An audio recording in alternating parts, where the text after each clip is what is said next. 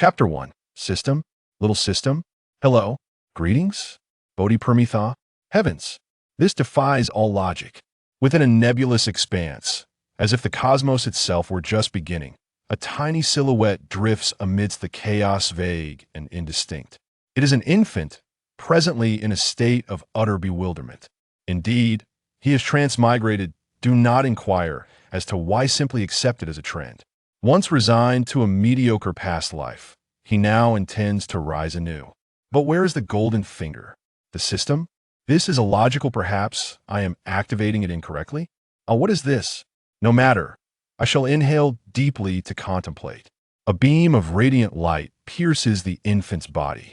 Instantly, warmth floods his being, a sensation far more invigorating than tobacco master.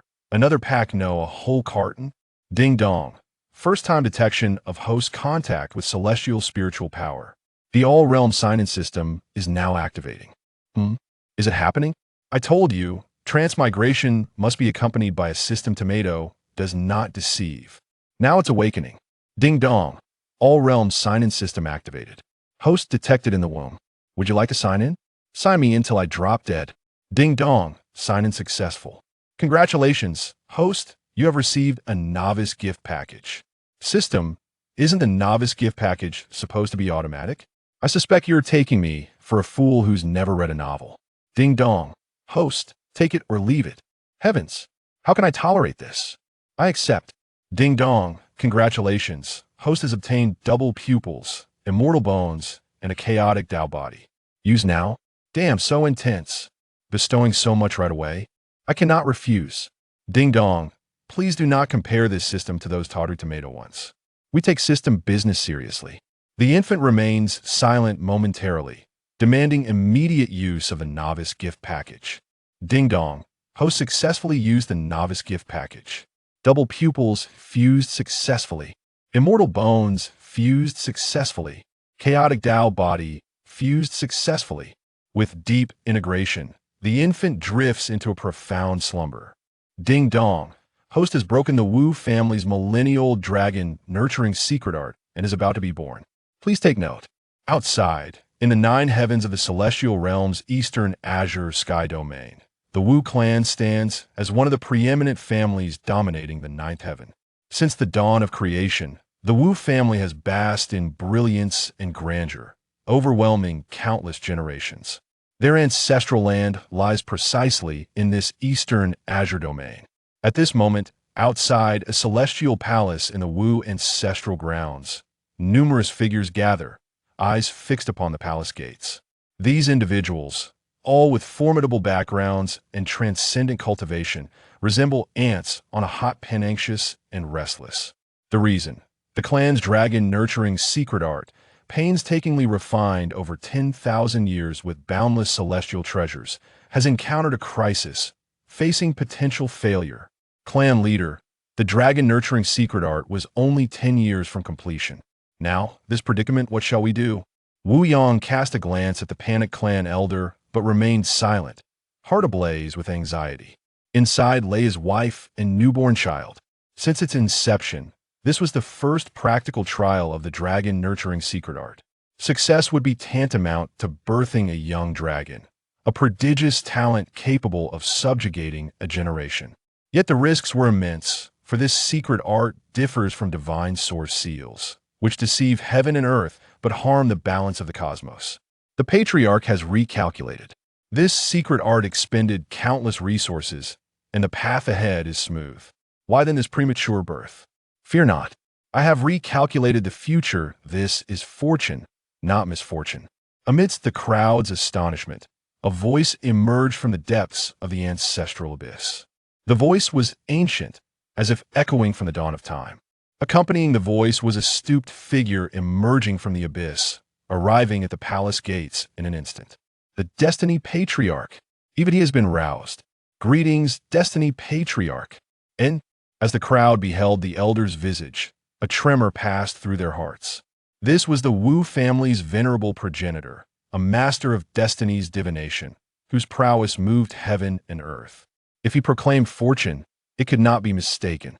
Unbeknownst to them, the patriarch himself was perplexed. He had forecast 10 more years before fruition. How could this premature emergence occur? Perhaps the dragon-nurturing art was but an illusion, a mirage.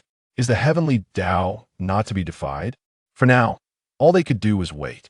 Suddenly, a thunderous boom rent the sky, startling all to look upward. The once cloudless heavens in the eastern horizon suddenly birthed a dazzling purple aura, billowing and expanding to saturate the entire firmament. 90,000 miles of purple aura rolling eastward, a most auspicious omen. Could it be the imperial scion? Has a divine body been cultivated? The crowd buzzed with speculation. Before their words concluded, chanting descended from the heavens. Looking up, countless sage apparitions appeared, standing or seated, reciting scriptures and expounding the Tao's profound truths. Others, I have broken through, ha! A clan youth rejoiced wildly. I too feel the bottleneck loosening, progress imminent. An elder expressed delight, deeply benefited.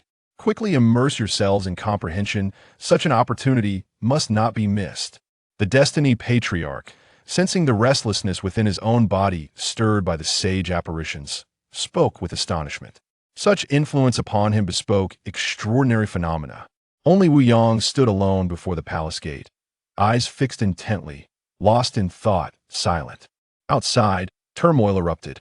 The portent was immense, engulfing the entire azure sky domain. What is happening? How can such a majestic portent arise? A sovereign gazed eastward, eyes gleaming as if to pierce the heavens. Could an unparalleled treasure have appeared? An immortal elder murmured, fixated on the celestial omen. That is the imperial Wu family's direction. Could Wu Yang be ascending to the pinnacle of humanity? Speculation arose. No, no, no. The Wu family has been inactive for millennia. In such a golden age, does that not strike you as odd? You mean could it be? Have you heard of the 10th Sandier dragon nurturing secret art? Wait, how do you know the imperial clan's secrets? My great-aunt's second cousin's nephew's sister married into the Wu family. Ah, so you're akin to the Wu familia, pleasure indeed. Pleasure, pleasure. Within a celestial realm, a supreme figure cloaked in chaotic energy revealed only deep, penetrating eyes. Gazing upon the portent, he murmured, Wu Yang, have you finally succeeded? The golden age has arrived. It is time for me to act.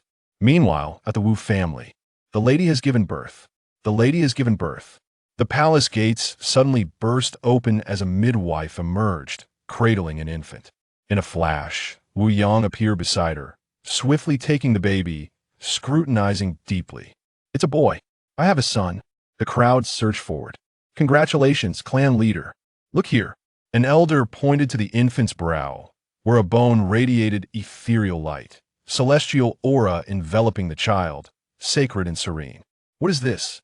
Immortal bones? Suddenly, the celestial portent reappeared. A figure suffused with immortal energy emerged, as if stepping from the river of time, seated high above the 9 heavens, gazing upon eternity. Then, an immortal king crossed eons to imprint upon the infant's brow. This is the immortal king's blessing in the 9 heavens. Indeed, immortal bones. Those bearing immortal bones possess the hope of ascension.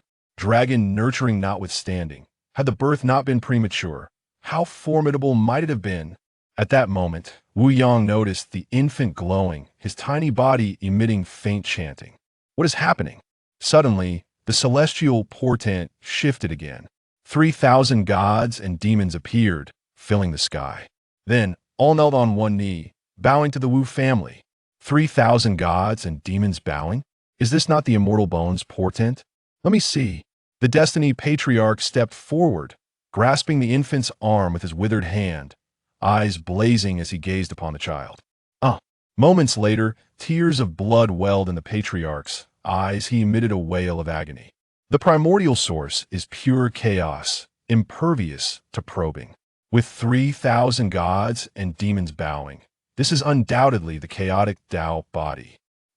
This is the famed chaotic Tao body, commanding mastery over the 3,000 great paths, ranked among the top 3 ultimate divine physiques in all realms. And now it lies before them, immortal bones and chaotic Tao body one alone suffices for peerless invincibility. This is the dawn of ascension. At last, the fusion was complete. Damn it, I could just sleep forever. This excessive fusion is rather overwhelming. It truly tires me out. The infant slowly opens his eyes. Am I truly out? Goodness, there are so many people. What is this old man doing grabbing my arm? Let go of me. Thus, with a slight movement of my little arm, my gaze meets the old man's. What is this? As the esteemed ancestor of destiny, having traversed endless ages, I have witnessed countless scenes. Yet I must confess, upon gazing into those youthful eyes, I found myself stuttering. Seeing the ancestor of destiny pointing at his child's eyes, looking utterly astonished, Wuyong, filled with curiosity, lowers his head to look. What is this? All right, I too am somewhat at a loss for words. Before me, the infant's bright and pure eyes, tinged with a hint of curiosity, possess two pupils, one black, one white, intertwining in a dazzling display of obscure runes, strikingly beautiful. My goodness, this is a Zhongtong double pupil, a myth of invincibility, the unparalleled Zhongtong. The celestial phenomena above seem to harmonize as the 3,000 gods and demons gradually fade away. Boom! The heavens plunge into chaos, reminiscent of the primordial era. As the infant's eyes gaze toward the sky, everything falls silent. Chaos begins to separate. Yin and yang harmonize. The sun and moon traverse the heavens. Rivers and seas embrace the land. This is the Zhongtong double pupil giving rise to the creation of a world. Heaven bless my Wujia. Heaven bless my Wujia. The crowd is unable to calm their minds. What manner of monster has been born? What kind of monster has truly emerged? Surely, it must be a prodigy. Ha ha! That child of the Wang family possesses the potential of an emperor, yet his aspirations are so limited. Ha ha ha! Wuyong laughs heartily. The potential of an emperor is mere child's play. My son possesses the essence of a true immortal. In this realm of immortals, it is my Wujia that shall dictate the tides. My Wujia's Qilin child has descended. Congratulations, family head. The Wujia shall stand eternal. The elders of various clans are filled with excitement. Such unparalleled talent could frighten a multitude of so-called prodigies. Once the child matures, he will undoubtedly lead the Wujia to new heights. Wuyong, have you chosen a name for this child? The ancestor of destiny regains his composure, smiling as he inquires. Response to the ancestor: I have yet to do so. I humbly request your guidance in naming. In my opinion, don't bother. What do you know? Apart from fortune-telling, what else can you do? Did I not just crush the 19th ancestor? How did you awaken? Nonsense. With such a commotion, how could I remain undisturbed? Welcome, 19th ancestor. And the crowd is astonished. They never expected the slumbering 19th ancestor to be roused. This is a true heavyweight of the Wujia. Having survived countless epochs, his strength unfathomable. A formidable figure who has trampled all adversaries of his time. As his lifespan waned, he chose to seal himself and enter slumber, becoming a part of the clan's heritage. Unless an extraordinary event occurs, he would never emerge from his coffin. To have such a person stirred is indeed astonishing. Yet, contemplating the child's extraordinary nature, it seems reasonable. After all, the commotion is undeniably immense. If it were me, I too could not remain seated. Come, let me take a look. The 19th ancestor cradles the little one, growing more and more pleased. Excellent, excellent. Wuyong, you have rendered great service to the family. Truly marvelous. The destiny of the Wujia has arrived. Ha ha. Please, 19th ancestor, grant a name. No need. I see you are nearing that realm yourself. And as the child's biological father, the name should rightfully be yours. Upon hearing this, the crowd is filled with astonishment. Is the family head also about to step into that realm? That is the pinnacle of human existence. The family head is only a little over 10,000 years old. Is he not? What do you know? Do not forget, the family head is a dominant body. Truly, the family head lives up to the title. Indeed, a dominant body. Wuyong smiles nonchalantly. The ancestor has keen insight. However, today, with my son's birth, The celestial phenomena have manifested, and I merely have a moment of enlightenment to speak of stepping into that realm is premature. My son is born with extraordinary immortal potential. I propose a singular name, Xian Shan. Wuxian. Excellent. It possesses grandeur. In this life, the path of immortality shall be determined by my Wujia. Henceforth, he shall be called Wuxian. The 19th ancestor gazes at the crowd and suddenly declares, the golden age has arrived. Prodigies have emerged from every clan and sacred ground. However, while our clan boasts 10 holy sons and daughters, the position of imperial son has remained vacant until now. Today, I announce that Wuxian shall be our imperial son of this generation, second only to the family head. The crowd is somewhat taken aback. The title of imperial son is no trivial matter. The family head, esteemed as the greatest prodigy of the Wujia a millennium ago, endowed with the dominant body, is merely a holy son. The title of imperial son, unless it be a forbidden prodigy, would remain vacant, for it represents the face of the imperial clan. Yet, upon reflecting on the child's terrifying talent, it seems entirely reasonable they can only nod in agreement. The 19th ancestor, unfazed by the crowd's reaction, turns to the quiet little one in his arms and asks, Little one, do you wish to be an imperial son? Wuxian, having regained some awareness, realizes that his family appears quite formidable.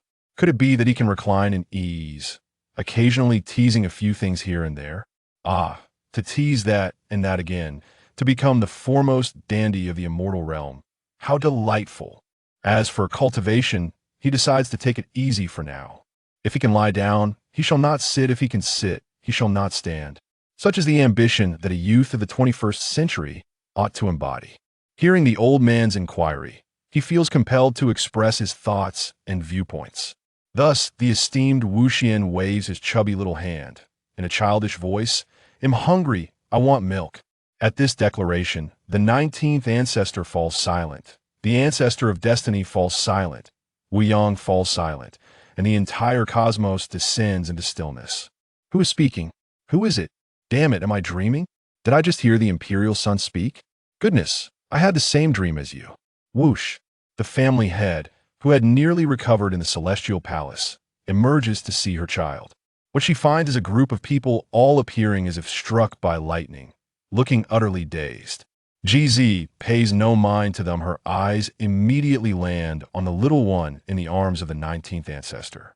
That familiar aura, undeniably connected to her bloodline, cannot be mistaken. This is her child. She hurriedly rushes over. Z pays her respects to the 19th ancestor. The 19th ancestor remains silent, receiving the little one from the astonished 19th ancestor. Her heart is filled with joy. The long-awaited culmination has finally arrived. She cares not for the success of nurturing a dragon or any notions of talent.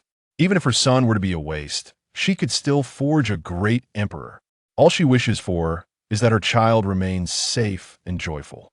Wuxian gazed upon his mother, feeling a profound warmth enveloping him. A stirring deep within his very blood instilled in him a sense of security and reassurance.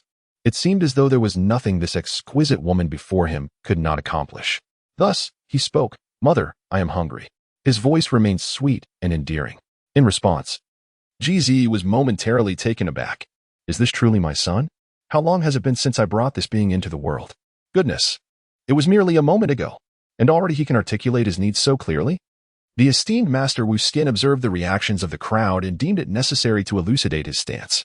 Thus, with a radiant glow emanating from his brow and his form unadorned, he levitated gracefully into the air. He proclaimed, My innate talent surpasses that of others. Let it be known, I hail from the Ganges. The assembly hastily concurred, chanting, From the Ganges. From the Ganges.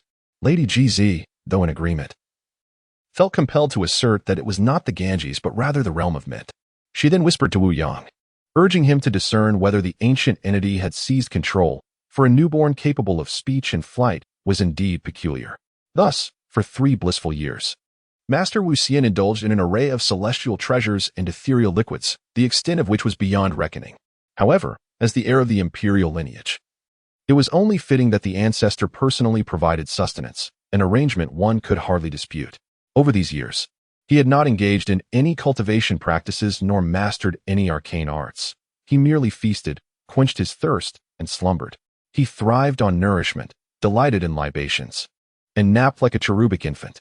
Such was the aspiration of the 19th ancestor. On this day, much like the previous one, the imperial family, the Wu clan, and the imperial Prince Hall remained unchanged. A diminutive yet ethereal infant, suffused with a celestial aura, sat upon a chair crafted from dragon and phoenix bloodshade. One hand clutching a millennium-old spirit fruit and the other grasping a sanctified bottle filled with divine liquid. He monotonously consumed and sipped, surrounded by several enchanting elder sisters, some holding another sanctified bottle, while others presented rare spirit fruits. After a hearty meal, he declared, "I am weary. I shall take a nap. Sisters, you too should rest. Standing is quite exhausting." In unison, they replied, "We are not fatigued, Your Highness." With a sigh, he lamented, "Alas, the damp weather renders my newly acquired millennium cold jade bed rather chilly for a solitary slumber." One slightly bolder sister ventured, "Shall I fetch your dragon and phoenix blood jade bed?" Observing the bright sunshine outside, she voiced her thoughts. "Never mind, I shall manage," he replied.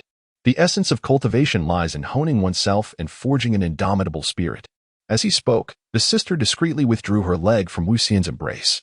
Suddenly, Wu Xian felt the world tilt, and with his eyes closed, he offered no resistance, recognizing this as the method of the 19th ancestor. Over the course of 3 years, he had experienced such occurrences countless times and had grown accustomed to them. As Wu Xian opened his eyes, he found himself in a completely different realm. Unlike the Empress Hall, the surroundings were shrouded in a gray haze, as if he were suspended in an infinite void. Before him sat an elderly man in a meditative posture, seamlessly blending with the very essence of this world. It was none other than the 19th ancestor of the Wu clan. "Grandfather 19, today marks the completion of the 3-year term. Will you honor your promise?" "Of course. From this day forth, you shall truly embark upon the path of cultivation. I shall no longer impede you. However, before we proceed, I must evaluate the results of your 3 years of effort. Come, let us go to the heavenly Tao steel." The 19th ancestor was equally eager to witness the progress of this child, who had been forbidden from cultivation and had only consumed heavenly materials and earthly treasures. Now assessing the solidity of his foundation, with a wave of his grand sleeve, the two were transported to the Wu clan's martial training ground. As the name suggests, it was a place where clan members practiced martial arts to affirm their own prowess, bustling with activity every day. At the very center of the training ground stood a monumental heavenly Tao steel, the very embodiment of the heavenly Tao. The heavenly Tao steel serves as the unified standard for assessing the physical strength of the younger generation in the realm of immortals. Throughout the ages, the distinguished cultivators of the corporeal realm have had their names inscribed upon it, immortalized for eternity, a tremendous honor. Those who break existing records are further rewarded by the heavenly Tao. The two approached the steel, and Wu Xian, having heard tales of it, now gazed upon it for the first time. Narrowing his eyes, he looked upward, and, indeed, saw several golden names shining brilliantly upon its surface. The 100th name belonged to the mighty bull demon clan's Niuzhan, boasting a physical strength of 9 million G. The celestial dancer gazed directly upward, his aspirations unwavering.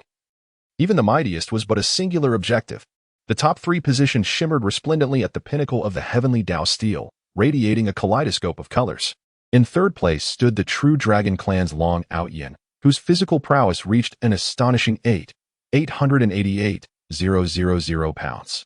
The dance immortal remained unfazed, continuing to ascend. The 2nd place, an innate deity and demon, wielded a demonic scythe, with a corporeal strength of 99,990,000 pounds. One wonders how formidable the 1st place must be. In the enchanting whispers of the celestial dance, one gazes upwards. The foremost contender, the human clan's Jiang family, Jiang Wudao, possesses a corporeal strength of 200 million pounds. Great-grandfather 19, how can there be such a disparity between Jiang Wudao and the 2nd place? 200 million pounds is the zenith of earthly limits. Legend has it that upon surpassing this threshold, one ascends to another realm, known as the Forbidden. I am not well versed in Jiang Wudao's circumstances, yet I believe Xian will provide me with a satisfactory answer. Great-grandfather 19 observed Xian with a glimmer of anticipation in his eyes. He harbors an instinct that Xian is destined to embody the fabled Forbidden. The playful celestial maiden winked and smiled without uttering a word. For the past 3 years, only he and the elderly figure before him understood the true nature of his endeavors. At that moment, the arrival of a small figure by the heavenly Tao steel finally captured the attention of others, who began to gather around. Ah, the 19th ancestor? What brings the ancestor here? Salutations to the 19th ancestor. Upon recognizing the elder's visage, a wave of astonishment swept through the crowd, prompting them to bow in reverence. The 19th ancestor acknowledged with a brief response and fell silent once more. The onlookers gradually relaxed, only to notice the diminutive figure beside the 19th ancestor. Could it be? Indeed, given the youthful age, the ethereal aura, and the esteemed company of the 19th ancestor, it was undoubtedly the enigmatic prince of the immortals. As Wu-Xian listened to the discussions around him, he remained silent, seemingly oblivious to their chatter. At the tender age of 3, he had grown at a remarkable pace. Resembling a child of 5 or 6, his feet hovered above the ground, allowing him to meet the gaze of the 19th ancestor directly. An ethereal aura surrounded him, shrouding much of his form and visage, leaving only his eyes visible, brilliant and profound, imbued with an inexplicable charm. It was the first encounter for many in 3 years with the legendary imperial son, and they were momentarily entranced. Indeed, he lived up to his name. Resembling a youthful immortal emerged from the annals of ancient history. I must confess, when the imperial son cast a glance my way, I felt as if my soul had been laid bare. Several young prodigies engaged in fervent discussions. Oh my, I have never encountered someone of such grace. I think I have fallen in love. Do you even look at yourself? Do you think you're worthy? Ah, I wish to warm the imperial son's bed. Me too, me too. I can too. A few young girls were evidently swept up in a frenzy. What could be the reason for the imperial son's appearance here? Could it be in pursuit of the heavenly path tablet? The 19th ancestor, upon hearing the words of the crowd, turned to Wu-Xian and smiled gently. Go ahead. Upon hearing this, the dance immortal was eager to partake, curious to ascertain the extent of his so-called prodigious prowess. Look, the prince has moved. Indeed. He was about to test the strength of his physique. Clan member A, do you think the prince will make a name for himself? B, of course. I wager he will at least rank around 50. C, it's challenging, considering this is a list that spans eons, not merely confined to this era. D, what a narrow perspective. The prince shall undoubtedly claim the top position, ascending to the pinnacle of the Tao steel. E, the prince is capable of anything. F, the prince is eternal. Clan member A, what a bunch of foolish women. B, shallow. In the presence of the heavenly Tao monument, the celestial dancer stood suspended in midair, inhaling deeply before slowly clenching her petite fist. Suddenly, with great force, she struck downwards. Let me shatter the record. The resounding impact echoed like two divine metals colliding, leaving the onlookers dizzy and disoriented. It felt as though the eternally standing heavenly Tao monument was, at that moment, shaken to its core. The crowd fixed their gaze upon the monument, eager to witness the extent of their legendary imperial figure's prowess. Even the 19th ancestor expressed greater anxiety than during his own trials. Abruptly, a line of 9 colorful characters emerged from the apex of the monument, their radiant brilliance illuminating the entire imperial clan. The crowd focused intently as the announcement unfolded. First place, the imperial clan's dancer, Wu-Xian. With a corporeal strength of 999,999,000 pounds. This ranking simultaneously updated across all heavenly Tao monuments. Heavenly realms. Am I seeing this correctly? This is utterly astonishing. She is nothing short of extraordinary. A voice exclaimed, Imperial Prince, forever the best. At that moment, the heavens suddenly tore open, revealing a golden list that blotted out the sun. The heavenly Tao rewards had manifested. Wu-Xian of the Dancer clan had shattered the ancient limits of corporeal strength, breaking records that had not been surpassed in eons, earning the original true resolution in the Divine Attraction Sutra. The grand celestial sound resonated throughout the Dancer clan, echoing in the eastern celestial realm and across the entire immortal domain. Every individual gazed upwards, awestruck by the golden list in the sky. Wu-Xian. Is she the one who caused the celestial phenomenon 3 years ago? Wu-Xian. The one with dual pupils and the chaos Tao body? Is this truly the foremost prodigy of the celestial realm? Indeed, remarkable. Some ancient beings mused, realizing that as long as this individual remained, she would inevitably become a source of calamity. They fixated on the word's original true resolution, falling into a contemplative silence. The existence of such a supreme scripture was indeed real. They resolved to inform the current Holy Lord to spare no effort in acquiring the original true resolution, even if it were merely to glimpse it. The martial arts arena of the Wu family is now teeming with spectators, young prodigies, and ancient masters alike, all eager to witness the legendary figure known as the son of the emperor and to behold the fabled original truths. Yet, at this moment, the instigator has absconded. In a gray expanse, an elder and a child sit opposite each other. Siener, the elder begins. I had intended to impart to you the methods of cultivation after this affair, for the Wu family possesses several volumes of imperial scriptures. However, my thoughts have shifted. Is it because of this? The celestial being gradually unfurled her palm, revealing a piece of luminous white bone. The original truth. The original truth. This artifact. I have only heard of, never seen. It is merely the first part. It is said that the original truth comprises 3 parts, collectively embodying the secrets of ascension to immortality. Ascension to immortality? Success leads to divinity. Failure relegates one to the mundane. The distinction between the celestial and the mortal signifies the aspiration for transcendence. The second part of the original truth is titled Transcendence. However, such matters may be too premature for you at this moment. The Divine Guidance chapter is reputed to be the unparalleled method for forging an unparalleled foundation. It is the most suitable for you now. Remember to contemplate it earnestly. The celestial being shall remember. After bidding farewell to the ancestral master, the celestial dancer returned to the imperial maiden hall, exclaiming, "At last, I can commence my cultivation." The dance immortal pondered for a moment, then took out the original true explanation and began to comprehend it. So it is. No wonder it is hailed as the supreme treasure for forging an unparalleled foundation. The celestial dancer displayed an expression of profound realization. It became evident that this primordial truth encompassed 2 realms.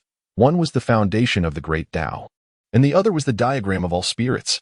The foundation of the great Tao inscribed the most intricate and fundamental runes of countless celestial races, serving as a reference for one's learning. Who possesses such grandiosity? Meanwhile, the diagram of all spirits represents the battlefield of myriad races. As long as one's spirit enters, it is akin to engaging with a real entity. Furthermore, one cannot perish within, allowing for the utmost display of combat prowess, unleashing the true essence imprinted within without restraint. All manner of mythical creatures, from the Pishu to the true dragon and the true phoenix, are encompassed within. Indeed, it is a treasure of unparalleled worth. It is tantamount to carrying a training ground for all races at one's side. Young master, the head of the family, and the lady request your presence. A maid's voice interrupted the celestial dancer's cultivation. I understand. The celestial dancer departed with her maidservant and soon arrived at the divine hall of the dance family, where the family had resided. Within the hall sat a man and a woman in a relaxed manner, both strikingly beautiful. The man was clad in a flowing white robe, while the woman adorned herself in luxurious purple attire. Upon her entrance, they both turned to her with smiles. They were none other than the celestial dancer's biological parents, Wu Yang and Ji. My dear celestial child, come here and let your mother embrace you, Ji exclaimed, without hesitation pulling the celestial dancer into her arms. Wow, mother, you've become even more beautiful, the celestial dancer remarked. Your words are far sweeter than those of certain individuals. I wonder how many young ladies you will charm in the future.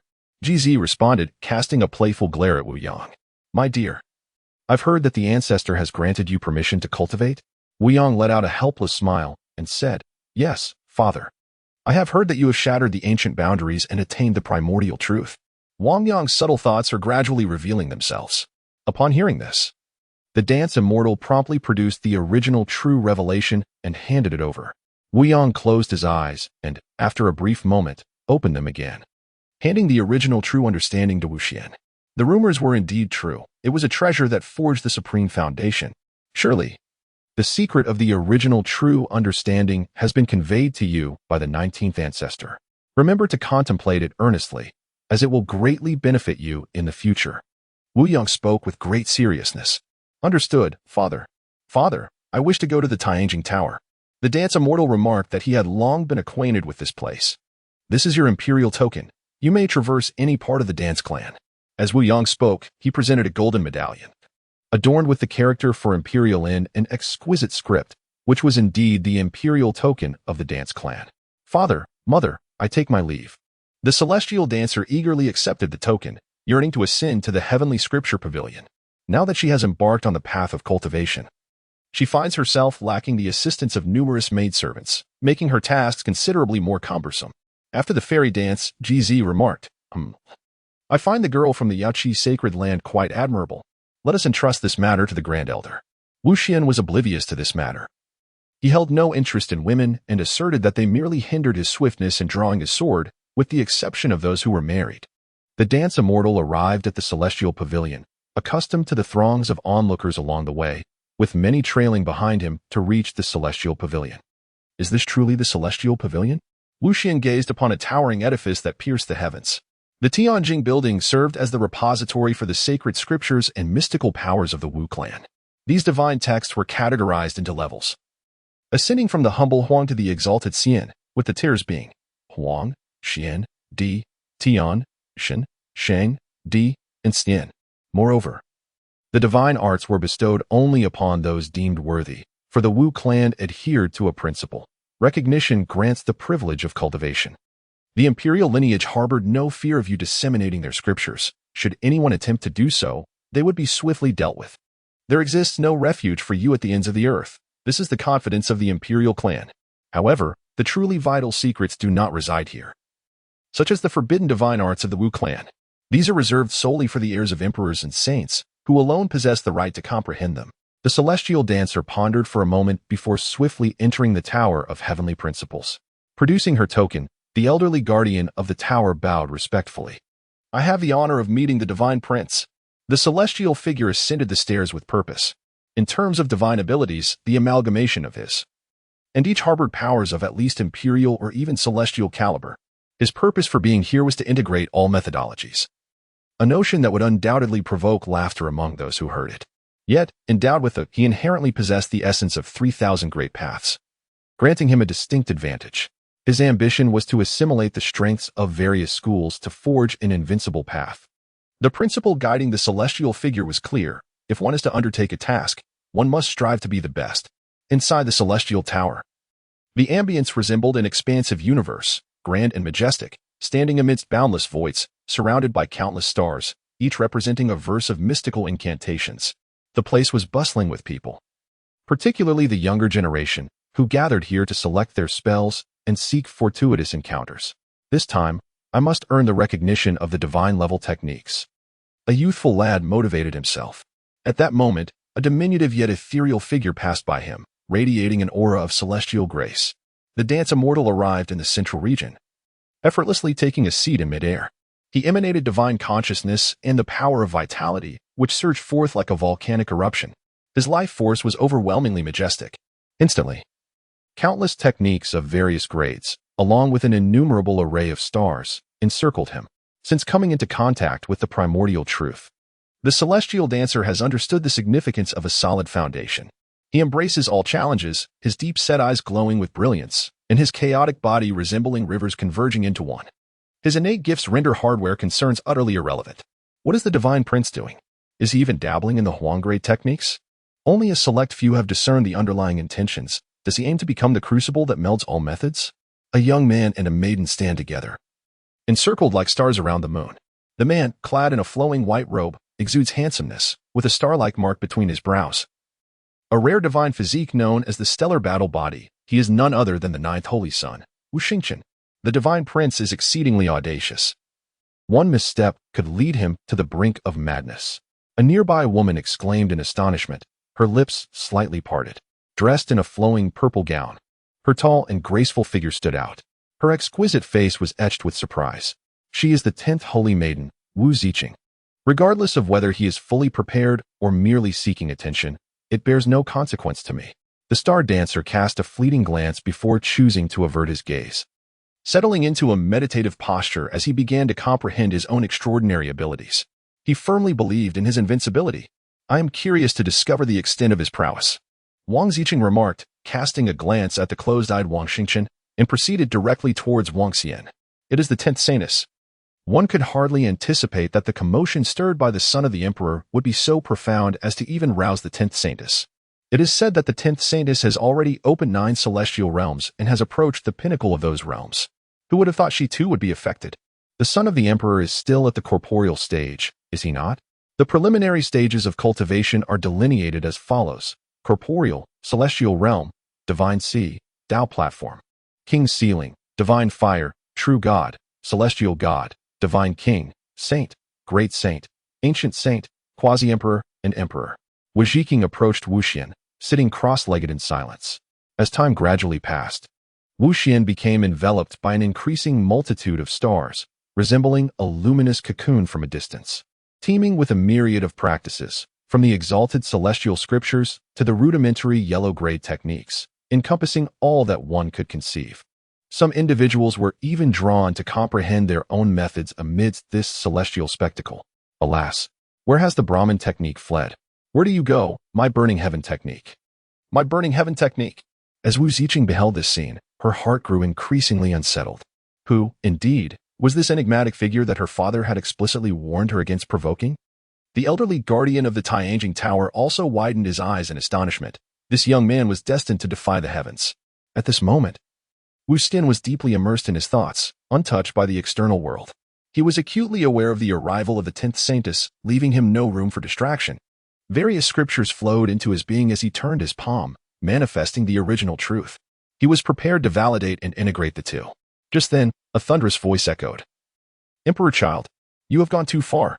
The exclamation resonated within Wu Xian's mind, clearly employing some form of divine sound technique. Emperor child, you are exceedingly selfish. You monopolize 80% of the resources for your solitary cultivation. The Brahma Sutra, which I painstakingly acquired, has also been taken by you. This is the path of extermination for our kind. Who dares to interrupt the Emperor child's cultivation with such audacity? Hush, that is a follower of the 7th Saint's son, named Wu Yan, a bearer of the Brahma heart's sacred body. I suspect he is merely a pawn under someone else's direction. Look over there. Indeed, it was the 7th Saint's son, Wu Fan Yin. A man clad in red stood in the void, his eyes slightly closed, a mysterious smile playing on his lips. Are you seeking death? Wu Xian exclaimed, opening his eyes, rising gracefully into the air. His brow glowed, and his gaze was profound, clearly affected and forced to withdraw from his meditation. Emperor child, you boom. As Wu Yan attempted to speak, Wu Xian had already made her move, suspended in midair. A brilliant light suddenly emanated from her brow. Following that, a beam of ethereal radiance surged forth, striking down towards Wu Yan below. Celestial bone, the light of celestial path annihilation. In a moment of great urgency, Wu Yan swiftly raised his defenses. The god of fire descends. Suddenly, a magnificent figure of the fire god materialized behind Wu Yan, emanating an intense and searing heat, shielding him with unwavering resolve. Remarkably, Wu Yan had comprehended the descent of the fire god and cultivated it to a significant level. This was indeed a divine skill of extraordinary caliber. One might wonder if it could withstand the Emperor's strike. That celestial radiance sent shivers down my spine, leaving me uncertain of its grade. After all, the Emperor was merely at the corporeal realm, while Wu Yan had already opened 5 celestial caverns. The disparity was immense. Emperor, I concede your remarkable talent. Yet to think you could breach my fire god's descent with your corporeal form is perhaps overly ambitious. Wu Yan displayed a triumphant expression, while the 10th Saintess, Wu Ziqing, beside her, had lost her previous calm demeanor. Upon witnessing that radiant celestial light, she had already risen to her feet. From this divine glow, she sensed a terrifying aura of annihilation. Could this be the legendary celestial bone harboring a formidable technique of devastation? Indeed, it was immensely powerful, although she practiced the imperial law. Her instincts warned her that this celestial light was even more fearsome. In an instant, as the celestial light and the figure of the fire god made contact, Wu Yan was left in utter disbelief.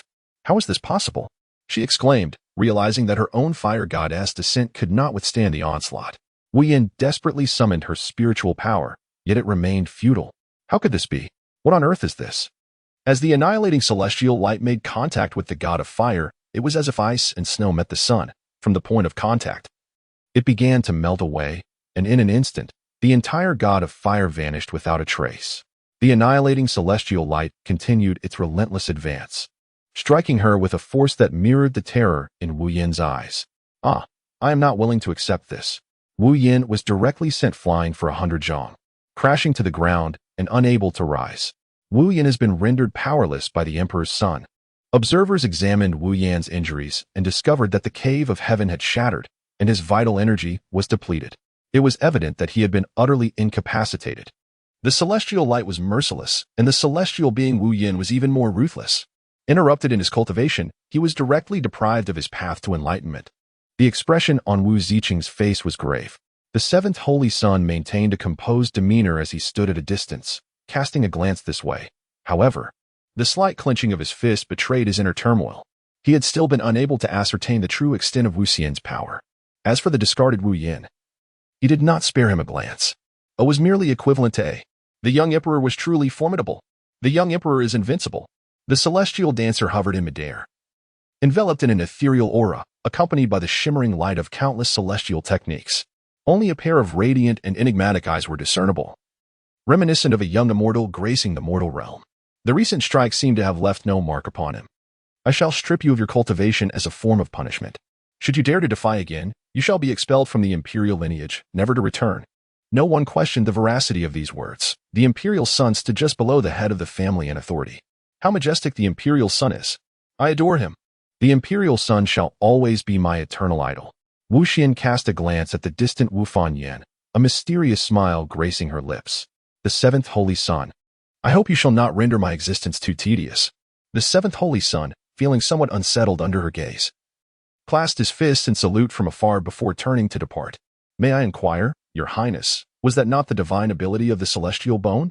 The crowd turned to see it was the 10th holy maiden. Indeed, this is the radiance of celestial path, one of the divine abilities of the celestial bone. The dance immortal gazed at the woman on the ground, pondering the thoughts swirling within her mind. Yet, he harbored no fear of revealing his trump cards, for he possessed an abundance of them. Just as he felt no trepidation towards his adversaries, his true concern lay in the absence of worthy opponents. Indeed, this individual proved to be a mysterious figure. Wang Ziqing whispered softly. She possessed a celestial aura, with an extraordinary sensitivity to the essence of immortality. The celestial bone, second only to the immortal bone, represented a supreme constitution. Alas, it is a pity. The celestial dancer gazed upon the 10th saintess, and he too felt a resonance within him. Without further hesitation, he activated a gaze that penetrates the very essence of existence, rendering all things transparent before its scrutiny. Is this the celestial bone? At the heart of Wu Ziqing, there lay a bone adorned with intricate runes, radiating a profound and mysterious aura. No, this is the Tao bone, yet it appears to be incomplete, unable to unleash its full potential. Young Emperor, what is it that captivates your attention? Wu Ziqing stood there, tall and graceful, at the tender age of 12 or 13, already exhibiting a burgeoning elegance. She furrowed her beautifully shaped brows, gazing intently into Wu Xian's eyes. Having just experienced a fleeting sensation of being seen through, she sensed something amiss about Wu Xian. The notion of dual pupils was not unfamiliar to her. I am observing your bosom, she remarked. Wu Ziqing was channeling her spiritual energy. No, I was observing the aura emanating from your chest. A fleeting shadow of melancholy crossed the exquisite visage of Wu Ziqing. Her physical form, marred by a flaw, prevented her from unleashing her full potential. A lament that had long burdened her heart. Pray tell, what has the noble son discerned? Very pale, Wang Ziqing unleashed her strike with a flick of her delicate fingers, sending forth a fierce ray of energy that instantaneously traversed the void, arriving before Wang Xian. However, to her astonishment, the formidable blow, which she had executed with 80% of her strength, simply melted away in the presence of Wang Xian. Gazing into Wang Xian's eyes, she began to comprehend that this must be a manifestation of the power inherent in the dual pupils. In a moment of clarity, she realized that she was no match for this prince. Unable to prevail in combat and recognizing her inferior standing, she stamped her foot in frustration and turned to leave. I can cure your ailment of the fractured Tao bones. The gentle voice of the dance fairy drifted from behind Wu Ziqing. I do not believe it. Wang Ziqing did not turn around. She had consulted numerous texts and methods. In her opinion, her predicament was not something that could be resolved by a mere child of 3 years old, even if he were a son of the emperor. What I have spoken, I can certainly accomplish. The ethereal dancer spoke in her languid tone. What is it that you desire? After Wu Ziqing did not turn around, her tone clearly softened. I want you. The ethereal voice of the dance fairy remains devoid of fluctuation. Do you require me? As Wu Ziqing turned around, she beheld the celestial figure of the young emperor suspended in midair, her eyes increasingly reflecting her inner turmoil. This emperor, possessing formidable strength, extraordinary talent, and a ruthless demeanor, was undeniably blessed with striking looks. She, belonging to a collateral branch of the imperial lineage, possessed only a fragment of a Tao bone, and that was but a damaged relic. Perhaps, aligning herself with this emperor was not an entirely unpalatable prospect. Once her Dao bone was restored, she would ascend to the ranks of the foremost prodigies. Wu Ziqing's expression gradually solidified as she lifted her gaze to meet Wu Xian's eyes. With deliberate clarity, she proclaimed, "If the son of the emperor can restore the essence of my own Dao bone, Wu Ziqing is willing to follow him and serve by his side. It is quite simple." The dance immortal stepped gracefully from the void, arriving before Wu Ziqing in the blink of an eye. She extended a delicate hand, slowly reaching towards Wu Ziqing's chest. "Remain calm and composed. Do not resist. Remain calm and composed. Do not resist." As the words of the dancing fairy resonated, Wu Ziqing gazed at the approaching little hand, a flicker of struggle crossing her face. Her delicate features flushed with crimson as she gently closed her enchanting eyes, repeatedly whispering to herself, "He is still a child, he is still a child." As Wu Xian basked in the exquisite sensations transmitted through her palms, the fabric between them proved no barrier to her deftness. Observing the delicate flutter of Wu Ziqing's eyelashes, she offered a faint smile. Channeling her power of it, she commenced the healing process. The reason for her tactile approach was the warmth it provided. Before long, the runes in Wu Xian's eyes ignited, a maelstrom of chaotic energy swirling within. Upon closer inspection, one could glimpse the cycle of annihilation and rebirth of all things. Her left eye heralded creation, while her right eye signified destruction. The wielded the power of life and death with a mere glance. That flow of warmth coursed through her limbs and bones, ultimately converging at the core of her being. The Dao bone, imbued with spirit, sensed the potent vitality and greedily began to absorb it, autonomously functioning to restore its primal essence. At that moment, Wu Xian realized he had spoken too grandly. The restoration of a primordial constitution demanded an unfathomable amount of energy, a burden far too great for one of his age to bear. As Wu Ziqing hastily settled into a meditative posture, she retrieved the sacred artifact, a milk bottle, from her possession, a smile fleeting across her lips.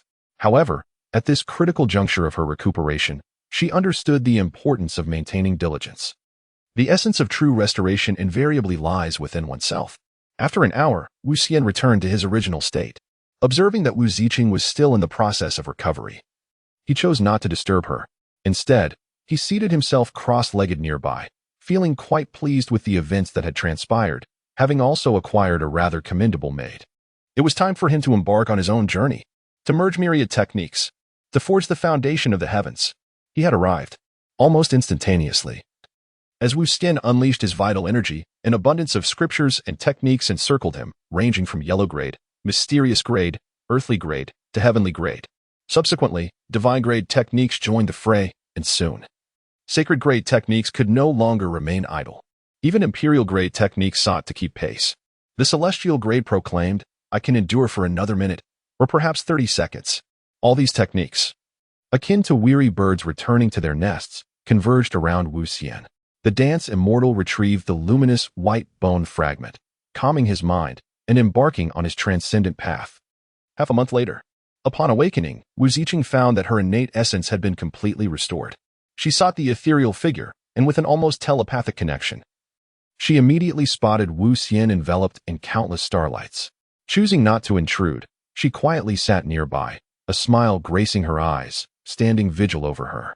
What the dance immortal was unaware of was that at the moment he entered a state of meditation within the celestial temple. A couple had not closed their eyes in the gray space. An aged yet upright figure continuously gazed at the heavenly pavilion. This stillness persisted for 12 long years. Even with his extraordinary talent and innate prowess, he remained motionless, seated for a dozen years. Throughout this period, the only constant was the uninterrupted stream of extraordinary phenomena. Above the dance clan in the eastern celestial realm, the sky would occasionally blaze with crimson fire, at times freeze into vast expanses of ice. Witness trees sprouting to towering heights in an instant, and then experience a profound silence where all living things withered away. There were boundless seas, vast stretches of scorched earth, 10 suns hanging in the sky, and celestial dances in the moon palace. Initially, people were astonished.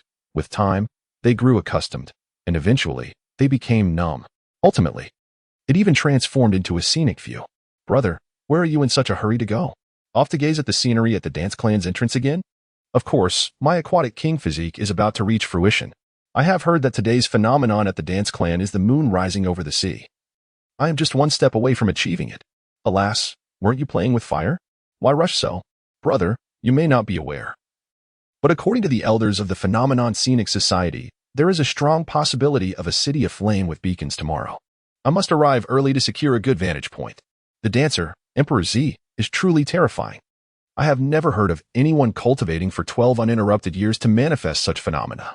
I suspect I am practicing a false immortality. This child. The 19th ancestor remains silent in the gray space. In the Temple of Ascendance, why must Sienna choose this path of suffering? He is still but a child. I have not heard him call for his mother in 12 long years. Wu, do you know how I have endured these 12 years? Wu Yong gazed at the Tianjing Tower, ultimately letting out a sigh. Within the tower, Wu Ziqing, as usual, remained steadfast in her guardianship during these tranquil times. 12 years had passed, and she had blossomed into an enchanting beauty, renowned for her grace and elegance. As the saintess of the Wu family and an unparalleled prodigy of her era, her reputation had long since spread far and wide. However, those close to her understood that she still viewed herself as merely a servant to the divine prince. She lifted her gaze to the vibrant cocoon in the sky. Reminiscing about 12 years ago as if it were merely yesterday, the domineering and ruthless youth had exhausted himself for the sake of her essence. Within the cocoon, a young man sat cross-legged, his brow aglow and eyes shut, embodying an ethereal beauty that transcended the realm of mortals, resembling a celestial being gracing the earthly plane. Suddenly, he opened his eyes. What a pair of eyes they were. Runes surged forth, chaotic energies roiled, reflecting the terrifying spectacle of the universe fracturing, stars plummeting, and the moon falling. I sense a profound connection. Today, all laws coalesce within me. The foundation of heaven is established. 12 years have flown by in the blink of an eye. All laws reside within me. Grant me enlightenment. He activated his chaotic Tao body, intent on merging the myriad insights he had gleaned over the past 12 years. In an instant, countless runes, truths of the great Tao, and fragments of laws surged into his being. Instantly staining his form with blood, a tapestry woven from the intertwining of runes. His meridians could scarcely withstand the strain, overwhelmed by the collision of various law fragments. His sea of consciousness throbbed painfully, beset by the conflict of profound truths. Celestial bones and heavy pupils, grant me clarity. The celestial bones at his brow shimmered. A stream of ethereal energy cascading down, soothing the tumultuous power within him. The flow of heavy pupils coursed through him, revitalizing his shattered meridians and bones. Is success within reach? Sensing the positive shift within, Wu Xin couldn't help but feel joy. 12 years, 12 long years had been devoted to this very moment. Meanwhile, the outside world erupted in chaos. The once serene celestial sea transformed into an apocalyptic scene as the sky ripped open, creating a fissure stretching millions of miles. And stars from the 9 heavens began to fall. Hellfire ignited the earth, abyssal flames surged into the clouds, and thunder raged across the darkened skies. Was this a heavenly tribulation? Who was undergoing tribulation? Could it be Wu Yong? No, he had broken through 3 years prior, reaching the pinnacle of humanity. This was impossible. Could it be that divine prince, who had secluded himself for 12 years? The dance family's ascension to the divine temple heralds the success of the celestial being. GZ immediately dashed out, closely followed by Wu Yong. The heavenly tribulation did not surprise them. To meld myriad laws and forge a celestial foundation is such a defiance of fate that one cannot expect the absence of a heavenly tribulation. What a remarkable young man. Truly a worthy descendant of the dance family. In the gray expanse, the 19th ancestor also stepped forth. Wu Xian sensed the ominous presence of the heavenly tribulation, for he understood that his moment of triumph was imminent. No longer hesitating, he activated the chaotic Tao body, the celestial bones, and the rebirth eyes. Foundation of heaven coalesce.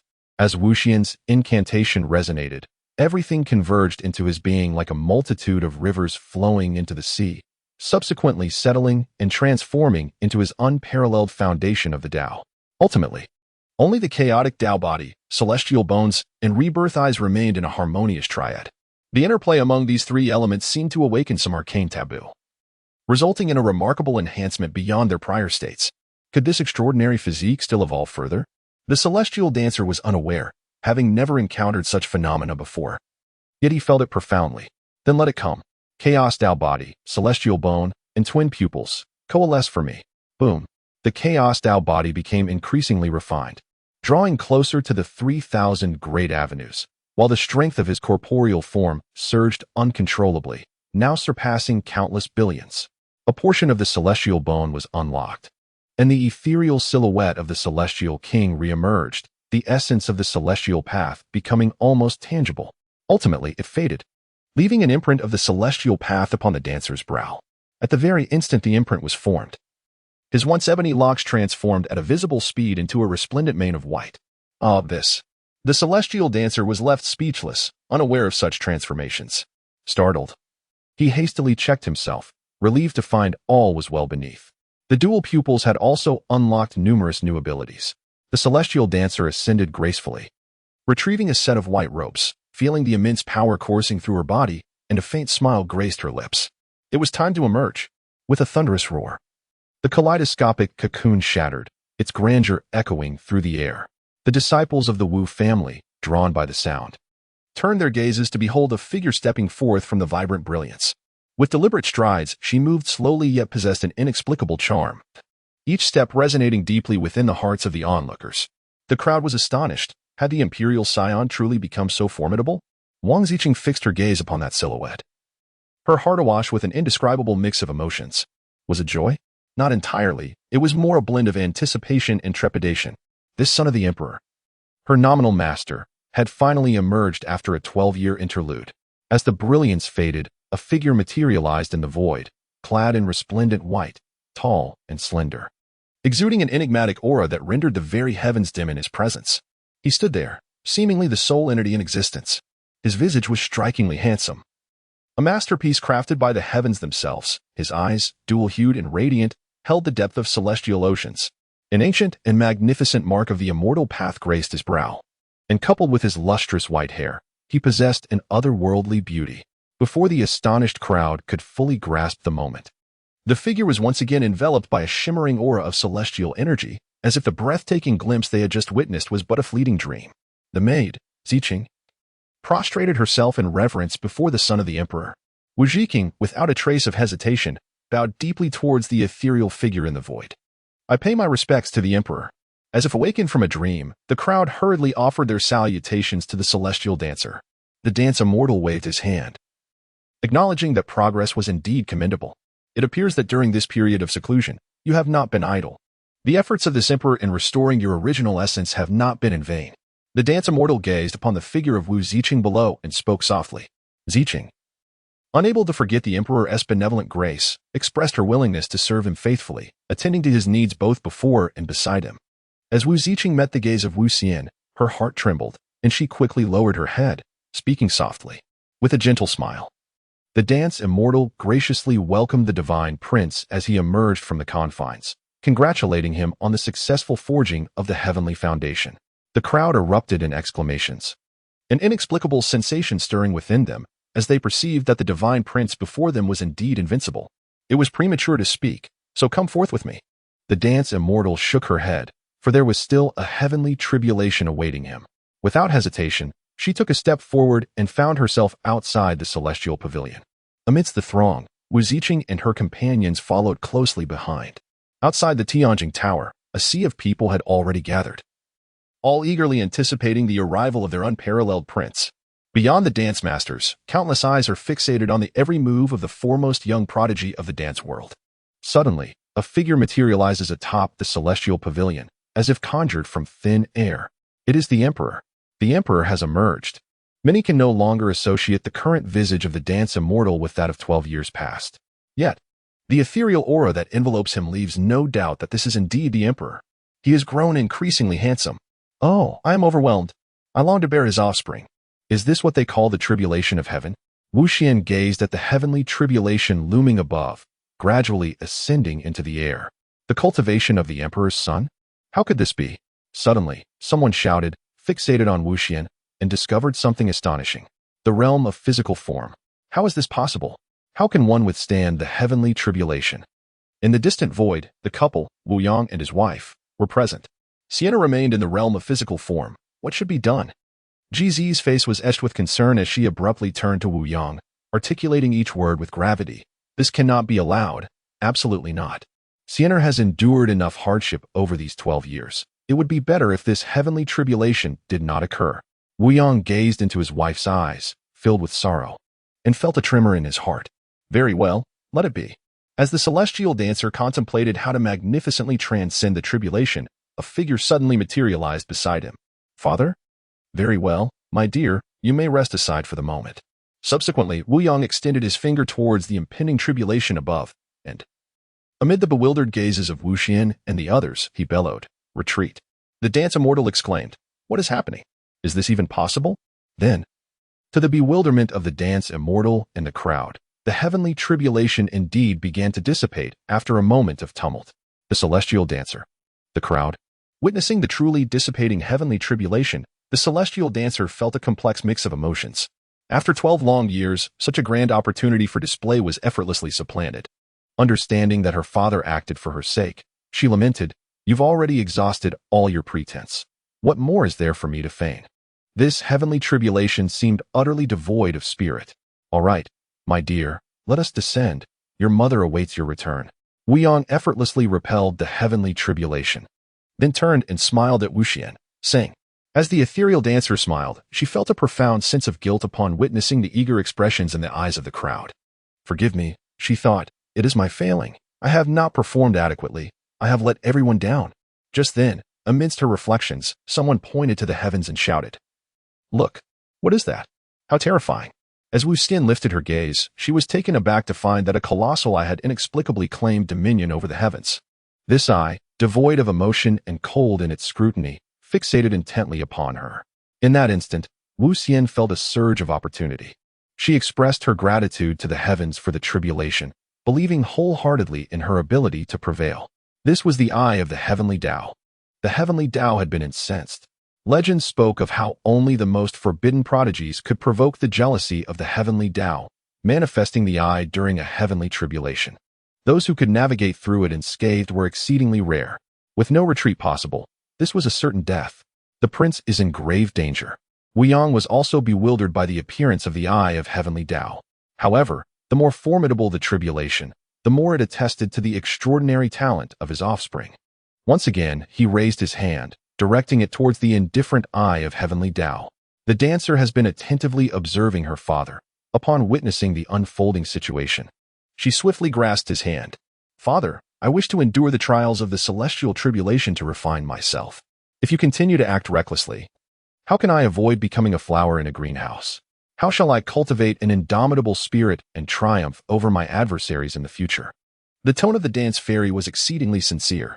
As Wu Yang gazed into his son's earnest eyes, he couldn't help but marvel at how much his son had grown. Yet, "Dear fairy, what of your cultivation?" Wu Yang felt a sense of perplexity.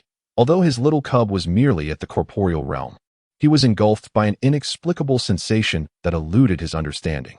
"Father, allow me to take charge. I am capable. I can do it." Upon concluding her words, Wu Xian soared directly towards the eye of the heavenly Tao, not pausing for Wu Yang's response. As for her cultivation, it was merely a matter of moments. What was the emperor doing? It appeared he was on the verge of a breakthrough. A breakthrough at this juncture? What a jest! Especially with the tribulation looming right before him. The celestial dancer gazed down at the crowd, chuckling softly. "In the realm of genius, you comprehend nothing at all. Open. Heavenly domain." The dance of the celestial fairy, as if embodying the ethereal figure of an immortal, strides forth towards the heavens. Boom. In an instant, the spiritual energy within a radius of 10,000 miles is swiftly depleted, surging towards the celestial fairy with wild abandon. Near her, the spiritual energy nearly congeals into a liquid state. As the energy floods in, the celestial fairy's realm ascends at an astonishing rate.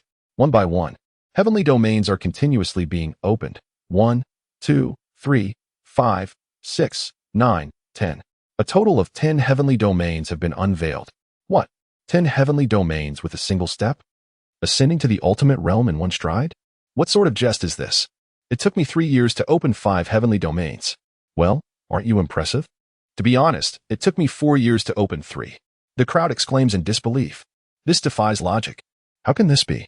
Not enough. The dancer, with unwavering focus, attuned to the surging power within, acknowledges that while the pinnacle may be astonishing, it does not define his ultimate potential. Once more, with a decisive stride, Wu Xian stepped forward once more, simultaneously channeling the essence of the chaotic Tao body. Boom. The spiritual energy within a radius of 100,000 miles was instantly siphoned away, surging rapidly into Wu Xian's being. On the head of the dance immortal, the 11th celestial realm has been unveiled. 11, indeed. Am I not dreaming? The celestial dancer stirred the celestial bones, and the mark of the celestial path upon her brow flickered wildly. The 12th heaven gradually took shape. Madness. Utter madness. The crowd felt as though surrounded by a dazzling display of fireworks, pleading with the prince of the Empyrean to cease his exhibition. The dual pupils awakened. The myriad laws unfurled. The dance of the celestial fairy continues. Boom. The ethereal energy within 1,000,000 miles has been entirely absorbed. The 13th heaven gradually takes shape. This realm is unlike any before. It is grander, embodying the essence of true perfection, with 12 heavens encircling it, resembling an elder brother accompanied by 12 younger siblings. I am convinced that the 13th heaven represents the pinnacle of existence. There is no path ahead. However, heaven, manifest. The celestial dancer deftly manipulated the seal, determined to validate the sensations coursing through his being. Before him, the 12 realms converged into the 13th realm. What was the young emperor attempting? Did he aspire to merge the realms? How could such a feat be conceivable? With a sudden exclamation as the final realm integrated, the celestial dancer's visage paled, and blood seeped from the corner of his mouth. Had it not been for the myriad of laws I harmonized to forge the foundation of the heavens, this path would remain inaccessible. Therefore, now coalesce. As the celestial dancer's words resonated, in an instant, all realms vanished, and an ethereal halo manifested above his head. An endless torrent of spiritual energy cascaded forth from the halo, imbued with the divine essence, transcending all. What was this? A realm? Impossible. It was absolutely inconceivable. The celestial figure stands poised in the void, possessing an exquisite visage, clad in white garments with flowing white hair. A resplendent and divine halo encircles him, reminiscent of a deity descending from the heavens. In the realm of the 13 caves of heaven, the immortal has indeed ascended to a theoretical realm of existence. Wu Yang was profoundly astonished. He had not anticipated that Wu Xin could ascend to such heights. In his youth, he was heralded as a once-in-a-millennium prodigy, having forged 11 heavenly realms and transcended the limitations of the domain of heaven. In retrospect, it seems almost trivial. No. The unification of the 13 heavenly realms has introduced that singular variable. He has ventured further than either you or I could have imagined. Beside Wu Yang, an ancient yet imposing figure emerged, none other than the 19th ancestor. As long as this child exists, is it possible that my immortal Lu family shall once again miss its destiny? The patriarch of the Lu family exclaimed with indignation.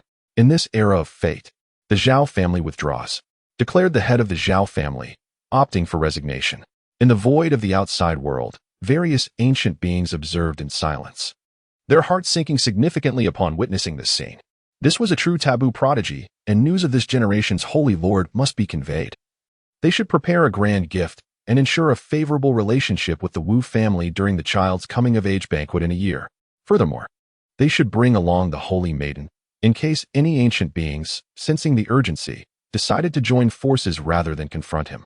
Suddenly, a thunderous sound interrupted the contemplation of the crowd.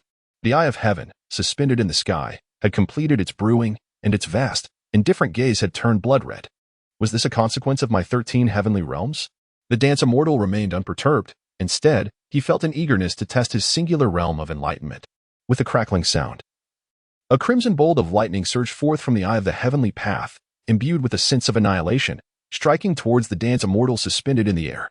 The dance immortal unfurled the singular realm, a resplendent divine halo encircling him as he stretched out his arms, appearing as though he were on the brink of demise.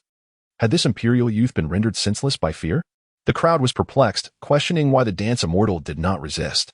After all, this could lead to fatal consequences. A blood-red lightning bolt struck the divine halo in an instant, stirring a mere ripple in the astonished gazes of onlookers. Then, silence ensued. What? Is this truly the singular realm? They exclaimed, exasperated, realizing once more they had been deceived.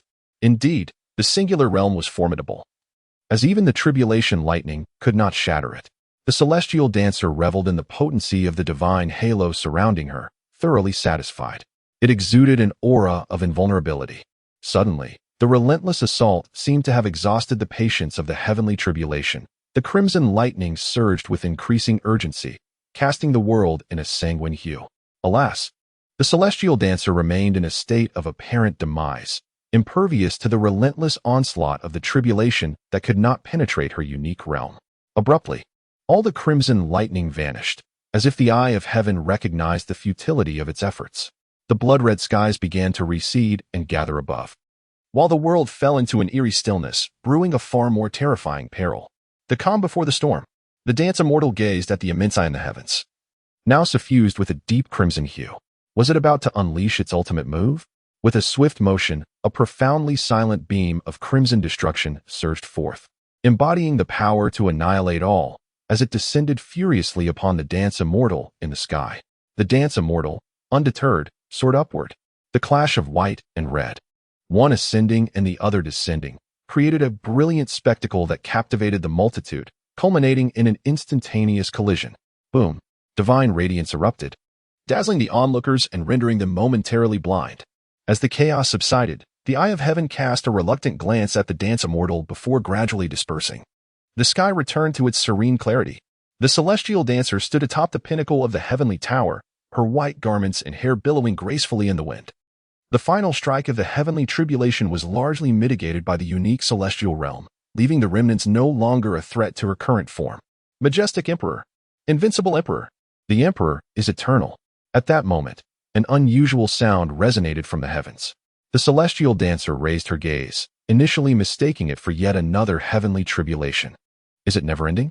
Before her, a golden scroll emerged, casting its radiance across the firmament, the sacred essence of the heavenly path wafting through the air. Heavenly rewards? How could there be heavenly rewards? Could it be? It must pertain to the unique celestial realm. The celestial dancer gazed at the heavens, filled with anticipation for the rewards bestowed by the heavenly Tao. After all, having obtained the original true understanding, one could only wonder what remarkable treasures awaited this time.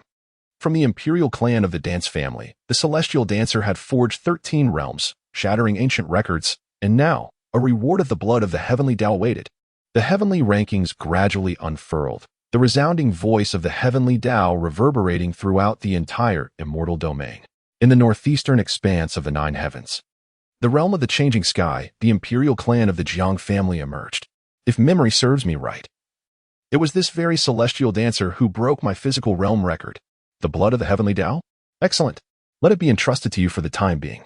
From within a grand immortal palace, the voice of a man echoed, Jiang Wudao of the Jiang family, in the northwestern region of the nine heavens.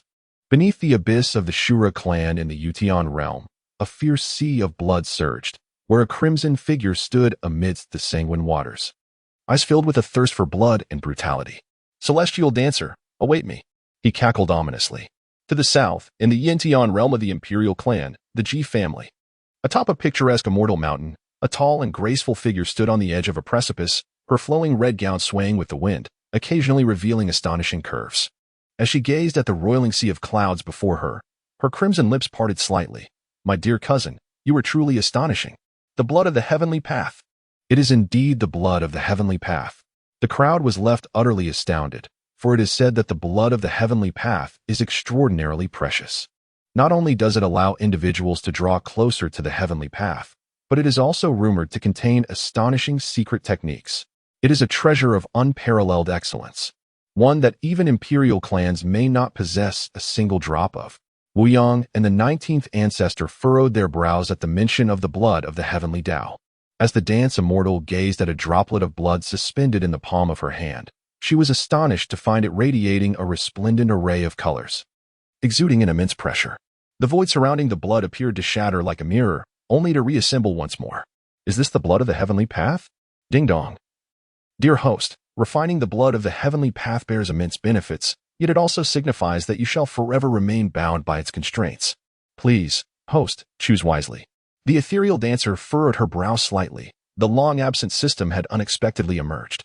Moreover, from the system's words, it was clear that it did not wish for her to refine the blood of the heavenly Tao, indicating the immense significance of this blood. Could it be that this matter profoundly affected the system as well? The celestial dance sage contemplated briefly before arriving at a resolution. I may choose not to refine this drop of the blood of the heavenly path. However, I have heard that it harbors astonishing secret techniques. Ding dong. The blood of the heavenly path has been detected. May I inquire if the host wishes to sign in? The celestial dancer smiled faintly, clearly impressed by the system's efficiency. Sign in. Ding. Congratulations, host, on a successful sign-in. You have acquired the heavenly seal technique. Would you like to merge it? Merge. Ding. The fusion of the heavenly seal technique was successful. System: what grade does the heavenly seal technique belong to? Transcendent, immortal grade. Transcendent immortal? It is indeed a divine ability surpassing the immortal grade. Whisper of the Dance Fairy. The achievement of the Dance Immortal's purpose, the method of the heavenly seal, appears to be the arcane arts contained within the blood of the heavenly path. After a moment of contemplation, the Dance Immortal stepped forth, arriving at the martial arts arena.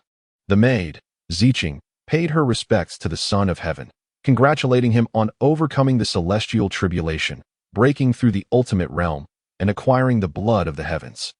As Wu Ziqing beheld Wu Xian approaching her, she lowered her head and spoke, "Congratulations, Imperial Son, for triumphing over the heavenly tribulations, breaking through the ultimate realm, and obtaining the blood of the divine."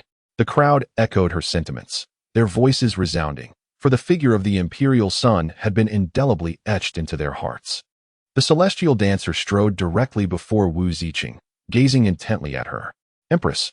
Wang Ziqing gazed at the towering Wang Xian, who stood a head taller than her, utterly unable to fathom his thoughts.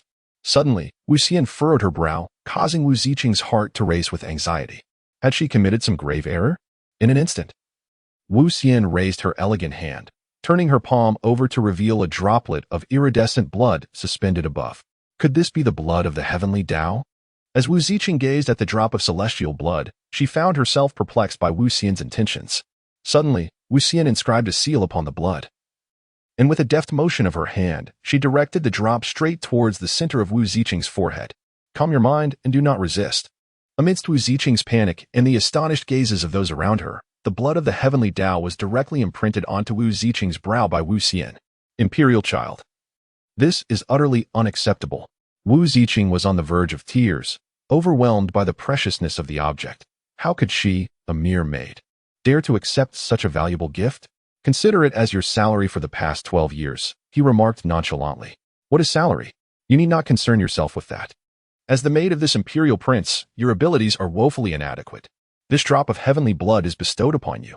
Through it, you may comprehend the great principles and delve into its mystical arts, but it must not be refined. Do you understand? Ziqing shall remember. Wang Ziqing knelt on one knee and replied in a hushed tone. The dancing fairy nodded in satisfaction, and with a single step, she vanished from sight. Wu Ziqing rose and gently touched her brow, lost in thought. Amidst the envious and resentful gazes of the crowd, she hastily departed. In the distance, the 19th ancestor and Wu Yang observed this scene, feeling a sense of curiosity. Does the 19th ancestor know something? Wu Yang pondered. I cannot fathom this child, Xianer. The 19th ancestor admitted, equally perplexed. In the ethereal realm of the Imperial Hall, a solitary figure hovered in suspension, eyes gently shut, adorned in white robes with flowing white hair, embodying the essence of the Dance Immortal. Several days had elapsed since the tribulation, during which the Dance Immortal had engaged in introspection, meticulously organizing the wisdom acquired over the past 12 years. At the opposite end of the hall, separated by hundreds of zhang of void, a graceful silhouette sat serenely, cradling her chin in her hands, her enchanting gaze intentionally or unintentionally fixed upon him. Since Wu Ziqing began to comprehend the essence of the heavenly Tao, her progress can only be described as astonishing, akin to the rapid growth of a day. In comparison to her previous self, the difference is as stark as that between clouds and mud. This extraordinary gift has been bestowed upon her by the tranquil figure before her, who possesses formidable power. Can you grasp the method of the heavenly seal? Just as Wu Ziqing was lost in her thoughts, the clear and resonant voice of Wu Xian reached her ears. She then noticed that Wu Xian had, unbeknownst to her, opened her eyes, gazing intently at her with irises that shimmered with brilliance and depth, as if capable of perceiving all her secrets. Return, my imperial daughter. Ziqing is but dull-witted, having only a fleeting understanding. Wang Ziqing felt a sudden tremor in her heart, hastily rising to pay her respects while lowering her head, too timid to meet the gaze of the emperor. Then a thought struck her. How could the emperor possibly be aware of the divine powers contained within the heavenly blood? She had intended to comprehend them herself before bestowing the knowledge upon the immortal dance. As Wu Ziqing pondered, she felt an even greater sense of mystery surrounding this imperial figure. Do not hesitate. Employ the heavenly seal technique to strike at me with full force. The dance fairy gazed at Wu Ziqing and then spoke. Indeed, a sense of inexplicable joy surged through Wu Ziqing. Was the celestial being about to offer her guidance? In her subconscious, she had already regarded the celestial figure as an omnipotent entity, At that moment, she focused her mind and exerted all her strength to invoke the heavenly seal technique. With a resounding boom, as she formed the hand seals, a resplendent tricolor celestial sword swiftly materialized before her, radiating brilliance and faintly exuding an aura of divine might. The heavenly seal technique, the celestial sword, slash. With a soft command from Wu Ziqing, the tricolor celestial sword trailed a brilliant afterimage as it cleaved toward the celestial being, shattering the very fabric of space in its wake. Not bad. She did not disgrace the bloodline of this imperial descendant. As the celestial dancer beheld the descending heavenly sword, a smile graced her lips. Without any further movement, a similar heavenly sword materialized before her, the only distinction being that this sword radiated a resplendent spectrum of colors. With a thunderous clash, the two heavenly swords collided, creating a dazzling spectacle. The immense force compelled the graceful Mu Ziqing to retreat several steps in the void before she could regain her balance. The vibrant hues. The imperial prince's technique of the heavenly seal has reached its zenith. Could it be that the prince had previously mastered this celestial technique? As Wu Ziqing gazed at the poised Wu Xian seated gracefully, her lips parted slightly in astonishment. The so-called heavenly seal technique is born from the heart, unbound by form, capable of manifesting an array of offensive methods, imbued with celestial might, rendering it a peerless divine art of transcendent quality. It can ascend to a single hue, develop into a tricolor, and ultimately reach the legendary perfection of a seven-colored realm. Harnessing the divine blood, she enjoyed a unique advantage and, after several days of relentless practice, had only just comprehended the tricolor stage. She had believed this achievement was enough to inspire pride, yet Wu Xian had evidently already attained the consummate seven-color realm. She could not help but suspect that Wu Xian had previously practiced this divine art. However, despite the multitude of techniques within the clan, she had never heard of such an extraordinary transcendent art, and although she had encountered forbidden techniques of the family, they were decidedly not of this caliber. Wu Ziqing's thoughts raced, yet she couldn't quite grasp what was happening. Not at all. The celestial dancer inquired, "Is there a place within the clan to test one's divine abilities?" "Indeed," came the reply, "the spirit-infused sea and the broken wave platform." Wang Ziqing gathered her thoughts and replied, "Lead the way." The celestial figure of the immortal rose gracefully, her elongated silhouette standing amidst the void, exuding an ethereal charm. "It is time for me to visit the broken wave terrace and see my attendant." In a grand display of artistry and power, the Wu family has erected a majestic platform, resplendent in deep shades of azure and black, standing resolutely in this location. Before the platform lies an immense sea of spiritual energy, its tumultuous waves rolling endlessly, surging to heights of hundreds of feet, crashing relentlessly against the platform. This is the wave-breaking platform of the spiritual sea, a marvel crafted by the ancestors of the Wu family through their extraordinary prowess. Should one manage to master the technique to break 10 waves, they would be deemed a prodigy, worthy of apprenticeship under the clan elders, promising a life of opulence and splendor. Those capable of breaking 100 waves shall be hailed as paragons, eligible to challenge the position of the holy son of the Wu family. As for the position of the divine son, only the holy son and holy maiden may contest it. The victor ascends, while the vanquished must follow in their wake. The dance family has always upheld the principle of survival of the fittest, where the strong thrive and the weak perish, encouraging the younger generation to compete against one another. The positions of the holy son and holy daughter, as well as that of the imperial son, are not immutable. Without diligence and excellence, one must yield their place. Thus, even before the birth of the ethereal dancer, the young generation referred to Duanlong Terrace as the Holy Sun Terrace. At this moment atop the Holy Sun Terrace stood a figure, delicate yet resolute, desperately shielding herself against the relentless crashing waves. Gritting her silver teeth, her exquisite visage bore a slight pallor, clearly nearing her limits. This Yuqi holy maiden is indeed tenacious. She has successfully repelled 108 waves. And I dare say she is not any lesser than the holy sons and daughters. How much longer can she endure today? I feel a pang of anxiety for the imperial son. How can he remain indifferent to such a beautiful attendant? If it were I would wake up from dreams filled with joy. With her qualities, she could easily serve as a guardian for someone. Has she truly reached her limits? Luo Yao sensed the dwindling spiritual energy within her, a profound sense of helplessness washing over her. The incessant roar of the waves filled her ears in relentless waves, leaving her mind in a haze. 108 waves were still insufficient. I must grow stronger. I am no less than anyone else. With determination, Luo Yao bit her tongue, the metallic taste of blood spreading within her mouth, the immense pain jolting her back to clarity. Suddenly, a figure soared through the air, swiftly arriving before her, gazing at her with a mix of unspoken words and deep concern in their eyes. As Wu Fanyan gazed upon the figure of Luo Yao before him, a pang of sorrow gripped his heart, yet he refrained from intervening. He recalled her words, declaring her disdain for sympathy and assistance from others, even if he wished to convey that his feelings for her were not rooted in pity. The moment was fraught with complexity. The seventh holy sun had arrived once more.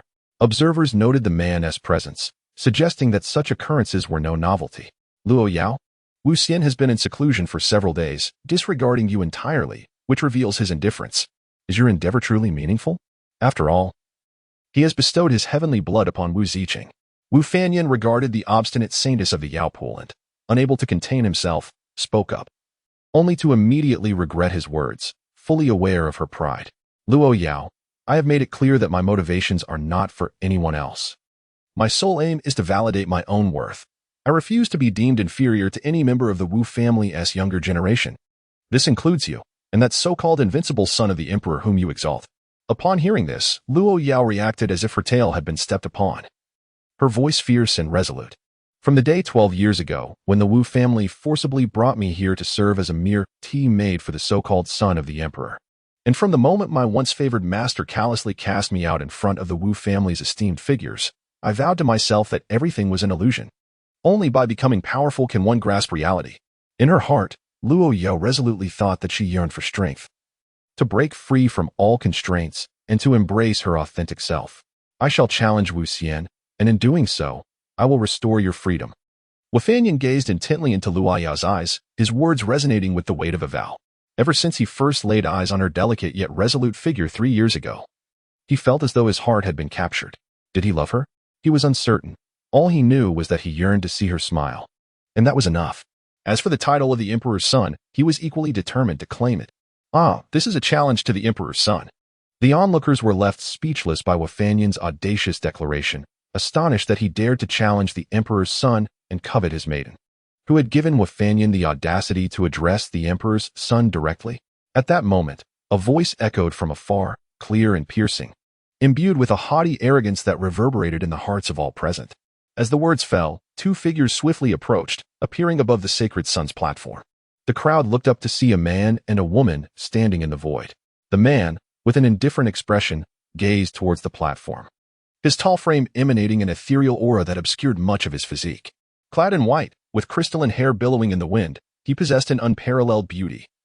His dual eyes radiant and profound, complemented by the enigmatic celestial mark between his brows, exuding an otherworldly charm akin to a fallen immortal among mortals. Beside him stood a tall figure in a purple gown, silently poised, adorned with a multicolored celestial blood mark on her forehead, her exquisite face betraying no emotion. The emperor's son had arrived, accompanied by the 10th saintess. How could the emperor's son be so handsome? The crowd erupted in excitement, eager for the spectacle that was about to unfold.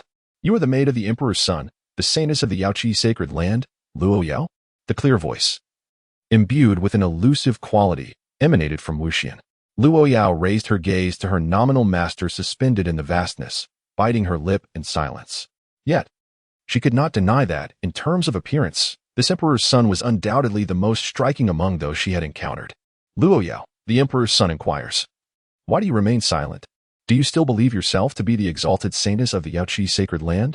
Seeing Luo Yao's reticence, Wu Ziqing stepped forward, unwilling to tolerate any disrespect towards Wu Xian. Luo Yao cast a glance at Wu Ziqing, fixating on the celestial mark on her brow, yet remained mute. The crowd murmured in disbelief, questioning Luo Yao's audacity to disregard the emperor's son. It seems she has forgotten her place, distracted by the 7th saint's son. Some of Wu Xuan's admirers fumed, voicing their indignation. As Luo Yao listened to their words, her expression darkened, her elegant brows furrowing, yet she chose to remain silent. The emperor's son's oppression of a young lady seemed to tarnish the dignity of his esteemed lineage. Wu Fanyan observed the scene, his brow furrowing as he stepped forward and spoke. Oh, how intriguing. Do you wish to instruct this emperor's son in his duties? However, do you possess the qualifications to do so? The celestial dancer stands amidst the void, surrounded by a mist of ethereal energy, and speaks softly. Of course, this holy child possesses such qualifications. I wonder if the Emperor's son dares to accept the challenge.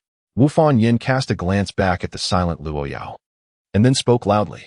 The dance immortal paid no heed to the indignant seventh holy son. Instead, her gaze fixated upon Luo Yao as she inquired, "Is this person your source of confidence?" Upon hearing these words, Luo Yao felt a tremor in her heart. She lifted her gaze to the ethereal figure of the dance immortal and declared, word by word, "I have never relied on anyone." A pang of anguish pierced through Wu Fan's heart, compelling him to speak. Could it be that the prince is afraid, unwilling to engage in battle? How absurd. It appears that the events of 12 years ago at the Tianjing Tower have failed to illuminate your understanding of reality. You wish to challenge me? Very well. I grant you this opportunity. The crowd was taken aback upon hearing Wu Xian accept the challenge. It seemed the prince was still in the Dongtian realm, while the seventh holy son had already ascended to the Daodai realm. There was a significant gap of an entire divine sea realm between them. The prince was merely 15 years old, a whole decade younger than the seventh holy son. The seventh holy son, leveraging his superior cultivation to challenge the prince, truly had a cunning strategy. Alas, I had once thought the seventh holy son to be honorable and was prepared to follow him. Yet now it seems. Excuse me for the interruption, my dear fellow, but how dare you, a mere mortal in the body realm, aspire to follow the seventh holy son? What audacity you possess! You have the gall to insult me? Then prepare to face my sword. As Wu Ziqing observed this scene, her brows involuntarily furrowed. The emperor's child, Wu Fanyan, possessed the divine physique of Brahma, embodying the flames of Brahma that could boil the seas. He ranked among the top 100 of extraordinary physiques and had already established 3 Dao platforms. His challenge at this moment was undoubtedly insidious. What do you think? Do you also believe that I shall be defeated? Upon hearing the words of Wu Ziqing, Wu Xin turned to face her, a smile gracing her lips as she replied, "Ziqing dares not." As Wu Ziqing felt the gaze of Wu Xian upon her, an air of discomfort enveloped her, prompting her to speak hastily. "It matters not. This emperor's son is equally intrigued to discover the remarkable qualities of the Brahma divine body." As Wu Ziqing recalled the moment of confrontation with the divine prince at the imperial hall, she retreated to the sidelines, choosing to remain silent. Observing that the two were indeed poised to engage, the crowd hastily withdrew from the holy son's platform. Luo Yao furrowed her beautifully sculpted brows and followed suit, joining the others in their retreat. Before departing, she hesitated momentarily and addressed Wu Fanyan in the arena. "Your challenge to him is of no concern to me." Regardless of the outcome, Wu Fanyan gazed at Luo Yao's retreating figure in silence. "You, along with the title of the emperor's child, rightfully belong to me, Wu Fanyan. Take action." The dance immortal stood in the void, gazing down at the dance of the Brahman flame, and spoke softly, "You are ultimately too young. I surpass you by an entire realm. Soon, you shall pay the price for your arrogance." The figure of the dancing flame stood upon the platform of the holy sun, surrounded by towering waves of chaos. He cast a cruel smile at the dancing fairy. In an instant, he summoned the entirety of his strength, coalescing it into a colossal fiery hand, measuring 100 feet in size, which he ruthlessly brought down upon the dancing fairy. Imperial technique, Flame of Brahma. From the very outset, he employed an imperial technique. The holy sun was indeed serious.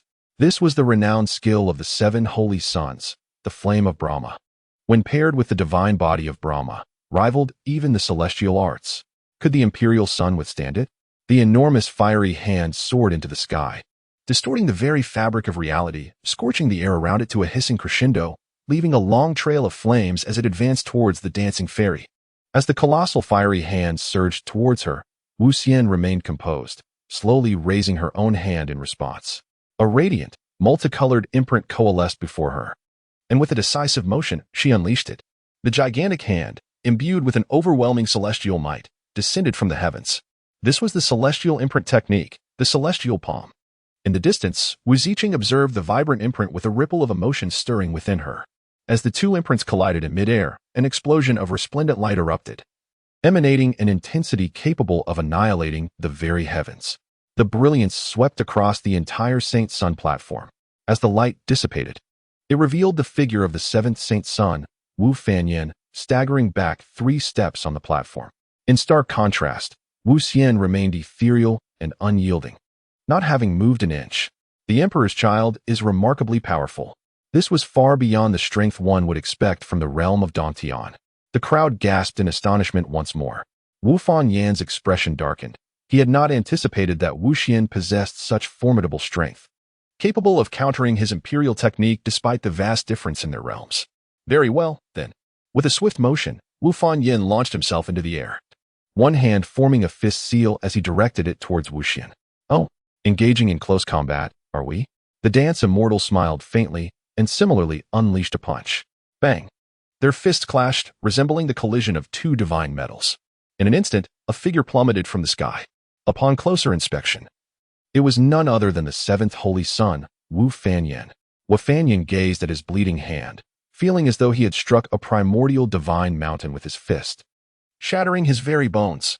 Wu Fanyin could hardly believe it, possessing the divine physique of Brahma and having tempered his body with various divine flames since childhood. He had once considered this his greatest source of pride. Yet, in a mere instant, his faith was shattered by a single punch from Wu Xian. Is this truly all you are capable of? The celestial dancer stands suspended in midair, her expression impassive, her ethereal form shrouded in an enigmatic aura. The Emperor's power is formidable. Is this the chaotic Tao body? Celestial dancer, is this the chaotic Tao body upon which you rely? Wu Fanyin utilized his spiritual energy to evaporate the blood from his hands, while his wounds healed rapidly. He raised his gaze to stare at Wu Xian, believing that she had managed to injure him solely due to her chaos Tao body. However, he felt that his own celestial body had yet to demonstrate its true power. You overestimate yourself, he remarked. Indeed, I possess a chaos Tao body, but regrettably, you have yet to earn the right to compel me to wield it. The celestial dancer stood in the void, her voice indifferent. What? The imperial scion has yet to unleash the chaotic body? Is it possible that his physical prowess is already so formidable? What does it matter? Let us not forget. The imperial scion shattered the limits of physical existence 12 years ago. Yet the 7 holy sons are at the Tao platform realm. The crowd buzzed with speculation. Humph. A mere display. The celestial dancer continued, I concede, you possess the merit to command my earnest attention. Now, prepare to witness the true power of the Brahman divine body. Dancing flame stood upon the altar of the holy sun, her crimson attire billowing as she unleashed a mighty roar. Divine flame of Brahma. In an instant, a multitude of flames erupted around her, vibrant and scarlet, surging forth with an overwhelming intensity that seemed to engulf the heavens.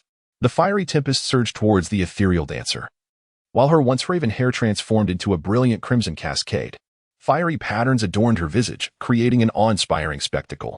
The terrifying heat radiating from the flames spread unabated, instantaneously evaporating the ocean waves within a 1,000-foot radius of the altar. Those watching from afar were also caught in its wake. Goodness, it's so hot, exclaimed one onlooker. Oh dear, look at me. I'm drenched. Is this the true might of the divine Brahma body? How fearsome.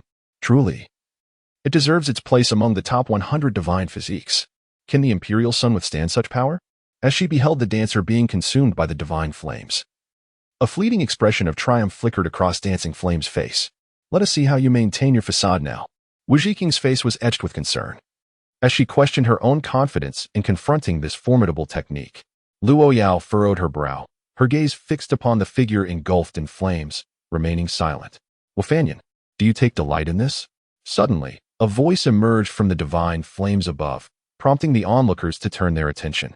They beheld a figure gradually emerging from the celestial inferno, the terrifying flames resembling a legion of submissive guards, bowing at his side without inflicting any harm. As the figure became clearer, he was adorned in white garments with cascading white hair, exuding an ethereal aura. A resplendent divine halo encircled him, akin to a deity descending from the heavens, sacred and formidable. This is the unique realm of the imperial prince, the sole celestial domain. It is astonishing that even the divine body of Fan Tian cannot breach it. How are we to contend with this? The crowd was left in disbelief, exclaiming that Wu Xian had activated her extraordinary powers. The divine body of Fan Tian? Merely trivial. In the heart of the divine flames, Dance Immortal stood resolutely, addressing Dance Fan Flame. Ah, Dance Immortal, you have compelled my hand. With a thunderous roar, Dance Fan Flame summoned forth the ethereal spirit fire, which materialized slowly from his fingertips, an eerie and enigmatic blaze. This fire lingered delicately at the tip of his finger, and the remnants of the divine flames swirled around it as if they were in the presence of a sovereign of flames. Spirit fire, how can this be? Could the rumors be true? A young man exclaimed in astonishment, disbelief evident in his eyes. What rumors? Pray, enlighten us, good sir. Inquisitively pressed another bystander, eager for gossip. Well, the young man feigned a contemplative demeanor. Alas, good sir, you seem to have dropped some spirit stones. A person bent down, retrieving 2 exquisite spirit stones from the ground and handing them to the speaking youth. A promising disciple indeed. The young man accepted the stones, clearing his throat. The rumor speaks of the 7 holy sons who, a decade ago, ventured into the 9 heavens ethereal realm and inadvertently stumbled into the territory of the Shura clan. He alone managed to escape, gaining immense fortune in the process. It must be this ethereal spirit fire, ranking 43rd on the celestial fire list. The ethereal spirit fire not only scorches the body but also devours the soul. Its power is terrifying. However, it is a celestial fire solely possessed by the Shura clan. So it is. Who would have thought the 7 holy sons were blessed with such fortune? The crowd murmured in realization. Each type of celestial fire is a primordial spiritual entity born of the heavens and the earth, endowed with unique properties and boundless uses, its might indescribable. Attainable only by those of great fortune. This celestial fire of mine has already severed half a step towards kingship. Dance immortal, your defeat is assured. The position of the emperor's son shall ultimately be mine.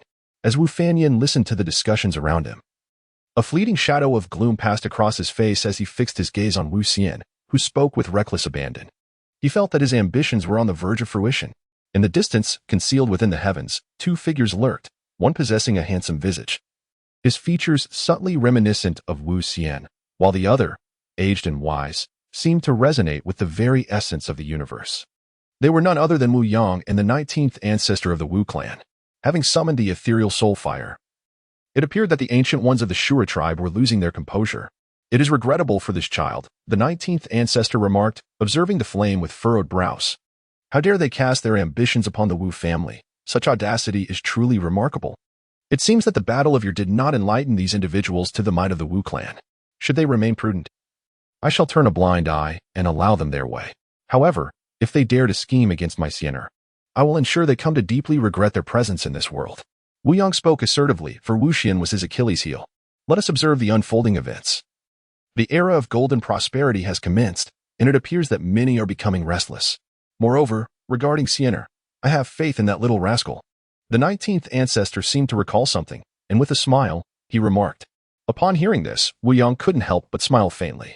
He felt immense satisfaction in having such a promising son, one who provided him with the confidence to boast.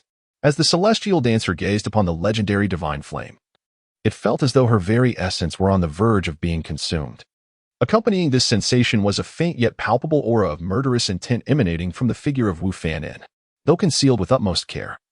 It could not elude the perception of her celestial bones. Something is amiss. The ethereal dancer, sensing an inexplicable force, activated her dual pupils to gaze intently. What is this?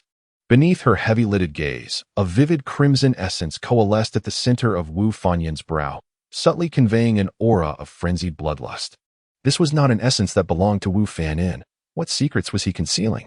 Wu Xian turned to glance in the direction where his father and the 19th ancestor had concealed themselves, lost in contemplation. Ha ha ha, Wu Xian, are you afraid? It is not too late to concede now. I am the most suitable candidate for the title of Emperor's son. Only I possess the capability to elevate the Wu family to greater heights.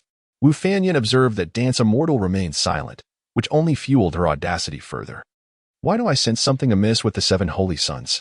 It seems as though he is transformed into an entirely different person. Is he truly this ostentatious? Some have begun to notice the discrepancies.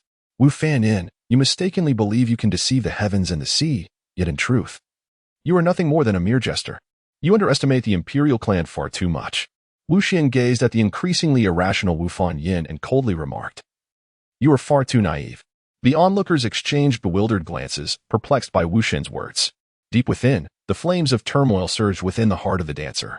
Could it be that he has uncovered the truth? No, it is utterly impossible. I have concealed my intentions far too well. How could a mere being of the cave heaven realm possibly discern my secret? I have yet to ascend to the status of an imperial son, and I have not yet seized control of the Wu family. Ultimately, the stage of the celestial realm shall rightfully belong to me. The dance of the flames stirred her thoughts into a whirlwind. Humph, feigning divinity and conjuring illusions. If you refuse to concede, then prepare to face your demise. With a resounding shout, Wu Fanyin unleashed a torrent of dark blue celestial flames from the tips of her fingers, instantly engulfing the celestial dancer within their fiery grasp. The Dance Immortal gazed upon the surging phantoms of celestial flames, an eerie chill enveloping him. Simultaneously, the flames writhed, infused with a soul-devouring potency, seeking to breach his sea of consciousness and obliterate his very essence. The expression of the celestial dancer grew solemn. Although the celestial flames posed no threat to his chaotic physical form, the force of this assault on his soul seemed to penetrate all defenses, rendering him utterly vulnerable. While ordinary attacks proved utterly futile. How does it feel, celestial dancer? Haha. As Wu Fanyan gazed upon the immobile Wu Xian, he felt utterly powerless, and his sense of triumph grew ever stronger. Merely a trivial skill. Celestial bones, guardians of the celestial path. With a sudden, icy shout from Wu Xian, a brilliant radiance erupted from his brow, and the celestial mark shimmered with a resplendent glow, as if it had come to life. A divine and sacred force emanated from the celestial bones, enveloping him and instantaneously isolating the so-called power of the celestial flames. Moreover, Wu Xian activated the chaotic body, taking the initiative to strike. In an instant, the ethereal shadows of the 3,000 great avenues emerged beneath his feet. He appeared as an unparalleled deity, standing atop the 3,000 avenues, surveying the heavens. The chaotic body, 3,000 transformations of the path. Around him, the void twisted, spiritual energy tore apart, and chaotic essence surged, rendering all existence null. Even the celestial flames were dissolved, becoming a part of the 3,000 avenues. How could this be? The celestial flames have actually been dissolved. Is this the chaotic body? It feels as though everything is destined to revert to chaos. Truly, it is no wonder that this ultimate physique ranks among the top 3 in all the realms. It is utterly terrifying. As Wu Fanyan gazed upon the celestial flames that had been reduced to nothingness, his expression shifted dramatically. He had not anticipated that the celestial fire could not harm the celestial being. Wu Fanyan, did you wish to witness my chaotic Tao body? Allow me to fulfill your desire. As the dance immortal spoke, she raised her foot and forcefully stepped into the void. The ethereal manifestations of 3,000 great paths instantly spread before Wu Fanyan, and a domineering force intent on returning everything to chaos abruptly drew him in. In but a fleeting moment, Wu Fanyan realized that nearly half of his spiritual power had dissipated. Moreover, even his celestial body was being torn apart, as if it were on the verge of dissolving into nothingness. The dance of the divine flames sent a profound tremor through his very spirit. Such an enigmatic power was entirely unfamiliar to him. Even his celestial form quivered in response.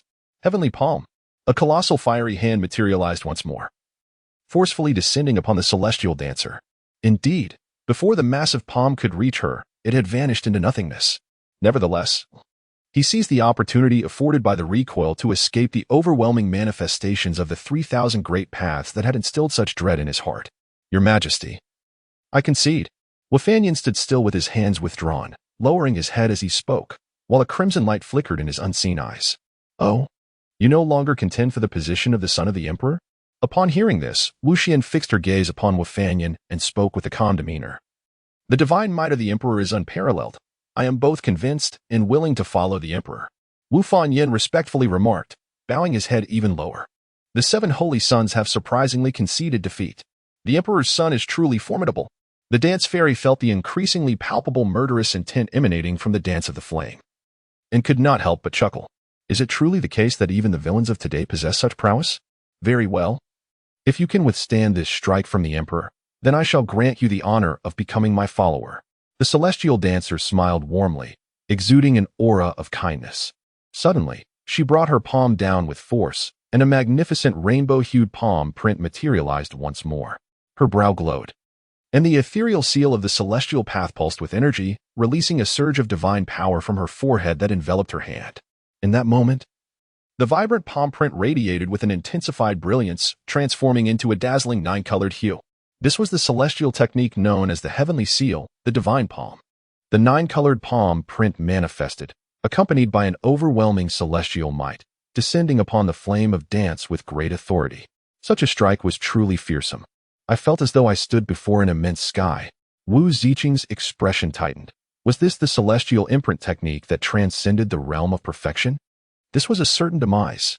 She was convinced that Wu Fanyan would likely meet his end as a result. Furthermore, Wu Ziqing did not believe that Wu Xian would be so trivial as to specifically test a defeated subordinate.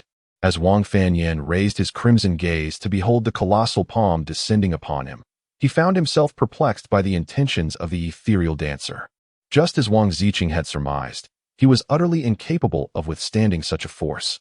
Observing the mischievous smile upon the dancer's face, an unease settled within him, for he sensed that she had uncovered something significant.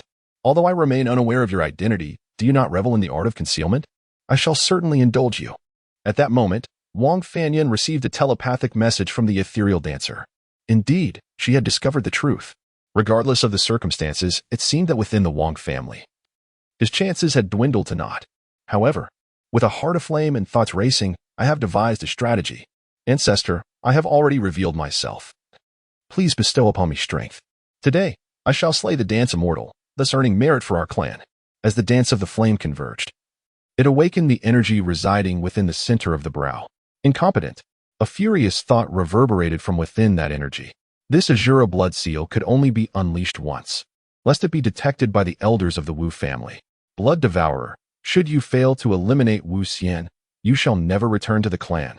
Immediately, a tremendous surge of energy coursed from the brow throughout the body, bestowing upon Blood Devourer an unprecedented confidence. Azura palm. A crimson imprint erupted from Blood Devourer's palm, effortlessly shattering Wu Xian's heavenly palm. What is happening? What is this Azura palm? And why has the seventh holy son ascended to the king's realm? The onlookers, bewildered, watched the unfolding scene with looks of astonishment. Wu Xian, you are doomed. My Azura clan shall surely annihilate the Wu family. Blood Devourer proclaimed loudly, a cruel smile adorning his face. This feeling of no longer needing to disguise oneself is truly nostalgic. It turns out that I have been usurped by a member of the Azura clan. The celestial dancer pondered in a daze. Is our clan's seven holy sons still alive? Although she was aware that the prospects were grim, she could not help but inquire. That fellow? His spirit is indeed commendable. Yet he has long since been lost to the void. The Azura clan and our Wu family are sworn enemies, having clashed for countless epochs.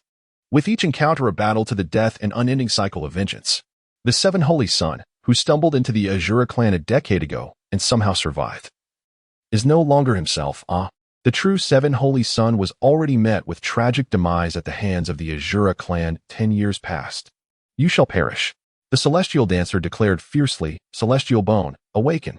The celestial bone, the radiant light of the annihilation of the celestial way. The dance immortal, with disheveled white hair swirling like a descending demon, was utterly incensed by the ruthless and unscrupulous nature of the Azura clan. Dance immortal, I have now ascended to the realm of kings. How can you possibly contend with me? Sure armor. Blood Devourer laughed maniacally as his spiritual energy surged forth, enveloping him in a grotesque crimson armor that clung tightly to his form. The radiant slash struck against the armor, erupting in a shower of sparks, unable to penetrate its formidable defense for the moment. Dance immortal, have you witnessed my power? Do not fret, for I shall soon use it to escort you to the afterlife, where you will reunite with the seven holy sons of your clan. Seeking death, the enchanting fairy, with a piercing gaze, radiated an increasingly brilliant light from the celestial bone at her brow. Boom! In the incredulous eyes of the Blood Devourer, the proud armor of Azura was shattered into countless fragments, and he himself was sent flying hundreds of feet away. The dance immortal struck decisively, launching an offensive. Boom! The phantoms of the 3,000 avenues reappeared as the dance immortal stood at the terminus of these avenues. With a single step, she arrived before Blood Devourer. A fist imbued with boundless hatred aimed fiercely at him. Blood Devourer, recognizing the formidable power of the dance immortal, hastily crossed his arms in a defensive posture. Boom! He was sent flying several yards. His arms grew numb, and a sharp pain gripped his chest, causing him to spit out a mouthful of blood. Dance immortal, you have provoked my wrath. The successive setbacks were too much for Blood Devourer to bear. As a prodigy of the Azura clan, it was intolerable for him to be repeatedly bested by a mere 15-year-old. Rage consumed him. He swiftly formed seals with his hands, and crimson energy rapidly coalesced, gradually taking the shape of a spear in his grasp. The spear's shaft, dark red to the point of blackness, appeared as if it were congealed from viscous blood, emanating an aura of extreme, bloodthirsty ferocity that even affected the spectators. How wicked! Suddenly, I feel an urge to slay. Come out and duel if you dare.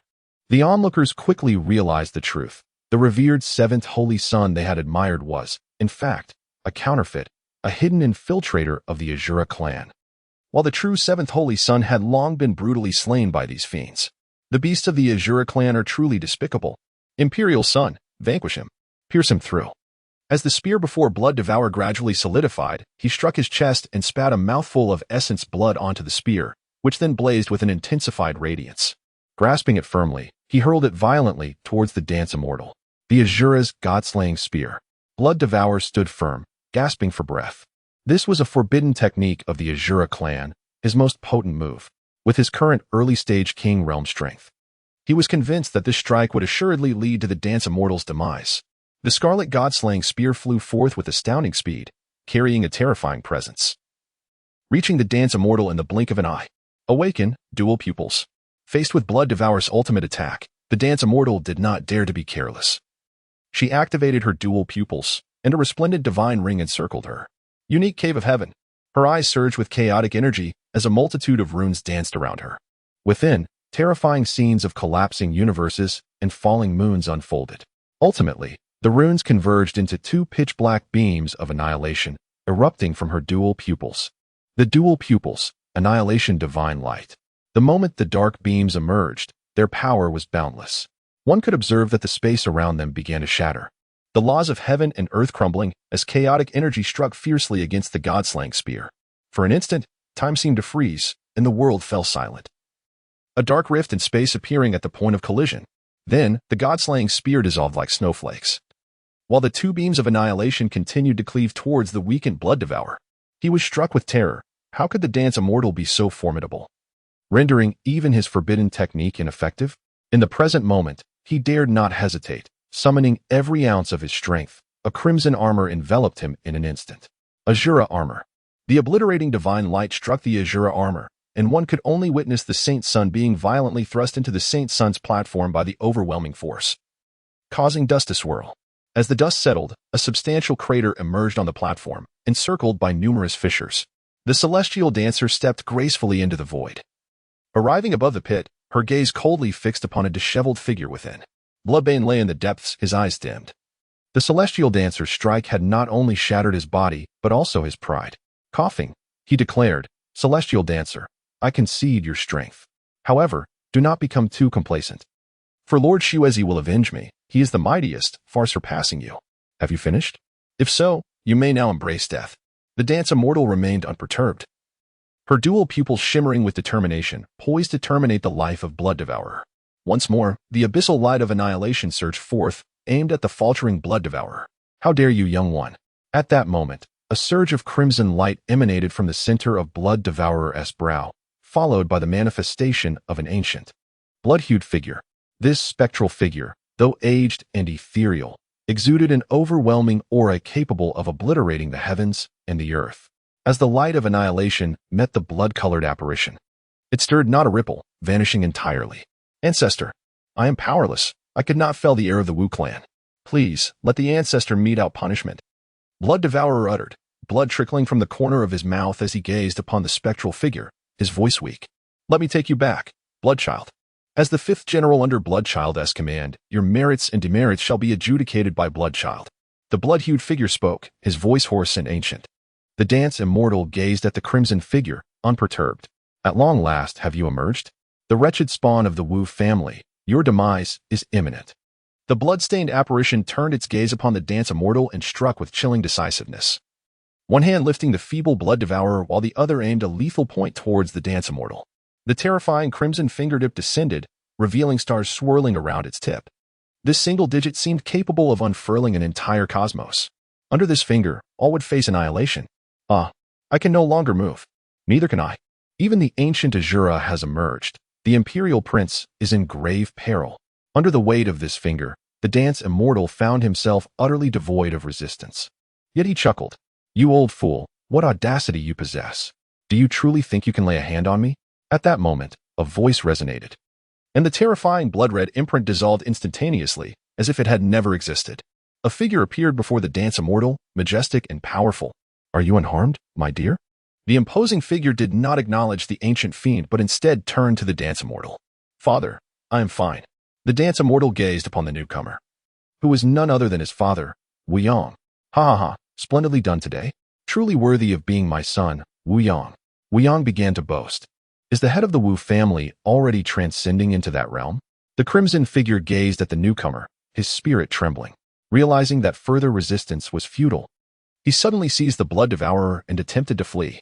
Azure blood escape. The crimson figure immediately employed the forbidden technique of evasion, his form flickering as he vanished to the ends of the earth. Old fool, did you think I would let you escape?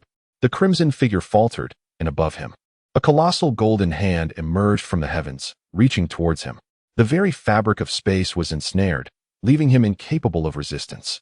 As he was ensnared within the grasp of that mighty hand, our Azure clan is on the verge of re-emergence. This time, your Wu family is destined for annihilation. You, the crown prince of the Wu family, are fated to be trampled beneath the feet of my kin. The crimson figure proclaimed, his countenance twisted with malice.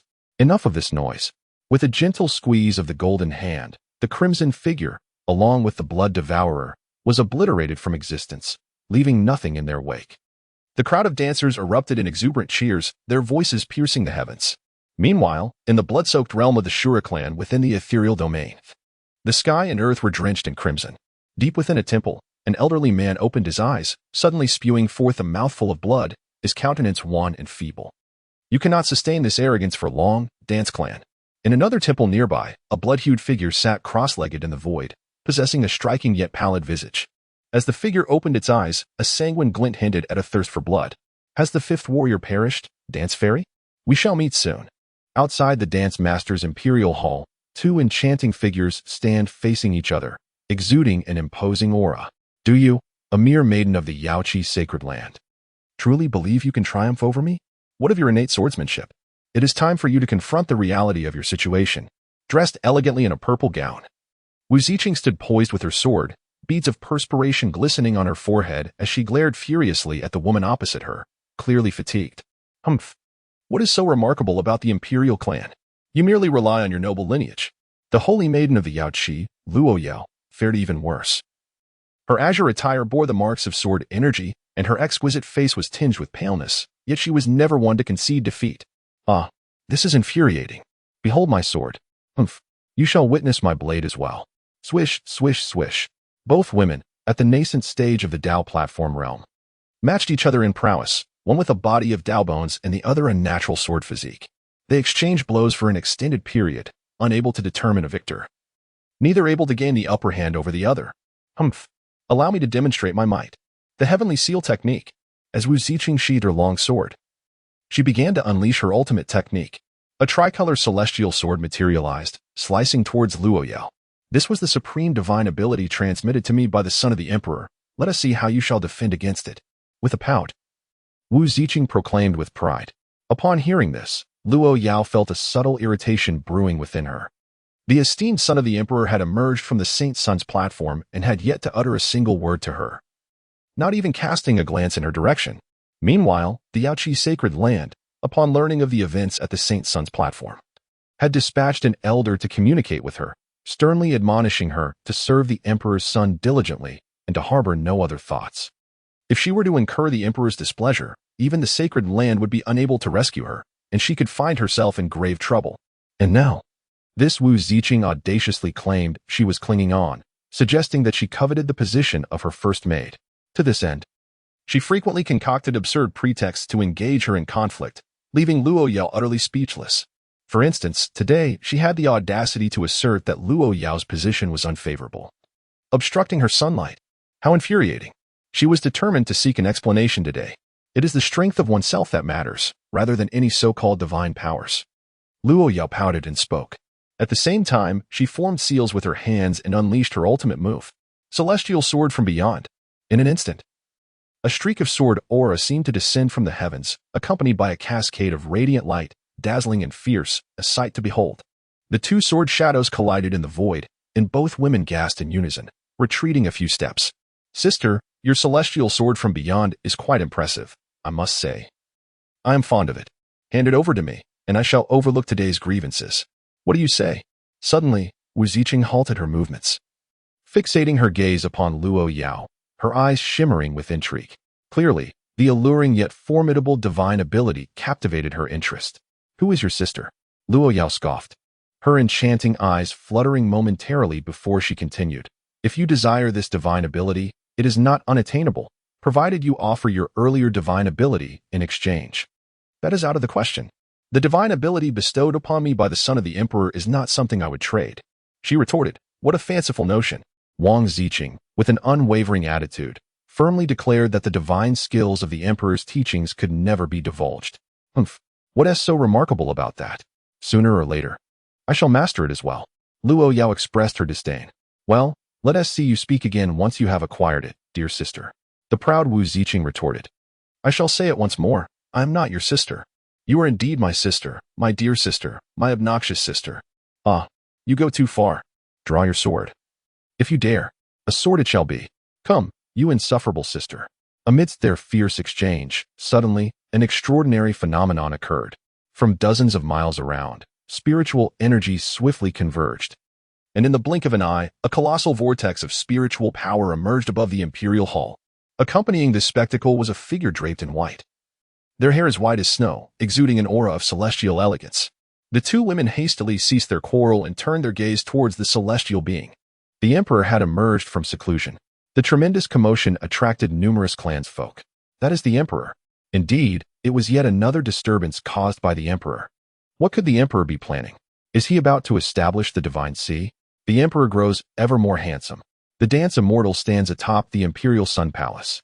After a month of seclusion, the realm of the cave has finally revealed no omissions. Today, I shall enter the sea of divinity.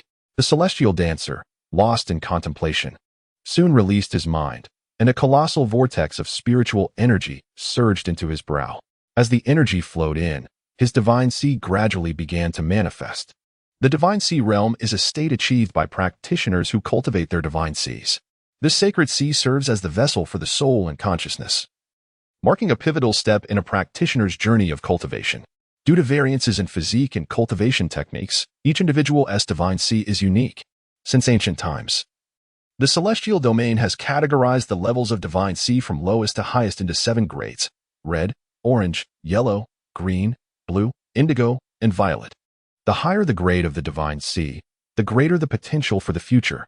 A violet divine sea signifies a peerless prodigy of the present age. Do you think the imperial youth possesses a violet divine sea? Of course. The crowd buzzed with eager anticipation. Upon hearing this, the two women, Wu Ziqing and Luo Yao, exchanged glances and could not help but curl their lips in disdain. Although the purple divine sea was formidable, it was not an unattainable feat. As the pinnacle prodigies of this realm, both had successfully cultivated their own purple divine seas. Moreover, as they were aware, the purple divine sea was not the ultimate realm. There existed the legendary golden divine sea, a sight rarely seen throughout the ages. Wu Xian, possessing 3 supreme physiques and an extraordinarily gifted nature, would find the purple divine sea rather simplistic. They could not help but wonder if Wu Xian could indeed manifest this fabled golden divine sea. Meanwhile, in the distance, Wu Yang, Ji Zi, and the 13th ancestor were observing intently. Suddenly, a mass resembling clouds and mist appeared above Wu Xian's head. As spiritual energy surged into it, it expanded dramatically, reaching an astonishing size of 10,000 miles in an instant. Furthermore, it radiated a golden hue. It was indeed the legendary golden divine sea. The emperor's son is truly remarkable. The crowd was left in awe. Indeed, it was golden. The two women, however, were not the least bit surprised. With his eyes closed, Wu Xian meticulously attuned himself to the condition within his body. His aspirations extend far beyond the present. In terms of innate talent, he possesses the rare combination of dual pupils, celestial bones, and a chaotic divine physique, an unprecedented amalgamation throughout the ages. Regarding his mastery of techniques, he has spent 12 years assimilating myriad laws, including numerous imperial scriptures and celestial methods. How many in this era could possibly be his equal? Once more, with a resonant call, Wu Xian summoned his acquired knowledge, causing the golden divine sea to surge violently, as spirals of spiritual energy surged forth with fervor. Above him, the divine sea, which initially spanned 1,000 miles, rapidly expanded to several times its original size, instantly reaching a staggering 90,000 miles. Ah! The divine sea of the imperial scion has indeed reached 90,000 miles. This is the pinnacle of the divine sea, truly worthy of being called an imperial scion. A golden divine sea of 90,000 miles, quite impressive. From afar, Wu Yang commented, while Ji Zi, standing beside him, merely curled her lip in silence at his insincere praise. Is this not the limit of Siena? Have you not noticed? He has yet to unleash the power of his physique. The 19th ancestor remarked, fixated on Wu Xian without turning. Ah, indeed. Could it be that Xianer is capable of manifesting that legendary divine sea? Wu Yang gazed at Wu Xian, his eyes alight with astonishment, standing at their elevated vantage point. They were inherently privy to a greater understanding. The celestial bones have awakened. The power of the celestial path is unleashed. The celestial dancer remained unsatisfied and immediately summoned her divine essence. A profoundly sacred aura emanated from her brow, enchanting all who beheld it. What is this? The essence of the emperor's lineage. The crowd gasped in astonishment. Simultaneously, the vast golden sea of divinity surged and roiled. As a resplendent spectrum of colors emerged from its very core, gradually unfurling, to the incredulous gazes of the onlookers. The celestial dancer's divine sea transformed into a dazzling tapestry of hues. Moreover, this divine sea continued to expand, ultimately reaching an astonishing expanse of 100,000 miles. 100,000 miles of iridescent divine sea. A sight rarely witnessed throughout the ages. What marvel is this? Is this truly a divine sea? The crowd was bewildered. Could such a divine sea even exist? The two women stood agape, their exquisite faces etched with disbelief. The emperor's prowess is simply unfathomable. Wu Yang gazed at the scene before him, his excitement palpable as he exclaimed, "The seven-colored divine sea stretches for 100,000 miles. This is truly a rarity of the ages. My son has done splendidly." GZ observed Wu Yang's sudden change in demeanor and rolled her eyes in response. This child, Xianer, is indeed a blessing to our Wujia. The 19th ancestor also spoke, his aged face unable to conceal his delight. This is still not my limit. With a furrowed brow, the dance immortal murmured, "Open the chaotic Tao body.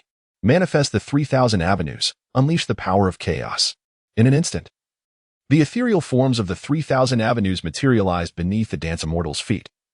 As the 3,000 divine beings roared and the dual energies of yin and yang surged tumultuously, the seven-colored divine sea atop the dance immortal seemed to possess a life of its own, emanating an aura reminiscent of primordial beginnings, and in its tumultuous state, it underwent a spontaneous transformation.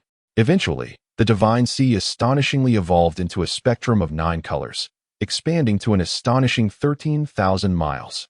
This 13,000-mile expanse of the divine sea exuded a majestic presence, resembling a 9-hued celestial dome that loomed over the hearts of all. A 9-colored divine sea spanning 13,000 miles. A singular marvel of the ages. Thus, the divine sea was born.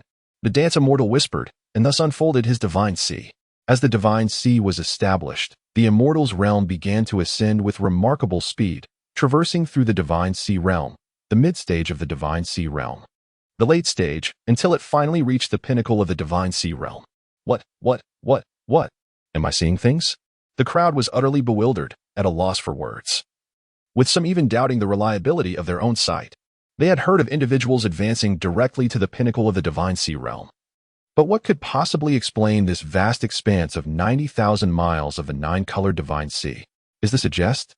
Wu Ziqing and Luo Yao were not much better off than the others. The two women simultaneously rubbed their eyes, only to find themselves utterly stunned. Dancing Ziqing as well. But in Luo Yao's heart, a myriad of emotions intertwined. She has always believed herself to be no less than anyone else, even when facing the ethereal dancer. She still held her pride. Yet, it now appears that comparisons among individuals are indeed futile. Luo Yao lowered her head, a subtle bitterness lingering in her heart. Wu Yang wished to articulate something, yet found himself at a loss for words. The capabilities of his own son had utterly surpassed his imagination. GZ stood nearby, somewhat incredulous, pondering whether this was truly her child. The path that Xieno had embarked upon was indeed the authentic, invincible forbidden road. At that moment, the 19th ancestor slowly spoke. His expression grave. It was time to take Xieno to that place. Could it be that what you refer to, 19th ancestor, is? Upon hearing this, Wu Yang spoke with a hint of surprise on his face. Indeed, the old fellows have long desired to meet Xieno, laughed the 19th ancestor. Very well. As Wu Yang spoke, he soon fell silent once more. Congratulations to the divine prince on entering the realm of the divine sea. One of the two women, Wu Ziqing, proclaimed as they approached the celestial figure. Noticing Luo Yao standing in a daze, she gently nudged her with her elbow. The maidservant, Luo Yao, stammered her congratulations. I too congratulate the divine prince on forging the unparalleled 9-colored divine sea.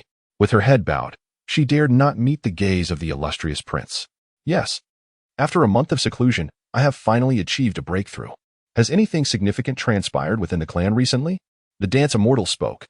The Emperor's son vanquished the counterfeit Holy Son of the Seven, blood devourer, wielding his prowess to defeat a king realm adversary from the realm of the cave heavens. The younger generation of his family regards the Emperor's son as an epitome of inspiration. Wang Ziqing playfully remarked. Upon hearing the words, Wu Xian could not help but chuckle. This young lady was becoming increasingly vivacious. She then turned her gaze towards Luo Yao. Ah, your sword intent radiates from your very being. Are you, perchance, a natural sword body? Returning to the Emperor, I am indeed a natural sword body. Luo Yao promptly replied upon realizing Wu Xian was addressing her. Before your majesty, there is no need for me to refer to myself as a servant. I shall simply fulfill my duties. The celestial dancer furrowed her brow and spoke. It is the divine prince. Yao Yao is aware. Very well, I shall impart a technique to you, which you may comprehend on your own. Wu Xian extended her hand and gently pressed her finger against Luo Yao's brow for a brief moment before withdrawing and departing. You may now enter the Wu family's Tower of Heavenly Scriptures. Your talent is commendable. Cultivate diligently, and should you encounter any uncertainties, do not hesitate to seek my counsel. As Luo Yao opened her eyes, she realized that Wu Xian had vanished without a trace, absorbing the newly acquired techniques within her divine sea. Luo Yao fell into a deep silence. The infinite sword path, this was, astonishingly, a celestial technique. Moreover, it was a swordsmanship celestial art. Within her Yaoqi sacred land, there existed but a single celestial scripture, and it was not even of the sword path. To her astonishment, the Emperor's son had casually bestowed upon her that which she had long yearned for. Furthermore, she now had the unprecedented opportunity to enter the Wu family's Tower of Heavenly Scriptures. This was a prospect she had scarcely dared to dream of. The esteemed Wu family's Tower of Heavenly Scriptures was a temptation that no individual or faction within the celestial realm could possibly refuse. In that moment, Luo Yao found herself contemplating that perhaps serving as a maid was not such a poor fate after all. The celestial dancer arrived in the gray space, summoned here by the 19th ancestor. Ah, my dear celestial one, you have come. The aged figure, seemingly in harmony with the heavens and the earth, turned upon seeing the dancer and greeted her with a smile. It is an honor to meet you, Grandfather 19th. The celestial dancer smiled, feeling a deep sense of familiarity with the elderly man before him, who had been a steadfast companion throughout his childhood. Despite the vast generational gap that separated them, he had always affectionately referred to the elder as grandfather. Ah, the nine-colored divine sea stretches for 130,000 miles. How delightful! Grandfather chuckled with evident joy. The 19th ancestor laughed heartily, clearly pleased with this little grandson. He then continued, My dear grandson, I have summoned you here to take you to a special place. The dance immortal nodded. With a sweeping gesture, the 19th ancestor caused the two to vanish. As Wu Xian once again opened his eyes, the scene before him was unexpectedly astonishing. Before him lay a deep chasm that spanned the earth, shrouded in swirling mist, rendering its depths indistinct. What is this? Is this the ancestral abyss of the Wu family? The celestial dancer exclaimed in astonishment. This is indeed the resting place of my ancestors, the ancestral abyss. The 19th ancestor, his expression grave, spoke slowly, and with a grand gesture commanded, Let us proceed. Before their eyes, the mist parted of its own accord, forming a circular passage. The 19th ancestor stepped forward first, and the celestial dancer, seeing this, followed closely behind. In an instant, it felt as though she had traversed a time tunnel. The surroundings shifted like the stars in the heavens. When she opened her eyes again, she found herself there.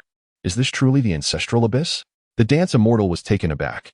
Before her lay a world shrouded in gray skies, gray earth, and even the sun appeared ashen. The aura was so dense it seemed almost tangible. Ah, what is that? In the distance, upon the gray expanse of the heavens, dozens of violet gold coffins lay suspended, rising and falling, surrounded by a swirling chaos. Those are the slumbering ancestors of the dance family, and they represent one of the enduring foundations of our family's immortal legacy in the realm of the celestial. The 19th ancestor spoke, his tone imbued with a hint of pride. The dance immortal, in a moment of realization, counted carefully and discovered that there were precisely 19 purple gold coffins. Could it be that you are also one of the 19 ancestors? The dance immortal pointed to one of the open coffins and inquired, Ah, your grandfather has been resting within since before your birth. The dance immortal suddenly gazed into the distance, his chaotic body sensing that something was concealed there. As the dance of the celestial spirits unfolds, The dual pupils gaze into the profound depths of the ancestral abyss, where an essence of chaos, thick enough to be tangible, surges forth. Within this tumultuous realm, faint silhouettes of ancient tombs flicker in and out of existence, shrouded in mystery. In the heart of the dance, Cian felt a profound tremor as he turned to the 19th ancestor. The ancestor seemed to anticipate his inquiry, shaking his head in a gesture of reluctance to elaborate further. What mysteries lie within the depths of the ancestral abyss? It was evident that the ancestral abyss concealed numerous secrets beyond Cian's current grasp. Ding dong. The system detected that the host was present in the Wu clan's ancestral abyss. Would you like to check in? System? This proud and capricious system appeared at will and departed at whim, leaving Cian at a loss for any discernible pattern. However, he was more than willing to accept any benefits that came his way. Check in. Ding dong.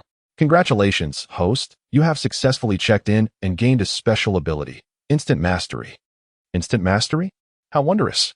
The dancer of the celestial realm felt the exhilaration of newfound skills, exclaiming in astonishment. Just then, the purple-golden coffin in the void began to tremble violently. Subsequently, the coffin lid was forcefully lifted, and several figures surged forth from within. As Wu Xian gazed upward, she beheld 4 figures standing tall in the void, exuding an extraordinarily powerful aura. Indeed, they possessed the dual pupils. This is the celestial bone at the center of the brow, and the primordial path body. This child is extraordinary. How is it that he has white hair?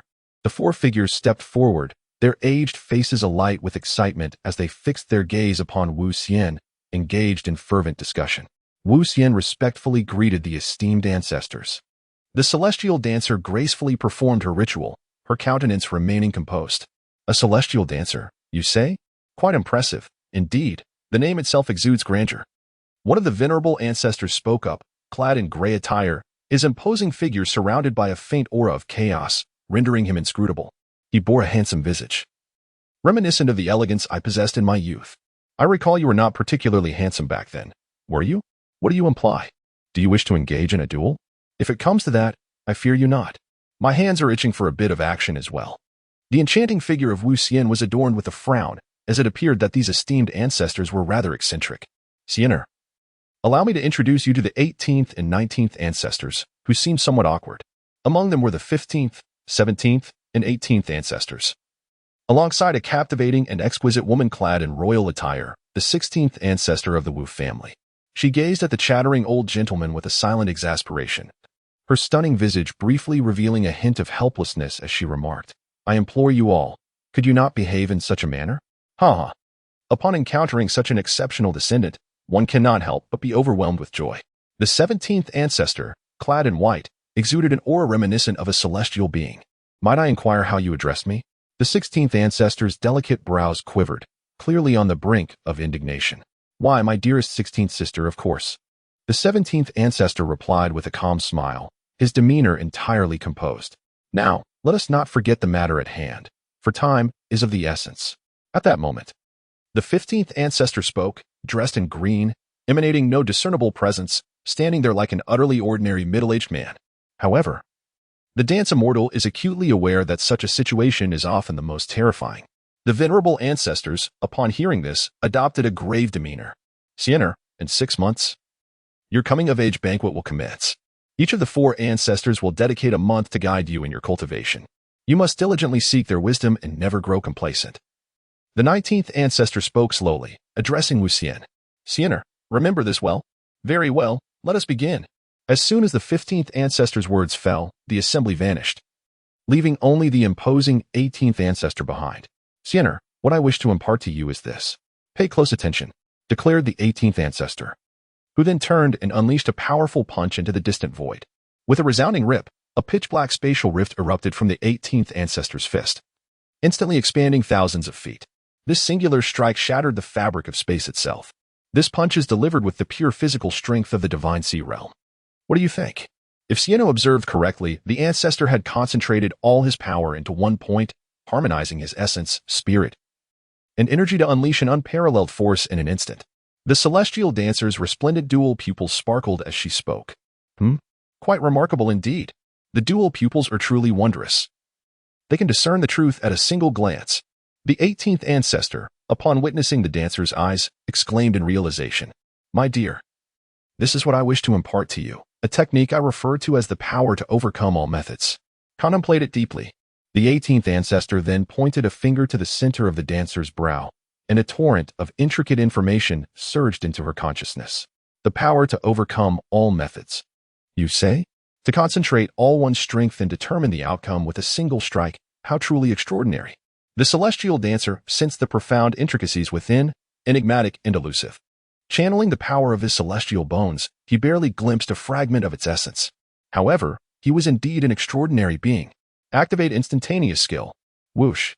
The dance immortal suddenly felt a surge of clarity as all perplexities dissolved effortlessly. The power to shatter myriad laws seemed to flow from her own mastery, guiding her directly to the realm of perfection. This technique is profoundly intricate, delving into the very essence of power, and dear one, there is no need for haste. During this month, feel free to inquire about anything you do not understand. The 18th ancestor spoke with eloquence, only to suddenly notice the dance immortal gazing intently at him. Is there anything you do not comprehend, dear one? The 18th ancestor inquired kindly. Master, I have already grasped it, she replied confidently. Fear not, for it is only natural for the young to encounter difficulties. Even I, in my youth, required several years to achieve what? You claim you have mastered it? The 18th ancestor's eyes widened in astonishment, his expression turning irate. Dear one, the greatest folly for a cultivator is to aspire too high and deceive oneself. Upon hearing this, the dance immortal expressed his understanding. No one would believe that he could grasp it instantaneously. Seconds would be unreasonable. He rose to his feet, ready to demonstrate through action. The celestial dancer condensed her essence, spirit, and energy, and struck the void with a powerful fist. In that instant, a similar rift in space manifested, rapidly extending into the distance. Yet, unlike before, this fissure was not merely thousands of feet long, but an astounding 10,000 feet. The 18th ancestor gaped in disbelief, feeling as though his mind could scarcely comprehend the enormity of the situation. With that singular blow, he distinctly sensed that the celestial dancer had not only mastered the art of transcending myriad laws, but had also attained a state of consummate perfection. Had I lingered too long in my tomb, becoming obsolete in the face of progress? The 18th ancestor struggled to grasp this reality, yet the evidence lay stark before him, compelling him to accept it. Celestial one, how did you achieve this? The 19th ancestor inquired, unable to contain his envy. It's as simple as a glance, she replied. The celestial dancer blinked her pure, innocent eyes in response. Is it truly that simple to comprehend at a mere glance? Or have we reached the realm of perfection? You may amuse yourself for now. I, the ancestor, am weary and in need of respite. The 18th ancestor felt a sense of injustice within, perceiving this as a deliberate affront.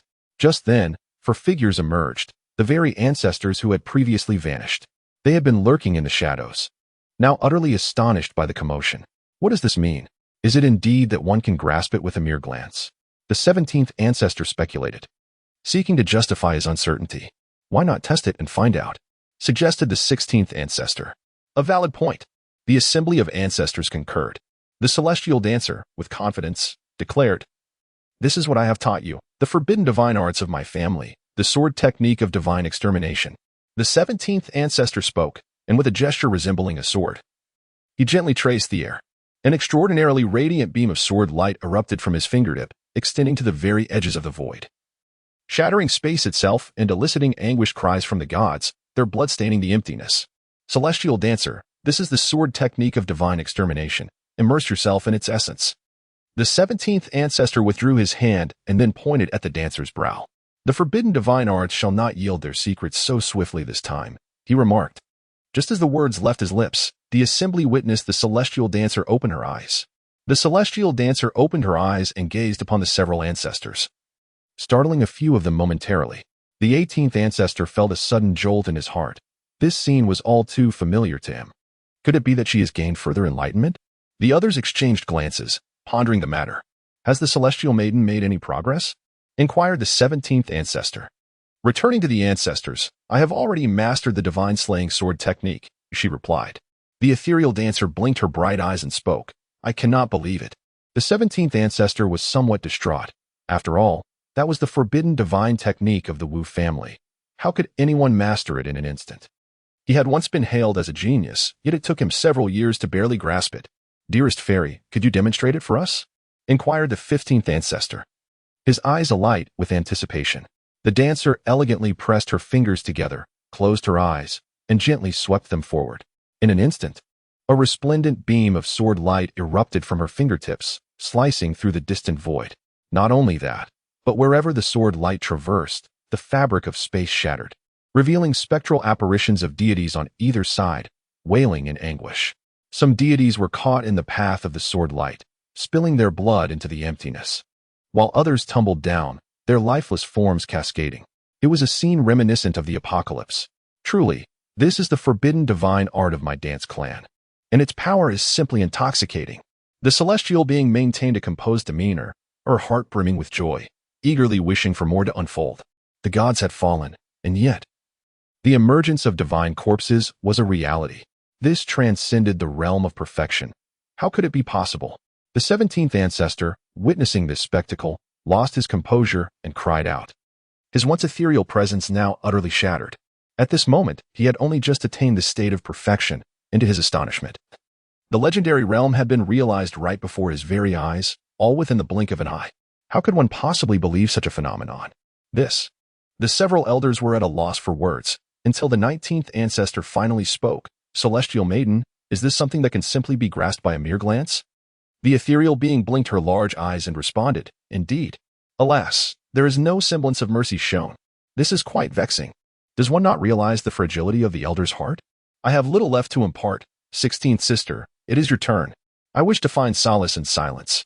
The 17th ancestor waved her hand dismissively and walked away, her silhouette forlorn and desolate, with the 18th ancestor trailing closely behind.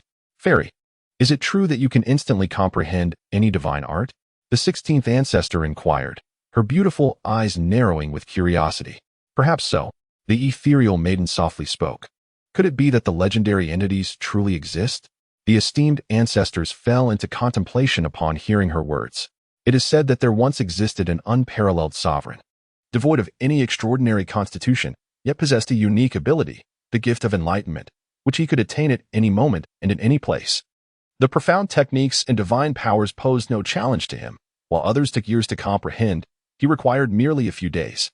However, it now appears that this young man surpasses even that legendary invincible emperor in sheer terror. A breathtaking divine ability could be effortlessly mastered in an instant, transcending even the pinnacle of perfection. Initially, we feared that imparting such profound techniques might lead to confusion and squander precious time. Yet it seems we have greatly misjudged. The 16th ancestor chuckled wryly. I have no interest in ordinary divine powers. The dance immortal proclaimed, I possess an abundance of ordinary divine abilities. The technique I am about to demonstrate is a forbidden divine art of my clan, known as the fallen immortal finger. Its power surpasses even that of the divine slaying sword technique. Observe closely, Sienna. The 16th ancestor smiled gently, then gracefully extended her delicate hand, pointing forth with a singular finger. Whoosh. Swift. Incredibly swift. A piercing beam of finger light shot forth in an instant, accompanied by a cascade of celestial radiance, resembling the gesture of an immortal. In the wake of this strike, the void itself manifested a profound black hole, lingering and unable to heal. One must acknowledge that the 16th ancestor had suppressed her cultivation to the divine sea realm. Otherwise, this single strike could have truly cast even an immortal down to the mortal realm. Sienna, what do you think of this move? The 16th ancestor turned, her beautiful eyes gazing at the dance immortal, a playful smile adorning her face. Both powerful and exquisite. The dance immortal responds earnestly. Higi, within this lies my personal insights. Ponder them deeply. The 16th patriarch chuckles, placing a finger upon the dance immortal's brow. The enchanting dancer settled gracefully upon her knees, closing her eyes to assume a demeanor of concentration. After a brief moment, she reopened her eyes and rose to her feet, directing her gaze towards the 16th ancestor. Have you already mastered it, Sienna? Even with a mental preparation, the 16th ancestor found himself quite taken aback by her swiftness.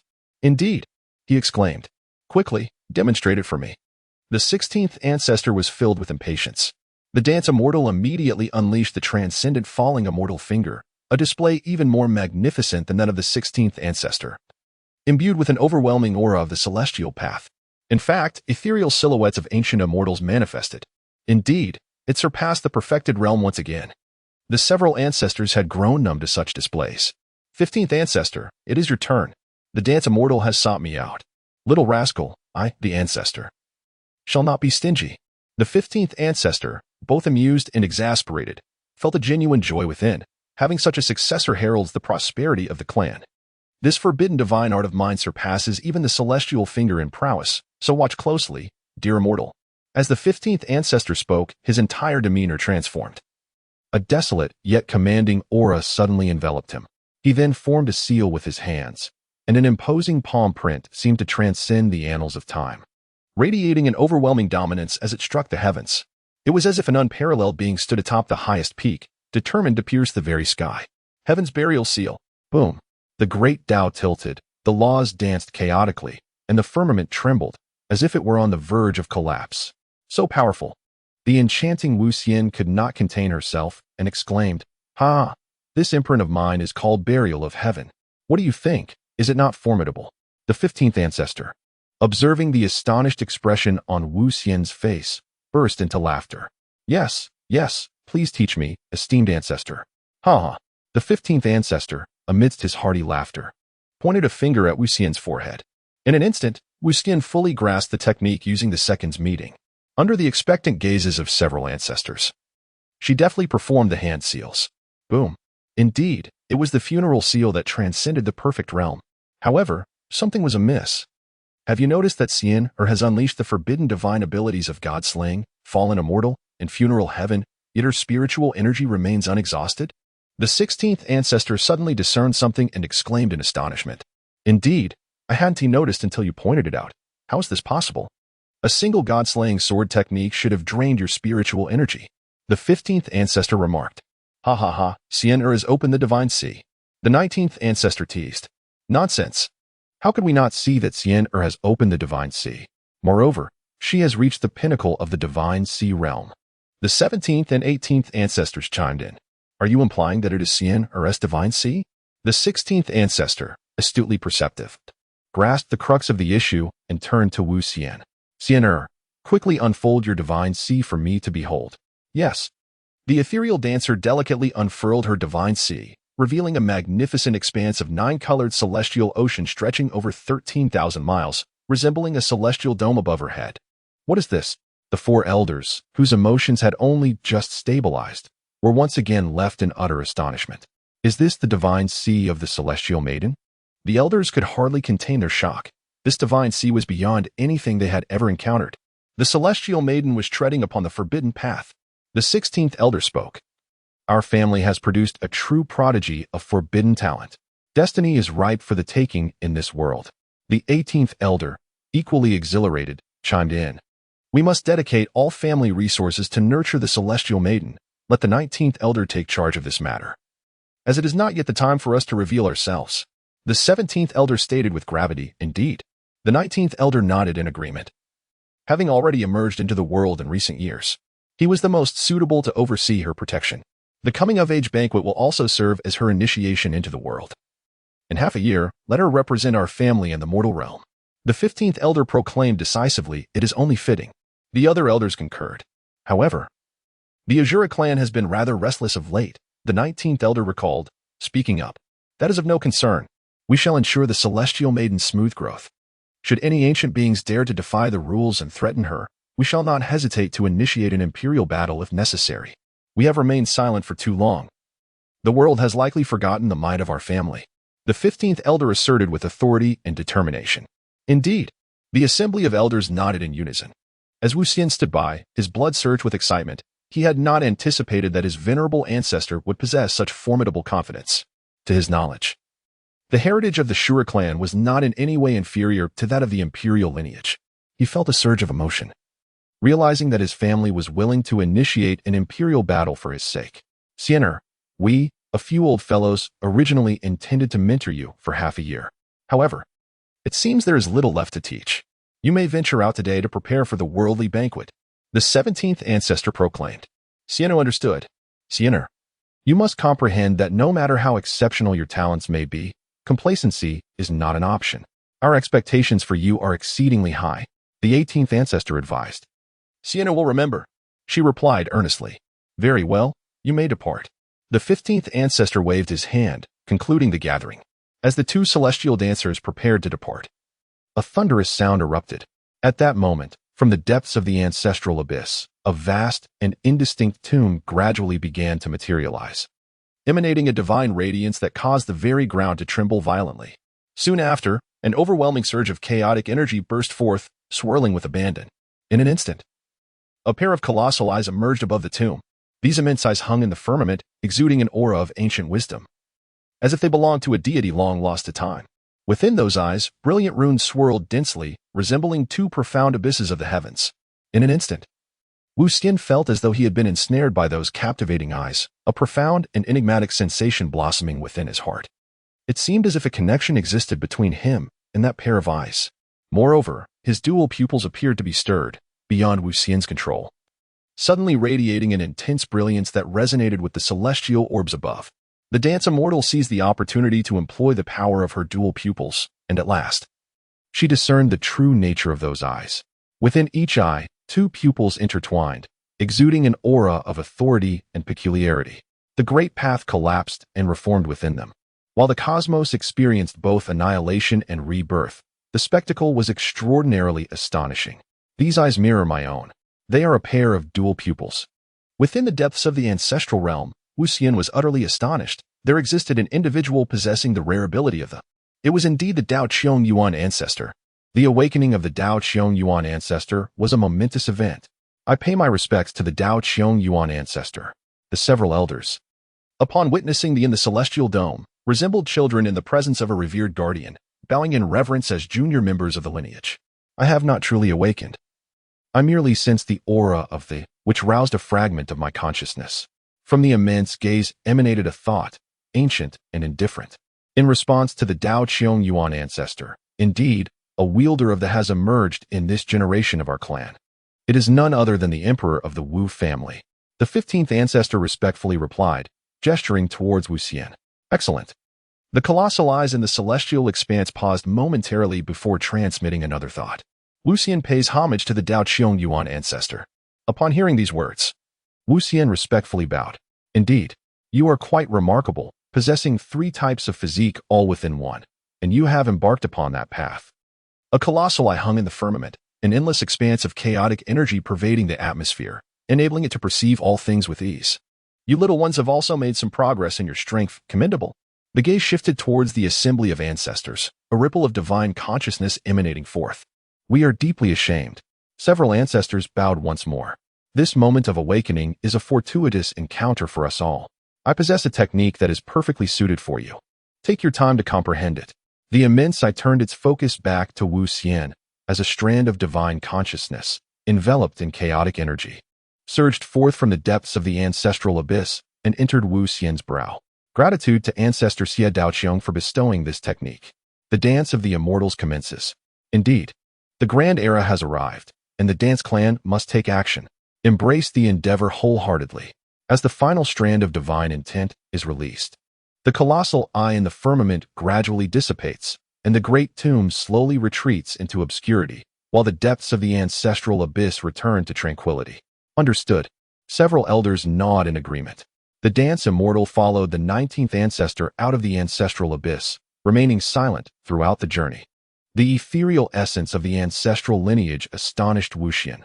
Beyond the venerable ancestors, there existed even more ancient forebears, and deep within the ancestral well, formidable dual-eyed beings lay in slumber.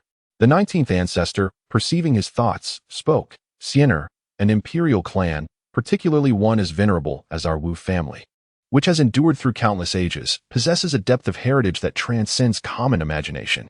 Such matters may be premature for you. Simply tread your own path. For the family shall always be your unwavering support. Xiener comprehended. Xiener, your innate talent is unparalleled in my lifetime, and I hold great expectations for your future. Everything that ought to be imparted to you has been taught by the other ancestors. However, I have a special gift for you. The two made their way to the Imperial Sun Hall, where the 19th ancestor declared, then produced an object, extending it toward Wu Xian. Suddenly, a translucent figure darted from the palm of the 19th ancestor, instantly appearing in Wu Xian's grasp. Is this a dragon? The celestial dancer lowered his gaze and beheld a small dragon gliding upon his palm, its body adorned with a spectrum of colors, vibrant and lifelike. Yet, something was amiss. This was not a living creature. The fairy discovered an anomaly. This was not a genuine dragon hatchling. This object was meticulously crafted over 3 years by my grandfather, who devoted countless earthly treasures and refined it with 7 types of supreme celestial gold, specifically designed as your weapon. Do you like it? The 19th ancestor spoke with a smile, an affectionate expression gracing his aged face. The fairy was utterly enchanted. This was the finest gift she had ever received. Thank you, grandfather. The dance immortal, having experienced 2 lifetimes as a mortal, found himself somewhat moved by these words. This weapon possesses a unique characteristic. It can undergo continual evolution. Though it may currently be regarded merely as a divine artifact, there exists the potential for it to ascend to the status of a sacred instrument, or even an imperial weapon in the future. The 19th ancestor began to elaborate, his tone tinged with a hint of pride. He has perused numerous ancient texts in his pursuit of knowledge about this weapon. It can evolve further? The dance fairy expressed her astonishment and spoke, certainly. You can refine it into a personal artifact. It will grow alongside you. The 19th ancestor replied, excellent. The dance immortal is certainly aware of the concept of the destiny artifact. However, he has consistently lacked the opportunity and has yet to encounter a suitable one. Wu Xian gazed upon the diminutive dragon, uncertain of its nature as a weapon. Without hesitation, he infused it with his spiritual energy, and before his eyes, the little dragon transformed, materializing a resplendent rainbow-hued longsword in Wu Xian's grasp. The celestial dancer gently sliced through the void, which yielded effortlessly like tofu. Such an extraordinary artifact. Subsequently, she grasped the longsword with both hands and forcefully cleaved downward, transforming the sword into a formidable war spear. Is it capable of such feats? The dance fairy was unexpectedly delighted, able to transform her form at will. Ha, how about that? Isn't grandfather's gift splendid? The 19th ancestor spoke with a smile. Absolutely marvelous. The dance immortal, no longer hesitating, commenced the blood sacrifice to acknowledge its master, refining its life-bound artifact. Before long, the ritual was successfully completed. The dancing immortal sensed an extraordinary bond that had suddenly formed between himself and this weapon, as if it had become an intrinsic part of his very being. With a mere thought, Wu Xian summoned a vibrant little dragon that spiraled forth from his palm, weaving playfully around him. It transformed into a sword, then a dagger, and then a shield. Whatever form Wu Xian desired, it could instantaneously assume.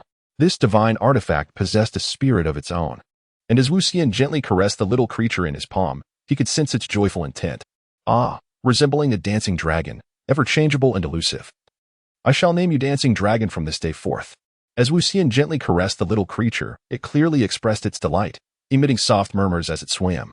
What a splendid name, Yulong, remarked the 19th ancestor with a smile. On this particular day at the Imperial Hall, Wu Xian was engrossed in her cultivation when she suddenly received a message from Wu Ziqing. Imperial child, the family head summons you to the Tiangong. The celestial dancer opened her eyes and took a step forward.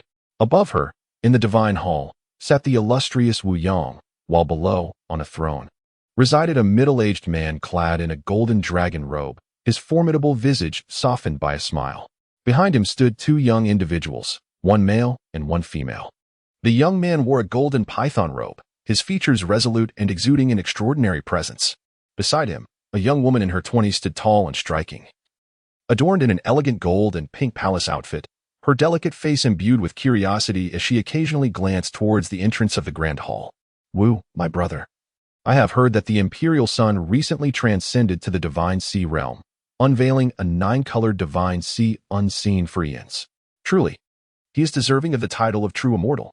The middle-aged man spoke, his words laced with a hint of flattery. Yet, within his heart, he felt a stir. The revelation of the 9-colored divine sea had indeed startled him. You flatter me, Zhou.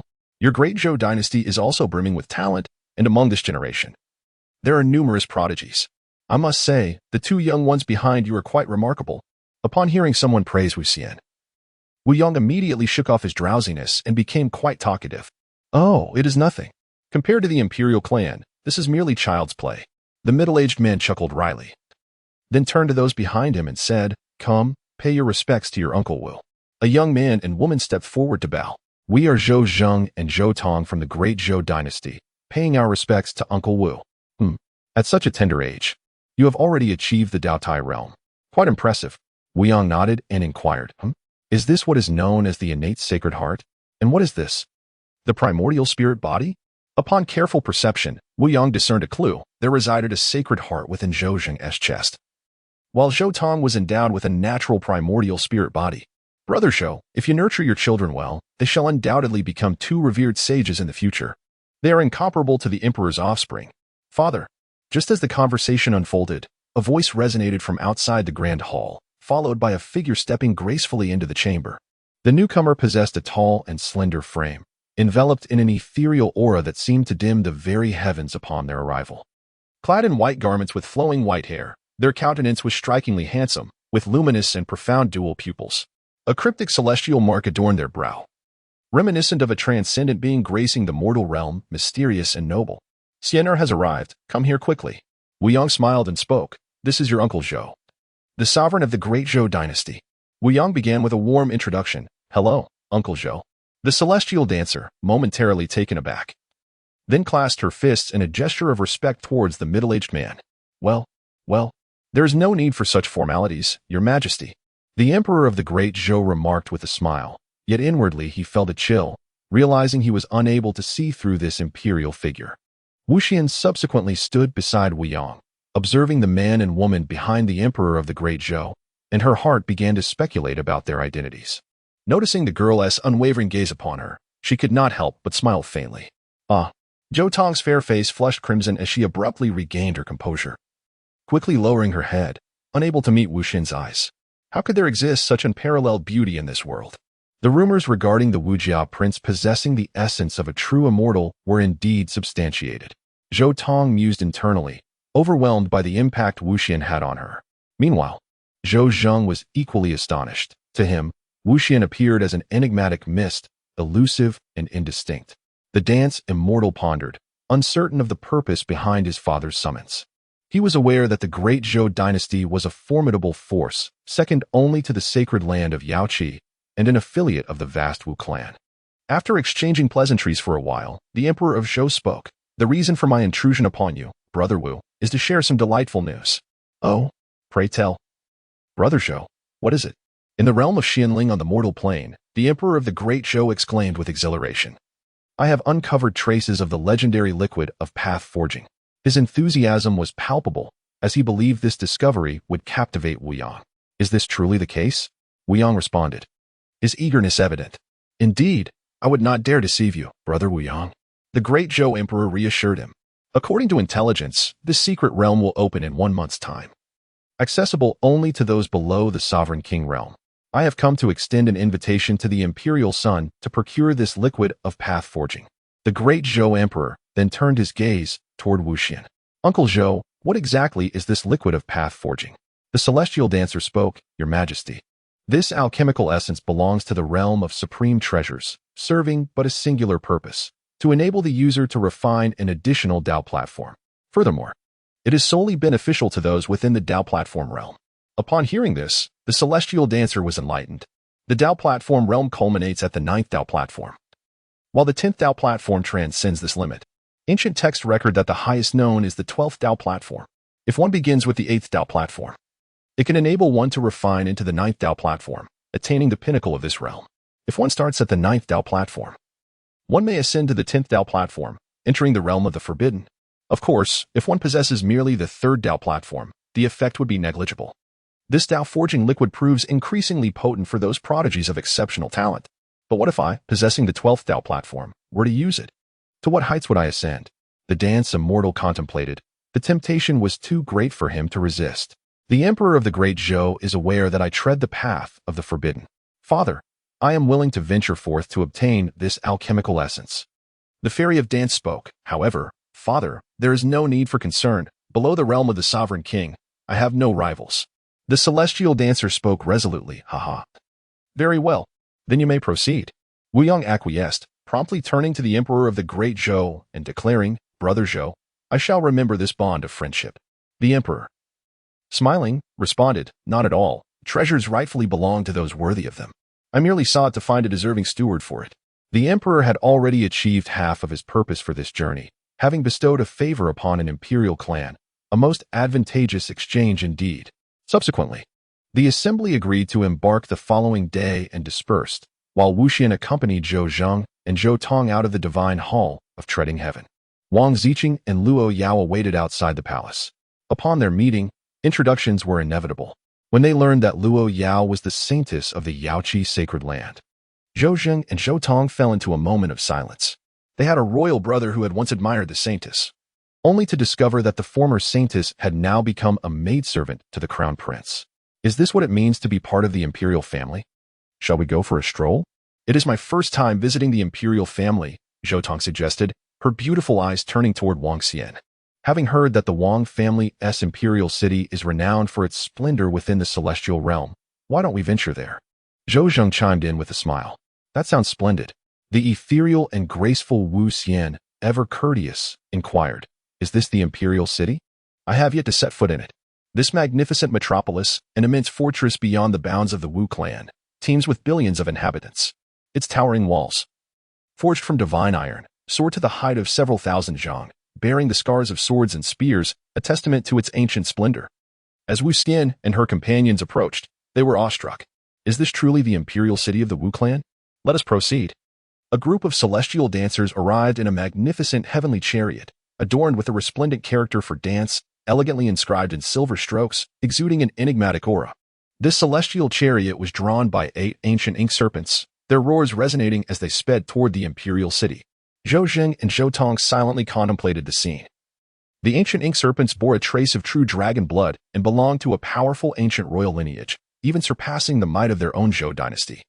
The sight of 8 such formidable creatures laboring to pull the chariot illuminated their understanding of the imperial family's overwhelming dominance. As the heavenly chariot soared through the skies, the onlookers below witnessed a throng of people entering the city, with each entrance forming a lengthy queue. 8 gates were guarded by soldiers from the Lord's mansion, bustling yet orderly. Ancient ink serpents? Who would dare to employ a royal lineage to draw a chariot? They intended to enter the imperial city from above?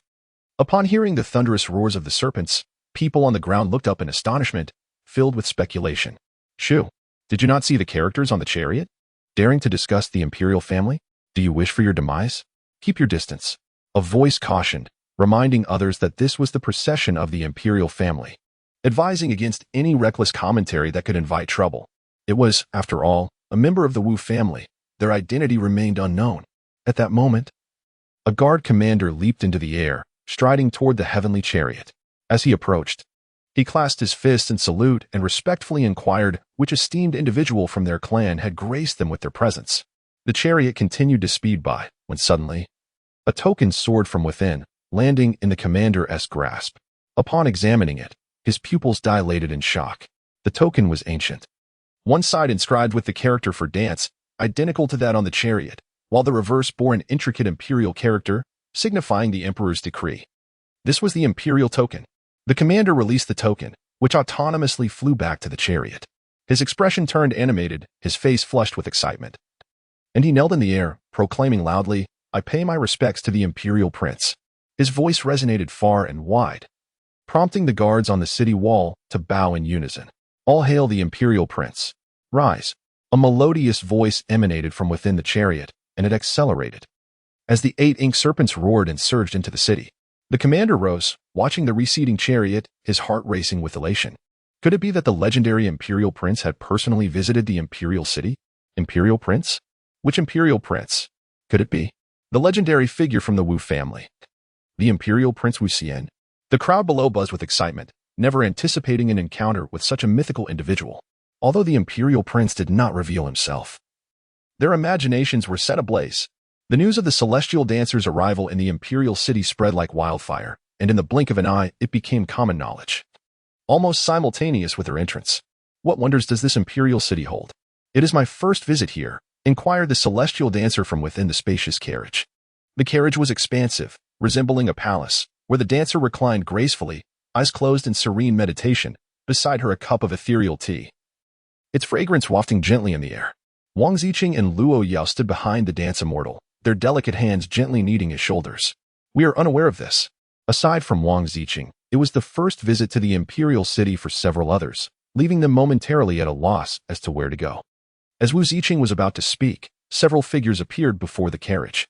One of them, a youth with a delicate voice and overly fair complexion, addressed them. Is the esteemed heir of the Wu family within? Beside him stood 2 men and a woman, all adorned in luxurious attire and exuding an extraordinary aura. Who would dare obstruct the carriage of the Wu family's heir? Have they lost their minds? Someone exclaimed in astonishment. Hush. I told you not to speak recklessly. It seems you are courting disaster. Another individual interjected, their tone laden with exasperation towards their junior. Hey, senior brother, I just emerged from seclusion. With your vast experience. Do enlighten me. The reprimanded disciple, unfazed, responded with a grin. You.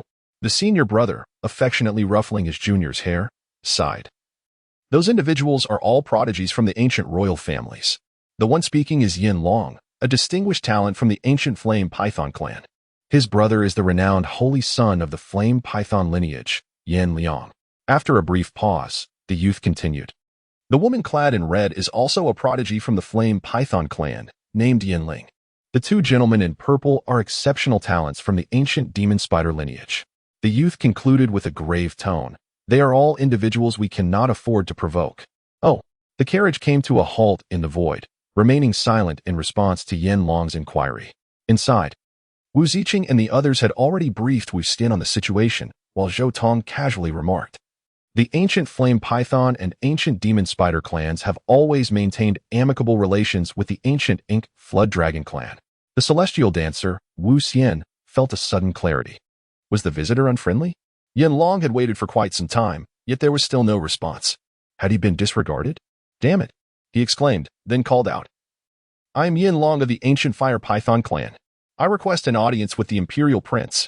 His voice, amplified by spiritual energy, resonated powerfully, reaching far and wide. The spectators grew in number, encircling the scene until it was utterly packed. Unfortunately, the 8 ink-colored dragons remained stationary, roaring, but the carriage showed no sign of acknowledgement. Wu Xian, what do you mean by this? Do you look down upon my Fire Python clan and refuse to grant me, Yin Long, the respect I deserve? Yin Long and his companions had initially intended to provoke Wu Xian, yet now they felt they were the ones being mocked in front of such a large audience. No longer willing to feign indifference, he spoke with fury, his tone no longer gentle. They unleashed their spiritual pressure, an overwhelming force of the Tao platform realm erupting forth. With Yin Long himself reaching the pinnacle of that very realm. At that moment, a voice emerged from within the carriage. Imbued with a languid clarity and an air of boundless arrogance. Why should this imperial prince grant you any favor? The crowd was taken aback.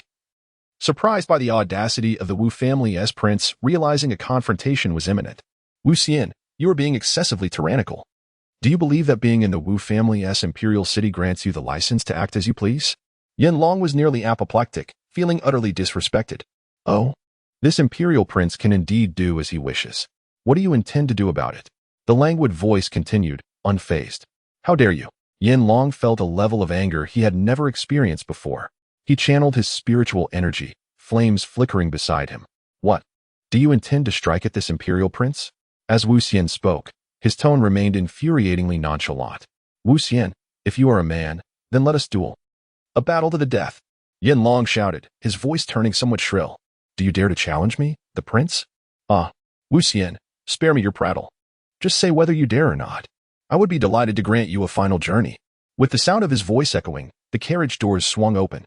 Several figures emerged, the foremost being a young man clad in resplendent white robes, his crystalline white hair flowing elegantly, his tall stature radiating an ethereal aura. For a fleeting moment, one could catch a glimpse of his visage. His striking dual-colored eyes shone with brilliance and depth, a beauty unmatched. Following him were a man dressed in a golden python robe, his countenance resolute, and 3 women, one in a gown of gold, enchanting in her beauty, while the other 2 surpassed the realm of mere beauty, captivating all who beheld them. Since you are so eager for death, I shall gladly fulfill your wish. In the void, the enchanting figure of the dance immortal stood, exuding an air of mystery and nobility, casting a slight smile towards the flame dragon. Ah, is this truly the heir of the dance clan? So handsome. I had never encountered anyone with such ethereal grace. The air is indeed unparalleled. I feel as though I am in love. I can do it too. Suddenly, I find my senior brother less appealing. A group of on-looking female cultivators erupted with excitement, chattering animatedly while pointing at the dance immortal. Although the male cultivators were equally astonished by the immortal's appearance, their focus was primarily on the immortal's formidable power. This air, I find utterly inscrutable. It is as if enveloped in a perilous mist. Such as the legendary double pupils. Terrifying. Can this flame dragon truly measure up? Ha ha. I am eager to see how you will fulfill my desires. Listening to the surrounding discussions, the flame dragon appeared frenzied, clearly driven to the brink of madness. Let the battle commence. The celestial dancer, Wu Xian, yearned for expedience. At that moment, a woman clad in purple emerged behind her, addressing Wu Xian with urgency.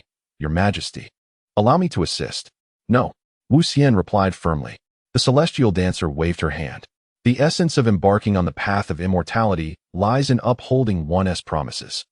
The esteemed prince proclaimed he would escort him, and thus, he must fulfill that vow. You shall meet your demise, celestial dancer. The sharp voice of the flame dragon accompanied the force of his fist. Boom. A resounding explosion echoed alongside a cry of anguish. It was evident that the flame dragon's fist was seized by the celestial dancer's singular hand, rendering it immovable. Subsequently, that delicate and crystalline hand tightened fiercely. The flame dragon's hand was utterly crushed. How could this be possible? He belonged to the ancient royal lineage, possessing physical strength that far surpassed his peers. To have his fist crushed so easily, this defies logic. What do you mean, this defies logic? Our esteemed prince is a being of chaotic origin. Yet you brutish men fail to see it, making such a fuss. What do you mean, your esteemed prince? He clearly belongs to me. You shameless harlots. The esteemed prince is solely mine. Dare to covet him, and I shall tear your mouths apart. I shall claw you to death. A group of male cultivators stood in stunned silence, gradually distancing themselves from the scene of the incident. The dance immortal pulled back, yanking the inferno dragon towards her. And then, with a swift kick, sent him hurtling through the air like a cannonball. A heart-wrenching scream escaped his lips as the force of her strike shattered his internal organs. Inferno dragon! Cried the watching flame spirit, rushing to catch the flying inferno dragon. The tremendous impact caused both of them to retreat hundreds of feet in the void before they finally steadied themselves. Such formidable strength. Inferno dragon. We are no match for her. She must have disowned something earlier and intentionally provoked you into action. It was all a deliberate ploy from the very beginning. Flame Spirit gazed at the half-destroyed Inferno Dragon in her arms and spoke. Dance Immortal, how ruthless you are. Flame Spirit exclaimed in despair. Have you forgotten what you initially intended to do? How absurd. He has repeatedly vowed to take my life. The ethereal dancer traversed the void, moving towards the direction of Yinling and her companion. Are you now filled with resentment towards me? What are your intentions? Yinling's heart trembled as she beheld the approaching figure of the dancer. The dance fairy has lost her inclination to speak. If you truly slay the flame dragon, my clan, the fire python, shall not let this matter rest. The dance immortal remained unfazed, merely smiling as she observed her approach with increasing proximity. Yinling grew anxious, realizing that the dance immortal was impervious to persuasion. The elder brother of Yin Long is the holy son of our clan. Should you take the life of his younger brother, he shall not let you escape unscathed. The dance fairy's smile remains unchanged.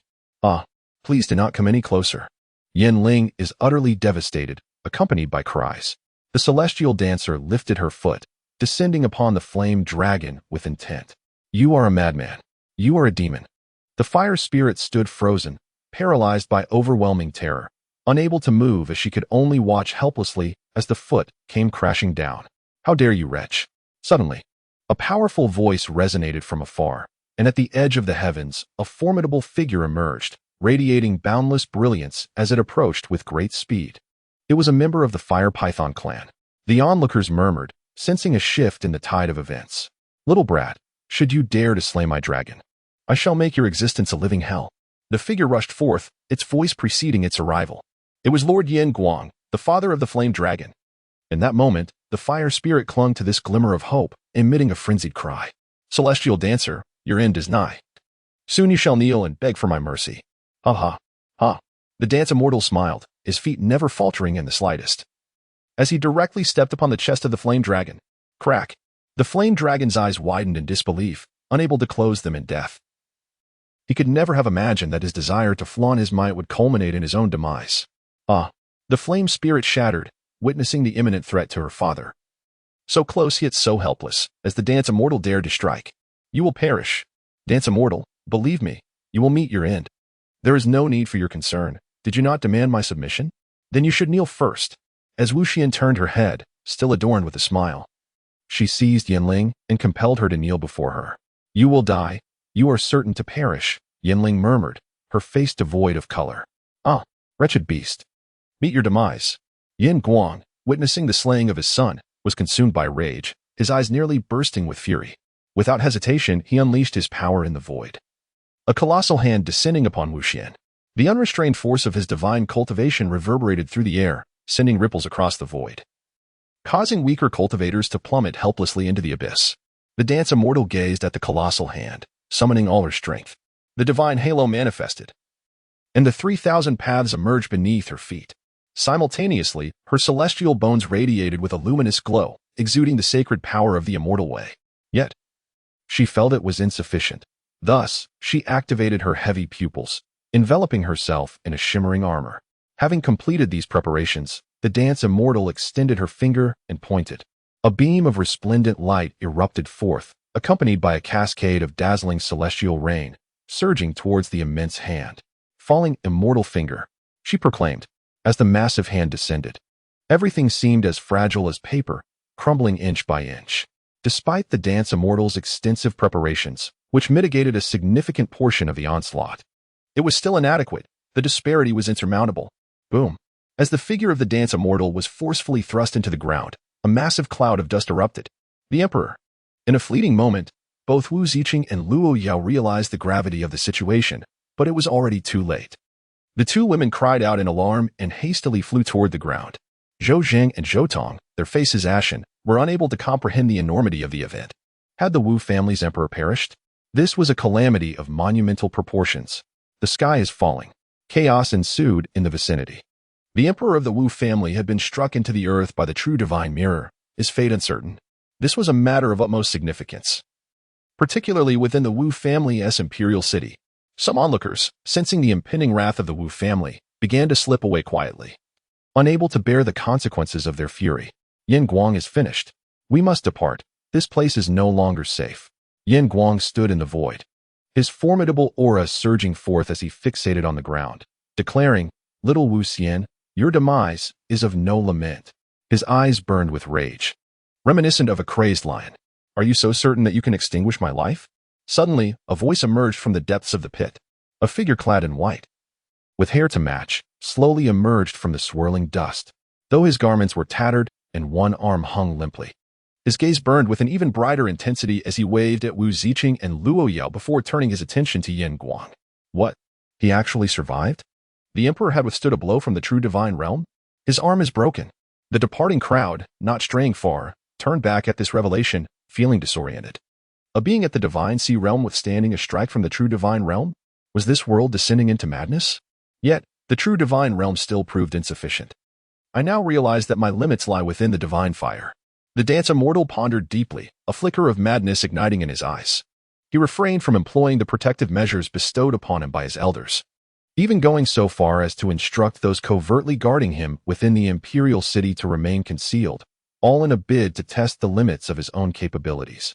The celestial dancer summoned her extraordinary dual pupils. Her left eye shimmered, and a milky white radiance cascaded forth, enveloping her arm. With a crack, her severed limb writhed, rapidly regenerating. And in the blink of an eye, it was restored to its original state. Such an astonishing dual pupil. This is a position of invincibility from birth. Truly, a legend of invulnerability. The dance immortal gracefully ascended into the air, moving her arms and casting a glance at Yin Huang, a cruel smile gracing her lips. "Old fool, what can you do to me?" Yin Huang's pupils constricted sharply. The dance immortal was exceedingly enigmatic, of noble lineage, and possessed myriad tactics, far beyond the capabilities expected of someone at the divine sea realm. His previous strike, nearly exerting all his strength, had merely severed one of her arms, which had already healed in an instant. A sense of retreat welled up in him. This was the imperial city of the dance clan, and having failed to land a blow, he feared he might not be able to leave unscathed. Yin Huang cast a profound gaze at the dance immortal, seized his companions, and turned to depart.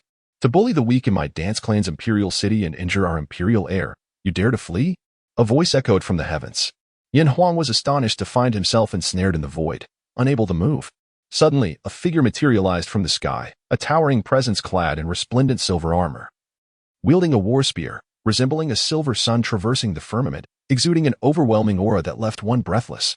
It was a grand commander of the imperial city, a divine king, invincible beneath the holy realm. "Yin Huang is finished. Greetings, imperial heir." The grand commander saluted the dance immortal with a fist salute, to which she nodded in acknowledgement. Yin Huang observed this scene, his heart quaking, and managed to speak. As a divine king, do you truly intend to rely on your cultivation to strike at me? Huh. What a farce. You, a true god, dare to bully our divine sea realm heir, and yet you utter such words? Where is your dignity? Is the Yin Mang tribe filled with such characters as yourself? The Grand Commander laughed heartily, finding Yin Huang utterly ridiculous. The dance immortal has slain my son. Yin Huang spat bitterly. A jest. Were you not aware of the life and death duel we agreed upon? He killed my son, and thus he must perish. If not for his protective artifact, he would already be dead. Yin Huang bellowed, having cast caution to the wind. Ignorant fool.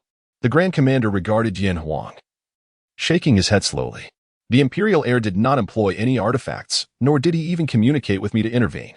Otherwise, how could a mere true god dare act under my very nose? The onlookers suddenly grasped the gravity of the situation. The dance clan's heir was indeed ruthless. He was playing with fire. His skill was formidable, resisting a true god's strike without relying on external aid. And quite handsome, too. Impossible. You are deceiving me. I see your intent. You wish to disrupt my resolve. Yin Huang shouted, refusing to believe that someone could truly withstand a true god at the divine sea realm. Do you think I am worth your deception?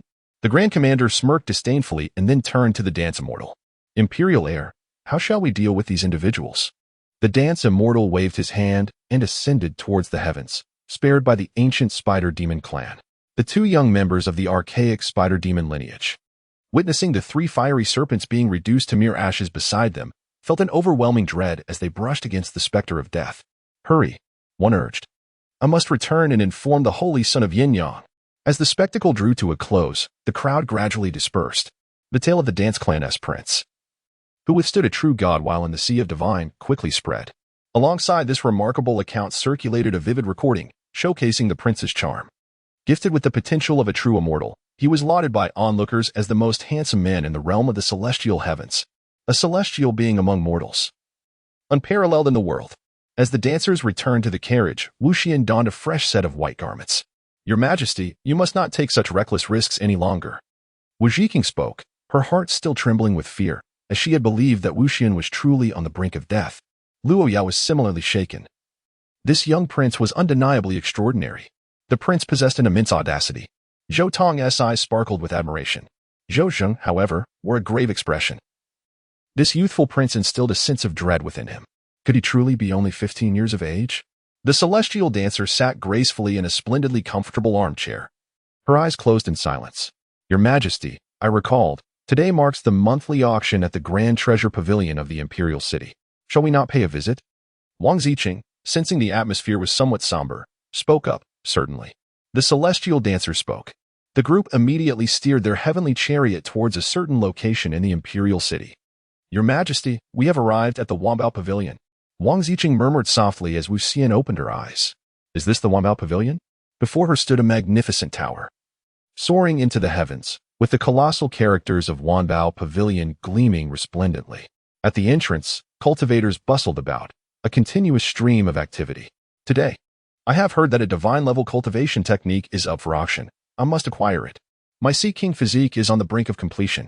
The Sea Spirit Pearl is destined to be mine. I am determined to bid for the soul-nourishing herb. I must save my grandfather. Upon their arrival at the entrance, a maid greeted them with a sweet smile. Are you here to attend the auction as well? Indeed. Please escort us to the Wu family's private box. Wang Ziqing inquired. Are you the esteemed elders of the Wang family? May I see your credentials? The maid, upon hearing this, became even more humble, for she could not afford to offend someone of the emperor's lineage. As Wu Ziqing produced the DZ Ling, the maid's pupils dilated in shock, unable to contain herself, and she let out a startled gasp. Wu Xian cast her gaze upon her. It turned out to be the esteemed presence of the divine prince. The maid, unacquainted with such grandeur, recognized her fault and bowed in contrition. The maid, on the brink of kneeling, recalled the momentous events transpiring in the imperial city that very day and hastily offered her apologies. No matter, please lead the way. Yes, the divine prince, please follow me. The entourage followed the maid as she ascended to the second floor of the grand hall. Divine prince, this is the imperial class private box of the Wu family, the maid announced, opening the opulent doors and bowing her head. You may leave now. As Wu Ziqing spoke, Wu Xian had already entered the private room, followed in succession by several others. My lord, the servant is just outside. Please do not hesitate to summon me should you require anything. The maid closed the door, exhaling a sigh of relief as she patted her chest, exclaiming, "That nearly frightened me. I actually encountered the imperial prince of the Wu family. However, he is truly handsome." She quickly silenced herself, glancing around to ensure no one was paying attention, and discreetly stuck out her tongue. The private room, indeed, was lavishly prepared by the Wandao Pavilion specifically for the imperial family. It was extraordinarily opulent, spacious, and adorned with rare treasures, exquisite fruits, fine wines, and sumptuous dishes laid out across the table. Furthermore, the room was imbued with a formation that provided a broad view, allowing those within to observe the entire auction venue, while those outside could not see inside. The soundproofing array was impressively effective. Truly, the imperial suite lived up to its esteemed reputation. Zhou spoke up, noting that the Wanbao Pavilion had branches throughout the immortal domain, including in his own Dazhou imperial city, yet his family did not enjoy such privileges. Just as Wu Xian and the others entered the private room, a young maid dressed in the garb of a servant knocked on the door outside a quiet chamber on the top floor of the Wanbao Pavilion. "Come in." A melodious female voice called out, and the maid promptly entered. "I greet you, miss." Inside, two enchanting figures were present. One sat at the table, perusing the list of auction participants with a furrowed brow. She appeared to be around 15 or 16 years old, clad in a flowing red dress, her beauty radiant, exuding the essence of a captivating maiden. The other figure stood by the window, dressed in white, her silhouette graceful, her long legs striking and elegant. Her flowing hair was casually tied with a silver ribbon, cascading down to her shapely figure. She gazed out the window, seemingly lost in thought, oblivious to the maid's presence. "Xiaoqing, what is it?" The young woman in red set down the list and lifted her beautiful eyes to regard the maid. "Miss, the imperial prince of the Wu family has arrived at our Wanbao Pavilion. He is currently in the imperial suite." Which imperial prince from the Wu family? "It is the one who slew the flame dragon and withstood a true divine strike while in the divine sea realm, Wu Xian." "What? He has come as well? Did he mention anything?" "Nothing. I understand. Xiaoqing, you may leave now. Inform Uncle Fu to personally receive him. Should there be any changes, report to me immediately." "Yes, miss." The maid complied and departed, closing the door behind her. "The imperial prince of the Wu family has indeed arrived," the young woman in red murmured. "The imperial prince of the Wu family? Who is that?" At this moment, the figure by the window spoke, turning to reveal her visage. What a breathtaking beauty she was. Her features were exquisite, unadorned by makeup, her brows and eyes like a painted masterpiece, radiating an air of aloofness. A crescent moon mark graced her forehead, reminiscent of a goddess of the moon, standing apart from the world. "Sister Nalan, you are so beautiful. Each time I see you, I am utterly astonished. If only I could possess even half of your beauty." The young girl rose and grasped the sleeve of the woman in white, playfully exclaiming, "You are so sweet-tongued. Surely, you will outshine your sister in beauty in the future." The woman in white smiled, extending her delicate, fair hand to gently tap the girl's forehead. "You haven't even mentioned the dance family's young master. Sister Nalan, you are so devoted to your training, completely oblivious to the world outside. Of course you would not know of this young master." The girl in red replied with a playful grin. "Stop keeping me in suspense." The woman in white cast a sidelong glance at the girl, exuding charm and grace. "This young master of the dance family is quite remarkable. At just 15, he has consecutively shattered the records for both the mortal and celestial realms. It is said he has opened an unparalleled divine ocean, and today, upon arriving in the imperial city, he effortlessly defeated a peak genius of the Flame Python clan in a single strike. The most astonishing part is that he withstood an attack from a true god and lived to tell the tale." "I don't believe it," the woman in white replied coolly. "No one can contend with a true god in the divine ocean. I too think it's exaggerated, yet many have witnessed it firsthand. It's merely a ploy for attention. Moreover, Sister Nalan, as the moon goddess body, can you guess what this young master possesses? Could he possibly be the solar god body?" The woman in white frowned, her expression intriguing. "Ha, not at all. If he were truly the solar god body, he would be a perfect match for you. Besides, wouldn't he agree to that?" "Do not mention that fellow. It's utterly vexing. I have no connection with him whatsoever." Ha. "Even when you are angry, you are so beautiful. I truly wonder who will benefit from that. Oh dear girl, I believe you are in need of a lesson." "Ah, sister, I'm sorry. I promise I won't do it again." The two women began to playfully tussle. "Quickly tell me, what is the story behind this young master of the dance family?" "Sister, Are you so eager to inquire about him because you have some intentions? By the way, this young master is also said to be the most handsome man in the celestial realm, possessing the potential of a true immortal. He would be a perfect match for you. Upon hearing this, the woman in white raised her hand as if to strike. All right, sister, I will tell you. It is said that this young master possesses 3 extraordinary physiques, truly unparalleled. Otherwise, given the character of the dance family, how could he be designated as their young master? 3 physiques? Indeed. Who in the immortal realm is unaware of this? I suspect you are the only one who does not know. What kind of physiques? Far superior to any solar god body.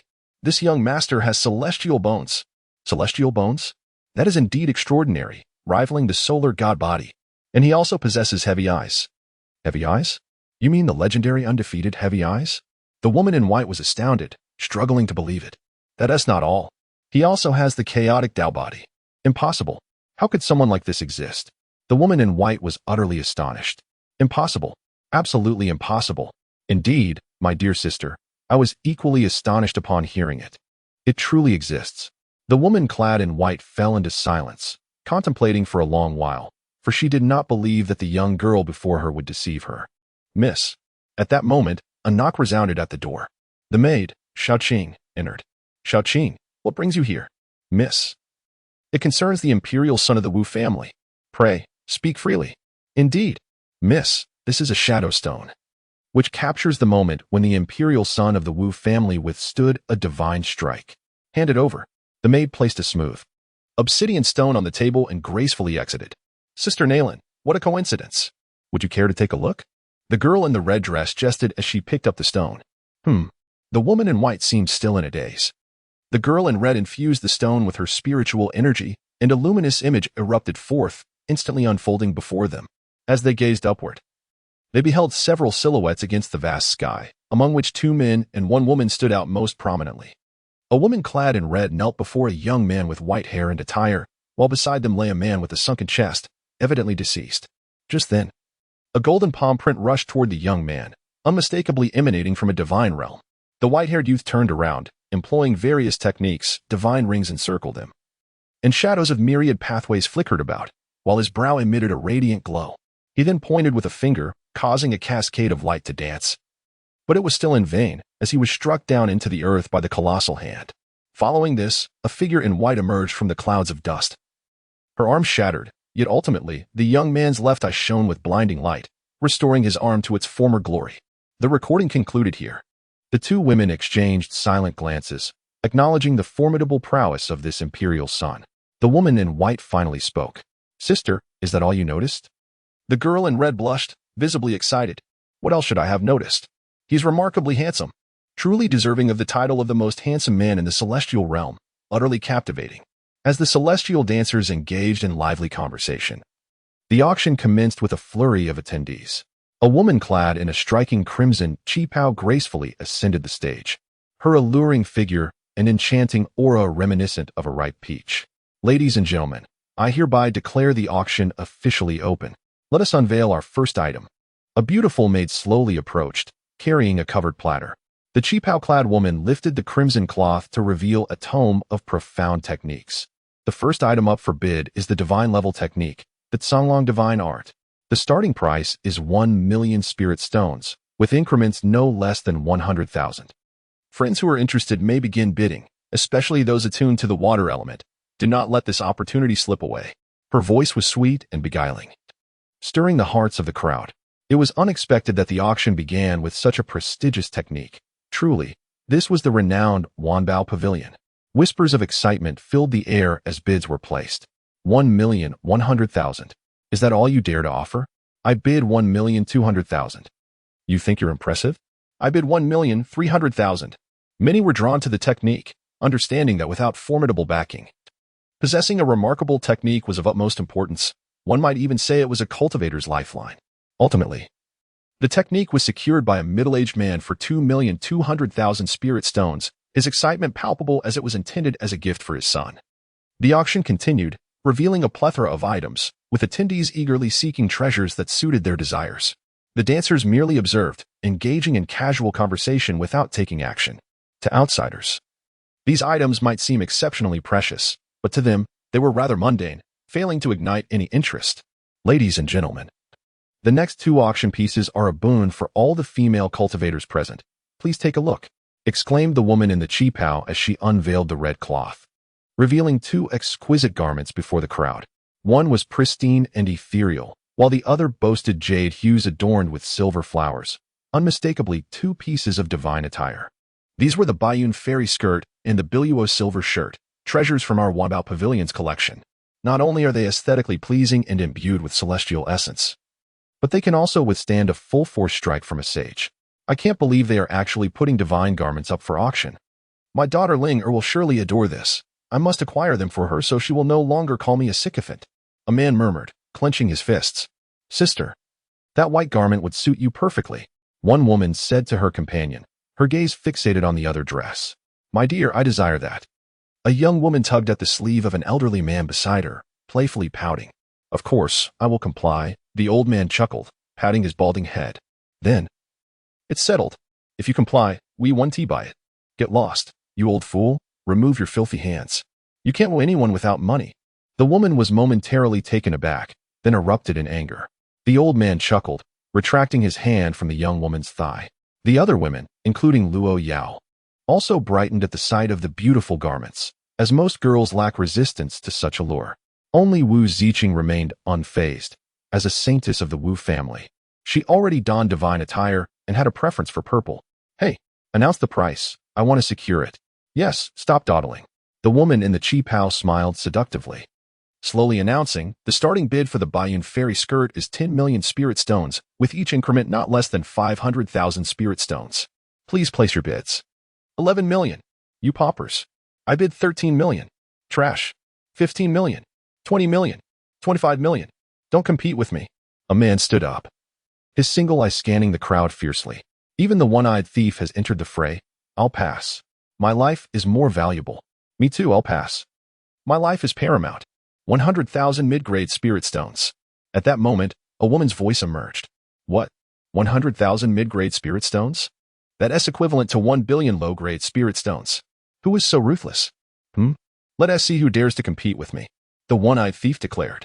As the crowd turned to see, they realized the voice emanated from a luxurious private box, prominently labeled with the name Qingwei Dynasty. The Qingwei dynasty has entered the bidding. We stand no chance. Could it be Princess Qingwei? I have heard that she has also arrived in the imperial city. The one-eyed old ghost, upon sensing the atmosphere, promptly took his seat. 1 million mid-grade spirit stones for the Qingwei dynasty. Does anyone wish to make a bid? The woman in the Chongsam spoke, but no one responded. Very well, I shall announce, hold on.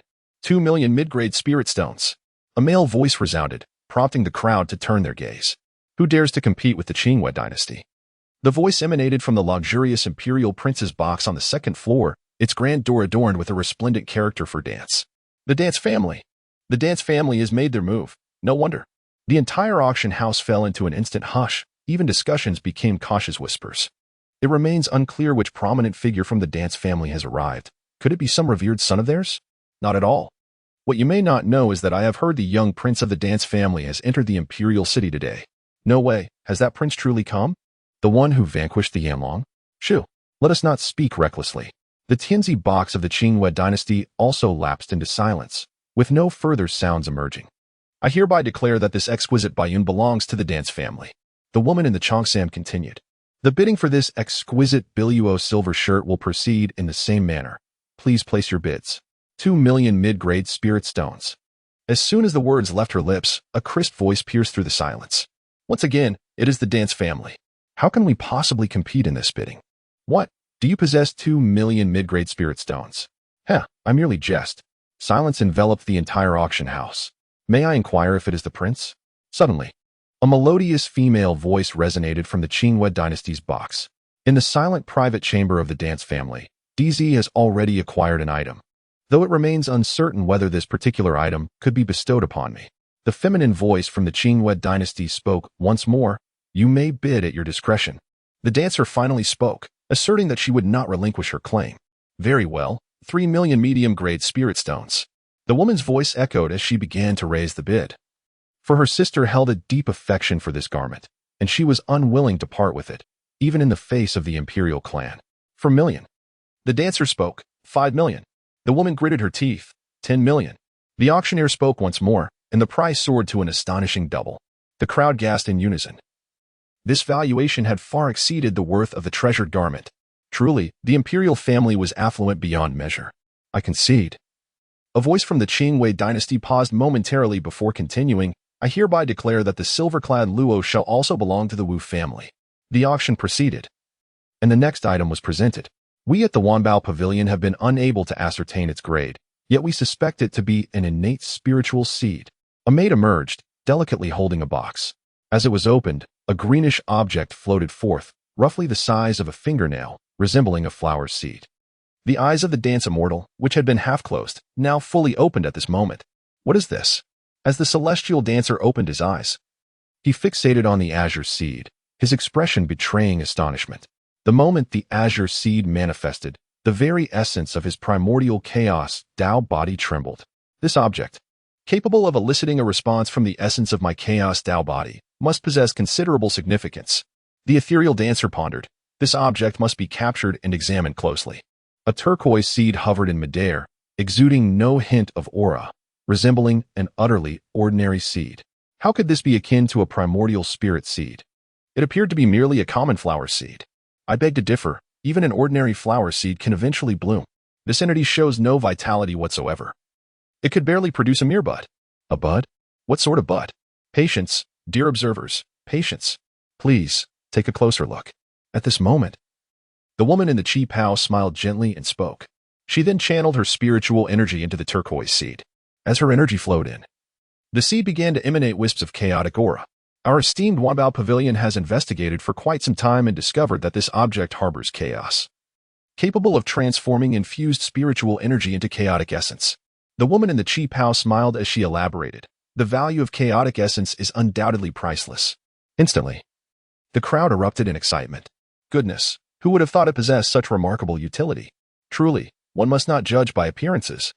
Chaotic essence is the very power that cultivators yearn for. If I could acquire it, my foundational potential could multiply exponentially. This is a treasure beyond measure. The crowd eagerly prepared to bid, indifferent to the seed's nature. The mere ability to produce chaotic essence was sufficient to drive them into a frenzy. Furthermore, it was a complete frenzy. Observing the crowd's heightened enthusiasm, the woman in the Chi Pao alluringly declared, the base price for this item is 1 million high-grade spirit stones, with each subsequent bid no less than 100,000 high-grade spirit stones. Goodness! Such an exorbitant price. Why not just steal it? Alas, my entire fortune wouldn't suffice for a single bid. Alas, upon hearing this price, some individuals were instantly disheartened. Such costs were clearly beyond their means. Yet, others resolved to take a chance, for the allure of chaotic essence was too tempting to resist. 120,000. 120,000 for such a treasure? You must be joking. 130,000. Fool. I bid 150,000. I offer 180,000. I bid 2 million. A soft feminine voice resonated from the esteemed Tianzi private box. I bid 3 million. The crowd gasped. The Qing dynasty had entered the fray. For million. Indeed. The Wu family had also taken an interest in this item. For million? Humph. My Wang family bids 5 million. A brazen voice echoed from the second floor. The crowd turned to see yet another imperial box. The imperial clans. The Wang family. Such noble lineages are rarely seen together. Why have two appeared today? The Wang and Wu families are arch-rivals. A confrontation seems inevitable. This promises to be an intriguing spectacle. The Qing dynasty discerned the unfolding drama and ceased to raise their bid. Indeed, I heard that person speak again. Others may fear your dancing house, but my Wang family does not. This treasure shall belong to my Wang family today. 1 million. The Wu family made a direct offer. 15 million. The Wang family is stubbornly holding on. 20 million. 25 million. Emperor Z, it seems the Wang family is intentionally targeting us. Within the private room, Wu Ziqing exclaimed in frustration. No matter. Let us indulge them a little. 1 million top-tier spirit stones. Has the Wu family gone mad? They actually bid 1 million top-tier spirit stones. I have never witnessed such a sum in my lifetime. Inside the Wang family's room, a handsome young man, upon hearing this, turned to the elder beside him and chuckled. Has the Wu family truly lost their composure? It seems that esteemed Emperor Z is not as formidable as proclaimed. All this talk of resisting the true God realm appears to be nothing more than a self-scripted performance by the Wu family. The elder responded. To withstand the true God realm from the divine sea realm is indeed a bit exaggerated. Even novels would shy away from such a portrayal. Humph. Today, I shall make that Wuxian realize that there are always greater powers beyond. 1 million top-tier spirit stones? Who are they trying to intimidate? My Wang family will bid 2 million. As the crowd witnessed this spectacle, it was indeed a clash of titans. 3 million. The auctioneer declared for million. The Wang family countered fiercely. The two parties incessantly raised their bids, and in an instant, the price soared to 10 million. 10 million exquisite spirit stones. While the treasure is indeed remarkable, it hardly justifies such an exorbitant price. What extravagance! What do you know? This transcends mere value. It pertains to the honor of both families. What a prodigal! 50 million exquisite spirit stones. As the ethereal Xian spoke, an additional 40 million was added. Within the Wang family's private chamber, the young man's expression darkened. He had not anticipated that Xian would prove so formidable. 50 million was already the utmost limit he could mobilize. The elder beside him interjected, "Young master, perhaps we should concede." Concede? How can we concede? We cannot concede. The young man rose and strode towards the door of the private chamber. Suddenly, the door of the Wang family suite swung open, revealing a young man clad in luxurious robes, none other than Wang He, the younger brother of the first holy son of the Wang family. The first holy son was indeed a rare solar divine body, a figure of significant stature. Disregarding the murmurs of those around him, Wang He stood on the expansive corridor of the second floor, addressing the Xian family suite. "Xian, this is becoming rather dull. Do you dare to emerge and wager with me?" With a creak, the door of the Xian family suite opened to reveal a breathtaking young woman in a purple gown, followed by several figures. 2 men and 3 women, all strikingly beautiful and imbued with formidable presence. At the forefront stood a man in white, with flowing white hair and an unparalleled visage, exuding an aura of celestial grace. Was this the Xian family's illustrious heir? How stunning! Indeed, it was not just the ladies who found him mesmerizing. Even I, a man, must admit his striking appeal. "You are Xian? You possess quite the exquisite appearance. Though I wonder how your strength measures up." Wang Yi taunted. "Time is of the essence for me. Esteemed heir, speak, how shall we wager?" "Quite simply, let us battle. The victor claims the treasure for 50 million, while the loser must proclaim thrice, 'I am a great fool.' Do you dare?" Before the celestial dancer could utter a word, Wang Yi spoke again. "It is said that you once withstood a true deity's might. As a mere king's realm cultivator, you cannot possibly fear me. If you are indeed afraid, simply concede. I shall not hold it against you." Wang Yi raised his head high, exuding arrogance. "Heh, I am open to a wager. But I have one condition." The celestial dancer spoke. "Speak." The defeated party, in addition to loudly declaring 3 times, "I am a great fool," must also produce 1 billion exquisite spirit stones. What say you? This, surely, as a distinguished young master of the Wang family, you can afford such a modest sum of spirit stones, can you not? The enchanting dancer, with a smile, began to speak. The old man, having appeared by Wang He's side without notice, hurriedly interjected, "Young master, this dancer may pose a problem." "What problem?" Wang He retorted. "Watch as I reduce him to nothing." With a clenched jaw, he declared, "Damn it, 1 billion it is. I accept your wager. Dancer, you shall undoubtedly regret this.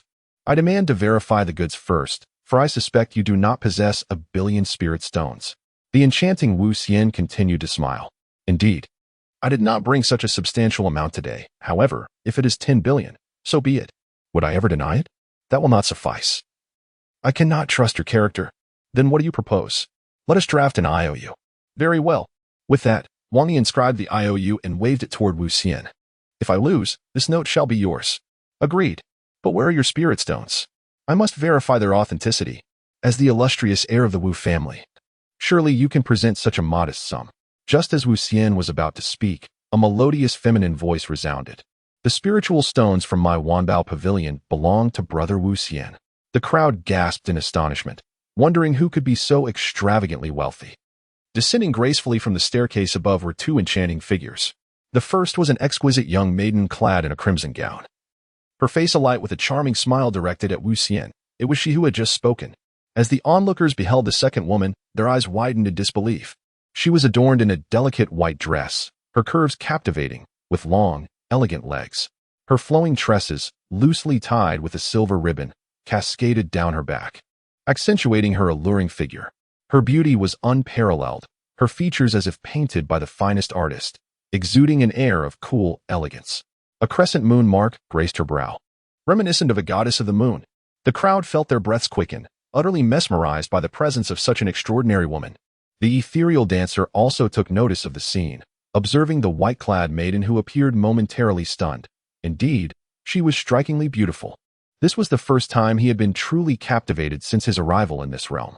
Just then, a voice interrupted the dazed onlookers. "Sister-in-law, greetings." It was Wang He, calling out as he hurried towards the white-robed woman, his face alight with joy. He had not anticipated that his sister-in-law would also be in this imperial city.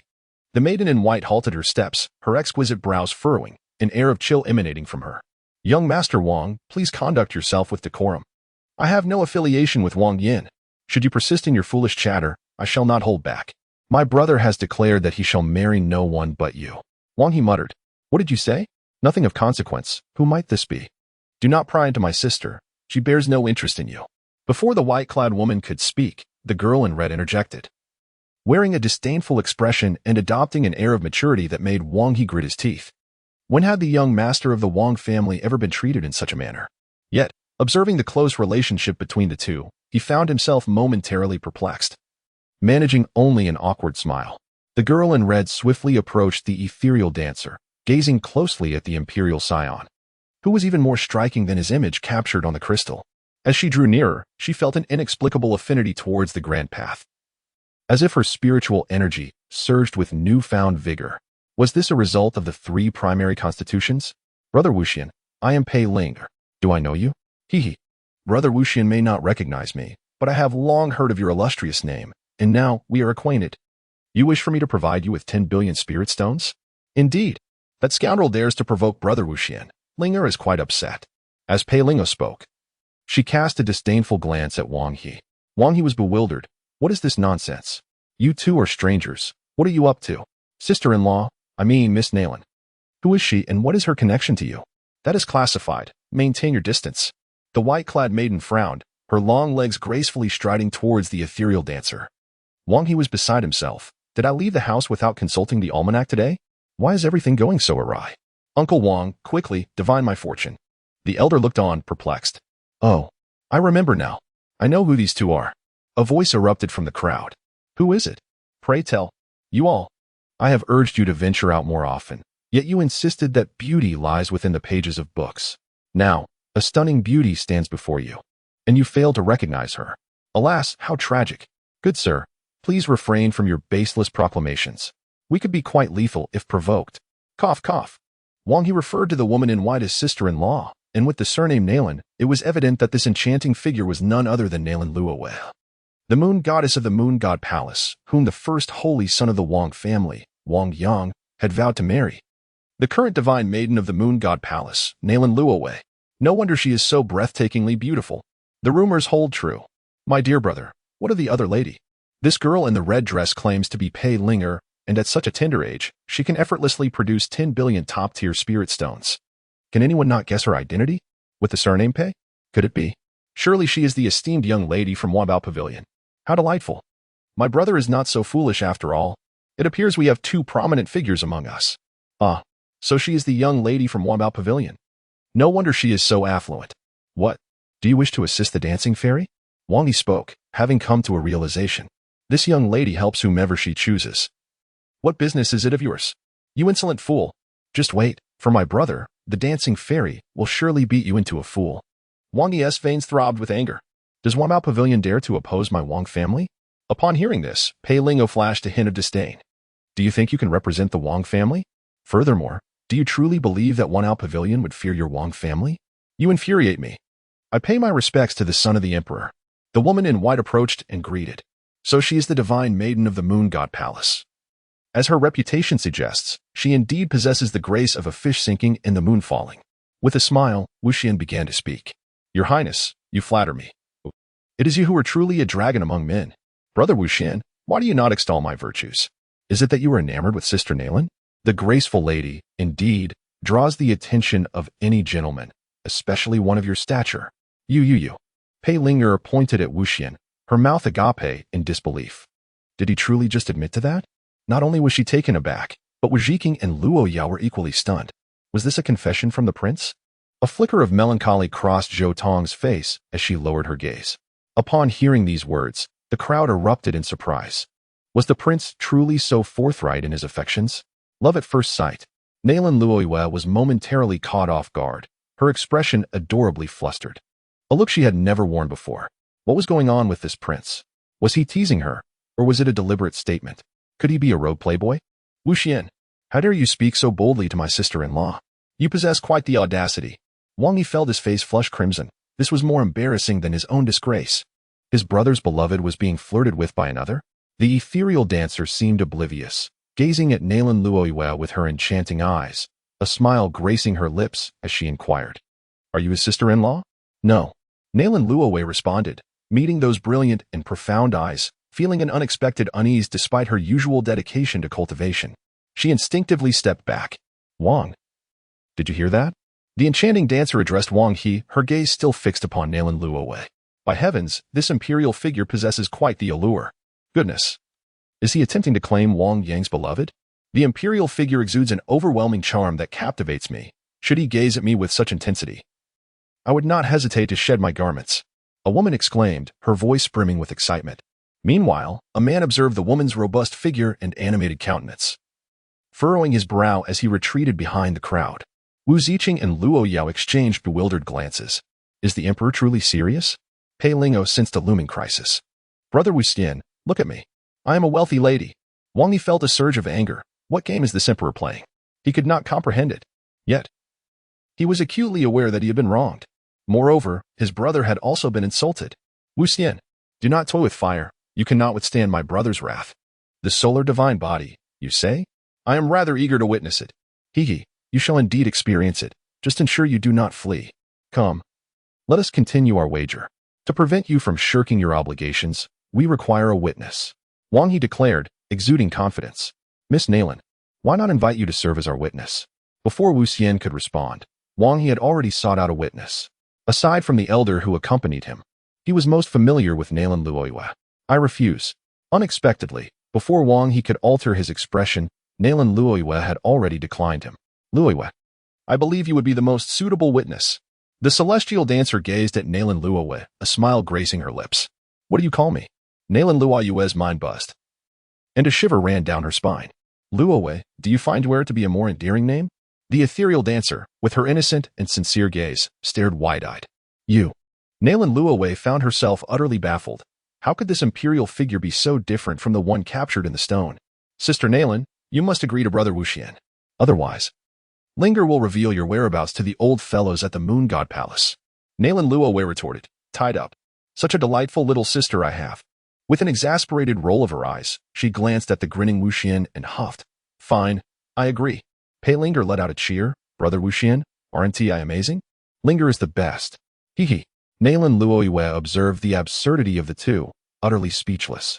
Wang He, watching the scene unfold, nearly succumbed to exasperation on the spot. Brother, it seems the younger sibling is lacking. I fear the sister-in-law cannot be saved. The crowd followed the two contenders into the bustling street. Wu Xian, do not blame me for using my strength against one so young. Wang He could hardly wait. He was determined to alter the course of this day. With a decisive step forward, a surge of power from the king's realm erupted alongside a milky white spiritual energy. No wonder he bore such audacity. Achieving the king's realm in his 20s, his spiritual energy was dense, indicative of a solid foundation.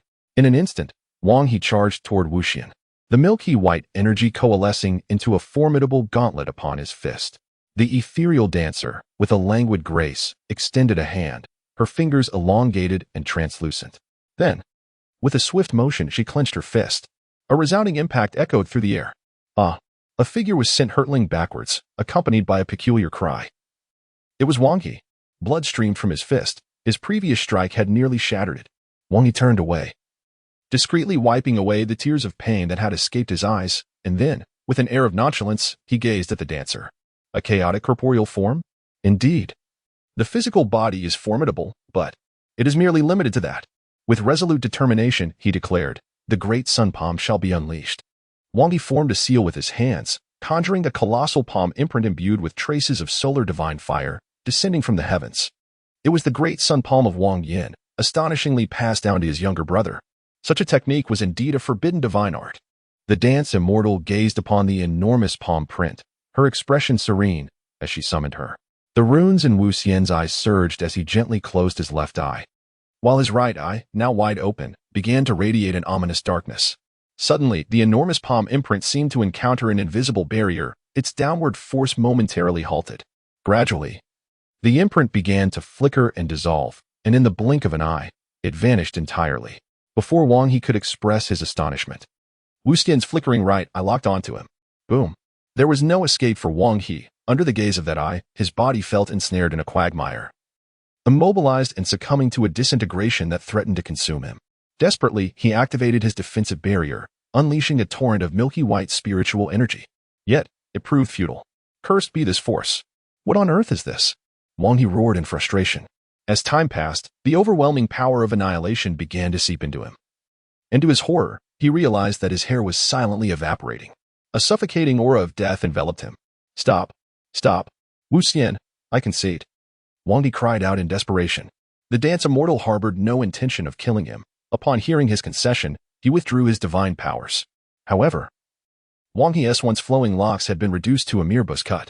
Is this the essence of the dual pupils? How terrifying.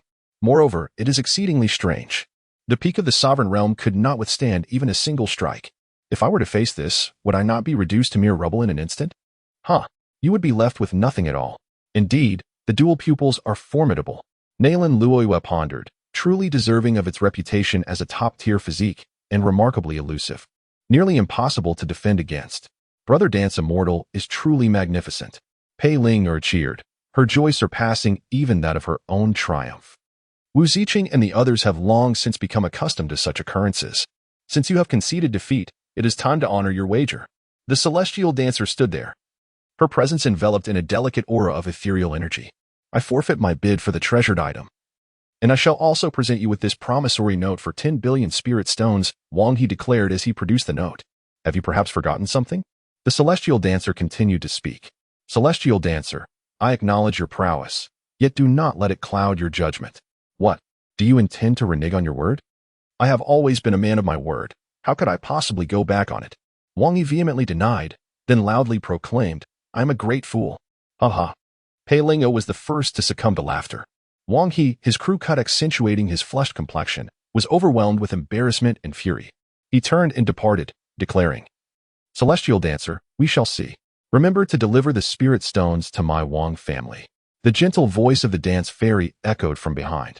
Wang He paused momentarily at the sight of her retreating figure, but soon continued on without hesitation, vanishing from the view of the crowd alongside the elder. The celestial dancer has taken the seeds, and with this matter resolved, she prepares to return to her clan. For the descent to the mortal realm is but 2 days away. Brother Wu Xian, when shall I see you again? The young girl wore an expression of poignant sorrow, clearly reluctant to part. Is this not the essence of love at first sight?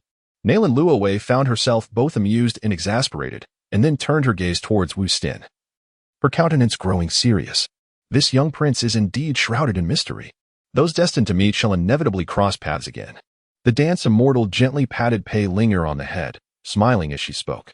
Upon learning of this matter, Wang Yao is likely to take action against you. Nalan Luoyue interjected, feeling that this issue was of great significance to her. This emperor shall await his move. With a smile, the dance of the celestial beings was indifferent. A sun god body, though formidable, was still inadequate in his eyes. That Wang Yao had indeed encountered extraordinary fortunes, possessing the blazing sun celestial fire. Nalan Luoyue continued, Oh? The blazing sun celestial fire, rank 36 on the celestial fire list? Quite intriguing. The dance immortal remains nonchalant, seemingly unfazed. The solar divine body combined with the blazing sun fire is not merely a matter of 1+1. Your underestimation is misplaced. Do you truly believe you can surpass this imperial prince's dual pupils and celestial bones? The celestial dancer spoke with unwavering confidence. Nalan Luoyue fell silent. Indeed, what constitution in this world could possibly rival that of the person before her? At that moment, the celestial dancer suddenly approached, her voice gentle. Luoyue, are you expressing concern for me? Nalan Luoyue was startled, hastily retreating a step, her face flushed with embarrassment, her long, delicate legs tensed. And the icy demeanor she once bore vanished completely.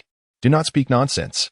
The ethereal dancer, with a gentle smile, chose silence, waving her hand as she made her way towards the celestial carriage. Sister Nalan, do you perhaps harbor feelings for Brother Wuxian? If it were you. Lingo would not mind at all. The two women gazed at the distant carriage, and it was Lingo who broke the silence. Lingo, it seems you have also been led astray by that Wuxian, retorted Nalan Luoyue.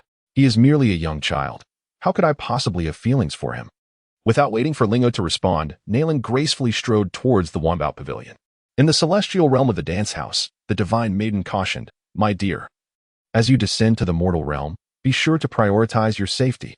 The child replied, "Mother, I am fully aware." With a sigh, the mother continued, "Alas, it is not as if you are venturing into a perilous land. It is merely a journey to the lower realm. Yet, you have repeated this admonition countless times." Wu Yang spoke helplessly. "Moreover, there are celestial guardians accompanying us. What do you understand? Since you did not give birth, you naturally do not feel the pain." Ji shot Wu Yang a glance of disdain.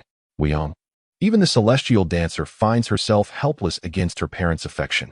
Yet their unwavering concern envelopes her in a warmth that is profoundly comforting. "My dear Siener, don this garment. It was originally intended for your world debut.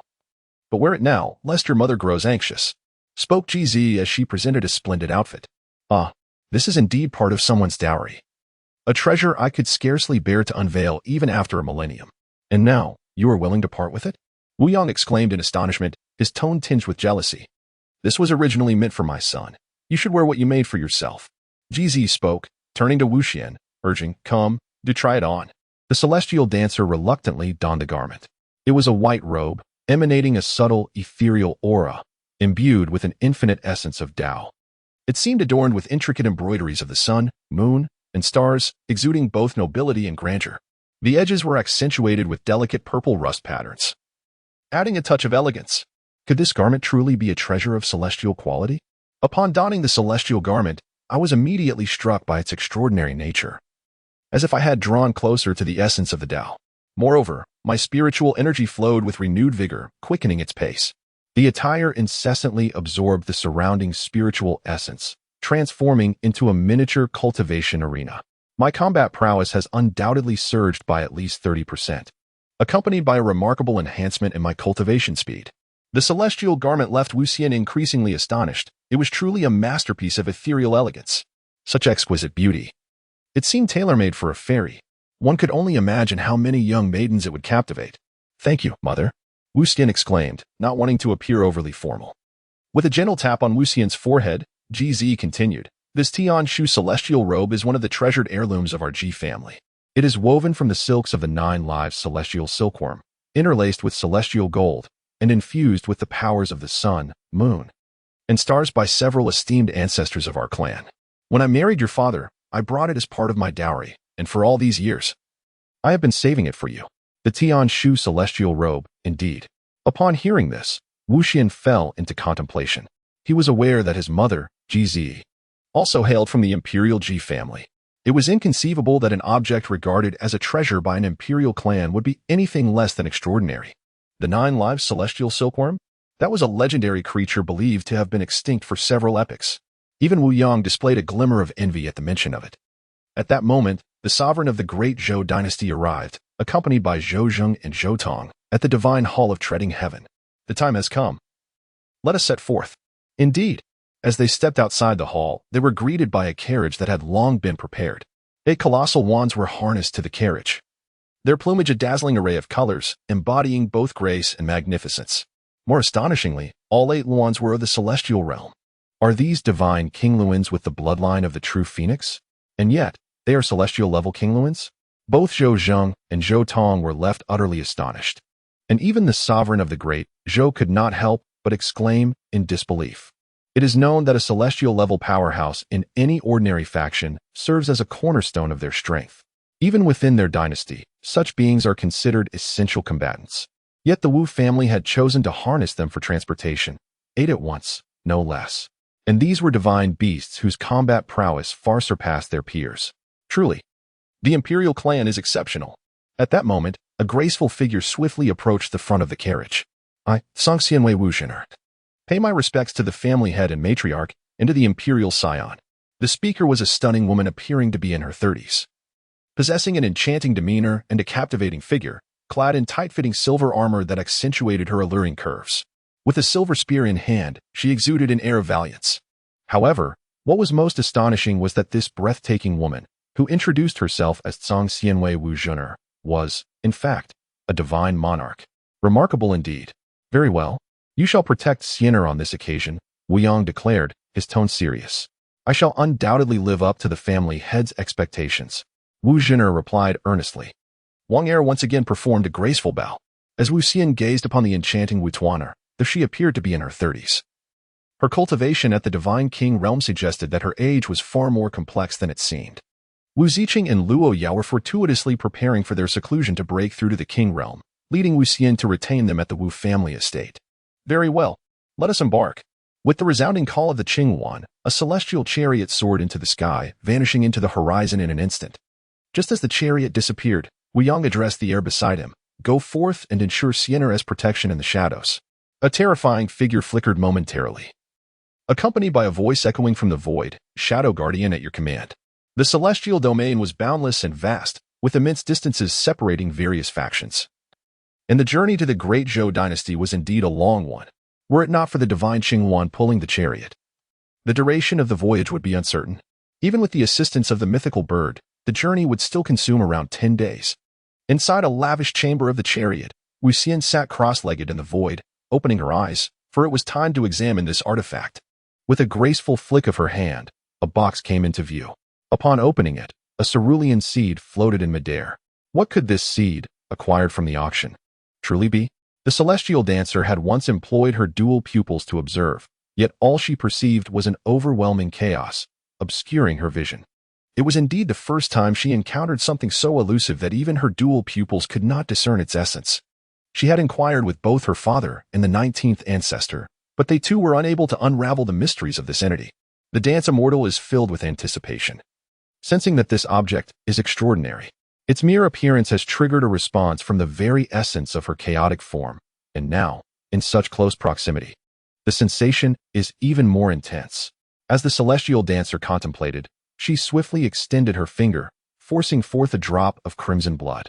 The moment the blood emerged, tendrils of chaotic essence began to swirl around it, a testament to the formidable nature of the chaotic Tao body. Inherently infused with the power of chaos, a phenomenon of unimaginable defiance against the heavens. To her astonishment, the blood was drawn towards the seed, which instantly radiated with brilliant luminescence. However, before the celestial dancer could fully comprehend the spectacle, as the blood was entirely absorbed, the brilliance abruptly dimmed. Not sufficient. The whispers of the dance fairy suggest that his approach appears to be correct. However, the quantity remains insufficient. The celestial dancer once again forced blood to flow, each drop surging towards the seed, which incessantly absorbed her essence, as if it were an abyss with no end. Gradually, the celestial dancer sensed a burgeoning connection with the seed. Time passed slowly, and just as she was on the brink of exhaustion and ready to surrender, the seed began to undergo transformation. You nearly drained me completely. Do not let me down. At this moment, Wu Xin's complexion was pale, her breath suspended, as she gazed intently at the seed, murmuring softly. Gradually, the outer skin of the green seed began to peel away, revealing the wondrous sight within. Could it truly be a seed? As the outer layer disintegrated, a seed radiating a vibrant green luminescence emerged before Wu Xin's eyes, pulsating with vitality. Moreover, as the seed floated in the void, tendrils of chaotic energy were emitted, astonishingly pure in essence. As the celestial dancer summoned a thread of energy, a meticulous observation revealed that it was remarkably more refined than the chaotic power of his own chaotic body. Suddenly, the azure seed flashed and, with astonishing swiftness, darted towards the dancer's brow, penetrating directly within. The seed embedded itself into the dancer's brow and continued its journey, ultimately taking root in the sea of divinity. The connection between the dance of the celestial beings and the seeds is profoundly intimate. The celestial dancer immersed himself in contemplation, gazing inward. The seed oscillated within his divine sea, surrounded by a haze of chaos. It sprouted delicate azure roots that penetrated the depths of the divine ocean, drawing forth its energy. As the energy flowed into it, the seed astonishingly began to germinate. A slender stem gradually emerged, extending upward to reveal a budding flower, with a single petal unfurling gently. In an instant, the divine sea erupted in fervor. Not only that, but the external realm also manifested extraordinary phenomena. Spiraling currents of spiritual energy surged forth, enveloping the chariot in a radiant embrace, resembling the shape of a blossoming bud from a distance.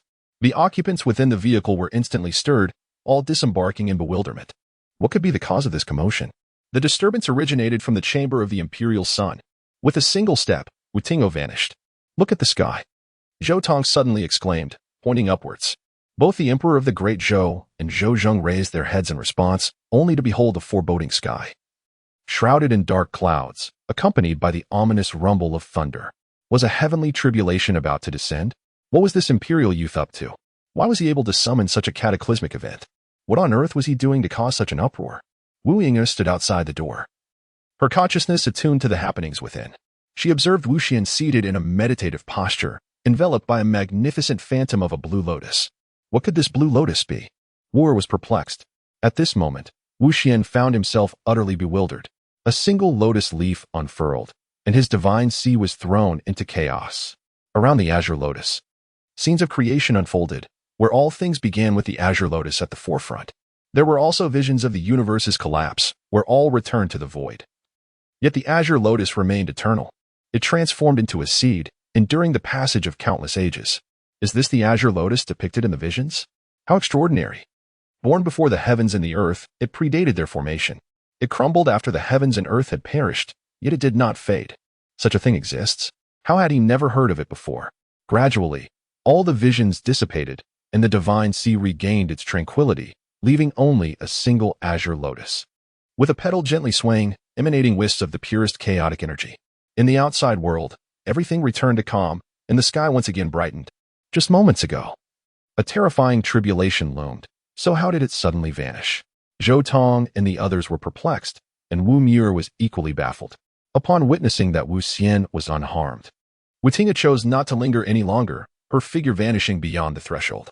A single green lotus? The celestial dancer gazed in perplexity at the blossoming petals within the divine sea. Was there truly such a concept as the azure lotus among innate spiritual entities? He endeavored to summon the azure lotus, but to no avail. It remained firmly rooted, its lone leaf swaying gently, indifferent to all his efforts. It appeared that this azure lotus possessed but a singular ability to generate a chaotic essence. The enchanting dance of the celestial beings may perhaps be attributed to the lotus leaves not having fully unfurled, thus unable to reveal their complete prowess.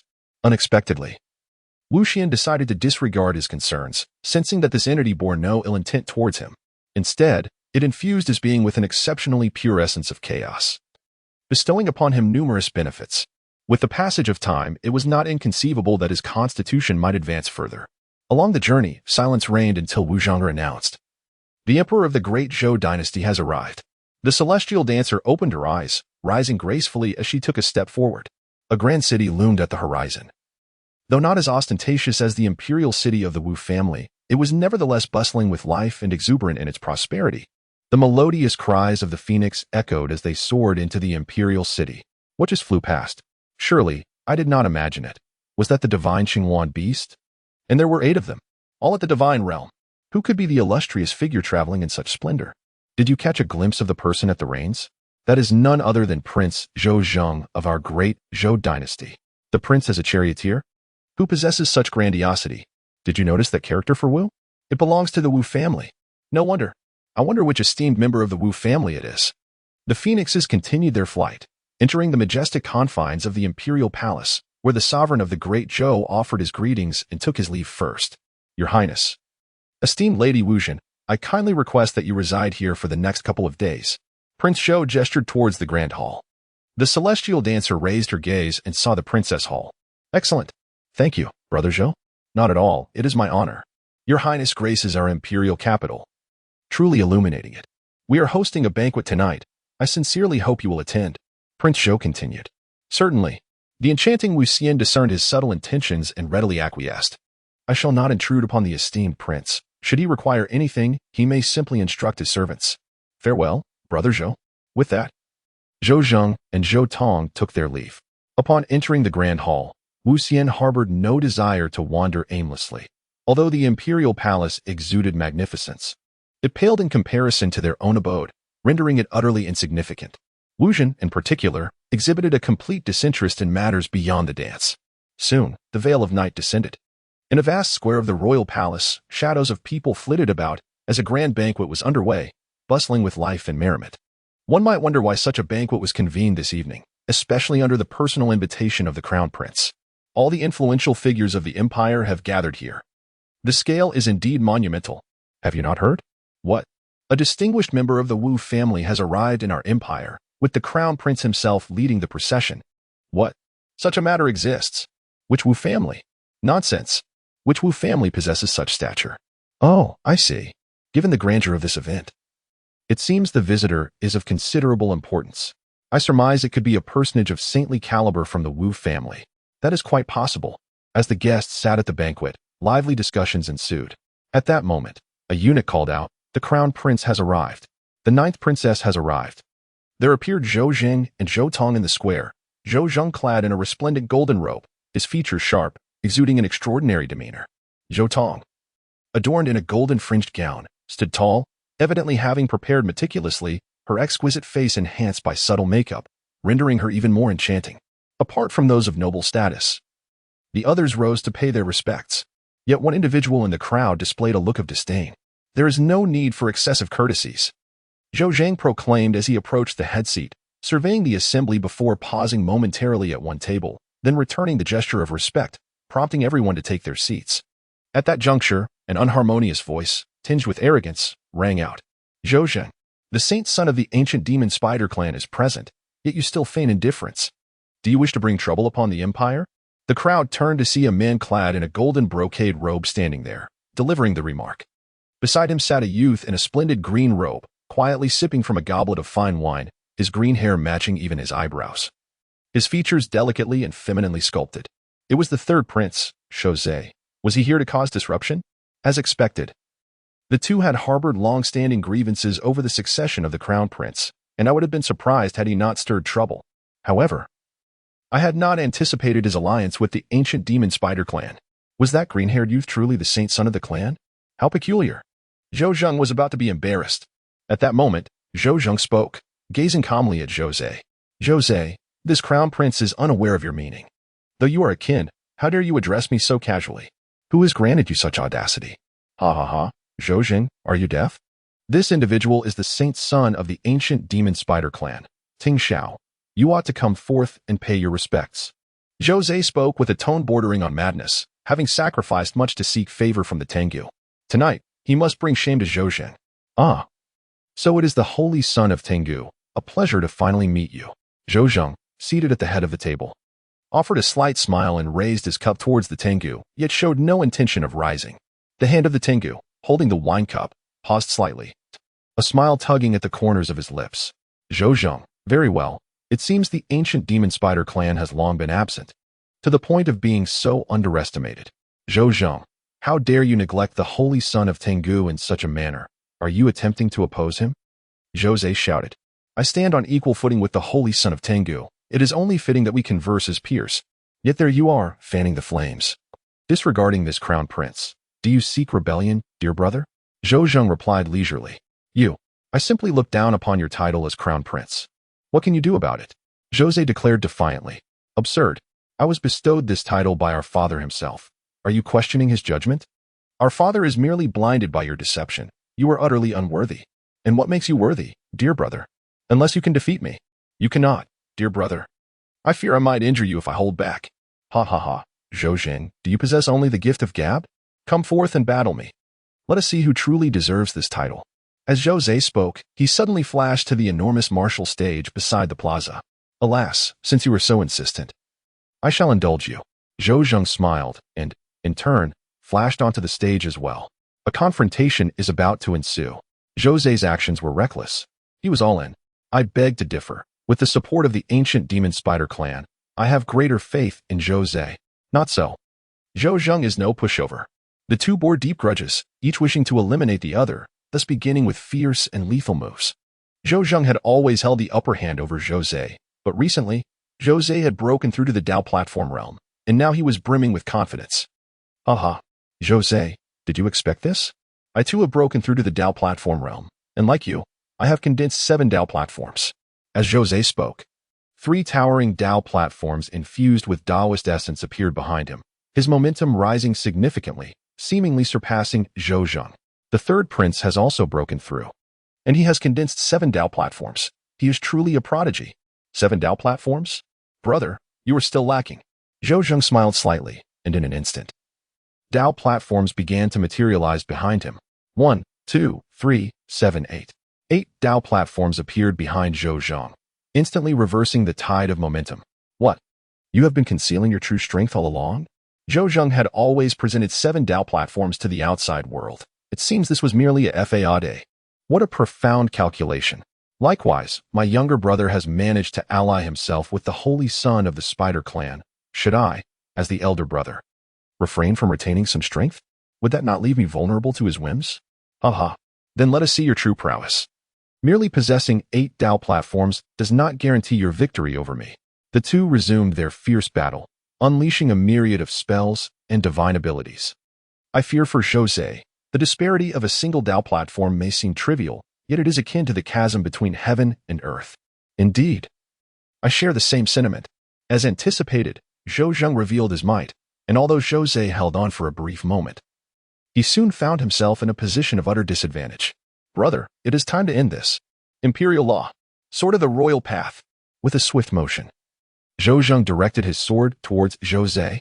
A formidable sword energy erupted forth, accompanied by the overwhelming majesty of the royal path, ruthlessly cleaving towards the already weakened Jose. With no restraint, the prince aimed to incapacitate Jose. I believe the prince has shown considerable mercy. Were my brother to conspire with outsiders, I would strike him down without hesitation. Brother, awaken. You are not an orphan. Jose gazed at the impending sword energy. His heart gripped by terror. He cried out in desperation, realizing he was powerless to evade this strike. Should it land, he would undoubtedly be rendered a cripple. Holy son of the Vine Owl, save me. Alas, why must brothers engage in self-destructive conflict? A voice resonated as the Vine Owl rose, stepping forth.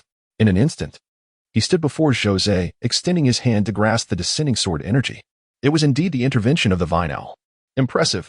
The audacity of the Vine Owl to intercept the sword energy barehanded astonished all. With a smile, he clenched his hand, shattering the sword energy into fragments. Zhou Zheng. Let this matter conclude here.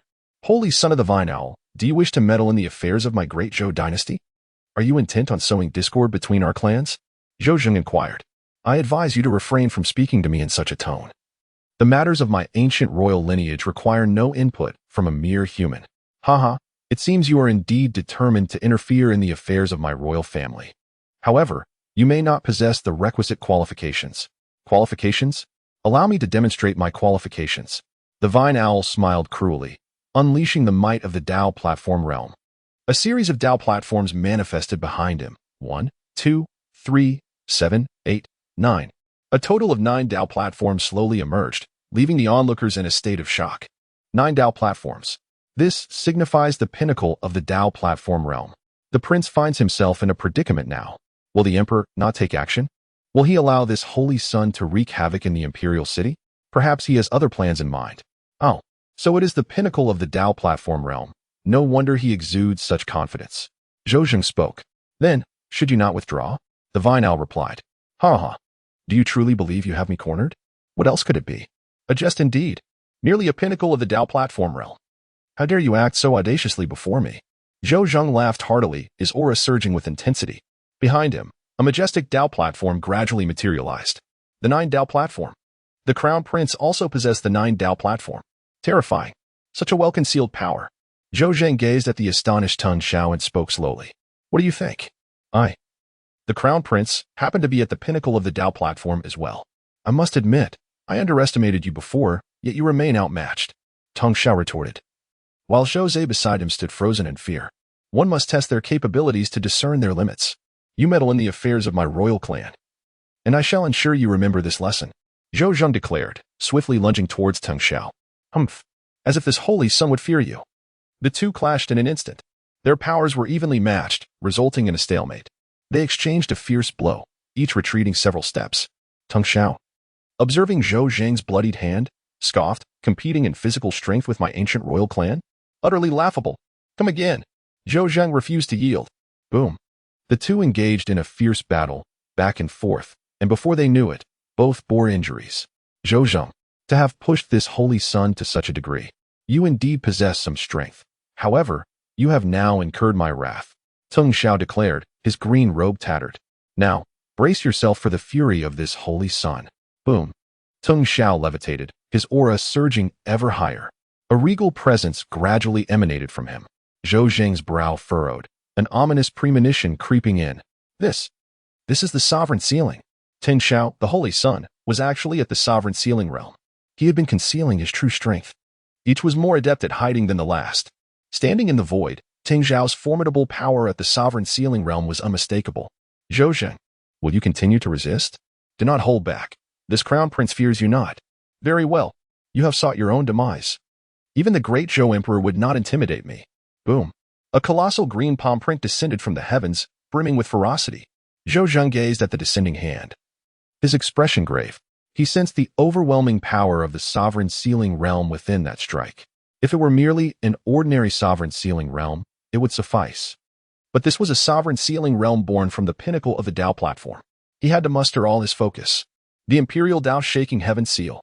Countless strands of imperial aura surged from Zhou Zheng's body like golden dragons, converging above his head into a massive seal.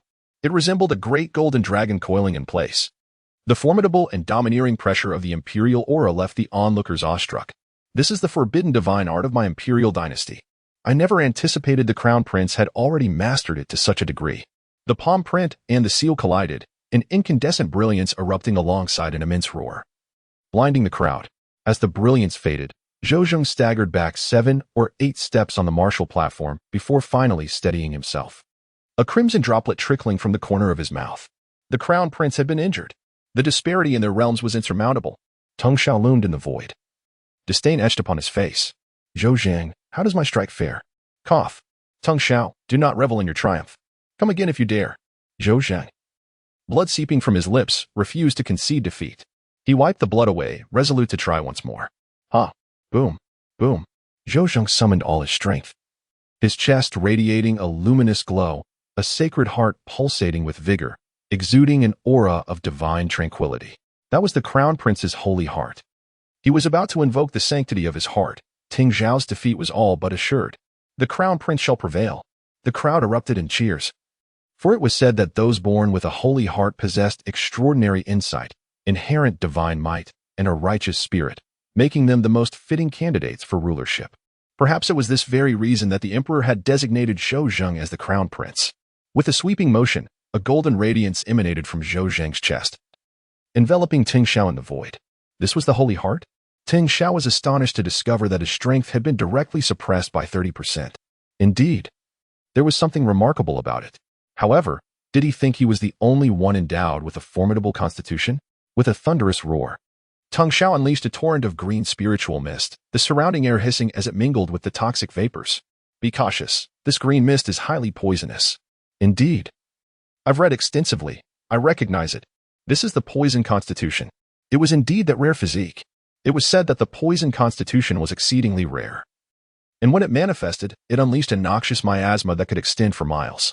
Even the mother who bore such a being could succumb to the poison. Did this imply that Tung Xiao had no mother? Begone. This constitution inherently harbored toxic properties, permeating even the spiritual energy with venom, rendering it insidious and inescapable. Moreover, this toxin was notoriously difficult to counter. Once afflicted, escape was nearly impossible. If the Holy Heart represented a benevolent ruler attuned to the world's plight, then the poison constitution was the embodiment of a malevolent demon wreaking havoc upon the realm. Let us see whether your Holy Heart prevails or if my poison constitution proves more formidable. Tung Xiao laughed maniacally, then pointed forth. A sinister green beam shot from his fingertip, carrying the lethal potency of the poison constitution, hurtling towards the ground-bound Zhou Zheng, the air around the strike hissing ominously. Open. Holy Heart. Manifest. Sacred power. Zhou Zheng, unwilling to underestimate his opponent, promptly summoned his Holy Heart. A stream of pure sacred energy surged from his chest, coalescing into a blade-like silhouette. Sacred sword of the path. Cut. The golden sacred energy clashed with the eerie green poison, and contrary to expectations, there was no explosion. Rather, an unsettling silence enveloped the scene. The two forces continuously dissolved into one another. Ultimately, it was the formidable Tengu of the sovereign realm that gained the upper hand. As its piercing finger light penetrated the holy sword and lunged toward Zhou Zheng, Zhou Zheng could only watch helplessly as the luminous tip struck his chest, leaving him powerless to resist.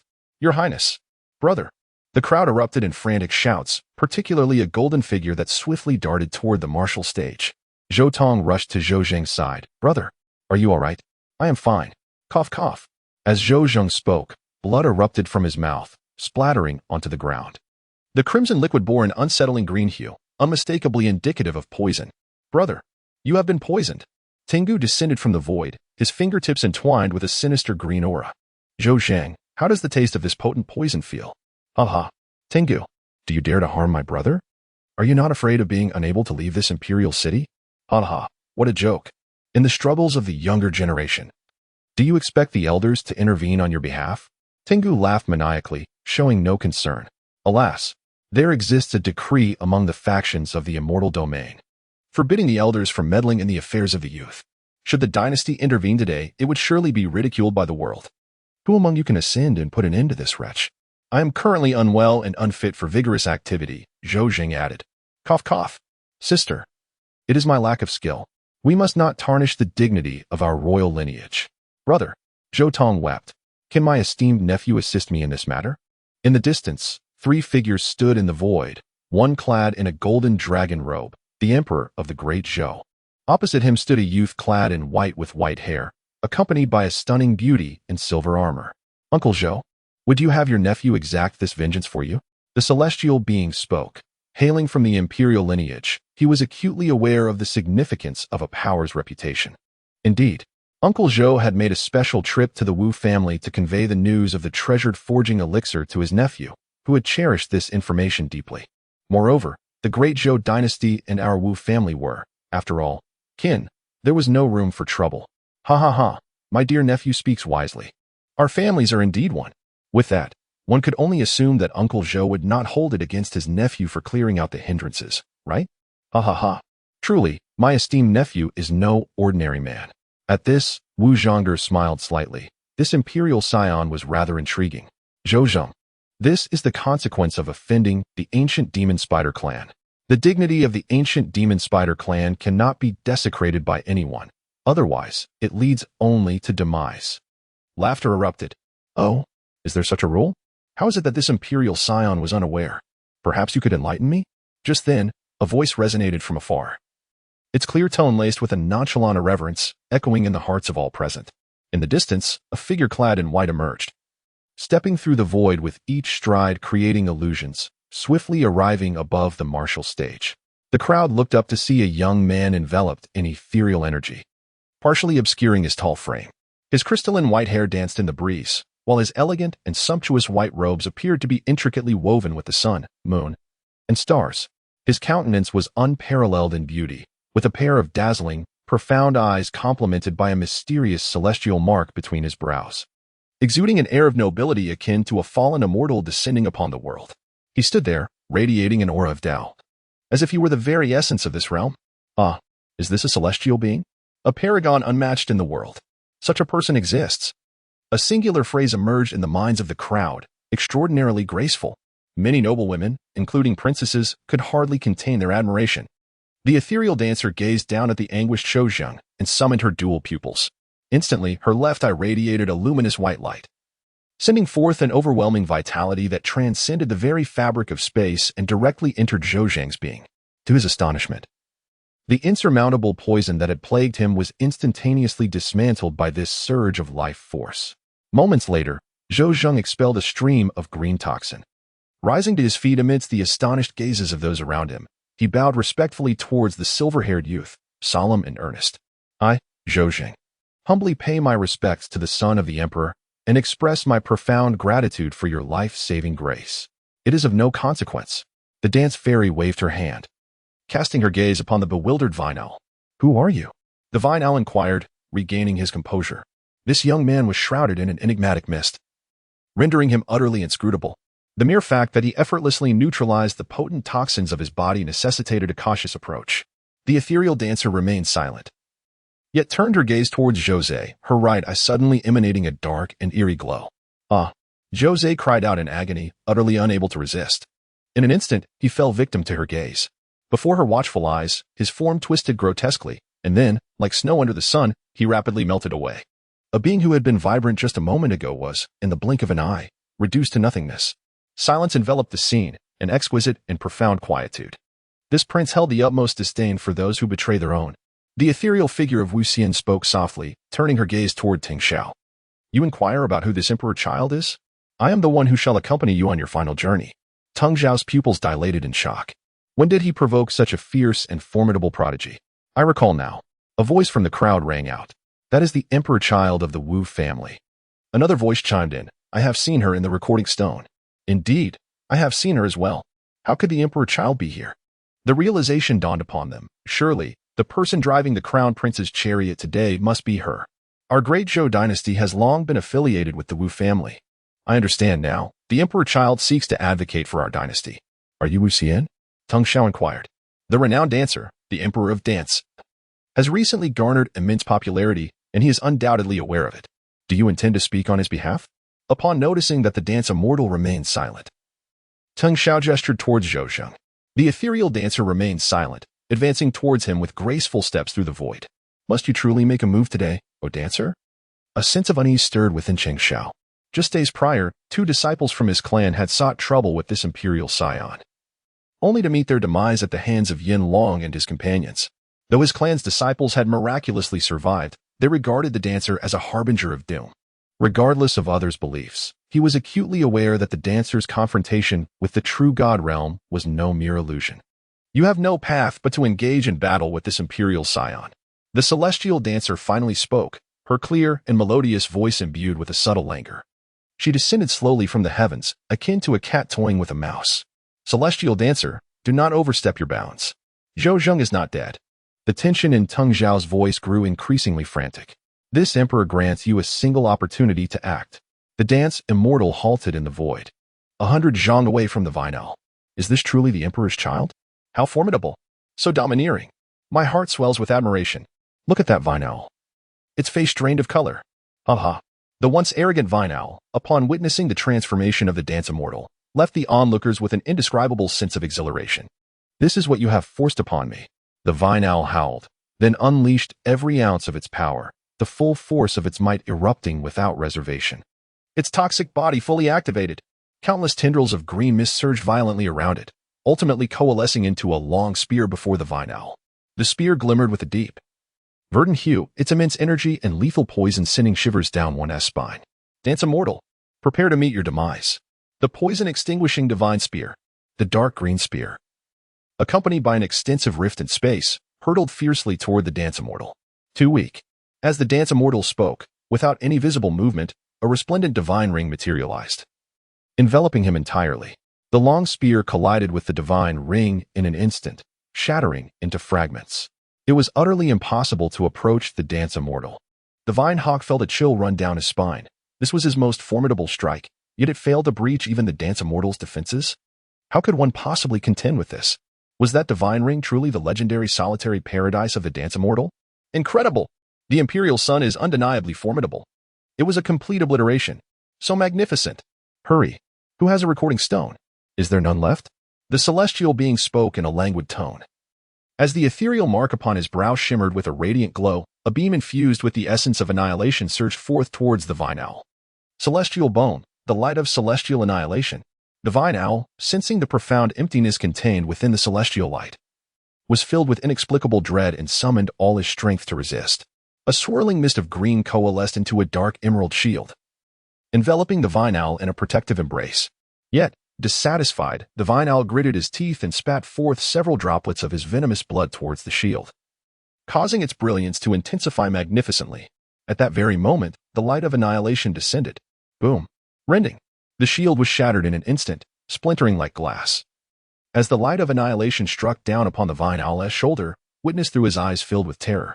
In an instant, one arm was severed at the shoulder. The vine owl clutched his shoulder, disregarding the severed limb on the ground.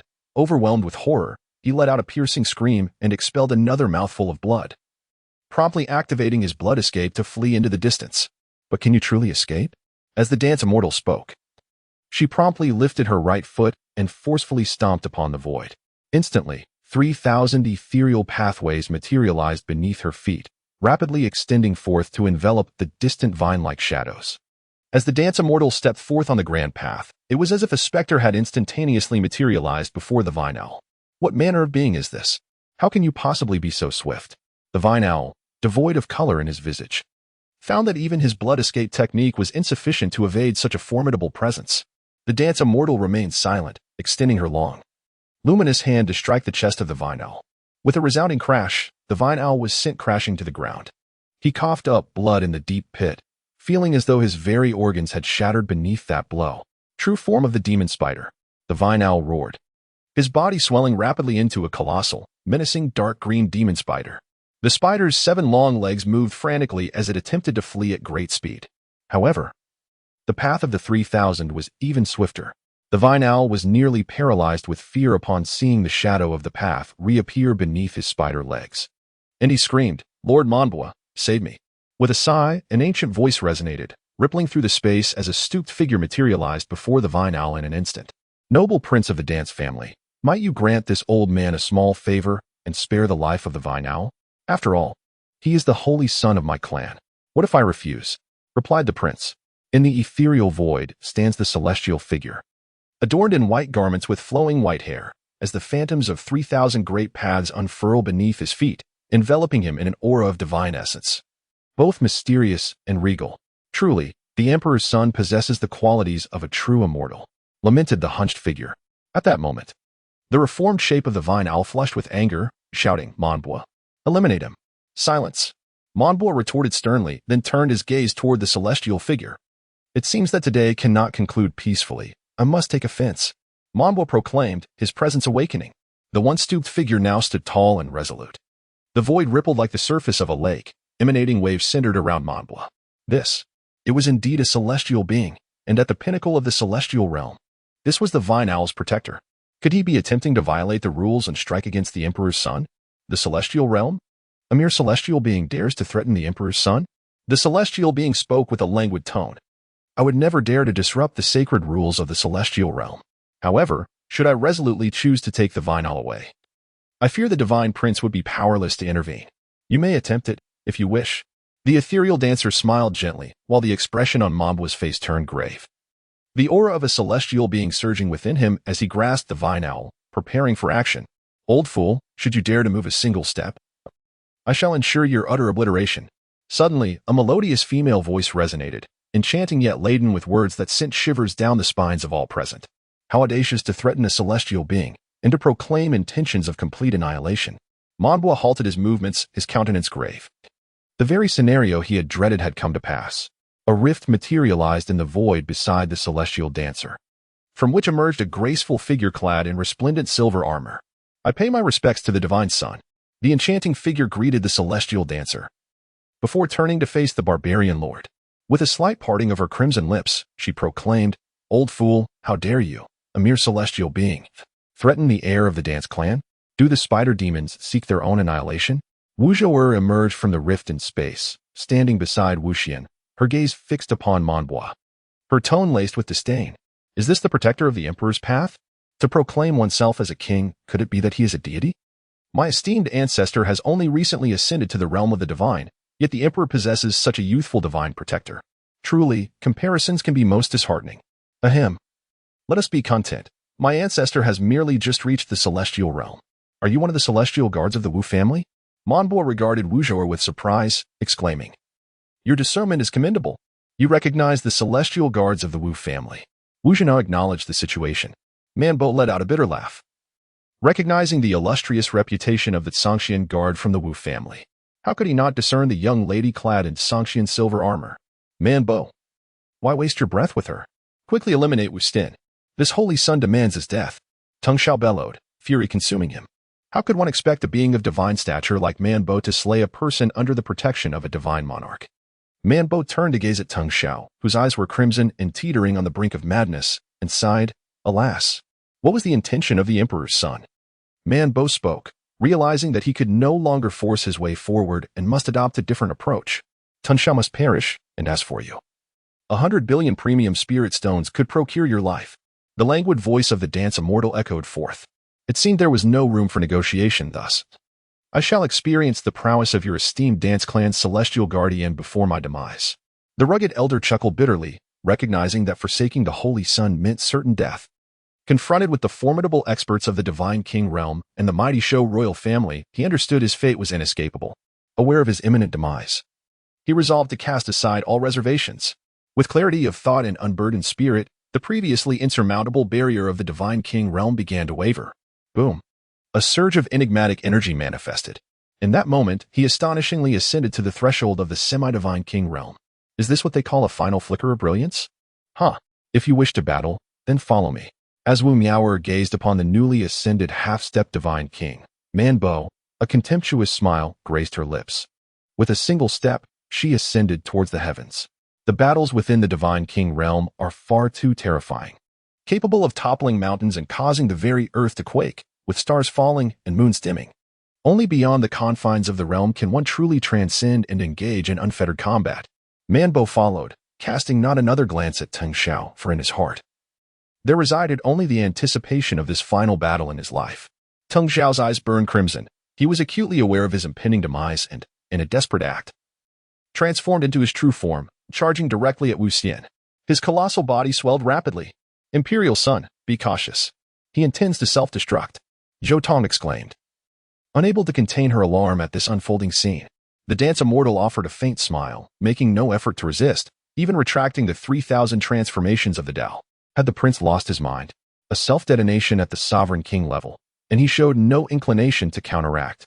"Prince, awaken. It's about to explode." The crowd was left in bewilderment, unable to comprehend. Cackling, the serpent demon roared, "Dance immortal, let us descend into hell together." Then, with a resounding boom, a colossal explosion engulfed the entire arena, blinding light erupting as layers of the stage were obliterated. The spectators staggered, caught off guard by the shockwave, even from a distance. The prince was indeed foolish. So arrogant. They murmured, realizing that even if he survived, he would be left gravely injured. Just then, a figure emerged from the midst of the cataclysmic explosion, clad in white, with white hair and unparalleled beauty. It was none other than the dance immortal. Unscathed. How could this be? The prince was shrouded in enigma. The crowd stood in astonishment. The dance fairy could only exclaim how remarkably effective the heavenly comfort robe was. A thunderous roar reverberated from the heavens, accompanied by dazzling divine light, and then tranquility enveloped the scene. A figure appeared beside the dance fairy, clad in silver armor. Her form graceful and enchanting, it was none other than Dance Minger. "Is it over?" "Indeed. Let us depart." With that, the two stepped forward and vanished from the sight of the crowd. The news of the arrival of the legendary dancer, the Emperor's child, swiftly spread throughout the imperial city. Many sought to pay their respects to this fabled figure, only to be met with closed doors. Undeterred, they lingered outside the palace, hoping for a chance to catch a glimpse of the Emperor's child's captivating grace.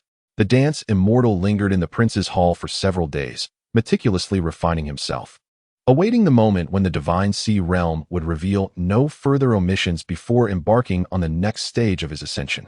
Each realm must be approached with impeccable perfection. Meanwhile, the azure lotus in the Divine Sea remained unchanged, and the second lotus leaf showed no sign of unfurling. "Your Highness, Zhou Zheng requests an audience." "Come in." The door opened, and Zhou Zheng, clad in a golden python robe, stepped inside.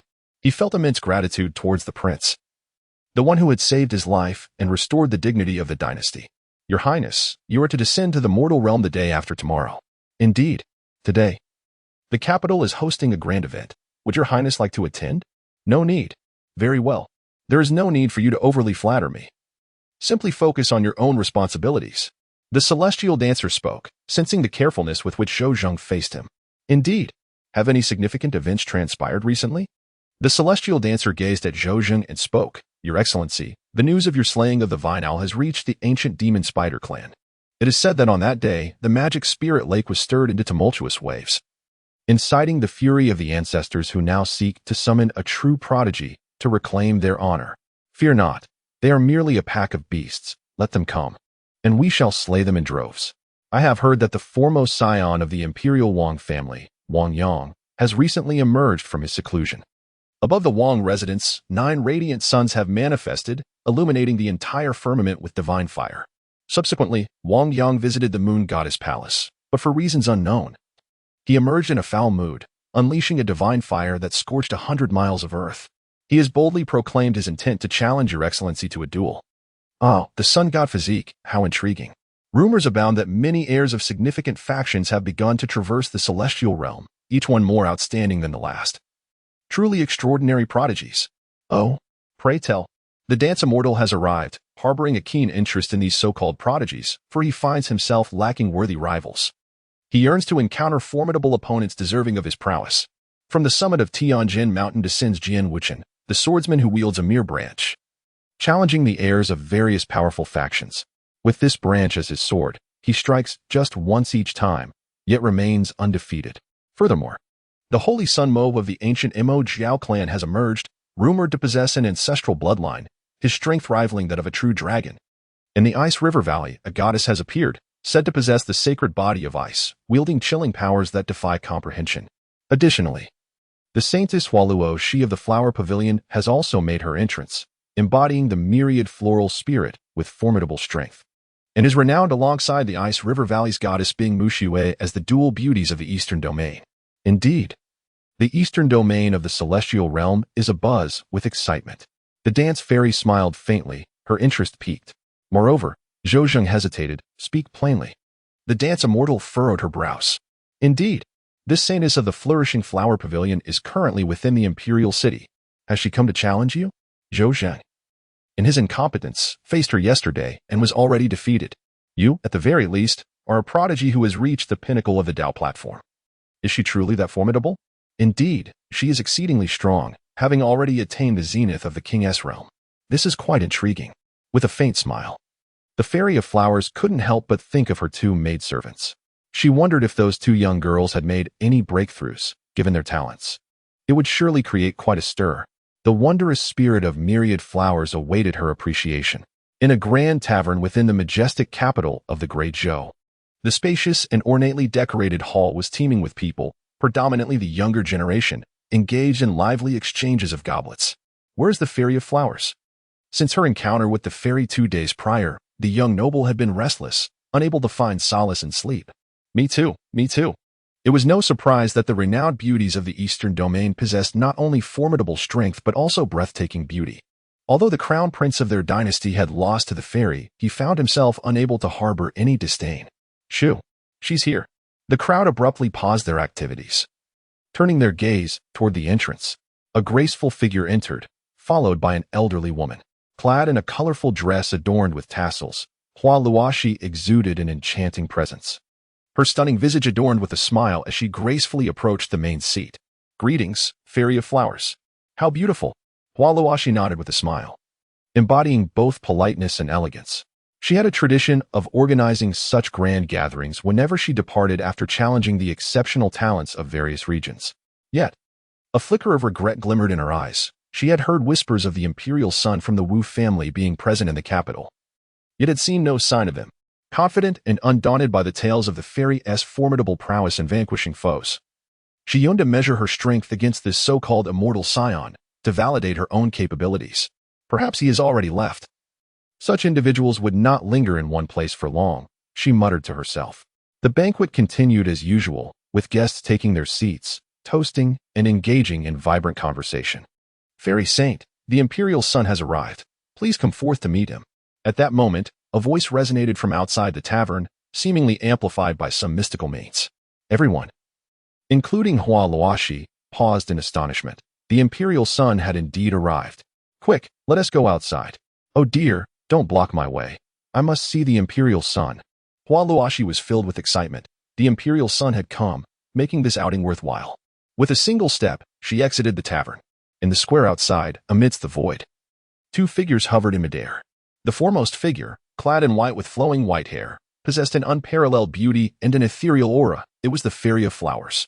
Behind him, Zhou Zheng donned a golden robe, as he had been the one to speak moments earlier. Wow, it truly is the imperial son. Imperial son, I adore you. Hua Luoxi stepped forward, her eyes immediately locking onto the legendary figure, confirming the rumors of his celestial talents. Greetings, imperial son. She steadied her spirit and performed a graceful bow. Among the esteemed powers of the celestial realm, for families held prominence, the Wang family of the western region the Moon Goddess Palace of the southern region, the Tian Shu dynasty of the northern region, and the most enigmatic of all, the Wu family of the eastern region.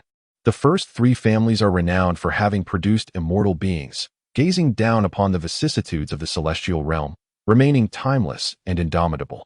Various powerful factions vie for allegiance, ruling over vast expanses of territory. Meanwhile, the most enigmatic of clans, the Wu family, has not only given rise to immortals but has also birthed a heavenly emperor. The Zhangtian realm is boundless, its vastness beyond measure, teeming with innumerable factions. Aside from these four illustrious families, there are also several elite powers that maintain a stance of neutrality, such as the establishment to which she belongs, the Manhua Tower. The dance immortal beheld the rising star, Hualuoshi, a prodigy renowned for her exceptional talents. He was well aware of the Full Blossom Pavilion, situated in the eastern region of the 10,000 Flower Empire, a realm of imperial power that has birthed not just one, but several emperors. You are no match for this emperor's heir. The celestial dancer gazed at the falling blossoms with a hint of regret, for he yearned for a formidable adversary. Though this woman possessed remarkable strength, it was evident that she did not instill within him a sense of threat. What? Even the Flower Fairy is no match for the Prince of Heaven? Before the battle has even commenced, he has already discerned the outcome? Have you forgotten? The Prince of Heaven possesses the dual pupils. Surely, he has perceived something. The crowd stood in stunned silence. The prince's candid expression of his thoughts was strikingly forthright. The Flower Fairy remained poised, her figure enchanting, her beauty unparalleled, yet the smile that once graced her face had vanished in an instant. The Prince of Heaven had determined that she was not his equal even before making his move. The Fairy of Dance shook her head, seemingly intent on turning away. The dual pupils of this imperial prince do not deceive. I harbor no enmity or grievances towards you. Upon seeing you, I already discerned the truth, rendering a confrontation unnecessary. Hualuoshi was momentarily taken aback. Was this a slight against her? To merely cast a glance and depart? Did it imply she was unworthy? Fairy of Dance, halt at once. Hualuoshi was utterly infuriated.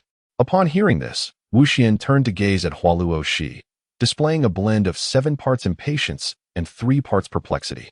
Do you, Wu Xian, presume to secure victory with mere trifles, looking down upon me, Luoshi? While the Wu family enjoys the prestige of a celestial lineage, my Full Blossom Pavilion is no mere trifling establishment. What do you intend to do? I request a duel with you, esteemed emperor. You are incapable. Wu Xian, do you truly believe me to be so easily intimidated? Hualuoshi felt an urge to retaliate. It is not my intention to oppress the weak. The ethereal Wu Xian spoke softly. As Hualuoshi listened to this mere prince of the divine sea realm utter the words oppress the weak with strength, directed at her, a pinnacle of the sovereign realm, she was utterly provoked. Wu Xian, I shall surely vanquish you today. The onlookers stared in disbelief at the two. The prince had driven the Flower Fairy to madness. If it were me, I too would be driven to insanity. Indeed, I concur. Wu Xian gazed at the fierce woman before her, perplexed, and inquired, Do you truly wish to engage in combat with me? Do you doubt my abilities? I trust you not at all. She retorted. If I, the Emperor's child, were to execute a single move, and you could withstand it, then I shall accept my defeat. What say you?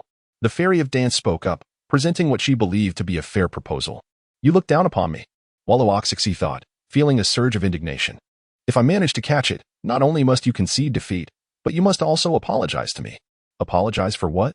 The Dance Fairy, perplexed, offers an apology for your earlier disdain. The flowers fall, gritting her teeth, retorts, Nay, I merely stated a fact. I care not. Very well. If you can withstand a single strike from me, I shall apologize. But if you cannot, then I shall leave your fate to you. Agreed. The celestial dancer extended her long, pearly hand, pointing decisively at Hualuoshi. With a swift motion, a sharp beam of light erupted from her fingertip. Surrounded by a myriad of resplendent celestial rain, and even the ethereal silhouettes of ancient immortals roared in the background. This was the falling immortal finger, a technique that could send an immortal tumbling down. The crowd instinctively recoiled from the sheer intensity of the attack. Hualuoshi, observing this formidable gesture, wore a solemn expression on her exquisite face, her body tense with anticipation. Countless vibrant flowers blossomed around her, swiftly transforming her surroundings into a sea of blooms. 10,000 flowers spirit body, activate. Petals swirled around Hualuoshi, each capable of effortlessly slaying a king-level warrior. Ultimately, these petals entwined around her arms. With a commanding shout, she unleashed a strike. Forbidden divine technique. 10,000 flowers hand. The crowd retreated yet again. On one side, the falling immortal finger accompanied by celestial rain and immortal phantoms. On the other, the vast expanse of floral petals forming the 10,000 flowers handprint. The two divine techniques collided in an instant. Boom. The crowd staggered back once more. The blinding radiance rendered it impossible to open one's eyes, while the force of the shockwave fractured the very ground of the plaza, sending cracks sprawling in all directions. Suddenly, a figure was propelled through the air. It's the flower fairy. Boom. Hualuashi was sent flying, crashing onto the plaza, retreating over 100 yards. Blood trickled from the corner of her mouth, her complexion pale, and her eyes wide with shock. The overwhelming force left her insides churning violently. She understood all too well that had the celestial dancer not held back at the last moment, the power of that finger could have easily led to her demise.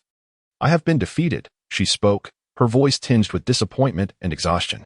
Unable to withstand the falling immortal finger, her defeat was utterly conclusive. The dance immortal remained silent. His finger having once clashed against the realm of true gods, how could a mere king's domain withstand such power?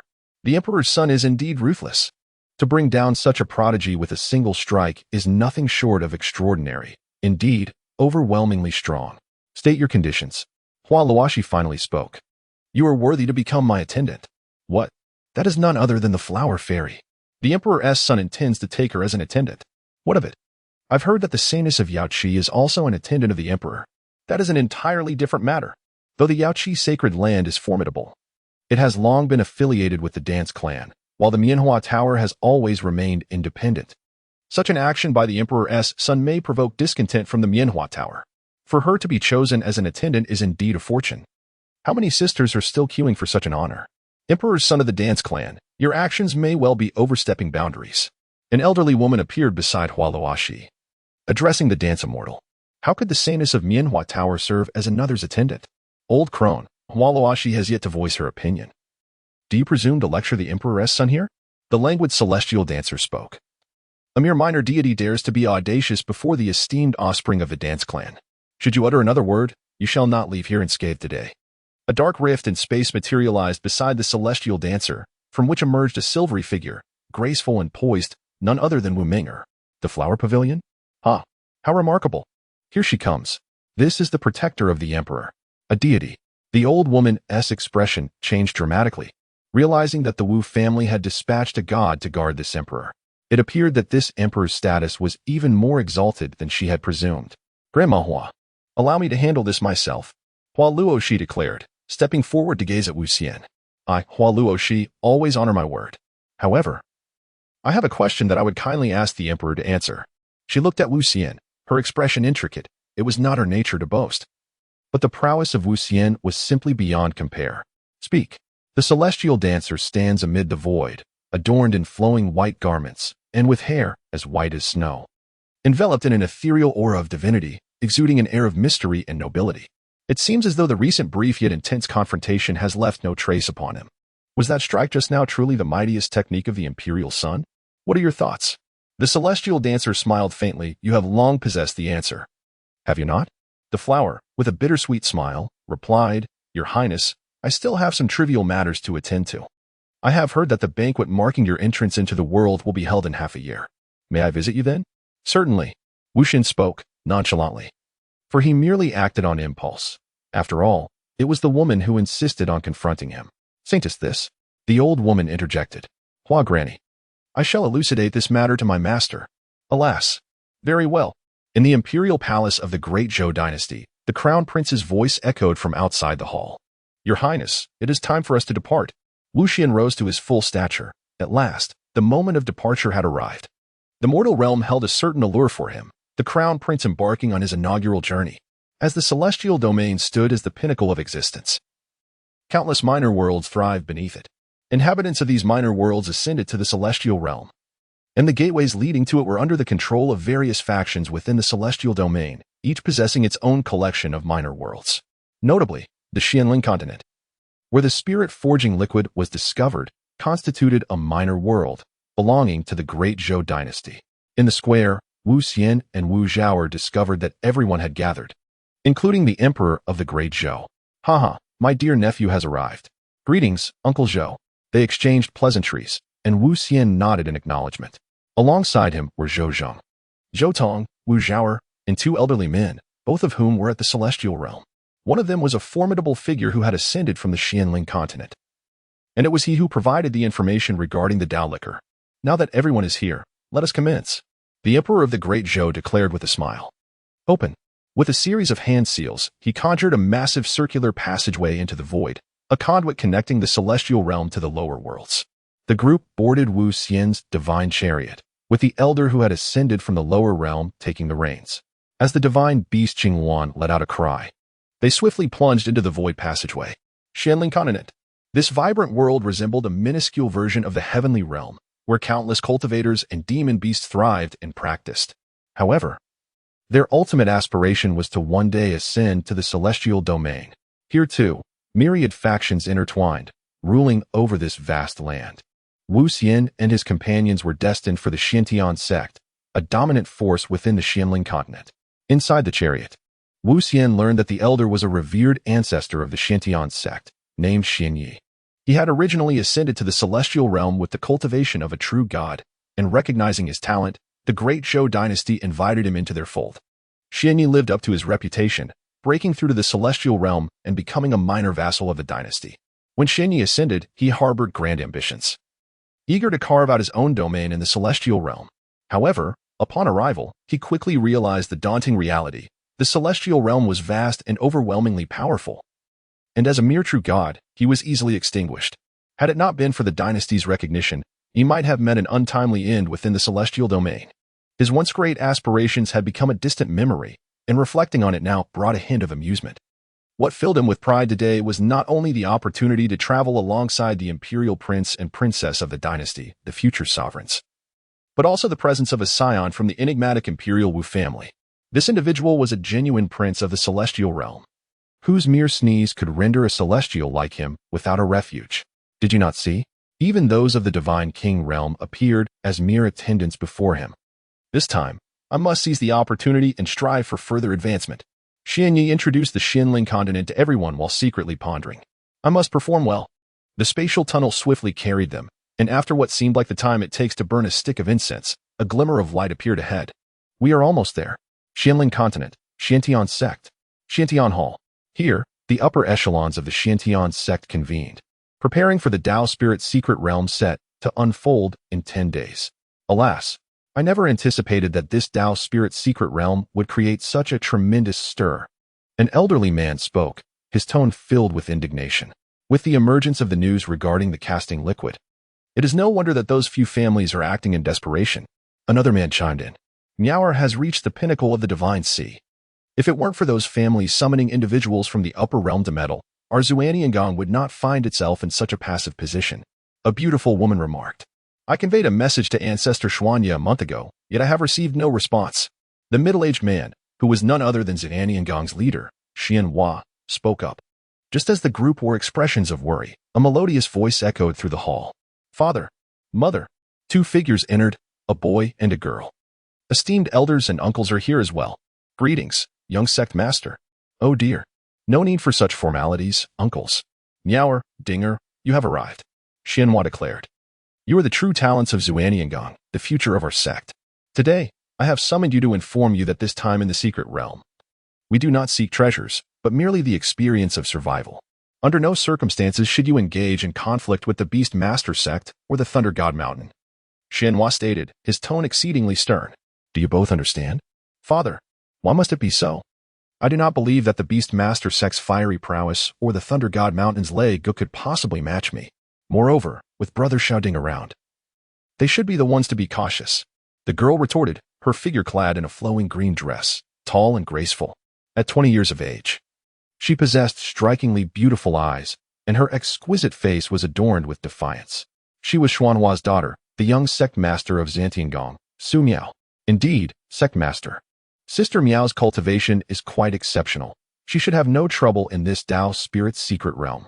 The boy beside Su Miao spoke, his gaze toward her tinged with affection. Clad in simple blue attire, his sunlit visage bore a resolute expression.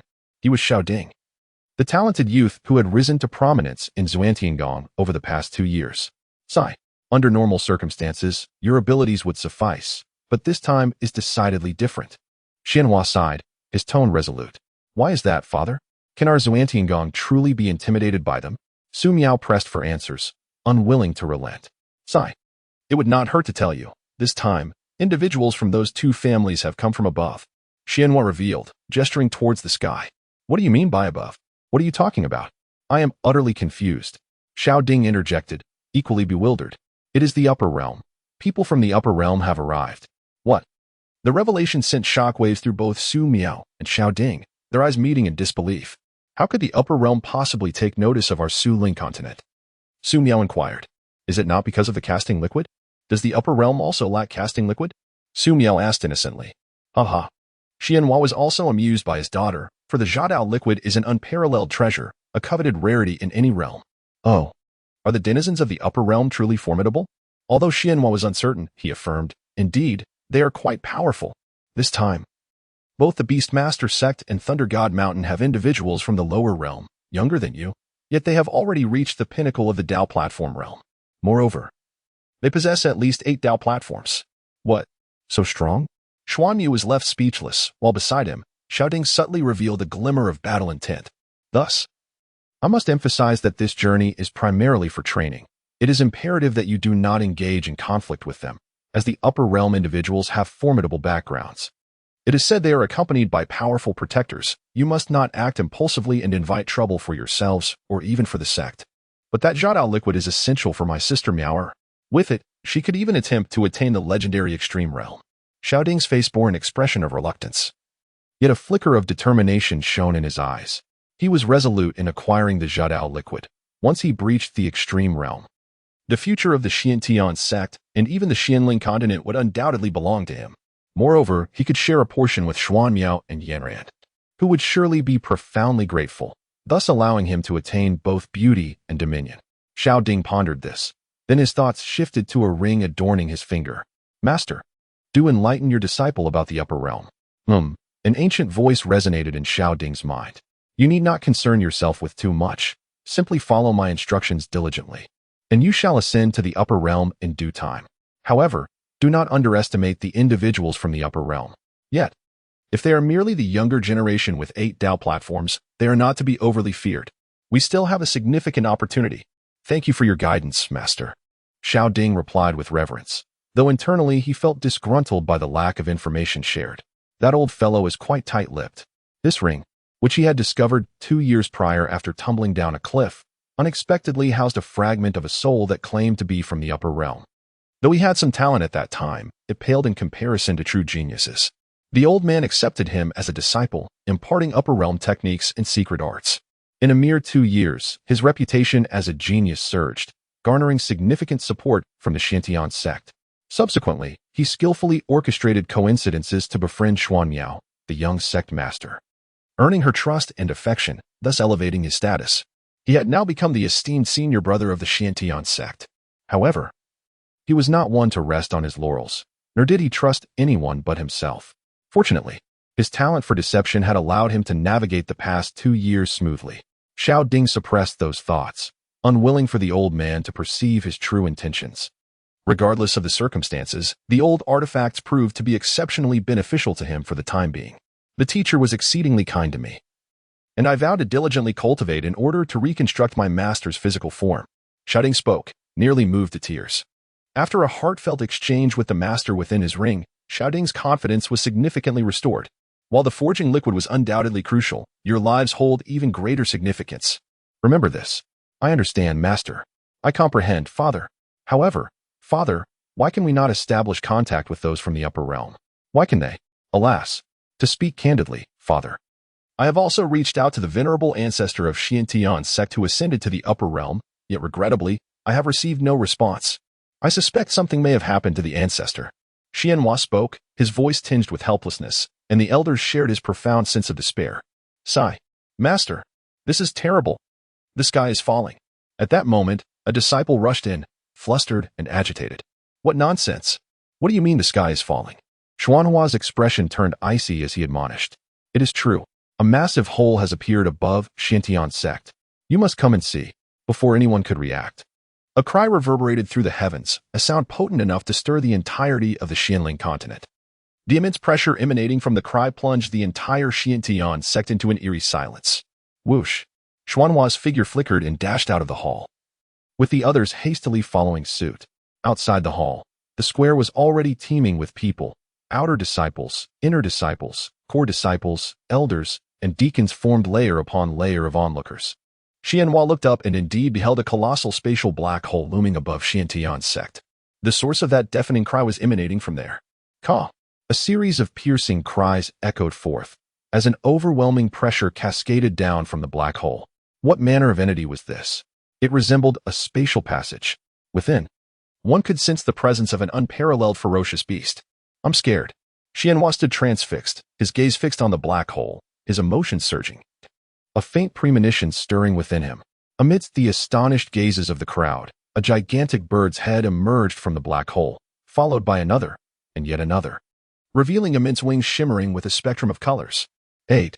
A total of 8 vibrant colossal avians appeared. At that moment, all the beasts within a radius of several million miles around Xiantian's sect fell into an eerie silence. Good heavens! What is this? Could it be a phoenix? I think it looks quite like one. Look, there are chariots.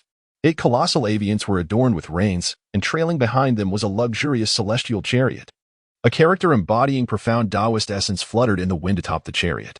The giant birds charged forth from the spatial passage, then halted in the void. The members of the Xiantian sect gazed into the sky, bewildered and trembling, for they had never witnessed such an extraordinary spectacle. The realm of the colossal avian was beyond their comprehension.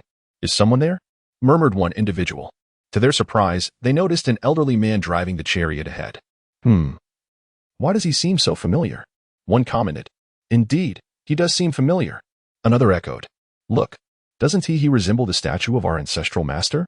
A finger pointed toward the grand statue in the square, which depicted their revered ancestor, Xuanya. In an instant, a figure soared into the air. His face flushed with undeniable excitement, and he knelt in midair. It was none other than the sect leader, Xianhua. A multitude of elders followed suit, kneeling in reverence. Xianhua, the 23rd sect leader of Xiantian, proclaimed loudly, "We humbly welcome the return of ancestor Xuanya." His voice resonated throughout the entire Xiantian sect, with the elders echoing his fervor. The disciples, now fully aware, realized that their ascended ancestor had truly returned. They hastily knelt and offered their respects. The figure in the chariot nodded but showed no intention of allowing them to rise. Instead, he dismounted from the celestial chariot and stepped aside, seemingly awaiting another arrival. What is this? Is there someone else? The thought of their ancestor serving as a charioteer was unfathomable to the Xiantian sect. To them, their invincible ancestor had ascended to the celestial realm, and yet upon his return, he was now a mere driver, paving the way for another. Xuanhua's pupils constricted in disbelief. He was aware from their scant interactions that the ancestor had affiliated with a colossal power in the upper realm, perhaps a royal dynasty. Could it be that someone from the dynasty had descended? The crowd remained kneeling, their gazes fixed above, filled with both confusion and trepidation. Suddenly, 3 figures materialized before them. The foremost figures, a young man and woman, were strikingly youthful. The man donned a golden dragon robe, his countenance resolute and commanding, while the woman wore a gown adorned with golden tassels, radiating beauty. Following them was an elderly man, standing with hands clasped. Indeed, their attire confirmed they were undoubtedly from the royal dynasty, and remarkably, they were youthful prodigies. Xianhua's mind raced, ready to speak, but suddenly his expression stiffened, and his pupils dilated.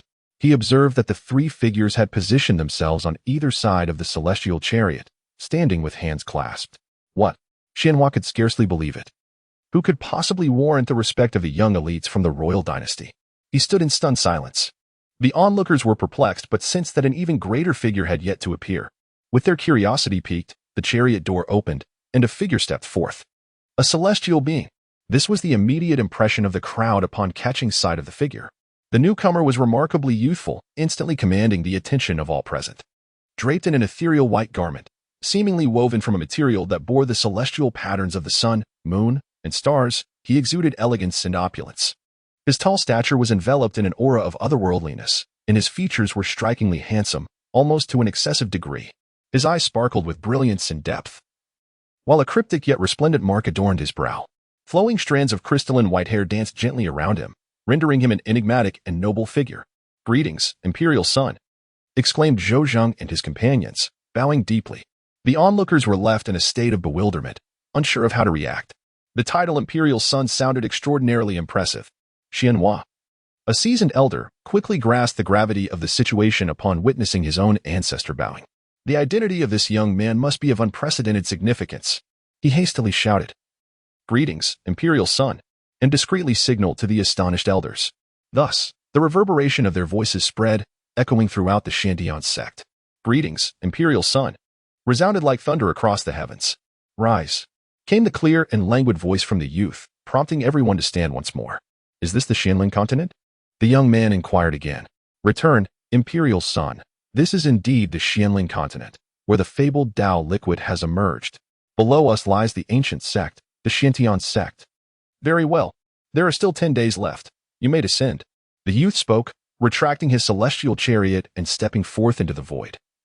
Arriving at the plaza in a mere stride, with several individuals hastily following suit. Such an airy speed. Xuanhua's expression tightened, and he rushed forward to greet him. "Are you the leader of the Xiantian sect?" the young man asked as he approached the Xiantian hall. "Indeed, I am Xianhua, the sect leader of the Xiantian sect." Xianhua answered cautiously, trailing behind. "Divine Fire Realm?" the youth inquired. "Yes," was the reply. "Too weak," he remarked with a frown as he entered the grand hall. As the sect leader and the elders accompanied the distinguished guests into the hall, the crowd outside erupted in a frenzy. "Who on earth is this person? I'm so nervous. Is this truly someone from the upper realm? I've never encountered such a handsome individual. He resembles a celestial being. Dear friends, I believe I could. Begone. Who are you calling a friend? He is mine." This young man was indeed formidable, and his status was likely astounding. Shuan Miao finally regained her composure, exclaiming, "How can he be so handsome? Compared to him, that so-called most handsome man of the Xianling continent, young Master Luo Xue, is utterly insignificant." Stars sparkled in her eyes. "What's the big deal about being from the upper realm? One day, I, Xiao Ding, shall ascend as well," Xiao Ding declared. "But you aren't as handsome as he is," Shuan Miao replied earnestly. "How could this be? I never anticipated that this little vixen would be so enamored with looks." Xiao Ding's countenance darkened, feeling a sense of impending crisis. He toiled for 2 years, yet he could not match a mere glance from others. Within the Xiantian hall, the celestial dancer occupied the foremost seat, with Zhou Zhang and Shou Tong flanking him on either side. Below them sat Xian Yi and another deity of divine realm, followed by the esteemed elders of the Xiantian sect. A few young gentlemen and ladies hailed from the upper realms. As one elder interjected, "Do not inquire further." Zhou Zhang cast a glance at the meditative celestial dancer and spoke with gravity. The elder was taken aback and promptly fell silent. Zhou Tong rose and approached the celestial dancer, gently kneading his shoulders. "It is of no consequence." The celestial maiden spoke, "Yes." Zhou Zhang acknowledged, then turned to Xian Yi, saying, "You may speak." "Indeed, Your Highness." Xian Yi rose and gestured towards Zhou Zhang and Zhou Tong, addressing the members of the Xiantian sect. "These two are none other than Prince Zhou Zhan and Princess Shou Tong of the Great Zhou dynasty in the celestial domain. I am but a humble servant of the Great Zhou dynasty. The Great Zhou dynasty governs vast territories, and within its ranks, formidable warriors abound. The highest realm attainable in the Xianling continent, the Divine Fire Realm, only qualifies one to serve as a mere guardian." A heavy silence enveloped the gathering. Even those who were prepared felt the weight of this revelation. Xianhua managed a bitter smile, realizing that in the upper realm known as the celestial domain, he could only aspire to be a lowly guard. The crowd was in disarray, as many did not even possess the qualifications to serve as guards. "May I inquire, what is the current realm of our ancestor?" an elder asked. "Your ancestor, like myself, is at the celestial god realm, and is one of the guardians accompanying several young masters on this descent to the mortal realm." Another elder responded, "Celestial god? What realm is that?" Upon reaching the true god realm, one may ascend to the celestial domain, and the celestial god realm is the stage that follows the true god realm. Only within the celestial domain does one begin to wield a semblance of power. Xian Yi clarified. "Ah, so that is the celestial god realm." "Indeed. Alas, with the onset of the golden age in the celestial domain, even we celestial gods will find ourselves lacking. The divine kings have already emerged, and even the reclusive saints may soon be stirred." Another elder sighed. The mention of divine kings and saints left the members of the Xiantian sect bewildered. It was clear their ancestor was reluctant to elaborate further. The mere notion of the celestial god realm was overwhelming for them, whose highest attainment was merely the divine fire realm. "And what of this esteemed prince?" Xianhua inquired cautiously, gazing at the celestial maiden. Given the might of the great Zhou dynasty, what status must this prince hold, who enjoys the privilege of massaging the shoulders of a royal princess? Xianyi glanced at the celestial maiden, who remained in tranquil meditation. Before responding, the esteemed prince possesses an exceedingly noble status, being a scion of the imperial clan of the celestial domain. The imperial clan is the true sovereign of the celestial domain, and our great Zhou dynasty is but a vassal to the clan to which the Wu family belongs. The imperial clan oversees the rise and fall of the celestial domain, an everlasting force that has birthed true immortals. Xian Ye's words were filled with reverence and gravity. Immortal? The members of the Xiantian sect found themselves further perplexed. However, they grasped that this resplendent prince was, in fact, the master of their masters.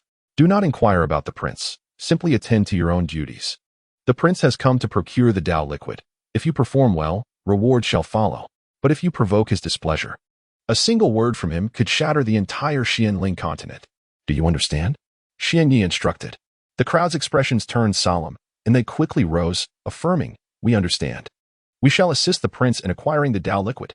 There is no need for your intervention. The Tao liquid shall be personally retrieved by this prince." The dance fairy opened her eyes and spoke languidly. However, the emperor's son, the secret realm only permits entry to cultivators below the king realm, Xianhua remarked. Upon hearing this, the dance immortal smiled and unfurled her aura. Ah, the emperor's son is indeed at the pinnacle of the divine sea realm. The members of the Xiantian sect were left in a state of astonishment.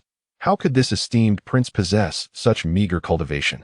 Xianhua felt particularly awkward, remarking, "Your Highness, I observe that both the crown prince and the princess have already reached the zenith of the Tao platform. Who would have thought that this so-called emperor's son, who sounds so illustrious, is merely a humble being of the divine sea realm?" The celestial dancer spoke with a smile. How audacious. To dare question the son of the emperor. Zhou suddenly rose to his feet. "It matters not." The ethereal dancer waved her hand, gazing at Xianhua. "You shall attack me with all your might." Ah? Xianhua could scarcely believe her ears. To command a being of the divine fire realm to strike at someone of the divine sea realm, and to do so with full force? Surely, this imperial scion could not be so foolish. Xianhua hesitated, reluctant to act. What if she inadvertently caused his demise? The Xiantian sect would be irrevocably ruined. "Stop dawdling and strike." Zhou interjected, his impatience palpable. "Ancestor, this." Xuanhua's pleading gaze sought Xuanya's counsel. "Fear not. Proceed with your assault. You lack the power to harm the imperial scion." Xianhua thought. "I am, after all, a being of the divine fire realm, a ruler of the Xianling continent. Who do you all look down upon? Beware, imperial scion." Xiantian palm. Xianhua bellowed, unleashing a palm imprint directed at Wuxian. At that moment, Xianyao and Xiaoding, having just entered, chanced upon this spectacle. "Father, what are you doing?" Xianyao cried out. The celestial dancer gazed at the formidable palm strike approaching, her brow furrowing. Too weak. With that, she unleashed a palm strike, a vibrant 9-colored imprint accompanied by an overwhelming celestial might, directed at Xianhua. Boom. To the astonishment of the onlookers, Xianhua was driven back several meters by this young prince of the divine sea realm, who had not even risen from his position. This. The crowd exchanged bewildered glances, momentarily lost for words. Xuan Miao, too, gaped in disbelief at the spectacle she had just witnessed. Shouting stood frozen, his face a mix of astonishment and grimness. The power of this prince from the higher realms surpassed his understanding. "Master, what do you think? This is indeed my first encounter with such a situation. A palm strike from the divine sea realm repelling divine fire. Unheard of." The soul within the ring was equally astonished but cautioned. "Do temper your ambitions. Such a prodigy surely hails from a premier force in the celestial domain. A challenge we cannot currently face. Moreover, there are 2 deities nearby." "Indeed." Shouting acknowledged while ruminating fervently. "The prince is formidable. With his intervention, the path to enlightenment has stabilized." Xianhua clasped her hands together. "Very well, let us disperse." The dance immortal spoke, casting a glance over the assembly. "Indeed. We take our leave." The crowd, hesitant to linger, promptly withdrew. "Wait, what is your name?" The voice of the dance immortal resonated once more, causing everyone to halt in their tracks. Following the gaze of the dance immortal, they saw Xian Miao, whose expression was one of astonishment, pointing at himself and exclaiming, "Me? Indeed, it is you. The returning emperor. I am called Xian Miao." With a hint of trepidation, Xian Miao spoke. "Xian Miao? Please, come forward." The enchanting dancer beckoned for Xuan Miao to approach. The expressions of the onlookers were nothing short of captivating. Was the imperial prince truly a man of such carnal desires? Xiao Ding's countenance darkened instantly, his fist clenched tightly, a subtle aura of murderous intent materializing. Yet, he found himself unable to step forward. "Your Highness, that is my daughter." Xianhua interjected. "Are you afraid that I would let you take advantage of her?" "I would never." Xuan Miao, with a heart full of trepidation, stepped before the enchanting dancer. Her head bowed and hands nervously twisting the hem of her garment, remaining silent. "Look at me." The fairy of dance spoke with a tone that, though gentle, brooked no contradiction. Xian Miao slowly raised her head. Indeed, the enchanting Wu Xian gazed intently into the captivating eyes of Xian Miao. Under such scrutiny from Wu Xian, amidst the presence of so many onlookers, Xian Miao felt a wave of bashfulness wash over her, her delicate face flushing slightly. She earnestly focused on the depths of your gaze. As the celestial dancer spoke, she extended her finger to gently touch the center of Su Miao's brow, her mesmerizing dual pupils shimmering with ethereal brilliance. "Calm your mind and resist not." Su Miao, with her eyes closed, felt a cool and soothing sensation emanating from the slightly icy fingertip of the celestial prince, sending a wave of tranquility to her brow. She dared not resist, fully concentrating on the perception of her own eyes. Was there something peculiar about them? Suddenly, they began to warm, and she found herself immersed in a dream, one that unfolded her past lives, present, and future. In every dream, she found herself inextricably intertwined with this celestial prince, the vividness of the dream leaving her both bewildered and drowsy. Abruptly, another wave of coolness surged from her brow, causing her consciousness to snap back to reality. "Open your eyes." As Wu Xian spoke, Xian Miao gradually opened her enchanting eyes. To her astonishment, within those captivating orbs, a red lotus mark faintly emerged in her pupils, distinctly different from before. Upon seeing Wu Xian, memories of dreams from past lives surged within Xian Miao, causing her cheeks to flush as she hastily lowered her gaze.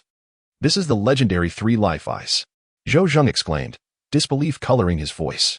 "Indeed, it is the Three Life Eyes. Even this old man can perceive it." Xian Yi added, "Why had we not noticed it before? I suspect the young lady's three life eyes were previously dormant. It is said that special eyes possess an innate connection, and it seems that the Emperor's twin eyes have sensed it."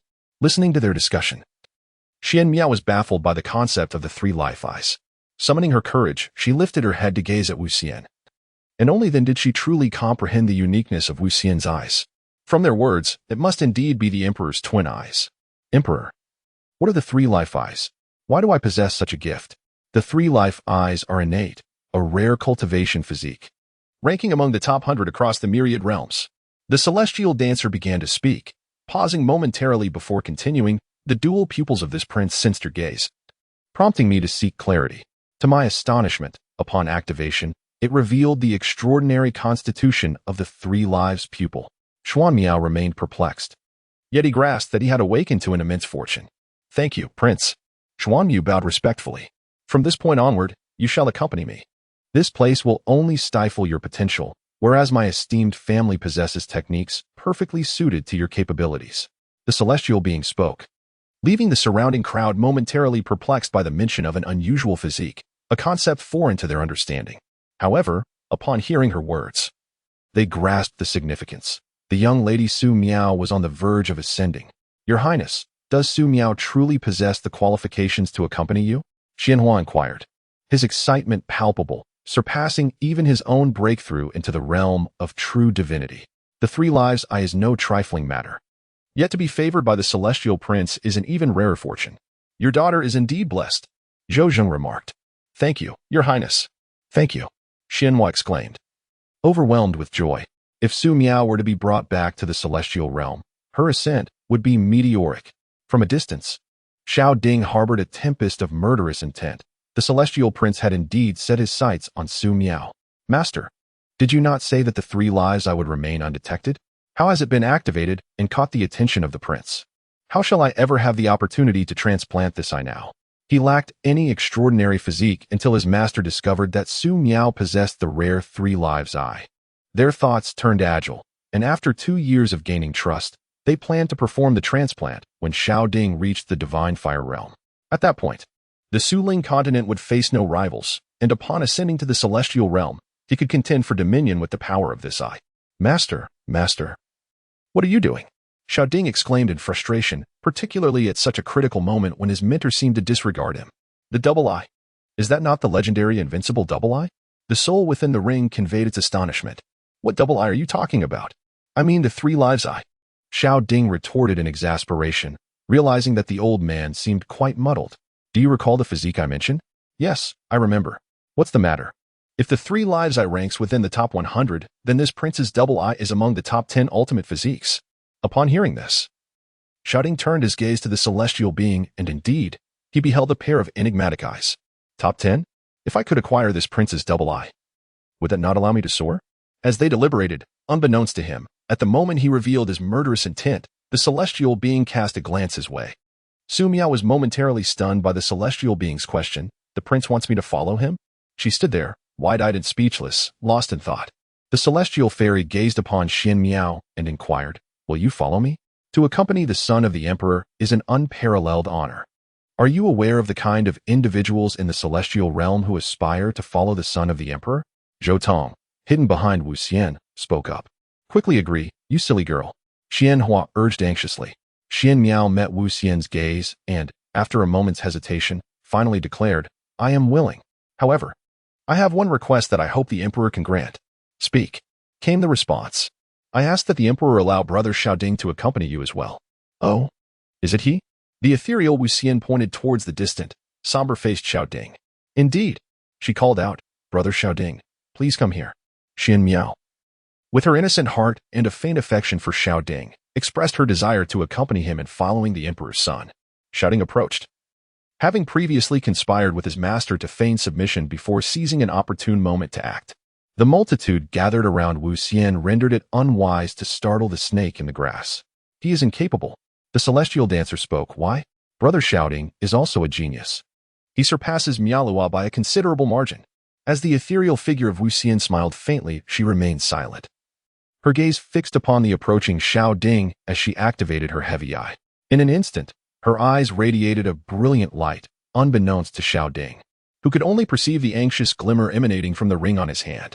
Last night, he had dreamed of the emperor's intention to slay him.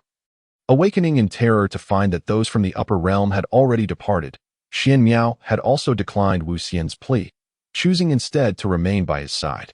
His journey had been smooth and fortuitous, all unfolding within the confines of his meticulous designs, as he achieved his heart's desire and united with Xian Miao. In his ascent to the divine fire realm, he had cruelly extracted Xian Miao's three life eyes, discarding her without a shred of remorse once she had lost her utility. Faced with her heart-wrenching cries of desperation, he felt neither hesitation nor guilt. The vengeful Xian Hua, seeking retribution, met his demise at Xiao Ding's hands, who now stood as the preeminent figure of the continent. Ascending to the celestial domain, he continued his calculated schemes, ultimately severing Wu Xian's heavy eye. Soaring to new heights and establishing himself as a sovereign. With a triumphant laugh, he reveled in his conquests, territory claimed, beauties possessed in abundance, his life seemingly perfect. Yet, he had long forgotten the girl he had cast aside on the Xianling continent, who endured a lifetime of suffering and ultimately succumbed to despair. Xiao Ding, you hypocrite, you demon. Suddenly, a voice filled with rage pierced through the air, startling Xiao Ding, who turned to find the spectral form of the deceased Xian Hua before him. Even in death, you dare to confront me? Do you think I would fear you now? Xiao Ding scoffed. I once held genuine affection for you. Yet you sought to blind me and cast me aside. How cruel your heart is. I truly misjudged you. As Xiao Ding turned, he was met by the presence of Xian Miao as well. Huh? Genuine affection? You coveted that so-called emperor while claiming sincerity to me. You were merely a pawn in my game, and without your eyes, you are of no further use. Xiao Ding, awaken. A voice, frail yet ethereal, emerged, revealing the apparition of his former master who had once aided him. You old fool, even as a dissipated soul, you dare return to confront me? Your refusal to accept your fate is amusing. Awaken? What do you mean? I am quite lucid. You were merely a pawn in my grand design. Just like that foolish woman Xian Miao. Once you served your purpose, it was inevitable that I would discard you. However, you have borne witness to my glorious ascent, which grants your demise a semblance of meaning. What? You would not even spare me? After all I have done to nurture your growth and teach you the arts. You are truly a beast. Suddenly, the world before Xiao Ding shattered like fragile glass, and before he could comprehend the unfolding chaos, everything vanished. Xian Hua, Xian Miao. His master all gone. He opened his eyes, questioning whether he had once again succumbed to the realm of dreams. Suddenly, his pupils contracted as he found himself in a grand hall, surrounded by countless onlookers, their expressions filled with animosity, particularly from Xianhua, Xuanmiao, and a spectral soul that regarded him as a mortal enemy. What is happening? He was bewildered and struck his own head in frustration, gradually coming to his senses. His pupils tightened as he realized the gravity of the situation. What have you done to me? The prince merely unveiled your true thoughts. That is sorcery. It is deceitful. You seek to tarnish my reputation. Xiaoding's countenance shifted dramatically as he hurriedly protested. How dare you assume that I would seek to defame a prince? Xiaoding, you wretched fiend. I had intended to plead with the prince to take you to the immortal realm. Xuanmiao's delicate form trembled with indignation. Beast, have I not treated you well within the Xiantian sect? How could you be so malicious? Xuanhua's face turned an ashen hue, her teeth gritting in rage.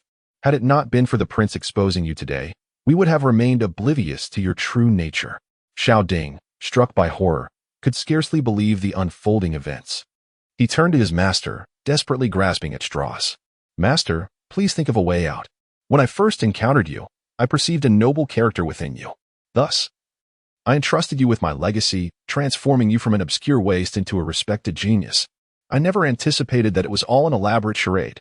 The ethereal figure sighed, unable to conceal its disappointment, its translucent form becoming even more insubstantial. Xiaoding's heart churned violently. The success he had once boasted of was nothing but a facade. The result of the celestial dancer's mirage spell.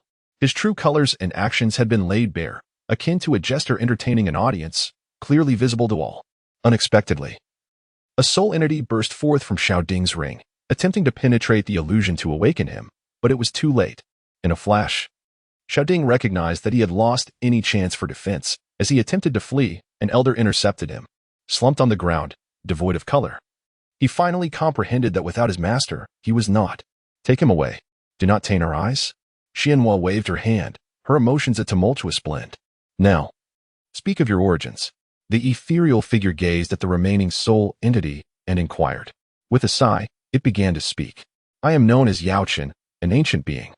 Ah, so you were a sage in your former life. How well do you comprehend this realm of spiritual mysteries? I possess some understanding. Lead this prince to the essence of path, and in return, I shall grant you a corporeal form. What? Do you fear that I might deceive you? May I inquire from which celestial domain does this prince hail? The Wu family. Is it the esteemed Wu family of the Tsongtian realm? The ethereal figure expressed astonishment, posing the question. Indeed, to think it is the prince of the Wu family, I am humbled. The prince's earlier words prompted a response from Yaochen, who could hardly contain his excitement. He had just lost a treacherous disciple, yet here stood a more formidable ally. He was well aware of the Wu family's dominance in the celestial realm, and if they were to assist him in crafting a physical body, it would be a remarkably simple endeavor. With matters settled, the others departed, leaving only Yaochen and Xuanmiao behind. Xuanmiao had just activated the 3 lives pupil and needed time to acclimate, making his presence beside Wuxian the wisest choice. Meanwhile, Yaochen had evidently begun to regard Wuxian as his master. In the blink of an eye, 10 days had swiftly passed, and the day of the opening of the spiritual realm had finally arrived. In the grand expanse of the Xiantian Palace, the celestial dancer opened her eyes and stepped forth, shadows trailing behind her. This locale, a vast mountain range nestled in the heart of the Xianling continent, was adorned with an array of bizarre peaks and peculiar stones. Typically a realm dominated by ferocious beasts, it now thrived with a multitude of human figures.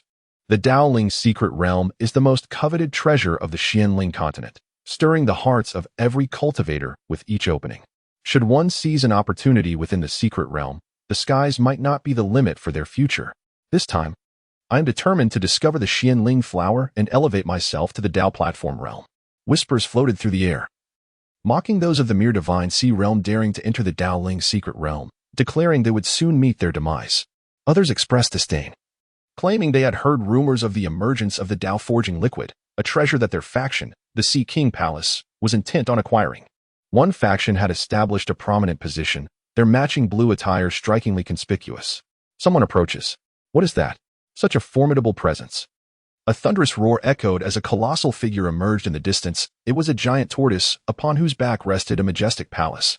The tortoise moved through the void, coming to a halt above the crowd, from which several figures emerged. Damn, This tortoise feels even more powerful than my ancestor.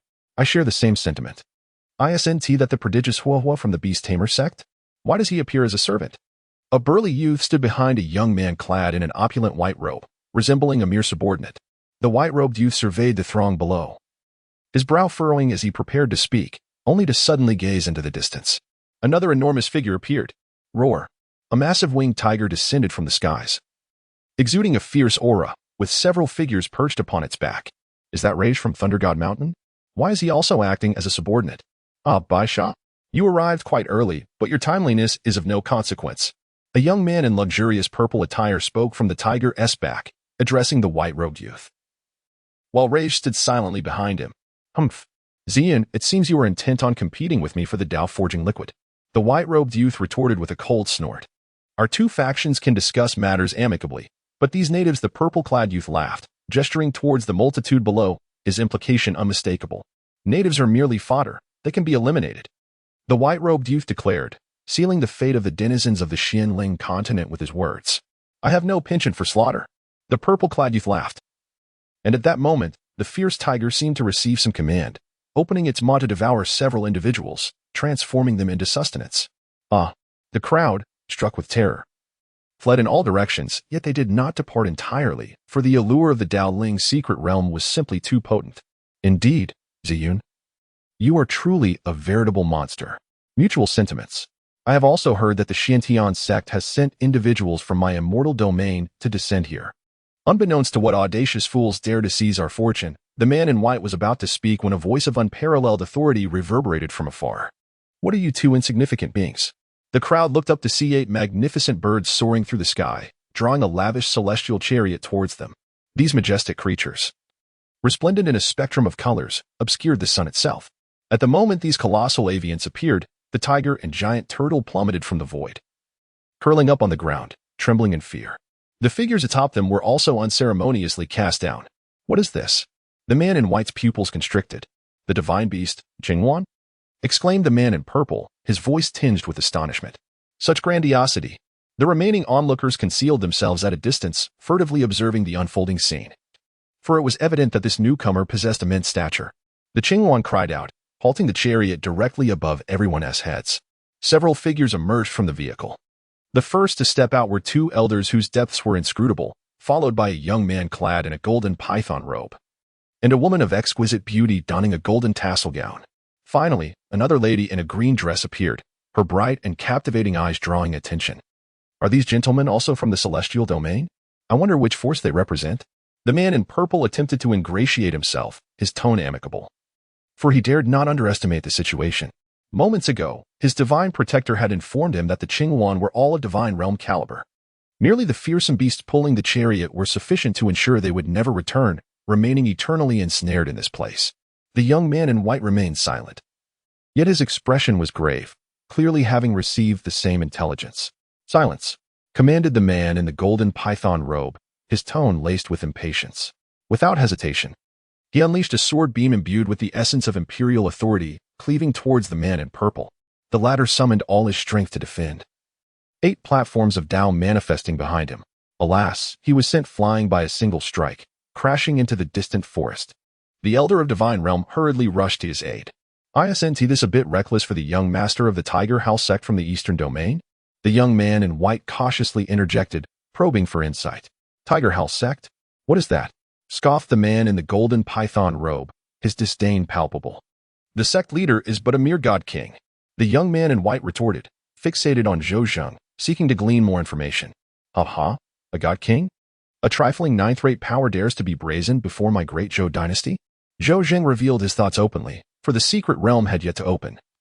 And he found amusement in toying with these 2 fools. Hiss.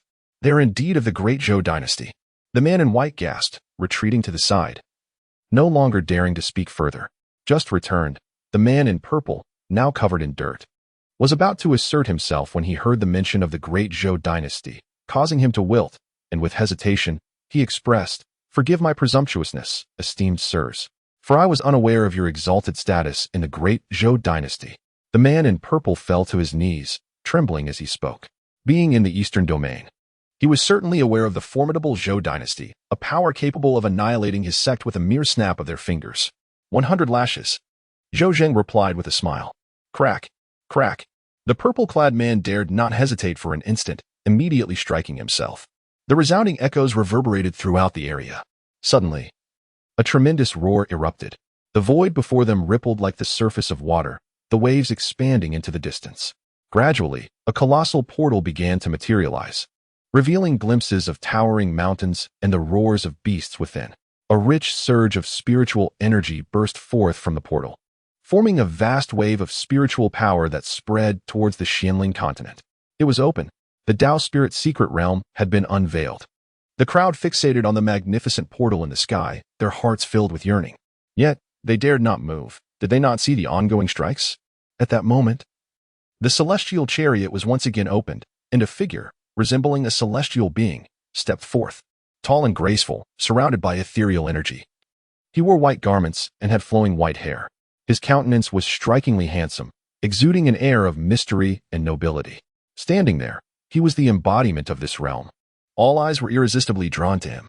What a splendid young man! Incomprehensible! How could one be so handsome? I am utterly enchanted. Is this truly the Tao Spirit's secret realm? As the celestial dancer gazed upon the colossal portal before her, she pondered for a moment, then stepped forward with an ethereal grace, vanishing into the secret realm, leaving behind only a lingering echo of her voice.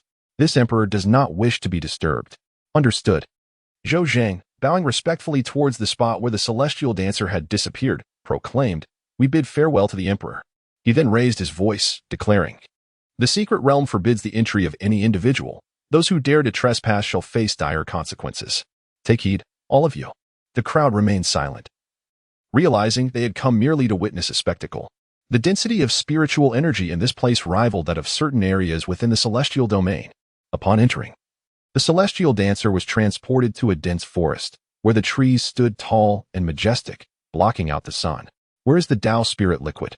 The enchanting spirit of Wu Xian infused the ring in her hand and inquired, "Is it truly at the heart of this secret realm?" Yao Chen's voice resonated within Wu Xian's mind, guiding her towards a specific direction. The dancer no longer hesitated. With a single step, she surged toward the center with remarkable speed. As she advanced, she realized that this secret realm was not merely vast, but resembled a miniature world. It rivaled even the Xianling continent in its grandeur. How intriguing! Behind a thicket, a 10-meter-long leopard lay in wait, cloaked in a perfect shade of obsidian. The quintessential assassin of the night. Its crimson eyes fixated intently on the approaching figure. As the sovereign of this forest, it had torn apart and devoured all challengers. Standing tall at the pinnacle of its domain, it had not tasted human flesh in ages. The exquisite memory lingered in its mind. It extended its tongue to caress its gleaming, sharp fangs. As the figure drew closer, the leopard crouched lower, acutely aware of the moment it should strike. Calculating the precise angle of attack, whether to use its fangs or claws. Countless successful hunts had instilled in it a profound confidence. It was time. All its muscles tensed, channeling every ounce of strength into this singular moment of focus, a guarantee for its next triumph. Whoosh. Swift, exceedingly swift, and utterly silent. In midair, it extended its lethal claws, glinting with a chilling radiance, fully expecting its prey to shatter beneath its strike. It had even envisioned a scene of blood gushing forth. To its astonishment, the human before it extended a single finger, pointing directly at its claws. The leopard recognized this as a common, mindless reaction of prey paralyzed by fear. It had witnessed it countless times before. It would effortlessly snap that finger and then rend apart the unfortunate human before it. However, thud. The anticipated sensation of its claws piercing flesh never arrived. Instead, that diminutive finger struck like divine iron, shattering its claws and directly targeting its skull. It was bewildered. The immense inertia rendered it unable to halt its momentum. It turned its head to evade, but it was futile. That finger seemed to anticipate its every move. All it could do was watch as the finger slowly pressed against its forehead. A brief yet intense pain surged through it, and it had no time to emit a roar before it was sent hurtling back to where it had started. Boom! It collapsed at its point of departure, gazing at the retreating figure of the tiny human, unwilling to accept defeat as it closed its crimson eyes, a small wound on its forehead slowly leaking blood. The celestial dancer retracted her hand and continued onward. The dance immortal sped along the path, encountering mostly demon beasts of lesser rank. all of which fell victim to her unerring strikes without the slightest hint of suspense. Along the journey, she came across various spiritual herbs and precious liquids. Yet she regarded them with disdain, choosing not to linger. Is this truly the central region? The celestial dancer gazed upon a colossal divine mountain, its entire form adorned in an eerie golden hue, stretching infinitely beyond the horizon. As the dance immortal approached, she discovered that this mountain was surprisingly shrouded in a prohibition against aerial passage. Raising her gaze, she beheld a narrow path composed of golden-hued steps, leading deep into the heart of the divine mountain. The celestial dancer pondered for a moment before ascending the steps, one by one. Along the way, she encountered various formidable beasts at the pinnacle of the Taoist platform, and eventually, even those at the mid-stage of the sovereign realm began to appear. Remarkably, these beasts seemed unaffected by the restrictions of the void, yet none could withstand a single blow from the celestial dancer. After 2 days of relentless travel, a cavern entrance finally came into view. After shattering a mid-stage sovereign beast with a powerful punch, she swiftly entered. Inside the cave, the air was dry, and the path steeply inclined upward as the celestial dancer pressed on. Suddenly, a howling sound echoed from ahead, prompting her to quicken her pace. Turning a corner, she arrived at the cave's depth, which opened up dramatically into a vast expanse, a colossal cavern, towering thousands of feet high and spanning several miles. The air within was saturated with spiritual energy, which surged in from all directions, creating the very howling she had heard. At the center lay a magnificent lake, shimmering upon the ground, exuding an aura of mysterious power. With a flicker of her thoughts, the celestial dancer noticed a small pool, measuring roughly a foot square, situated behind the lake, filled with a pale red spiritual liquid, the essence of pathway. With a piercing gaze, Wuxian finally discerned the presence. He turned his attention to the lake's surface and spoke with a gentle chuckle, "Come forth." Hisses. As his words echoed, the tranquil waters were disrupted, revealing the massive head of a monstrous beast emerging from the depths. Gradually, its true form became apparent, a stout and elongated body coiling above the lake, fixating its emotionless scarlet triangular eyes upon Wuxian. It was, in truth, a black jade mystic python. With a faint smile, the dance immortal beheld the formidable serpent before him, a creature of the pinnacle of the king realm. Had it not been for his presence, others who dared enter would surely have met their demise within the jaws of the serpent. There was little left to say. In an instant, man and serpent clashed in a fierce battle. The dance immortal, unwilling to squander time, unleashed his lethal move. His figure, ghostly and elusive, instantly appeared above the head of the Xian snake. With a fist imbued with vibrant hues, he struck down upon the colossal cranium of the beast. The Xian snake, caught off guard, was unable to evade the blow. With a deafening roar, its immense body plunged into the lake, sinking into silence. The dance immortal approached the small pond, and with a graceful flick of the wrist, a specially crafted jade vial materialized in her hand, ready to contain all the liquid essence of the forging path. As the celestial dancer was about to return, he suddenly sensed something amiss. His luminous, multifaceted eyes turned towards the depths of the lake. To his astonishment, he beheld the enormous carcass of a serpent rapidly shriveling before his very eyes. Undaunted by the spectacle, the celestial dancer swiftly leaped into the lake. His ethereal garments radiated a soft, celestial glow, repelling the water. Upon reaching the lake's bed, he discovered that the once mighty serpent had completely desiccated, devoid of its vital essence, reduced to a mere lifeless husk. The enchanting eyes of the dancing fairy fixated on a particular spot at the lake's bottom, and suddenly, she clenched her fist and struck down with great force. With a resounding boom, the surface of the water churned violently, and the lake bed trembled. A fissure, several meters wide, manifested at the lake's bottom, revealing a faint glimmer of light.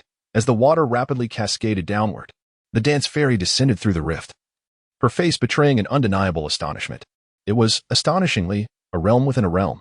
Below the lake lay a miniature universe, as though she were immersed in the vastness of the cosmos, boundless and infinite. An ancient stone pathway unfurled across the starry expanse, extending endlessly towards an unknown destination. The celestial dancer gracefully traversed the ancient cobblestone path, advancing with measured steps. Time seemed to lose its meaning as she journeyed onward. Before her, a kaleidoscope of colors intertwined, shimmering with brilliance. Activating her profound gaze, she beheld a magnificent flower, an extraordinary blossom, several meters in size, radiating with resplendent light and embodying an overwhelming essence of the Tao, as if it were the very incarnation of the Great Way, the flower of the Great Tao. The celestial dancer murmured in astonishment upon encountering such a marvel. an object of unparalleled treasure, rivaling even the blood of the Tao. Suddenly, her expression shifted as she fixated on the flower of the great Tao, exclaiming, "Is someone there?" She summoned all her strength to activate her heavy pupils for a closer inspection. Within the flower, the intricate weave of the Tao radiated boundless brilliance, revealing a figure. A woman, utterly bare, her form exquisitely crafted, her physique astonishing, and her beauty unparalleled, sat in meditation within the flower of the great Tao, her eyes tightly closed, resting upon a celestial fetus that exuded an enigmatic aura. Around her, the intertwining strands of the Tao glimmered endlessly, revolving in a mesmerizing dance. This is, even for the celestial dancer, whose temperament was extraordinary, her jaw dropped in awe. Could this possibly be the legendary primal being? Primal beings, born of heaven and earth, possess an innate affinity with the Tao, often regarded as the progeny of the heavenly path. It is said that upon their emergence, they embody the cultivation of a sage. However, the birth of a primal being is an exceedingly arduous endeavor, with conditions that are exceptionally stringent. Only a scant few have been documented throughout the entire celestial realm. The presence of one here is undoubtedly linked to this flower of the great Tao. Only such a rare treasure could potentially nurture a primal being over the eons. Yet, it was evident that this particular primal being had not yet reached the moment of her emergence. As Wuxian gazed upon the flower of the great Tao, he felt an intense longing. However, after a futile attempt, he realized that with his current cultivation, he was utterly unable to make an impact. Just as despair began to engulf him, something stirred within his being. A verdant lotus, with a single petal unfurling, took root and swayed within the sea of his consciousness. At that moment, it awakened. It floated forth from his mind's eye, manifesting before Wuxian. Upon the appearance of the green lotus, the flower of the great Tao seemed to encounter its nemesis, erupting into a radiant display of light in a desperate act of self-defense. Meanwhile, the lotus exuded a gentle azure glow, emitting wisps of chaotic energy as it leisurely ascended above the flower of the great Tao, seemingly disregarding its explosive retaliation. With several tendrils extending forth, the green lotus, to Wuxian's astonishment, plunged fiercely into the flower of the great Tao, which had previously left him feeling powerless. In an instant, the lotus swayed, nurturing vast quantities of chaotic energy, while the flower of the great Tao began to dim at a visibly alarming rate. A crisp sound resonated through the air as the second petal of the lotus slowly unfurled. Subsequently, the third, fourth, and fifth petals blossomed, culminating in the full display of 6 translucent petals. These 6 crystalline petals swayed gracefully, emanating a mystical azure glow accompanied by the chaotic energy. Resembling a lotus flower in its full splendor, no longer the mere bud it once was, the green lotus hovered above Wuxian's head, with strands of chaotic energy cascading down, exuding a sacred and inviolable presence. Meanwhile, the flower of the great Tao suffered a calamitous fate, its brilliance waning, teetering on the brink of disintegration. Within the flower, the innate being sensed the disturbance. At the very moment the flower's radiance diminished, she opened her eyes. With a stoic expression, she rose with grace, enveloped in a garment woven from intertwining rays of light, and with a single step, she transcended the confines of the flower of the great Tao. As the flower rapidly shrank to the size of a palm, it hovered above her head. She turned her gaze upon Wuxian, her eyes landing on the seemingly triumphant green lotus above him. With a subtle yet commanding gesture, she struck. "Human, you seek death."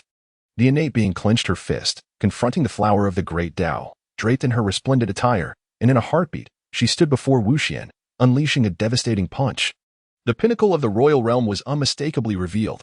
The dance immortal unexpectedly sensed a threat emanating from the innate being. A surge of exhilaration coursed through him. For this was a worthy adversary. He too clenched his fist and unleashed his strike. Boom. Both individuals were sent staggering backwards simultaneously. The celestial being retreated 3 steps, her exquisite visage etched with disbelief as she found herself retreating a staggering 10 steps. It was as if her fist had struck against divine gold, a lingering pain resonating through her. Born from the flower of the Tao, nurtured over countless epochs, this innate entity, though having been prematurely brought into existence due to the enigmatic azure lotus that ravaged her essence, was not one whom this mere human could vanquish. Humph, she scoffed, launching herself towards him once more. The dance immortal remains undeterred, as such an adversary is precisely what he has long desired. Boom, boom, boom. This is a clash of sheer physical might. The resounding echoes are relentless as the two engage in a brutal exchange, each punch landing with ferocity. Though the innate being is a woman, her strikes are bold and commanding, exuding unparalleled dominance.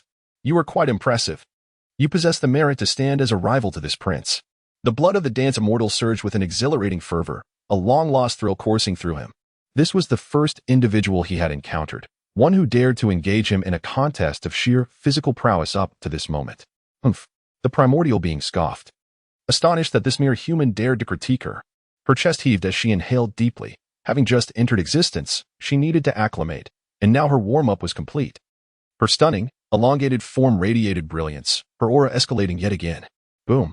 As their fists clashed, the dance immortal felt a tingling sensation travel through his hand. Astonishment etched upon his features. The primordial being was indeed extraordinary.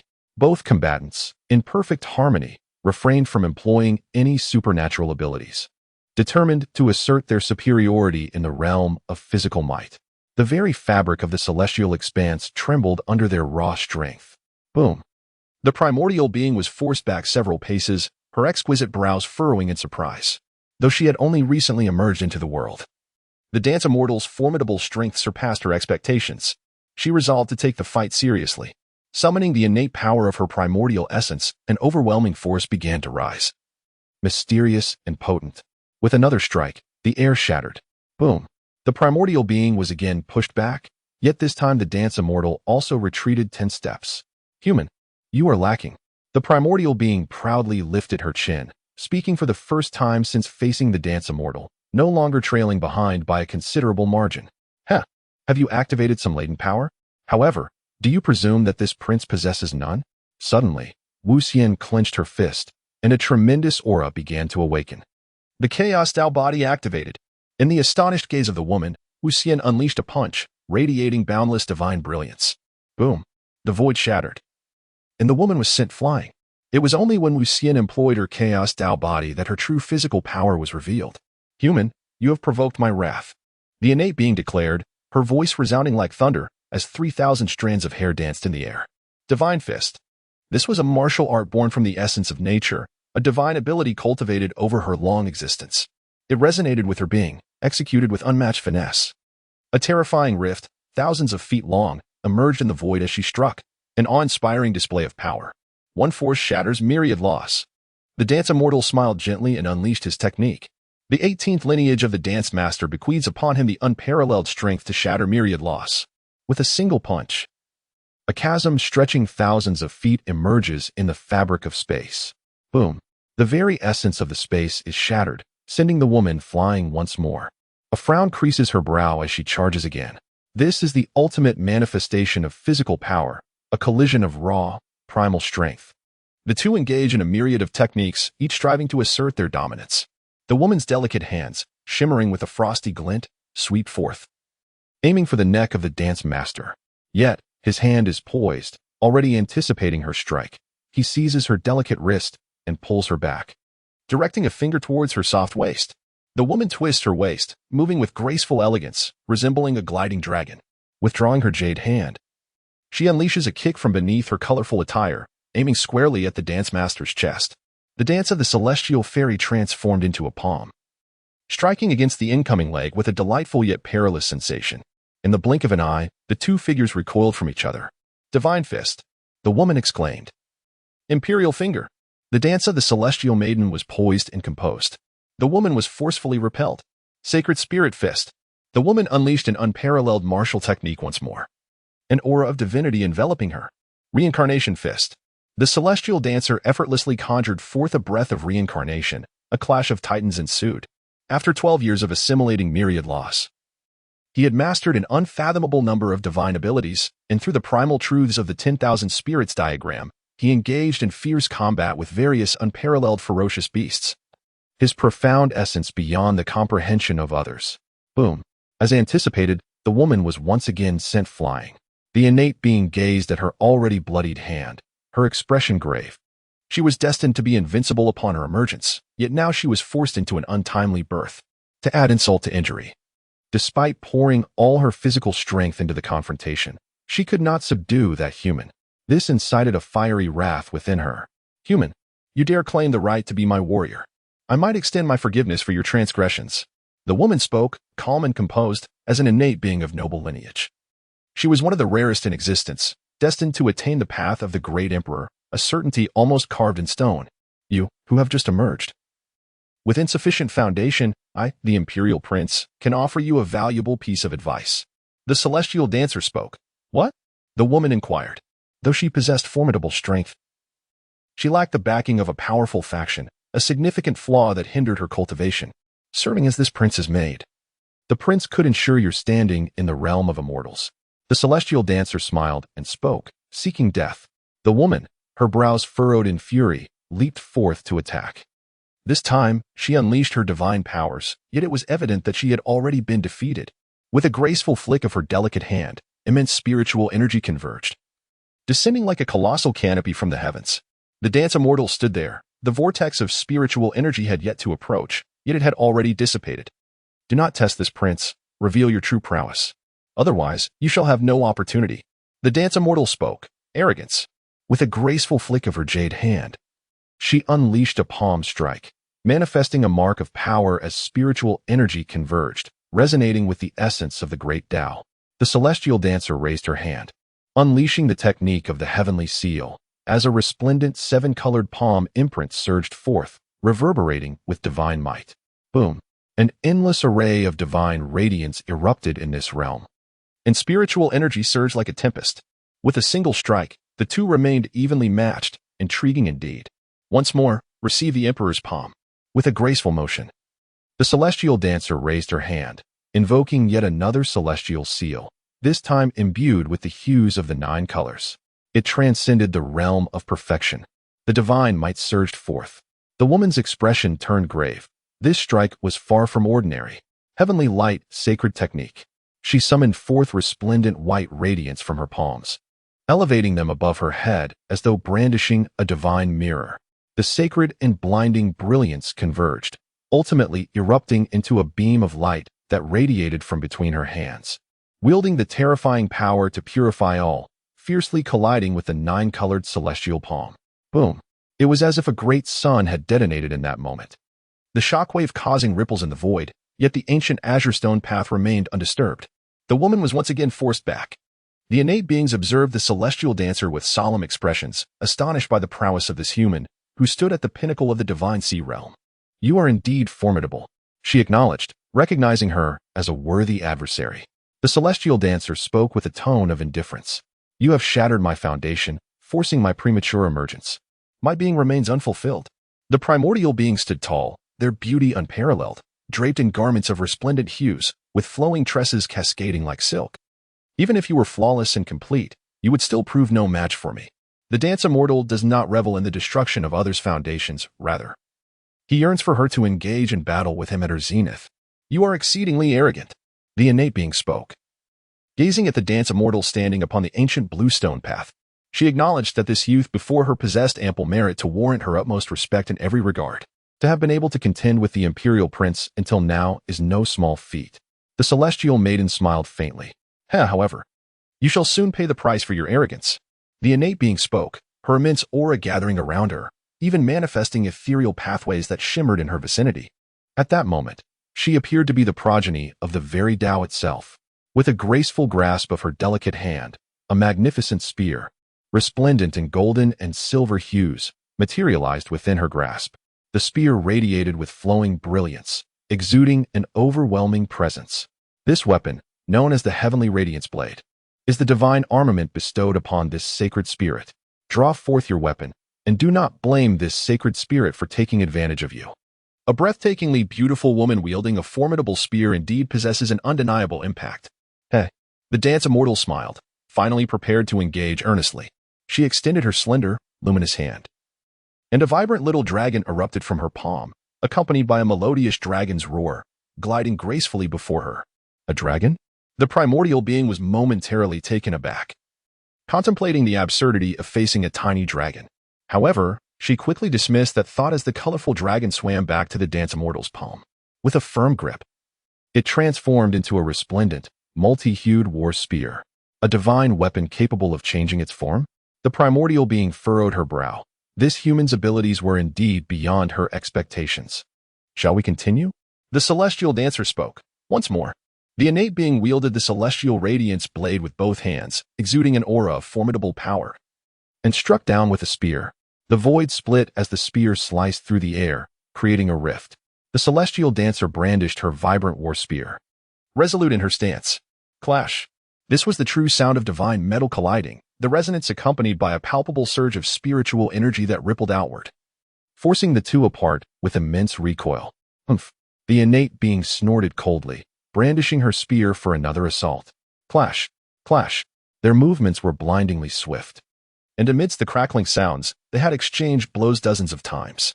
Observing the fissures on her injured palm, the innate being recognized the formidable strength of the celestial dancer's physique and resolved not to engage in a direct confrontation any longer. Heavenly Radiance Spear Technique. She proclaimed with clarity, unleashing a powerful thrust. Waves of light surged forth, and her spear gleamed like a resplendent moon, piercing toward the celestial dancer. A brilliant radiance erupted, illuminating the surroundings as if it were broad daylight. The dancer wielded a war spear, upon which brilliant stars suddenly ignited, swiftly merging into a radiant constellation. Furthermore, the surrounding small stars along the ancient bluestone path also shimmered, casting their light upon the spear, which instantly became as dazzling as a true celestial body. Starry Radiance Technique. This is a divine art contained within the imperial laws of the Wu family, particularly suited for the manifestation of formidable divine weapons. Boom. It was as though a star had collided with the moon. A tremendous explosion erupted at this location. The war spear, powerful and relentless, struck the tip of the spear, bending the shaft with the force of the impact. The spear recoiled, crashing against the chest of the primordial being. The primordial entity was sent flying, a mouthful of blood spewing forth from its small mouth. What say you? Will you heed the advice of this imperial prince, or face your demise? The dance immortal wielded a resplendent war spear, exuding an awe-inspiring aura, akin to an invincible celestial deity. You must be dreaming. The primordial being retracted its long spear. Realizing that weaponry would not grant any advantage, it resorted to its ultimate technique. Wheel of Heaven. A colossal wheel manifested above the primordial being's head, slowly revolving. Suffused with the essence of the heavenly way, an overwhelming force intent on annihilation emerged as she gritted her teeth, reluctantly compelled to unveil her trump card. With a mere gesture, Wu Xian transformed his battle spear into a vibrant, seven-colored dragon that slipped into his palm. His luminous eyes, glimmering with intensity, focused intently on the whirling force that approached with a fierce roar. As his right eye gradually morphed into an inky black, the wheel, upon reaching a distance of 100 zhang from Wu Xian, suddenly came to a standstill. The innate being was struck with terror, realizing that her connection to the Wheel of Heaven had been severed. To her astonishment, she witnessed the wheel begin to shatter, piece by piece. The gaze of the innate being met Wu Xian's eyes, sending another tremor through her heart. Previously, she had sensed an overwhelming physical power emanating from him, a force that rivaled her own innate sacred body, perhaps even surpassing it, which explained her defeat at his hands. She concluded that Wu Xian possessed an extraordinary physique. But to her surprise, he also bore the rare trait of dual pupils. A mysterious physique combined with dual pupils? What an enigma he was! She struggled to recall the ancient records of her sacred lineage, where such prodigies were scarcely documented. To encounter one upon her emergence into the world left her at a loss for whether to weep or to rejoice. Yet, she realized, she had been forced into existence, a premature birth. You possess dual pupils. The innate being spoke weakly, her energy depleted from the relentless battles. Indeed, Wu Xian replied. What is that power of yours? She inquired. Are you curious? I have been defeated, yet I yearn to understand the nature of the one who bested me. The tone of the innate being was heavy with melancholy. In her eyes, Wu Xian was shrouded in layers of obscurity, inscrutable and elusive. She even pondered how much strength this young man had truly wielded to overcome her. Although her emergence had not been complete, she was still a sacred being, unparalleled in every aspect. Yet she had repeatedly faltered against this youth, despite the substantial gap of 2 major realms between them. Did such individuals truly exist in this world? A sense of discouragement washed over her. Then watch closely. As Wu Xian spoke, he turned his gaze toward the woman, his luminous dual pupils casting a mesmerizing glow. In an instant, she felt as though she were ensnared in a quagmire, her entire body moving with excruciating slowness. Suddenly, a radiant light emanated from his brow, manifesting into a beam of ethereal brilliance that surged forth, aimed at the woman. The innate being's expression shifted dramatically as she summoned all her strength, barely managing to wield the Wheel of Heaven to fend it off, yet she was on the brink of exhaustion. Upon lifting her eyes, she realized that the youth had vanished without a trace. A peculiar sensation washed over her. Glancing downward, she noticed an ethereal pathway had inexplicably materialized beneath her feet. Her heart raced with trepidation, and just as she prepared to resist, a slender, translucent finger gently pressed against her brow. Raising her gaze, she beheld the very youth who had appeared before her, beneath whose feet shimmered the illusory forms of 3,000 pathways, as he smiled down at her. His dual pupils sparkled with depth, and an enigmatic mark of the celestial path adorned his brow. It dawned upon her. How could she have been so blind? Those were the dual pupils, the celestial bones, the chaotic corporeal form. The innate being could scarcely believe her eyes. Before her stood a youth who possessed 3 of the top 10 physiques across the myriad realms. What an extraordinary revelation. Truly, it was beyond anything she had ever heard. He was nothing less than extraordinary, a being not of this world. Indeed, he must be the progeny of the great Tao. I have not perished in vain. What say you now? Do you still deem this prince to be arrogant? The ethereal dancer smiled gently, retracting her finger. To think that in this era, a prodigy such as you exists, who could possibly rival you in this lifetime? Indeed, my emergence is ill-timed. The primordial being sighed. She ought to have remained in slumber for several more epochs, awaiting the dawn of the next era. Alas, there is no recourse now, save for sealing herself once more. Regrettably, the blossoms of the great Tao have already been excessively depleted. Everything is inextricably linked to this young man before me. The expression of the primordial being was one of complexity. And now? I have been defeated. How shall you choose to deal with me? She inquired, lifting her gaze. You may depart. This prince eagerly anticipates a perfect confrontation with you. The celestial dancer spoke, hands clasped behind his back, for he harbored no intention of causing distress. He merely sought a worthy adversary. Moreover, he wished to convey that it was all due to the Qinglian. The primordial being paused, taken aback, acknowledging the uniqueness of his presence. Until we meet again. The primordial being offered a respectful bow. And then the radiant bloom of the great Tao above her head burst forth with brilliance. Countless forces of the Tao intertwined within the flower, imprinting upon the heavens as a spatial passage gradually materialized. This passage, forged by the great Taoist bloom, linked the realms, its destination unknown. The primordial being embarked on her journey, for this place was no longer suitable for her to linger. The great Taoist bloom would guide her to a realm more conducive to her growth. Perhaps, in time, she could rectify her past missteps and attain completeness. At that moment, she would fear no one. The primordial being stepped steadily towards the spatial passage, adorned in a resplendent garment of myriad hues. Her hair flowing like a gentle breeze, her form flawless in its entirety. As she entered, she cast a glance back, bestowing a radiant smile upon the celestial dancer. Her grace unparalleled. Then, she turned and departed, leaving behind a melodious echo. I look forward to our next meeting. The dance immortal silently watched as the primordial beings entered the passage, his lips sealed. He gazed intently at the ancient azure stone path before him. A path whose destination remained shrouded in mystery. A peculiar expression crossed his face, for in the distant depths, it seemed as though something was beckoning him. The celestial dancer's footsteps remain unceasing as he continues on his journey. Having arrived, he is determined to uncover the truth. An ancient stone path, laid beneath a tapestry of stars, is traversed by a youth clad in white garments, his silvery hair flowing gracefully as he advances slowly along the road. The celestial dancer has been gone for nearly a month. A celestial palace? At last, the celestial dancer beheld a palace radiating ethereal light. Standing majestically at the end of the ancient stone path, the faint yet compelling call within her heart emanated from this very place. As the celestial dancer approached, she discovered that the divine palace was marked by numerous signs of conflict. There were bullet holes, traces of swords, scars from blades, and even claw and palm prints. One could only wonder what cataclysmic battles had occurred to leave a celestial palace, forged from divine gold, in such disarray. The name inscribed on the palace had become worn and tattered, with only 2 characters remaining relatively intact, their meanings obscured by the passage of time.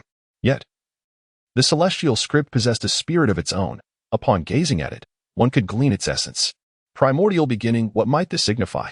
The dance immortal pondered. He had never heard of it. The ethereal dancer felt an unsettling discomfort, one that intensified as she drew nearer to the celestial palace. It was as if an immense terror lurked within. Yet, paradoxically, the summons that beckoned her grew ever more potent.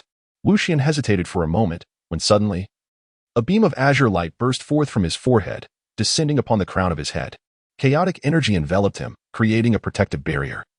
while the uncomfortable aura vanished without a trace. It was the presence of the azure lotus.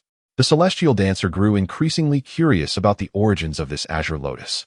It was undoubtedly no ordinary treasure. Having previously devoured even the flower of the great Tao, he certainly did not regard it as trivial in the slightest. Wuxian, still feeling a tinge of unease, clutched the protective talisman bestowed upon him by his elders, which provided him with a modicum of reassurance. He then lifted his foot and made his way toward the celestial palace. The passage was remarkably smooth, devoid of any hindrance or restriction, allowing him to enter the palace with ease. Inside, the celestial palace was of immense proportions. Upon arriving at a particular door, Wuxian pushed it open, revealing an interior brimming with countless elixirs of considerable grade, including the rarest of all, imperial-grade elixirs. These imperial elixirs were exceedingly precious, so much so that they were seldom encountered even among the imperial clans. The dance immortal picked up a bottle of the yin-yang duality pill, a rare imperial elixir infused with the essence of both yin and yang.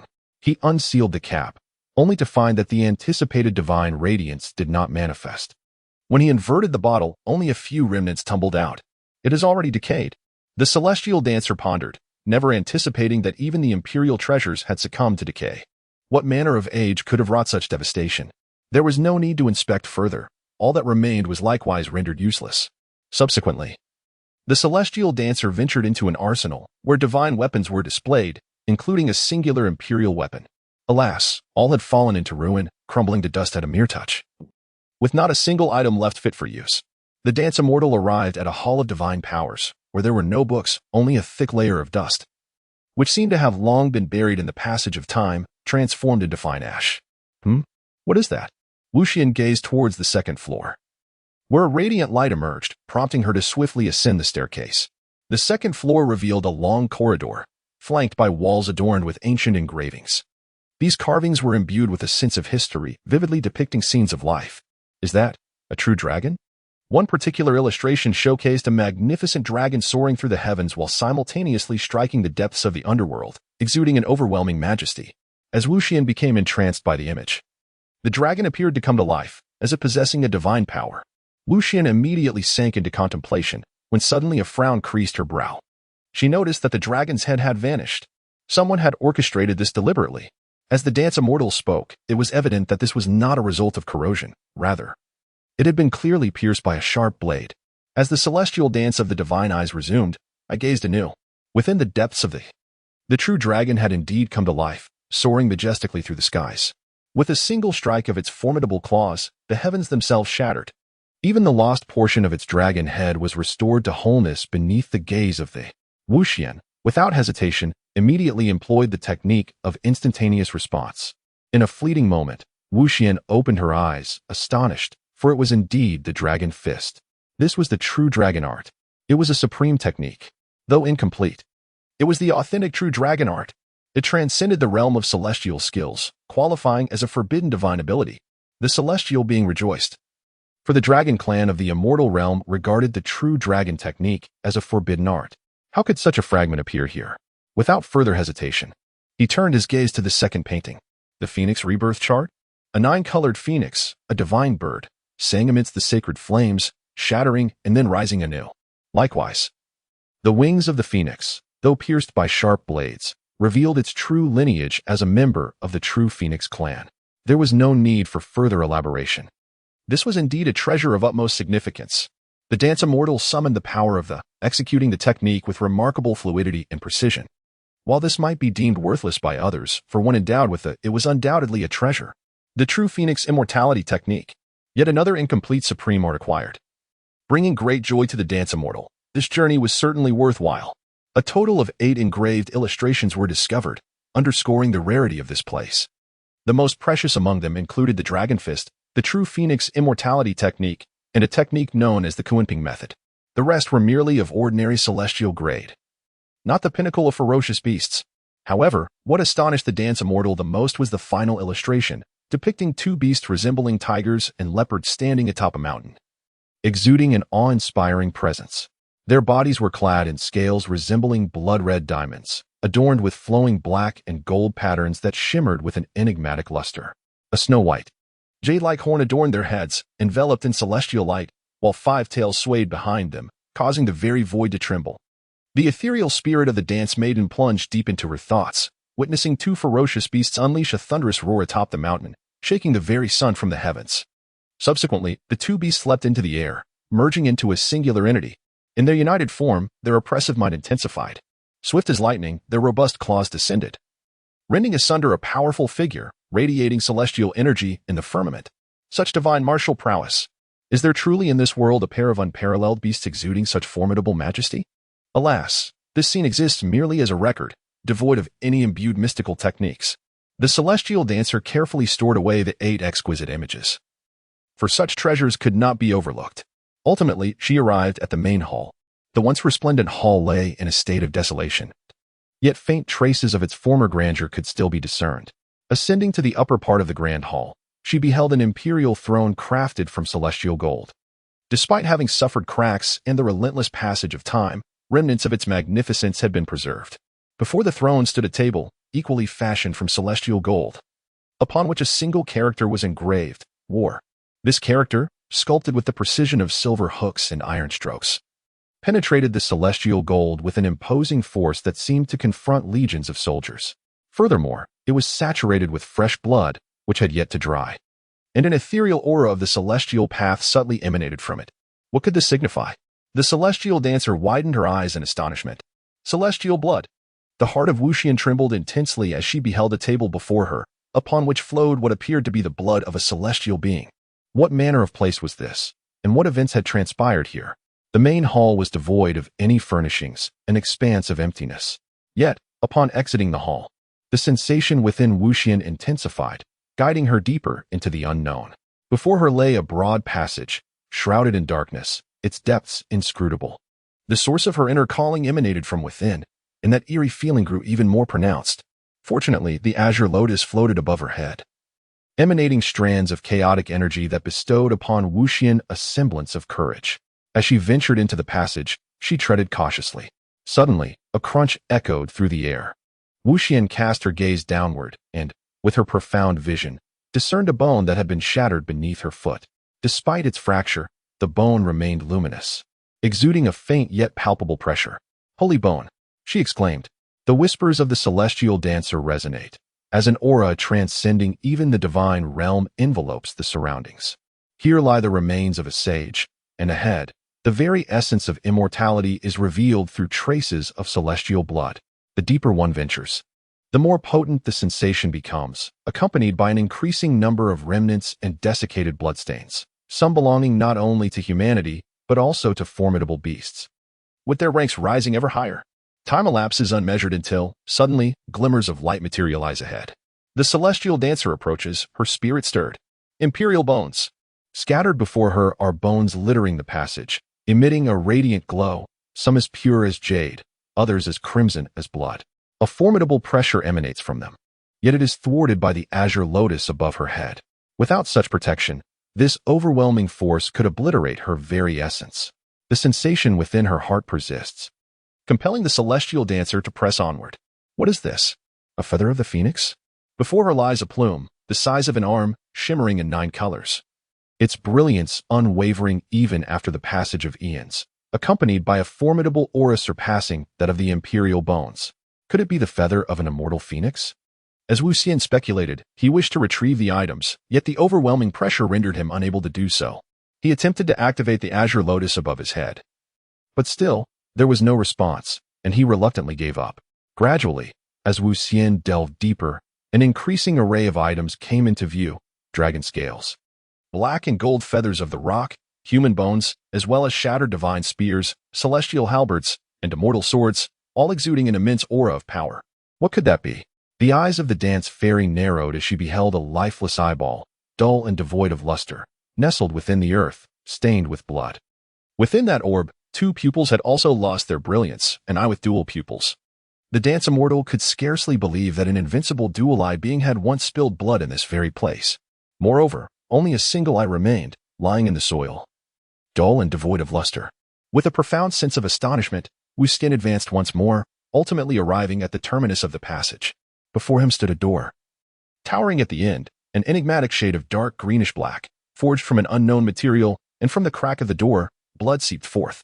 A myriad of blood, mingling in a shadowy and viscous flow, slowly trickled out from the crevice.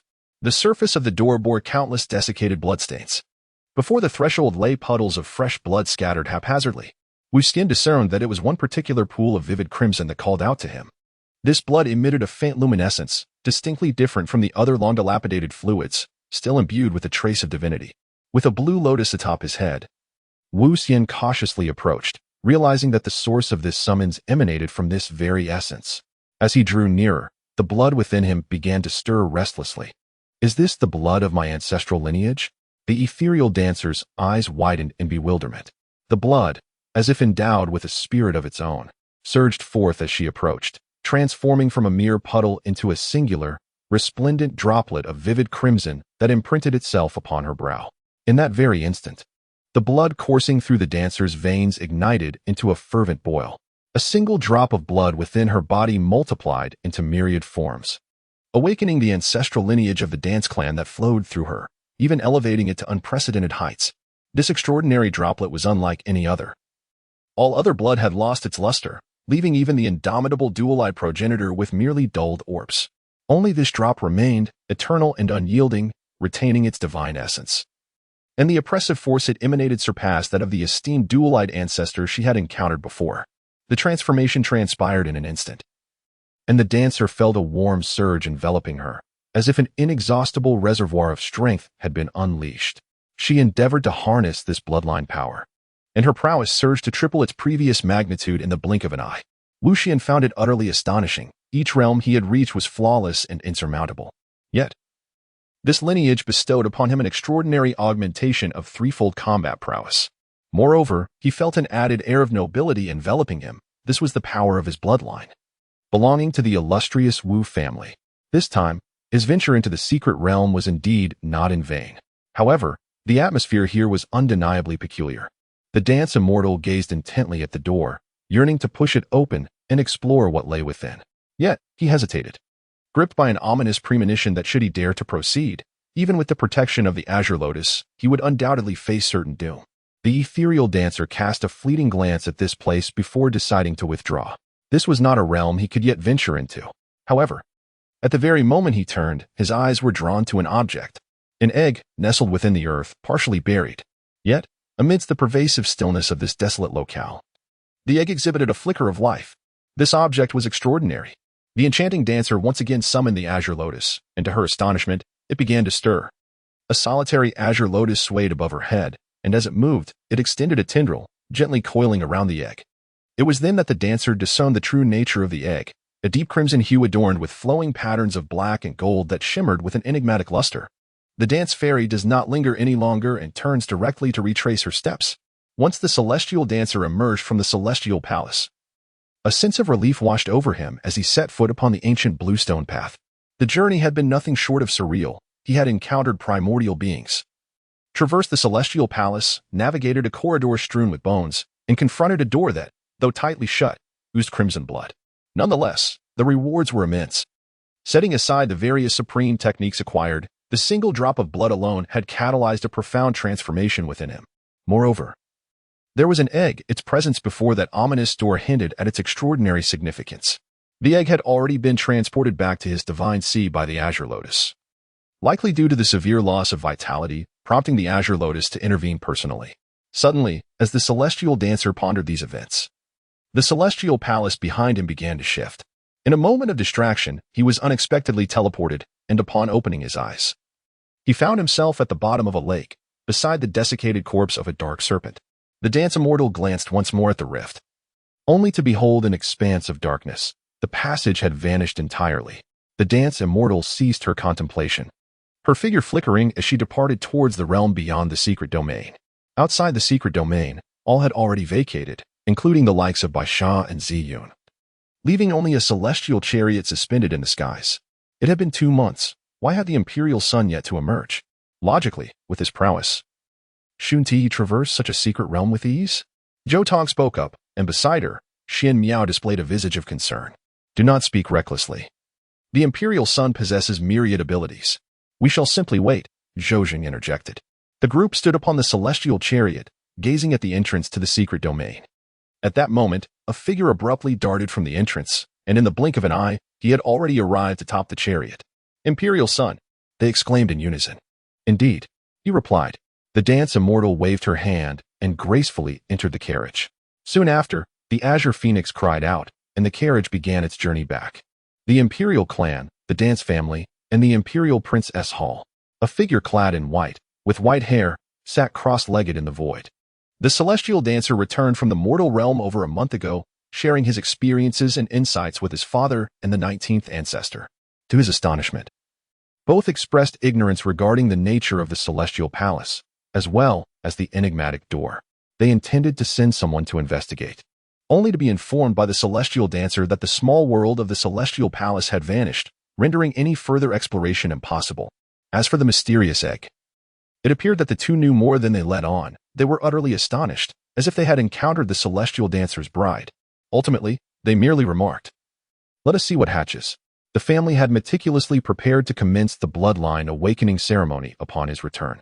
However, when the celestial dancer unleashed his bloodline power, both Wu Yang and the 19th ancestor were left in a state of utter disbelief. Nevertheless, with all arrangements in place, the celestial dancer resolutely undertook the bloodline awakening once more. The bloodline of the dance immortal erupted with such magnitude that the entire Wu family was once again plunged into profound astonishment. Following the ritual, the bloodline of the dance immortal unexpectedly broke through once more. Now, harnessing the power of this bloodline not only amplifies his combat prowess threefold, but also allows him to suppress other bloodlines during an eruption. In the ebb and flow of battle, this is incredibly terrifying. As Wu Yang aptly articulated, the density of this bloodline is so extraordinary that it resembles not merely my son, but rather the progeny of our ancestors. Recently, Wu Stin has also ascended to the Dao platform realm, and upon his breakthrough, he forged 9 Dao platforms, reaching the pinnacle of this realm. Today, he shall shatter the limits. In the Imperial Sun Hall, Wu Stin opened his eyes, rose to his full height. Today, he aims to forge another Dao platform and transcend the pinnacle of the Dao platform realm. As the dance immortal gracefully stepped out of the Imperial Prince Hall, 2 enchanting figures emerged, one clad in purple and the other in jade green. In an instant, they arrived before the dance immortal, offering their respectful salutations. It was none other than the long-absent Wu Ziqing and Luo Yao. Meanwhile, Xin Miao, whom he had brought back to the celestial realm, was currently acclimating to the profound principles of that realm, having entered seclusion. The dance immortal had provided her with a cultivation method suited to her needs, and it is certain that upon her next emergence, she will astonish everyone anew. The celestial dancer nodded. The two women had previously made significant breakthroughs at the Wu family, and both were indeed extraordinary talents of their generation. Upon her breakthrough, Wu Ziqing reached the pinnacle of the King's realm, and Luo Yao achieved the same. It seems they, like myself, have solidified their foundations before ascending to greater heights. Has the young emperor completed his cultivation? Luo Yao inquired. Yes.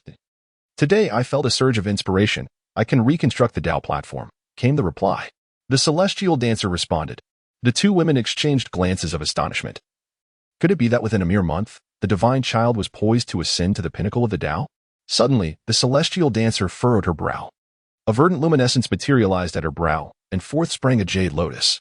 The lotus emanated tendrils of chaotic energy, swaying gracefully before the celestial dancer, before a root flicked, casting an egg into her embrace.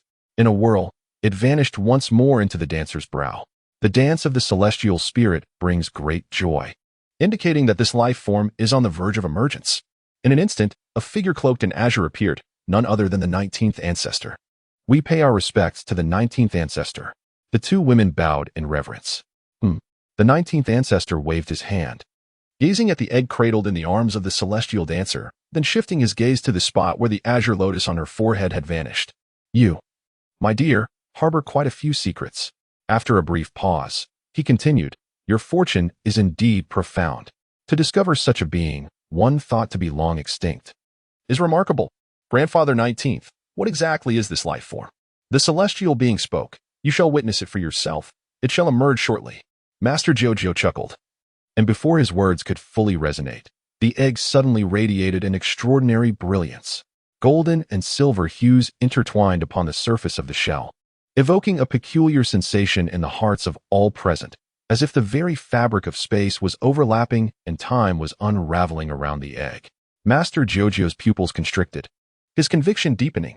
He hastily urged, quickly, drop 2 drops of your essence onto the shell.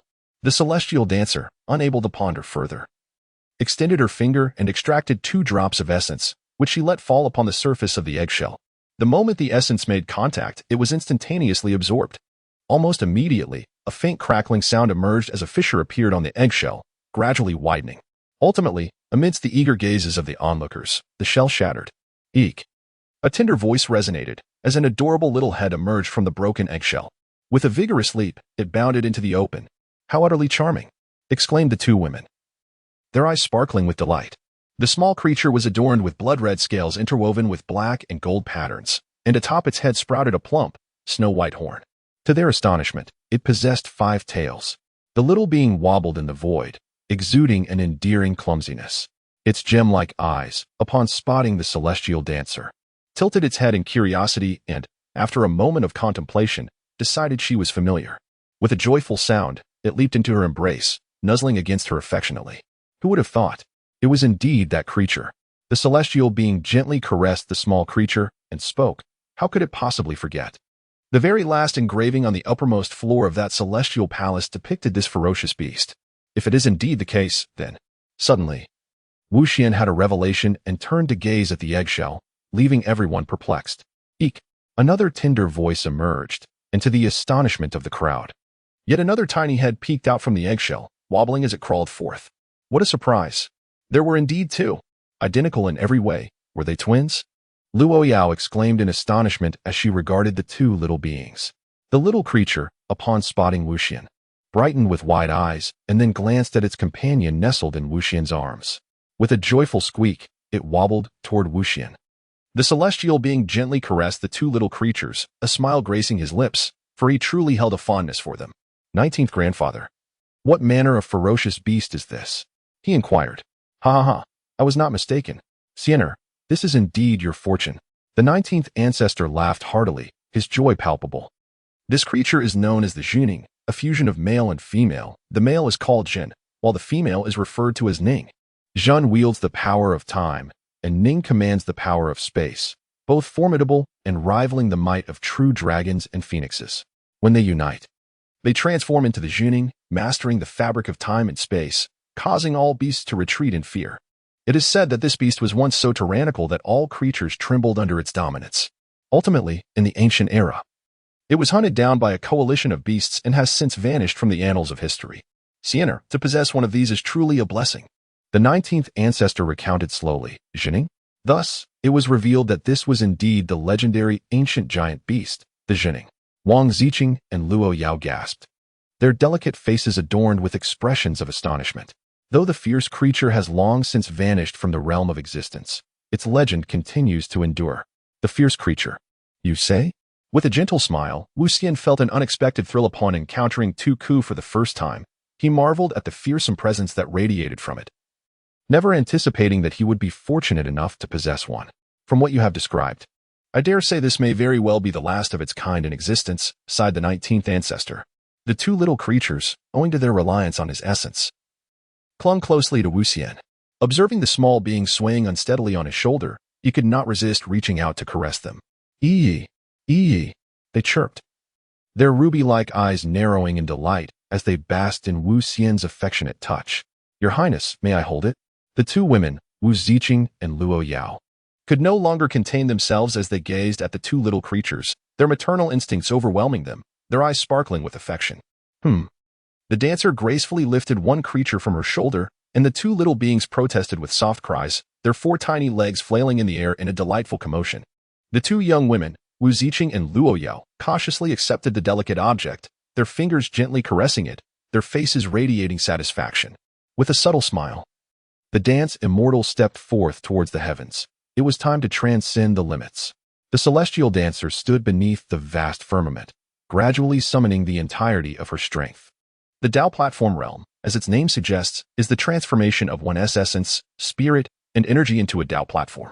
From this moment forth, every movement harmonizes the essence, spirit, and energy, elevating the cultivator's life level to a new pinnacle. The number of Tao platforms reflects a practitioner's accumulation from previous realms and their inherent potential, ultimately determining how far they may traverse on their journey. Since ancient times, the apex has been 9 Tao platforms. Those capable of forging 9 are deemed worthy of aspiring to the status of a great emperor, recognized as prodigies of heaven. However, the path of a cultivator is fraught with trials, and none dare to claim they will reach the end. Moreover, this era is an exceptionally rare golden age, teeming with myriad exceptional talents and prodigies from various clans. The celestial dancer has already witnessed many who possess 9 Tao platforms. Of course, she has also encountered numerous defeats. Yet, what she seeks is neither 9 nor 10. She yearns for perfection without flaw. As the celestial dancer's aura soared, 9 grand and sacred Tao platforms materialized around her, each radiating a brilliant spectrum of 9 colors, accentuating her presence as if she were a child of the heavens. The Emperor's Tao platform is remarkably unique and impressively vast. As Wu Ziqing spoke, she gazed upon the Tao platform of Wu Xian, a sight she had encountered before. On that momentous day, Wu Xian stepped into the Tao platform realm, effortlessly forging 9 platforms in a single breath. Ascending to the pinnacle of the Tao platform with resounding grandeur, an image forever etched in her memory. Yet, each time she beheld Wu Xian's Tao platform, she could not help but be filled with awe. Beside her, Luo Yao nodded in agreement, sharing a profound sentiment. In comparison to Wu Xian, they, the so-called prodigies, seemed scarcely more than ordinary cultivators. Even I cannot fathom this Tao platform of Xianer, but she treads a truly forbidden path, so such a spectacle is hardly surprising. The 19th ancestor remarked with a beaming smile, his pride palpable in his tone. Ha ha ha, truly worthy of my son. With a hearty laugh, 2 figures materialized in the scene, Wu Yang and GZ.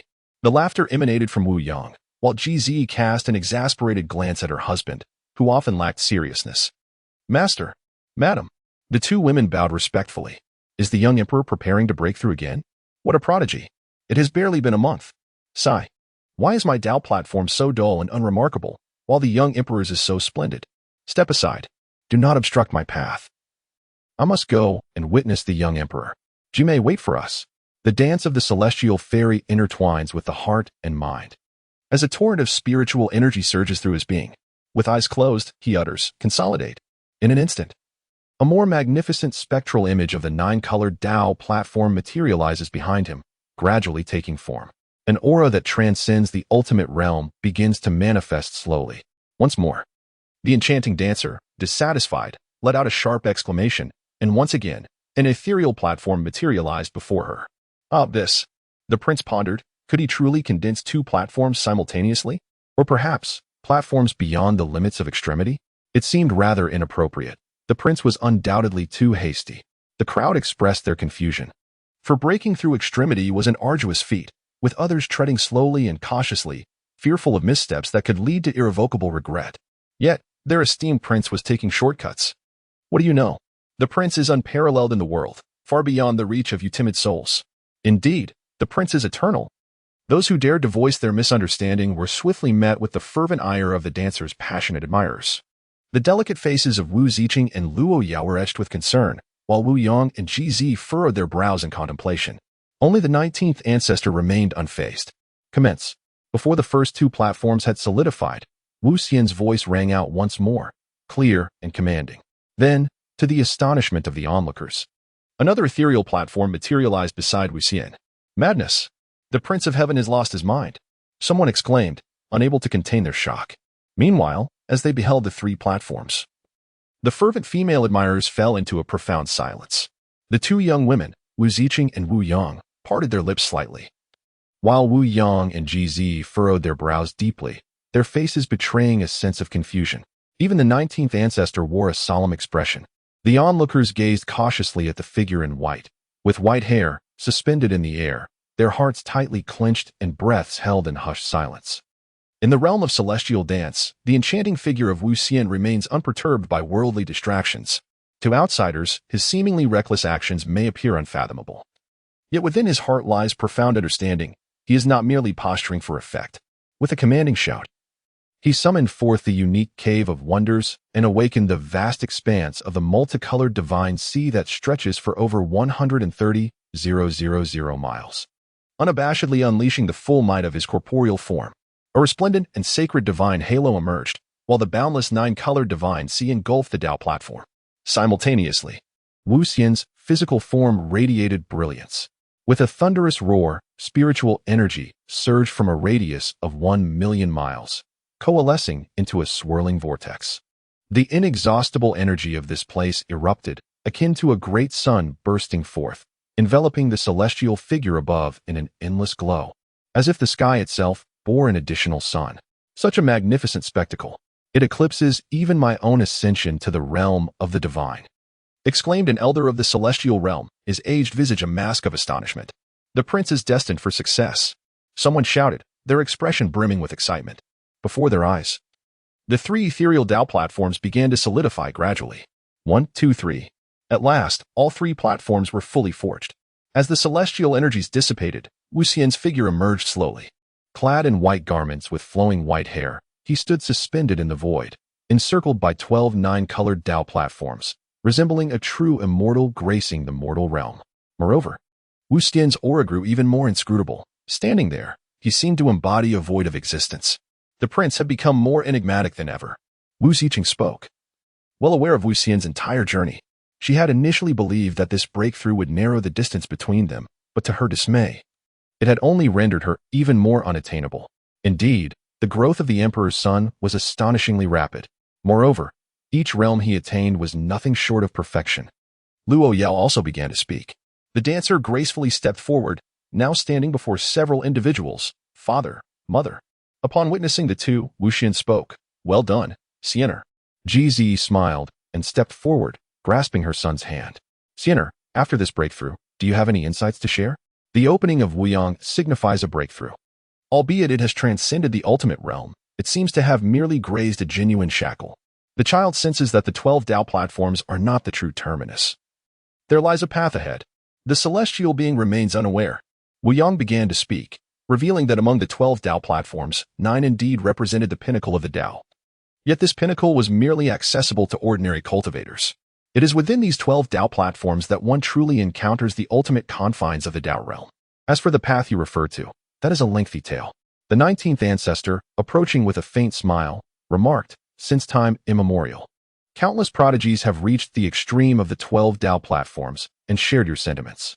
However, none have succeeded in shattering their shackles. Thus, it can be said that the 12 Tao platforms signify the ultimate limit.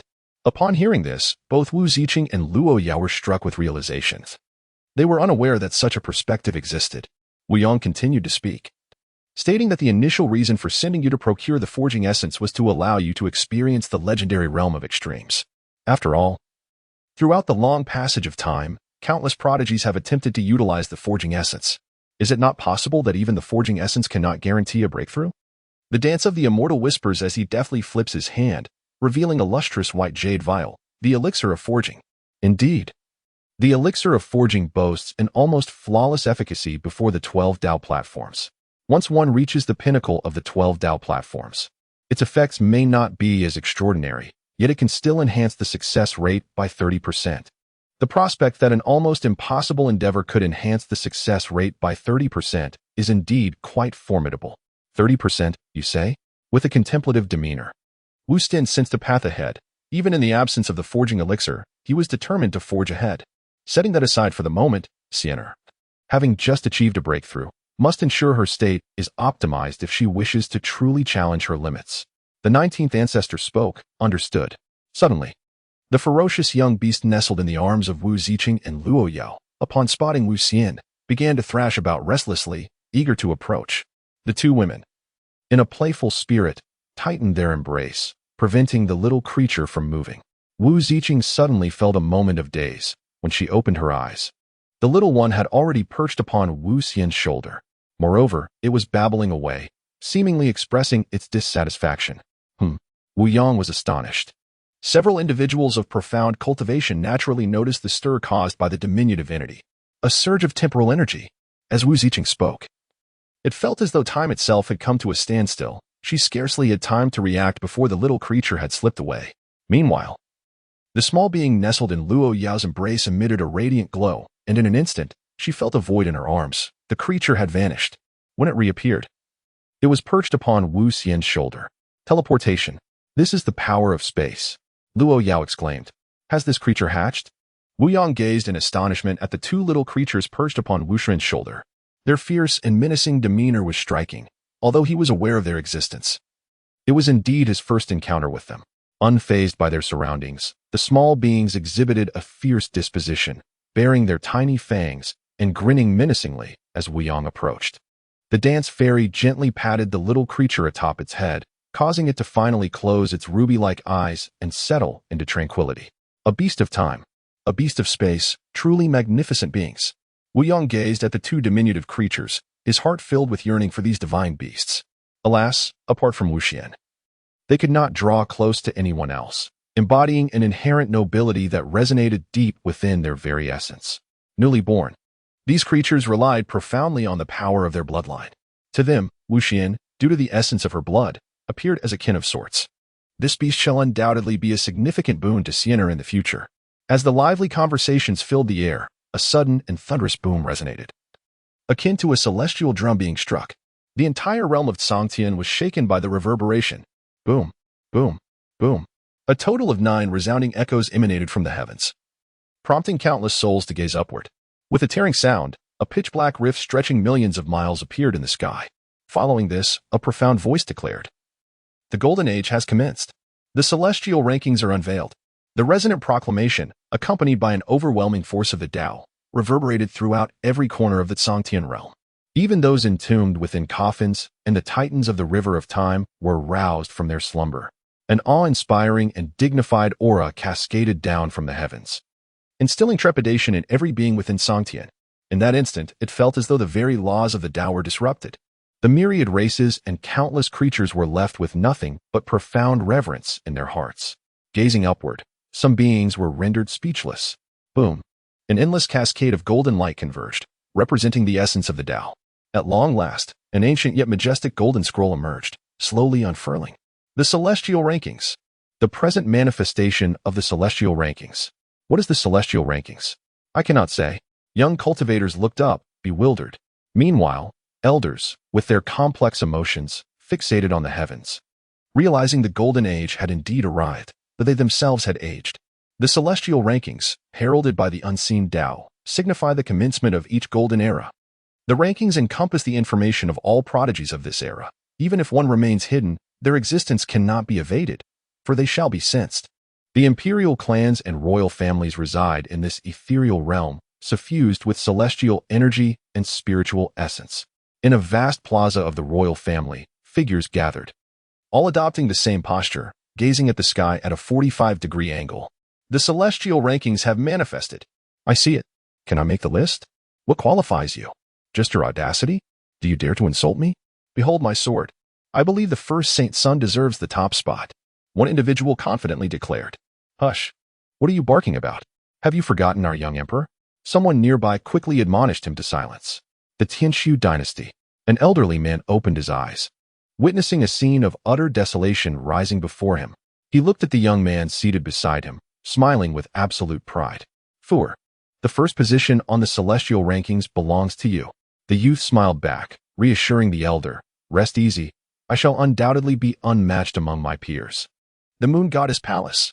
2 graceful figures stood atop a celestial mountain, adorned in identical white garments, sharing the same enchanting physique and unparalleled beauty. Resembling a pair of sister flowers. You err. Do you have confidence in claiming the top spot on the celestial rankings? A graceful figure spoke, exuding an air of maturity. She was none other than the esteemed Moon Empress, the master of Nalan Luowei. Upon hearing her words, Nalan Luowei fell into contemplation, an image flashing involuntarily through her mind. I possess an unwavering belief in my invincibility, yet, The Moon Empress interjected, turning around, clearly taken aback by her disciple's hesitation. The celestial figure of the Wu family, Wu Xian, should not be underestimated. Nalan Luowei remarked. Giggle, do you lack confidence? Or is it true, as the rumors suggest, that you have developed feelings for that lad? The Moon Empress teased, her charm undeniable. Master, Nalan Luowei stomped her foot. That young man from the Wang family came to the palace the other day. Yet you treated him with such disdain. Although you have always been aloof, you were never this harsh.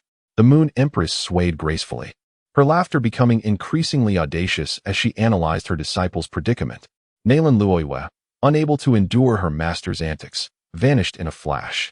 The Moon Empress gazed at the golden heavenly rankings above her, her expression turning serious. Wu Xian, you intrigue me as well. In the flower pavilion, a veritable ocean of blossoms stretched infinitely, vibrant and fragrant. Amidst this floral expanse stood two figures. Alas, the heavenly rankings were supposed to be a boon. Yet why does my heart remain so heavy? One figure spoke, turning to reveal a captivating matron. It is all my daughter's fault for overestimating herself and daring to challenge the heir of the Wu family. The other figure replied, stunningly beautiful, none other than Hualuashi. Alas, my daughter wishes to become a maidservant to him. It seems we can no longer count on the heavenly rankings for our flower pavilion. The matron lamented, though her eyes bore no trace of reproach. Sierre, tell me truthfully, do you harbor feelings for that Wu family heir? She inquired, a knowing glimmer in her gaze. Mother, Hualuashi protested, yet her spirits soon sank again, as the image of that noble and enigmatic figure surfaced in her mind. She murmured, perhaps he wouldn't even glance in my direction. The dance family's prestigious rankings have emerged. Indeed, it is a golden era. Wu Yang gazed intently at the heavens, pondering the fact that during his era, the celestial rankings had yet to manifest. I wonder how many from the Wujia will ascend to the list, remarked the 19th ancestor. What is the celestial ranking? The celestial dancer inquired, while beside her, Wu Ziqing and Luo Yao wore expressions of keen curiosity. The heavenly ranking is a list compiled by the heavenly Tao, categorizing the combat prowess of all beings within the immortal domain. This prowess encompasses various facets such as physique, talent, fortune, and the cultivation of techniques and divine abilities, and is divided into 9 rankings, corresponding to the 9 heavens of the immortal domain, with each tier represented by its own list. The 19th ancestor began to elucidate. The celestial being, momentarily bewildered, inquired if there were any rewards for being listed. Oh, my dear celestial friend, the elder chuckled, this celestial ranking is ordained by the heavenly Tao, and the rewards are likewise bestowed by it. Can one truly question the quality of what the heavenly Tao offers? There is nothing beyond your reach, only what you have yet to conceive. The elder continued with a hearty laugh. Moreover, since the inception of the celestial ranking, there shall be an initial reward upon its unveiling, followed by annual rankings thereafter. The day of each ranking will also be the day of rewards. Understood, the celestial being replied, but are there any prerequisites for being listed on this celestial ranking? The celestial dance inquired about the path. Since the inception of the heavenly ranking, all beings beneath the divine fire realm have been encompassed within it, and it evolves alongside the growth of this generation until an emperor, or even an immortal, is determined. For instance, if someone from this generation were to transcend the divine fire realm, the heavenly ranking would automatically incorporate those of the divine fire realm. The 19th ancestor recounted slowly, explaining that the initial focus on those below the divine fire realm was due to the Tao's awareness, which pays greater heed to the younger generation in the realm of immortals. The golden age signifies the promise of youth. This has been the case since time immemorial. Beneath the divine fire realm, you ask? The celestial being spoke. Initially, he possessed the strength of the divine sea realm, capable of withstanding true deities. Now, having forged 12 Tao platforms and reached the pinnacle of this realm, he has awakened the mysterious bloodline of the imperial clan. The extent of his current limits remains unknown even to him. My dear, there is one more matter you must comprehend. This list is inscribed by the heavenly Tao, and no one can evade its decree. Do you grasp the essence of my words? At this moment, Wu Yang spoke with gravity. What did my father say? Those who have never shown their faces? Indeed, the visible powers within the realm of Songtian are already as numerous as the stars in the sky. But what of those hidden from sight? Who can fathom their true number? Moreover, there exist imperial clans of extraordinary lineage and seclusion, as far as my father is aware. There is more than one. Wu Yang's expression was grave. His son was indeed a forbidden prodigy, yet his time in cultivation was still brief. Having only reached the Tao platform realm, he fell a complete major realm behind the foremost talents. Do not worry, father, he declared. Though I am merely at the Tao platform realm, I am invincible against those in the divine fire realm. The celestial dancer spoke, her voice, though soft, resonated with unwavering confidence. Haha. Very well, let us await the outcome with bated breath. As the vibrant laughter of Wu Yang echoed, the golden celestial ranking board unfurled across the heavens. The first sight that captivated the eye was the grand inscription of 3 colossal characters, Song Tianjing. Subsequently, the golden letters evolved from bottom to top, and the highly anticipated celestial list began to unveil its revelations. In the ranks of prodigies, at the 1000th position, stood the name Yinting. Race, ancient royal clan, ancient flame python. Realm, mid-stage king's domain. Physique, fire spirit body. Opportunities, none. Bloodline, initial awakening of the flame python bloodline. Talent, inferior. Combat power, prodigy level. Reward, 1 bloodline awakening. Yinting? I've never heard of him, someone remarked, perplexed. Surely, he's a hidden genius of the flame python clan. Another responded with confidence. Yet, is it truly so exhilarating to debut at the mid-stage of the king's domain? What do you know? At the foot of a seething volcano, a young man clad in red, with fiery hair, wore a grim expression. After years of arduous cultivation and exhausting countless resources, he found himself merely occupying the lowest rank on the board. Moreover, his talent was deemed inferior. An elder from the ancient flame python clan sighed deeply, lamenting the unfortunate turn of events. The 1000th dancer is a member of the ancient royal family at the mid-stage of the sovereign realm. It seems that my profound abilities in the celestial realm remain concealed. Wu Yang gazed intently at the leaderboard, his voice slowly breaking the silence. The expressions of those present were grave. The list continued to refresh, unveiling a multitude of names, both familiar and unfamiliar, eliciting a spectrum of emotions from the crowd. Some were elated, while others were disheartened. The celestial prodigy ranking, 900th place. Name, Zhou race, human.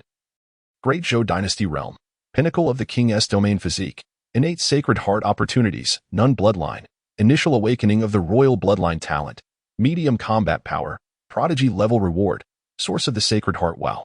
It is said that Prince Zhou Zheng reached the pinnacle of the king's domain upon his breakthrough, yet he possesses merely medium talent. Is this leaderboard not deceiving? Such a formidable prodigy ranked only 900th? The emperor of the great Zhou dynasty glanced at the leaderboard, letting out a soft sigh. Zheng, do not be disheartened. With the source of the sacred heart, you shall surely ascend to greater heights.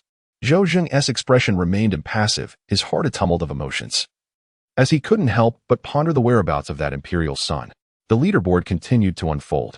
Celestial prodigy ranking, 500th place. Name, Bailey Duan race, human. Tianshu dynasty realm, pinnacle of the king's domain physique, would god body opportunities, none bloodline. Intermediate awakening of the Tianshu bloodline talent, medium combat power, prodigy level reward. Branch of the Jianmu tree. How is it possible that the wood god body is only ranked 500th? What is happening? Heavens! It is indeed the branch of the Jianmu tree. This is an extraordinary reward for the wood god body. She is a princess of the Tianshu dynasty, and I have had the privilege of meeting her. She is truly a breathtaking beauty. Celestial prodigy ranking, 300th place. Name, Mo Fei race, ancient royal family. Ancient Mo Jiao realm, pinnacle of the king's domain physique, Yinming body opportunities, obtained the Yinming divine fruit at the age of 10 bloodline. Intermediate awakening of the Mo Jiao bloodline talent, medium combat power. Prodigy level reward, 3 drops of Yinming spring liquid. My goodness. The combination of the Yinming body with the Yinming divine fruit, along with the addition of Yinming spring liquid, what is the law of the realm? This reward elevates the physique to an entirely new level. This is an astonishingly formidable reward. The Mo Jiao clan is about to produce a genius. Alas. Yet, despite both being at the pinnacle of the king's domain, why is there such a vast disparity in their standings? You truly do not comprehend anything. The ancient Mo Jiao clan resides in a land replete with waters, where lakes of various sizes glisten like pearls embedded in the earth. A young maiden, graceful and elegant in her emerald attire, adorned with delicate, luminous dragon horns, parted her crimson lips, expressing her dissatisfaction with the current ranking. Celestial prodigy ranking, 101st place. Name, Huang Quan race, ancient imperial clan. Phoenix tribe realm, pinnacle of the king's domain physique. Phoenix body fortune, gained Phoenix blood grass at the age of 12 bloodline. Intermediate awakening of the Phoenix divine beast bloodline talent. Superior combat power, pseudo-monster level reward. 1 ancient wind blood grass emerging. It is a reclusive, great clan. The dance family has emerged from the Wanwang Ridge. Is this the hidden power that my father spoke of? Indeed. Moreover, it belongs to the imperial lineage. The Phoenix clan is endowed with extraordinary gifts, with scarcely any weak individuals among them, though they were once overshadowed by the ferocious clan. Their might should not be underestimated. The Wanwang Ridge has revealed itself. Consequently, other hidden great clans are bound to emerge as well. What does pseudo-genius level signify? My apologies. It is my first encounter with the celestial rankings. I am unaware of the talents occupying the top 100. Look, they are arriving. Genius level, 100. Name, Luo Yao race, human, originally the saintess of the Yao Pool sacred land. Now affiliated with the dance family realm, pinnacle of the king's domain physique, innate sword body opportunity, forbidden one bloodline, high awakening of the Yao Pool imperial blood talent, prodigy level combat power, genius level reward. True meaning of the sword path. How has fairy Luo Yao come to belong to the dance family? Don't you know? She is now the attendant of the dance family's imperial son. Is it truly the case that an innate sword body ranks only 100? Such a physique is among the finest across the myriad realms, is it not? No. Look, what does opportunity, forbidden one mean? Forgive me, I cannot comprehend. I conjecture it implies she encountered some mysterious figure within the dance family. That is plausible. After all, the dance family is exceedingly enigmatic.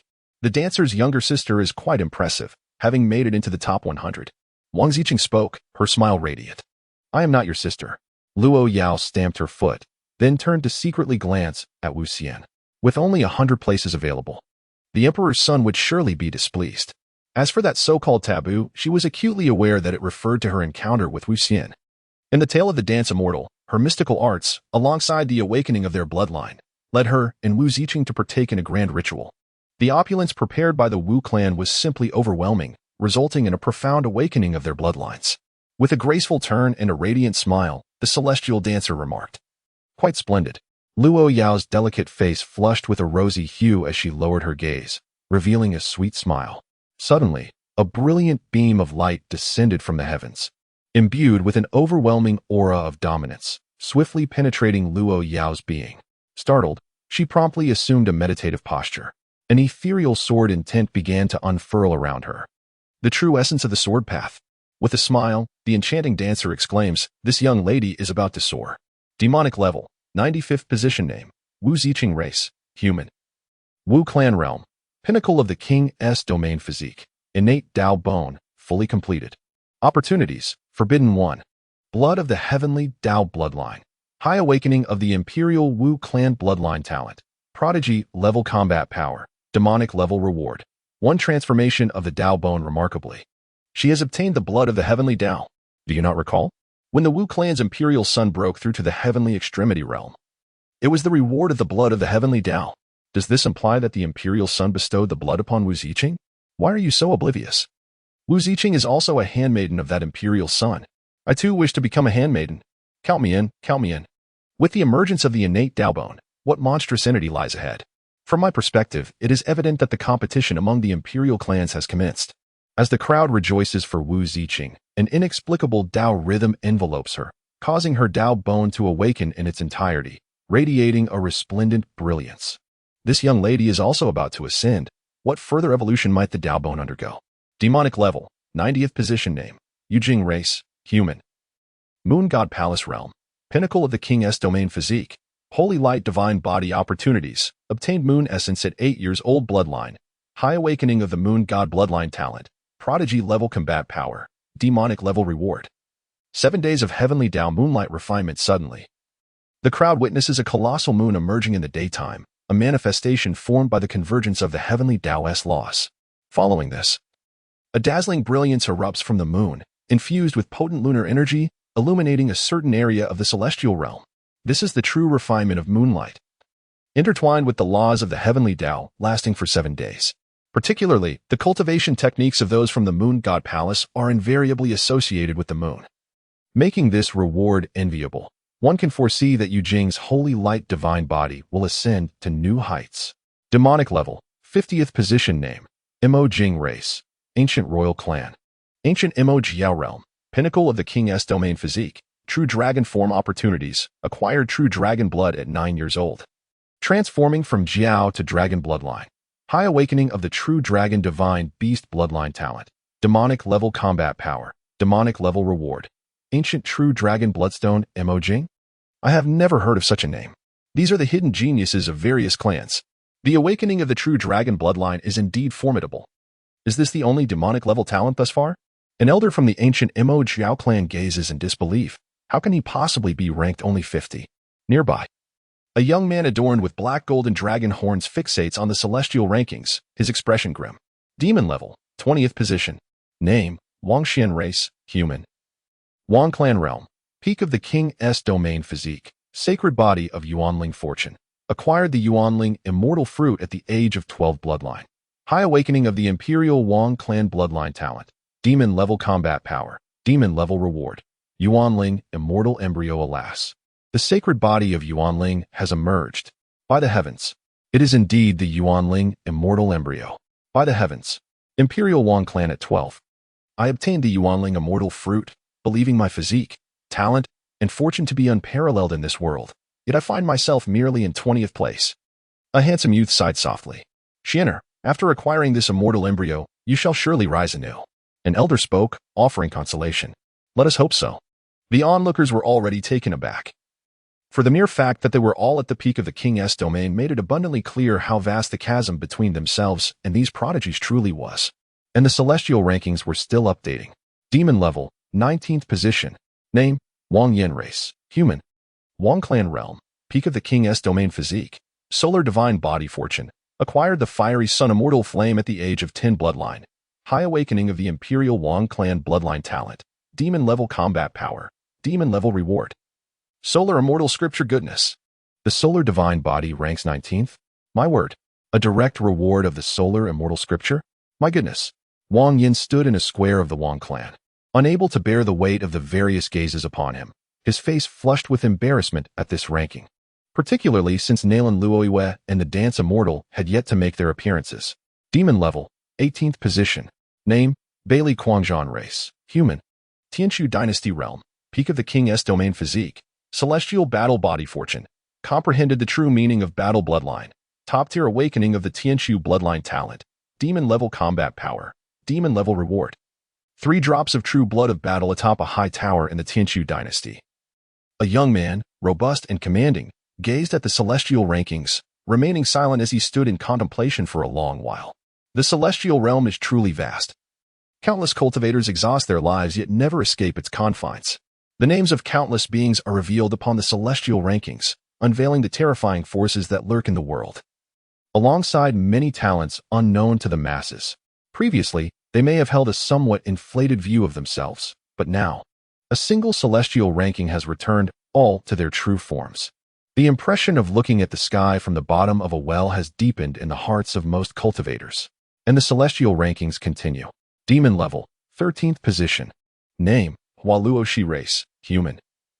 Manhua Tower realm, pinnacle of the king's domain constitution, 10,000 flower spirit body, awakened, and ethereal divine body, unawakened, fortune, inheritance of the illusory spirit fairy bloodline. Supreme awakening of the Manhua Tower bloodline talent, pseudo-forbidden combat power, monster level reward, 3 drops of illusory spirit fairy S blood. Sea of flowers of Manhua Tower indeed, before the heavenly path, nothing remains concealed. The beautiful woman turned, gazing at Hualuoshi with a grave expression. However, despite your profound background, you cannot even enter the top 10? I am truly astonished. Mother, after all, the ethereal divine body has yet to awaken. Is this a dual constitution? The 10,000 flower spirit body combined with the ethereal divine body? Manhua Tower is indeed full of hidden depths. And yet, you have not even entered the top 10? This may be related to the lack of awakening. Have you heard? The Saintess Hualuo, she was once defeated by the young master of the Wu family, and it is rumored that he only used a single move. What? How is that possible? The crowd buzzed with excitement. Those who emerged now are indeed the most extraordinary among the extraordinary. The dancer, this girl, conceals her depths quite skillfully. The enchanting fairy smiled softly. Xianer, I have heard that you have taken someone as your maidservant. Why have I not seen her brought back? Is it because your parents disapprove? Upon seeing this name, GZ immediately lost her drowsiness. Her curiosity ignited like a blazing fire. Xianer, do you have feelings for her? Speak boldly to me, my dear. It is merely a brothel after all, and I shall retrieve her for you. Dance of the Immortals. Weong, 19th ancestor. Pseudo-taboo level, 12th place. Name, Bing Mushue. Race, human, Ice River. Realm, peak of the king's domain. Constitution, absolute cold Dao body. Opportunity, acquired the frost fire at the age of 10. Bloodline, top-tier awakening of the imperial bloodline of Ice River Valley. Talent, pseudo-taboo. Combat power, Pseudo-taboo. Reward. 3 drops of the blood essence of the ice river immortal. By heavens, the absolute cold Tao body. Is this not a constitution that could undoubtedly rank within the top 50 across all realms? The Frostfire? The Frostfire ranked 18th on the Celestial Fire list? The reward is indeed the highlight.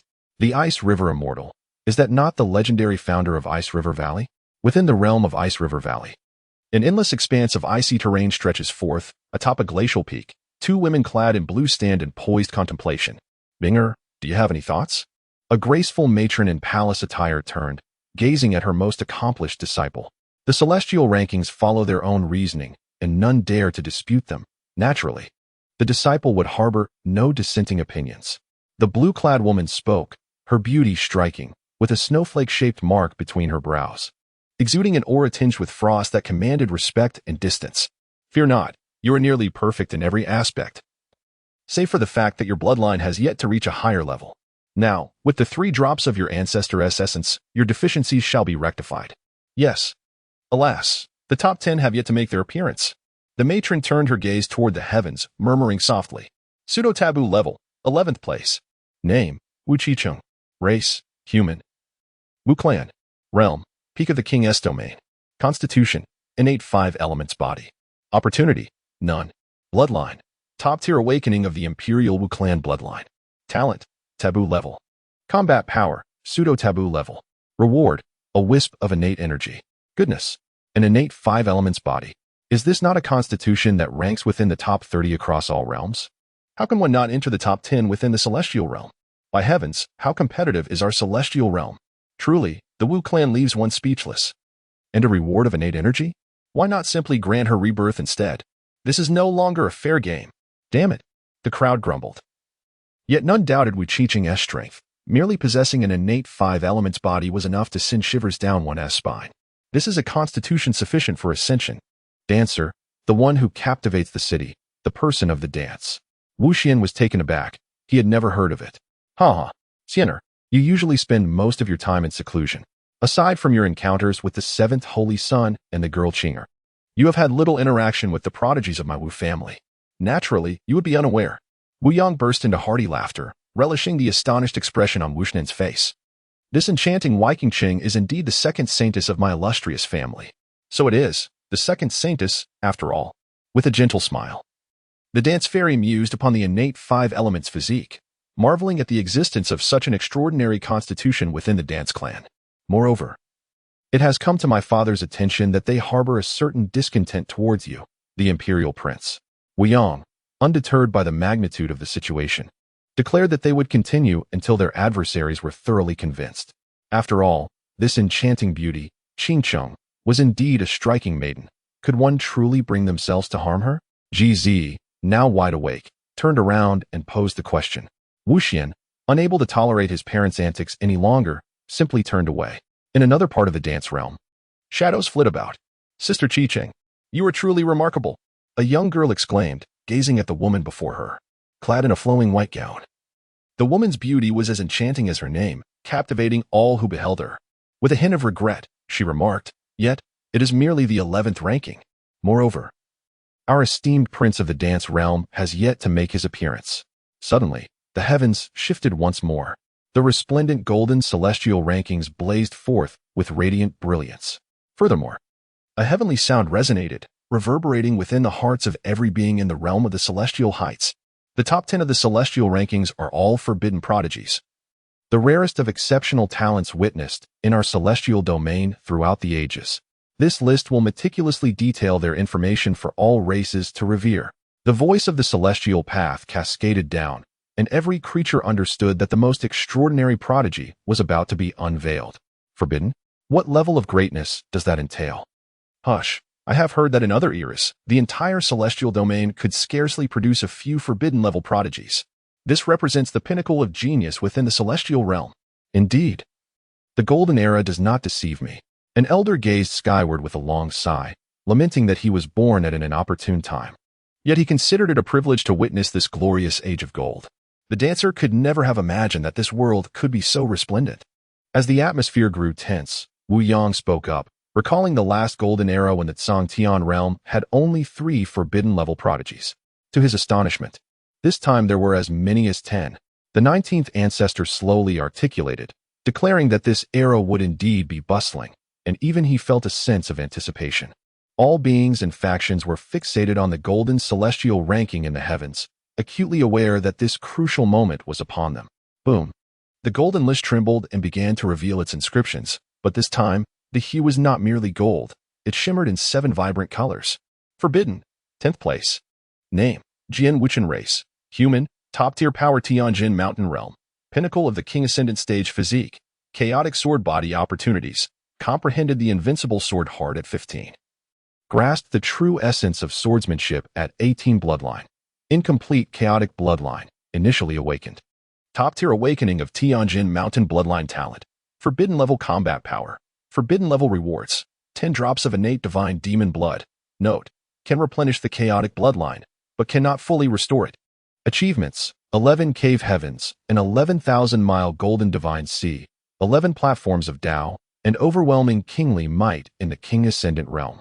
Heavenly Tao evaluation, talent and aptitude are exceptionally rare throughout the ages. Once, with a single sword strike at the platform realm, he severed divine fire, showcasing unparalleled combat prowess. The potential of his bloodline is immense. Should it evolve into a true chaotic bloodline, he is destined for greatness. As the 10th name was announced, the radiant colors dazzled, igniting excitement throughout the Songtian realm. The chaotic sword body? The legendary chaotic sword body, so rarely seen? Such terrifying comprehension. To grasp the invincible sword heart at such a tender age. This is the pinnacle skill of sword cultivators, and the true essence of swordsmanship as well, equally extraordinary. Did you not notice? Jian Wuchen has shattered the limits at every realm. How frightening. The singular sword strike that severed divine fire was astonishing. No wonder he roams the world wielding merely a branch. If a mere branch is so formidable, what would happen if he wielded an actual divine sword? Should this young man continue to grow, Tianjin Mountain may ascend to an even greater height. Though that may be years away, at least hope glimmers in the distance. The Songtian realm is truly teeming with talent. Countless voices buzzed with discussion, rendering the entire Songtian realm restless. Undoubtedly, no one could contest this prodigy, for he was simply too extraordinary. Additionally, they noticed that the introduction on the celestial ranking was even more detailed. To think that the esteemed swordmaster of Tianjin Mountain only ranked 10th, I refuse to believe anyone could surpass him. Humph, I share that sentiment. The members of Tianjin Mountain discreetly felt discontented on behalf of their swordmaster. On a blade's edge, 2 figures stood like celestial swords. Chinner, to think you ranked 10th, this truly surprises your father, spoke a robust middle-aged man. I too am astonished. Yet I am destined to be unrivaled among my peers. Leading Tianjin Mountain to carve a path forward, replied the young man, Jian Wuchen, though the ranking was difficult for him to accept. He remained confident in his ability to be invincible among his contemporaries. Dancer, Chaos Sword Body? I wonder how it compares to my Chaos Tao Body. The whispers of the dance of the celestial beings reveal an undeniable disparity. The sword, with its singular focus on the path of the blade, possesses an overwhelmingly formidable power. In contrast, your essence embodies the myriad of 3,000 great principles. The distinction between the two is not trivial. For Jian Wuchen to complete the chaos bloodline is akin to scaling the heavens. Nevertheless, this young man excels in all aspects, sufficiently deserving of the title of taboo. Thus spoke Ancestor 19. The dance fairy nodded. Forbidden, the 9th. Name, Wuchang Kong. Race, human, imperial clan dancer. Realm, peak of the King S domain. Constitution, innate slaughter Tao body. Opportunity, comprehended the heart of slaughter at the age of 12, grasped the momentum of slaughter at 15. Bloodline, intermediate awakening of the slaughter bloodline. Supreme awakening of the imperial clan dancer bloodline. Talent, forbidden level. Combat power, rare throughout the ages. Reward, heavenly heart enlightening immortal scripture. Note, the path of slaughter. Being overly aggressive is prone to breakage. This scripture can calm the mind and enlighten the spirit. Achievements, 12 celestial domains, 12,000 miles of golden divine sea. 11 Tao platforms, with King S domain authority as formidable as a prison. Heavenly Tao evaluation. This individual is exceptionally rare across the ages. Having once severed a mid-level divine fire with a single strike at the Tao platform realm, validating the path of slaughter, undeniably forbidden. The entire Songtian realm cannot remain tranquil. It is astonishing that such an innate slaughter Tao body, unseen for several epochs, has emerged. It is rumored to be the foremost combat-oriented Tao body. growing increasingly formidable in battle, difficult to fathom its foundation. Aggressive, bloodthirsty, and powerful are the most fitting descriptors. Wu Changkong has long been renowned. Infamous throughout the Songtian realm, ostentatious and domineering. Where he appears, slaughter follows. Who would have thought he possessed an innate slaughter Dao body? How apt. Additionally, it is rumored that the Wu clan once intended to establish him as their imperial son. However, after the emergence of that dance fairy, such aspirations have not resurfaced. HM? How did you come to know such imperial clan secrets? My dear brother, you may not be aware, but I am the nephew of my great-aunt's second cousin. Enough. Enough, I understand now. The esteemed dancer, Wu Changkong, is the foremost prodigy of my dance family. Wu Yang gazed at the dance fairy, a look of perplexity crossing his face as he spoke. The dance fairy is momentarily taken aback. However, this little rascal has been away for 3 years. I wonder where he has wandered off to cause mischief.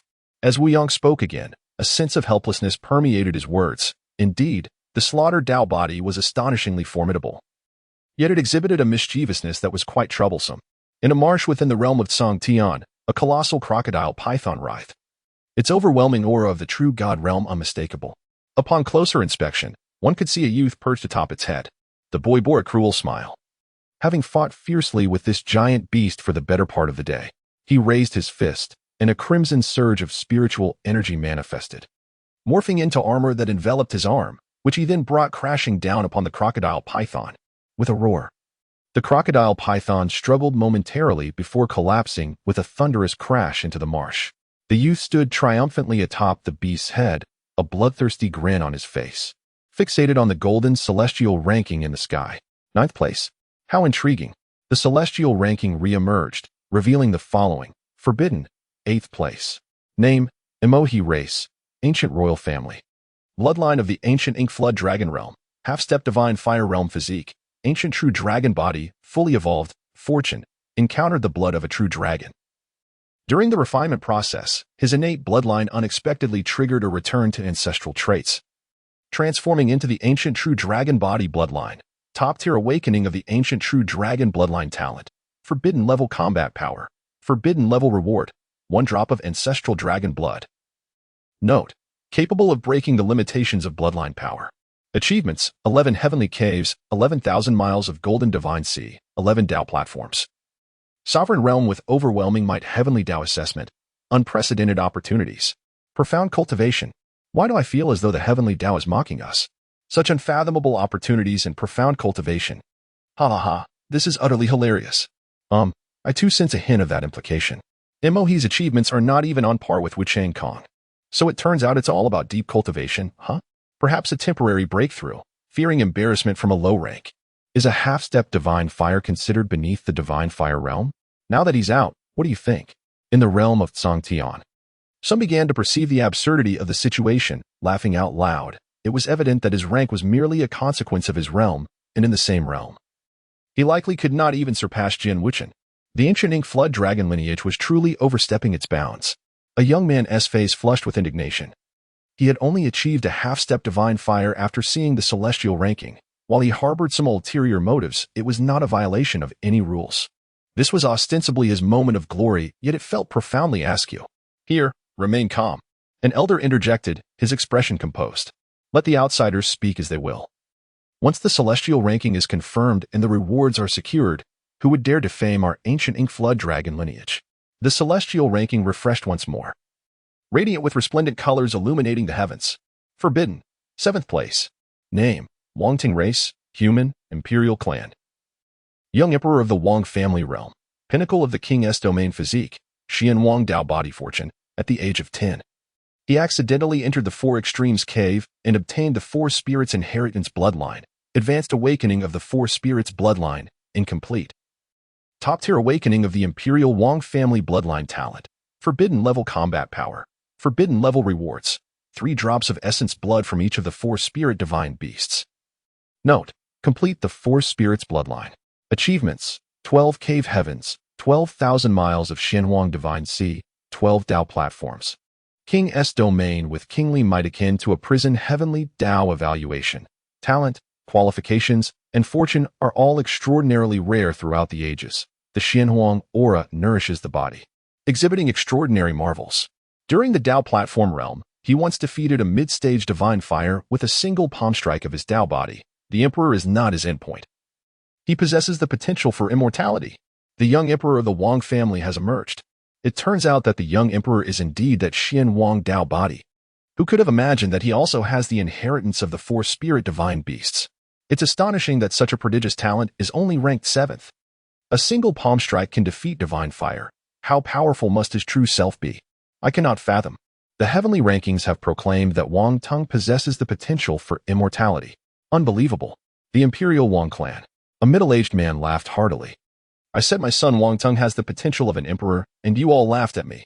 Now the heavenly rankings have confirmed it. My son Wang Tong embodies the essence of immortality. Haha.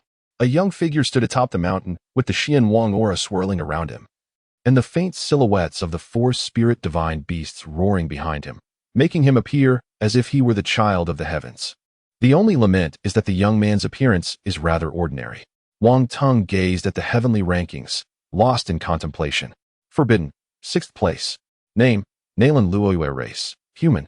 Imperial level power, divine maiden of the moon god palace realm. Pinnacle of the king's domain physique, moon god body. Guanghan immortal vein fortune. Inheritance of the ancient imperial level power Guanghan palace, moon immortal vein bloodline.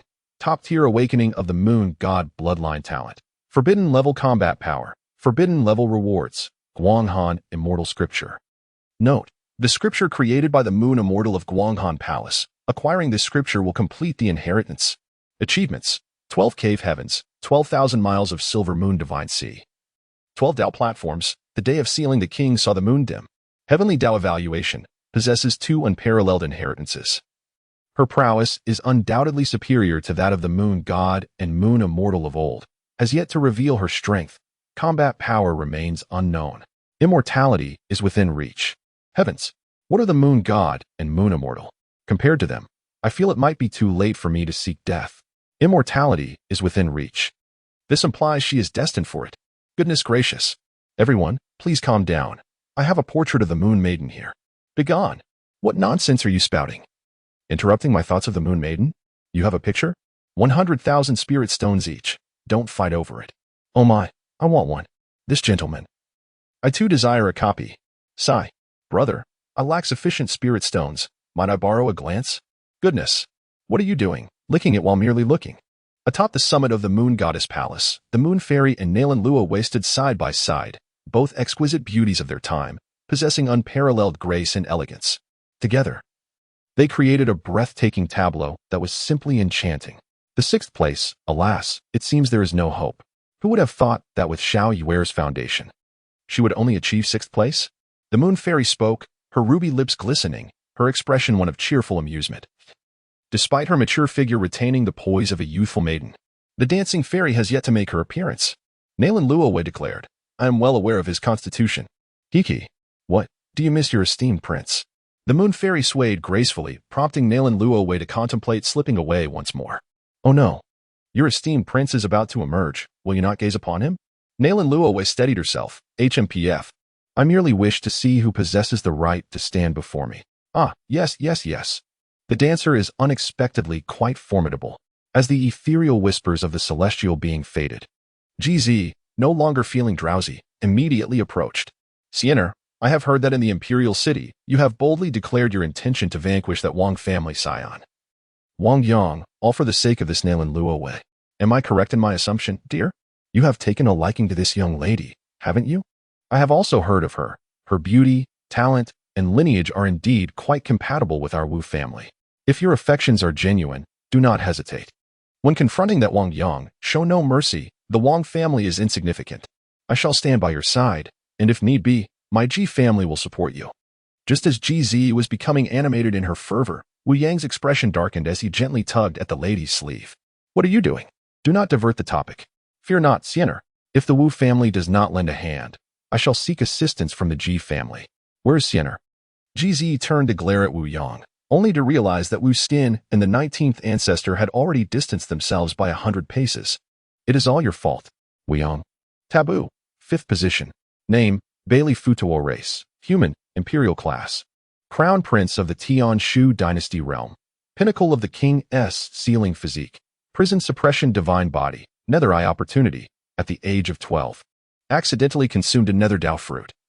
Awakening the postnatal nether eye bloodline. Complete awakening of the Tian Shu dynasty bloodline talent. Taboo level combat power. Taboo level reward. Complete volume of the ancient technique. Divine elephant prison suppression. Note: when paired with the prison suppression divine body, its might is boundless. Achievement: mortal body breakthrough, 12 celestial realms. 12,000 miles of thunderous divine sea, 12 Taoist platforms, on the day of sealing the king. Heavenly thunder stretched for miles. Heavenly Tao evaluation. The strength of the mortal body is rare throughout the ages, capable of breaking myriad laws with sheer power. Combat strength remains unknown as he has yet to strike. A mortal path is promising. Another imperial lineage. This Bailey Futua is unfamiliar to me. The Tian Shu dynasty has always been formidable. Could the crown prince be weak? Brothers, I possess an image of the crown prince, worth 100,000 spirits. Get lost. What is attractive about a big man? Indeed. Hurry along. Oh, that nobleman, we sisters desire one. I want one too. All right. Tian Shu dynasty Futua. Are you satisfied with this ranking? An elder inquired. Of course not.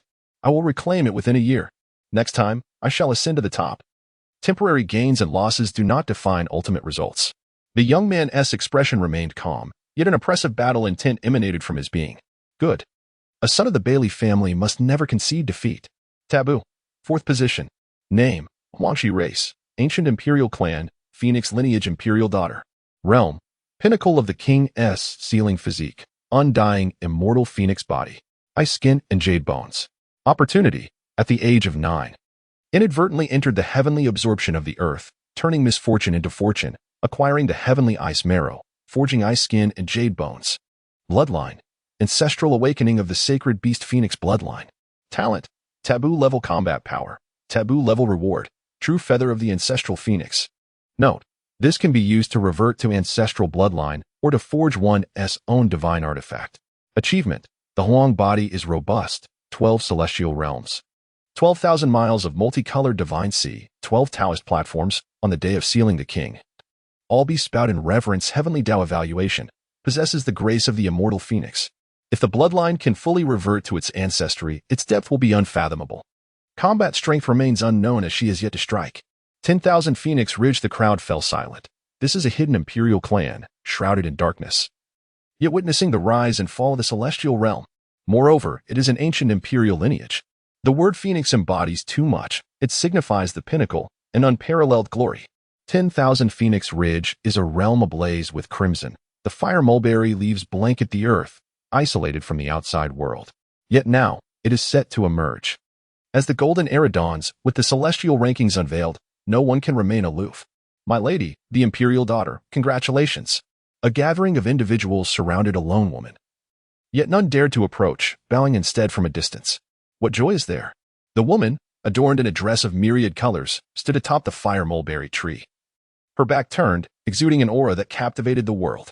Congratulations to the imperial daughter for entering the 4th rank of the heavenly list. A man spoke, his face flushed and his words faltering. Do you believe the 4th rank is remarkable? The woman maintained her stance, yet the man lost his courage to continue, hastily kneeling. Imperial daughter, I did not mean that. I merely begone. A cool voice resonated, devoid of discernible emotion, prompting the assembly to disperse swiftly. The top 3? I am quite eager to see. Huangshi gazed at the heavens, her expression serene, clutching a feather of vibrant hues. Amidst the multitude's anticipation, the unveiling of the top 3 commenced. Forbidden, 3rd place. Name: Xiaoling Long race. Human, Fuxian territory. Divine maiden of Linglong, immortal realm. Pinnacle of the king's domain physique. Linglong, immortal body. 9 orifices Linglong heart. Fortune, the current Fuxian bloodline. Complete awakening of the Linglong immortal realms celestial bloodline. Complete awakening of the Fuxian bloodline. Talent: forbidden level. Combat power: forbidden level. Reward: complete scripture of the Linglong immortal classic. Note: can enhance one's cultivation techniques. Achievement: 12 celestial domains, 12,000 miles of 7-colored divine sea, 12 Tao platforms. On the day of becoming a king, the celestial sounds resonated for miles, harmonizing with the great Tao. Heavenly Tao evaluation. The Linglong immortal body is exceedingly rare in the world, a true body of ascension. The 9 orifices Linglong heart perceives the world's good and evil, discerning right from wrong, penetrating the human heart, drawing closer to the great Tao. This woman represents the current Fuxian, known to all races. Linglong immortal body. Faced with a physique that could rank among the top 10 in the myriad realms, the celestial realm fell into a profound silence. No words were necessary, as the heavenly list attested to its status as a body destined for ascension. Yet, some remained oblivious, questioning what this Fuxian was and what power the Linglong immortal realm possessed. Countless individuals shook their heads, having never heard of it. Meanwhile, an ancient relic within a coffin leapt as if resurrected. The Linglong immortal realm has emerged. The current Fuxian has also made her appearance. The dancers, both ethereal and enchanting, were equally perplexed. Meanwhile, Wu Yang stood aside, lost in a profound state of astonishment. This exquisite realm, known as Linglong Fairyland, belonged to an imperial-level force. However, it lacked a fixed sanctuary and seldom revealed itself to the mortal world, leaving its location shrouded in mystery. It was only during the advent of a golden age, when the heavenly rankings were unveiled, that Linglong Fairyland would manifest, accompanied by its celestial guardians. The 19th ancestor spoke slowly, having experienced more than one golden age, and noted that Linglong Fairyland had not chosen to reveal itself during those instances in the Tsangtian realm. What, then, is a celestial guardian? The dance of the immortals inquires once more. The one who aids the immortals, known as the Fu Xianjia, embodies the greatest secret of the Linglong immortal realm. This Fu Xianjia selects a prodigy, and the entirety of the Linglong immortal realm will wholeheartedly support this chosen individual. What is truly terrifying is that the person they select is destined to attain immortality, to govern the rise and fall of an era, never faltering, without exception. Is such a phenomenon truly possible? The celestial dancer was astonished. This was indeed extraordinary.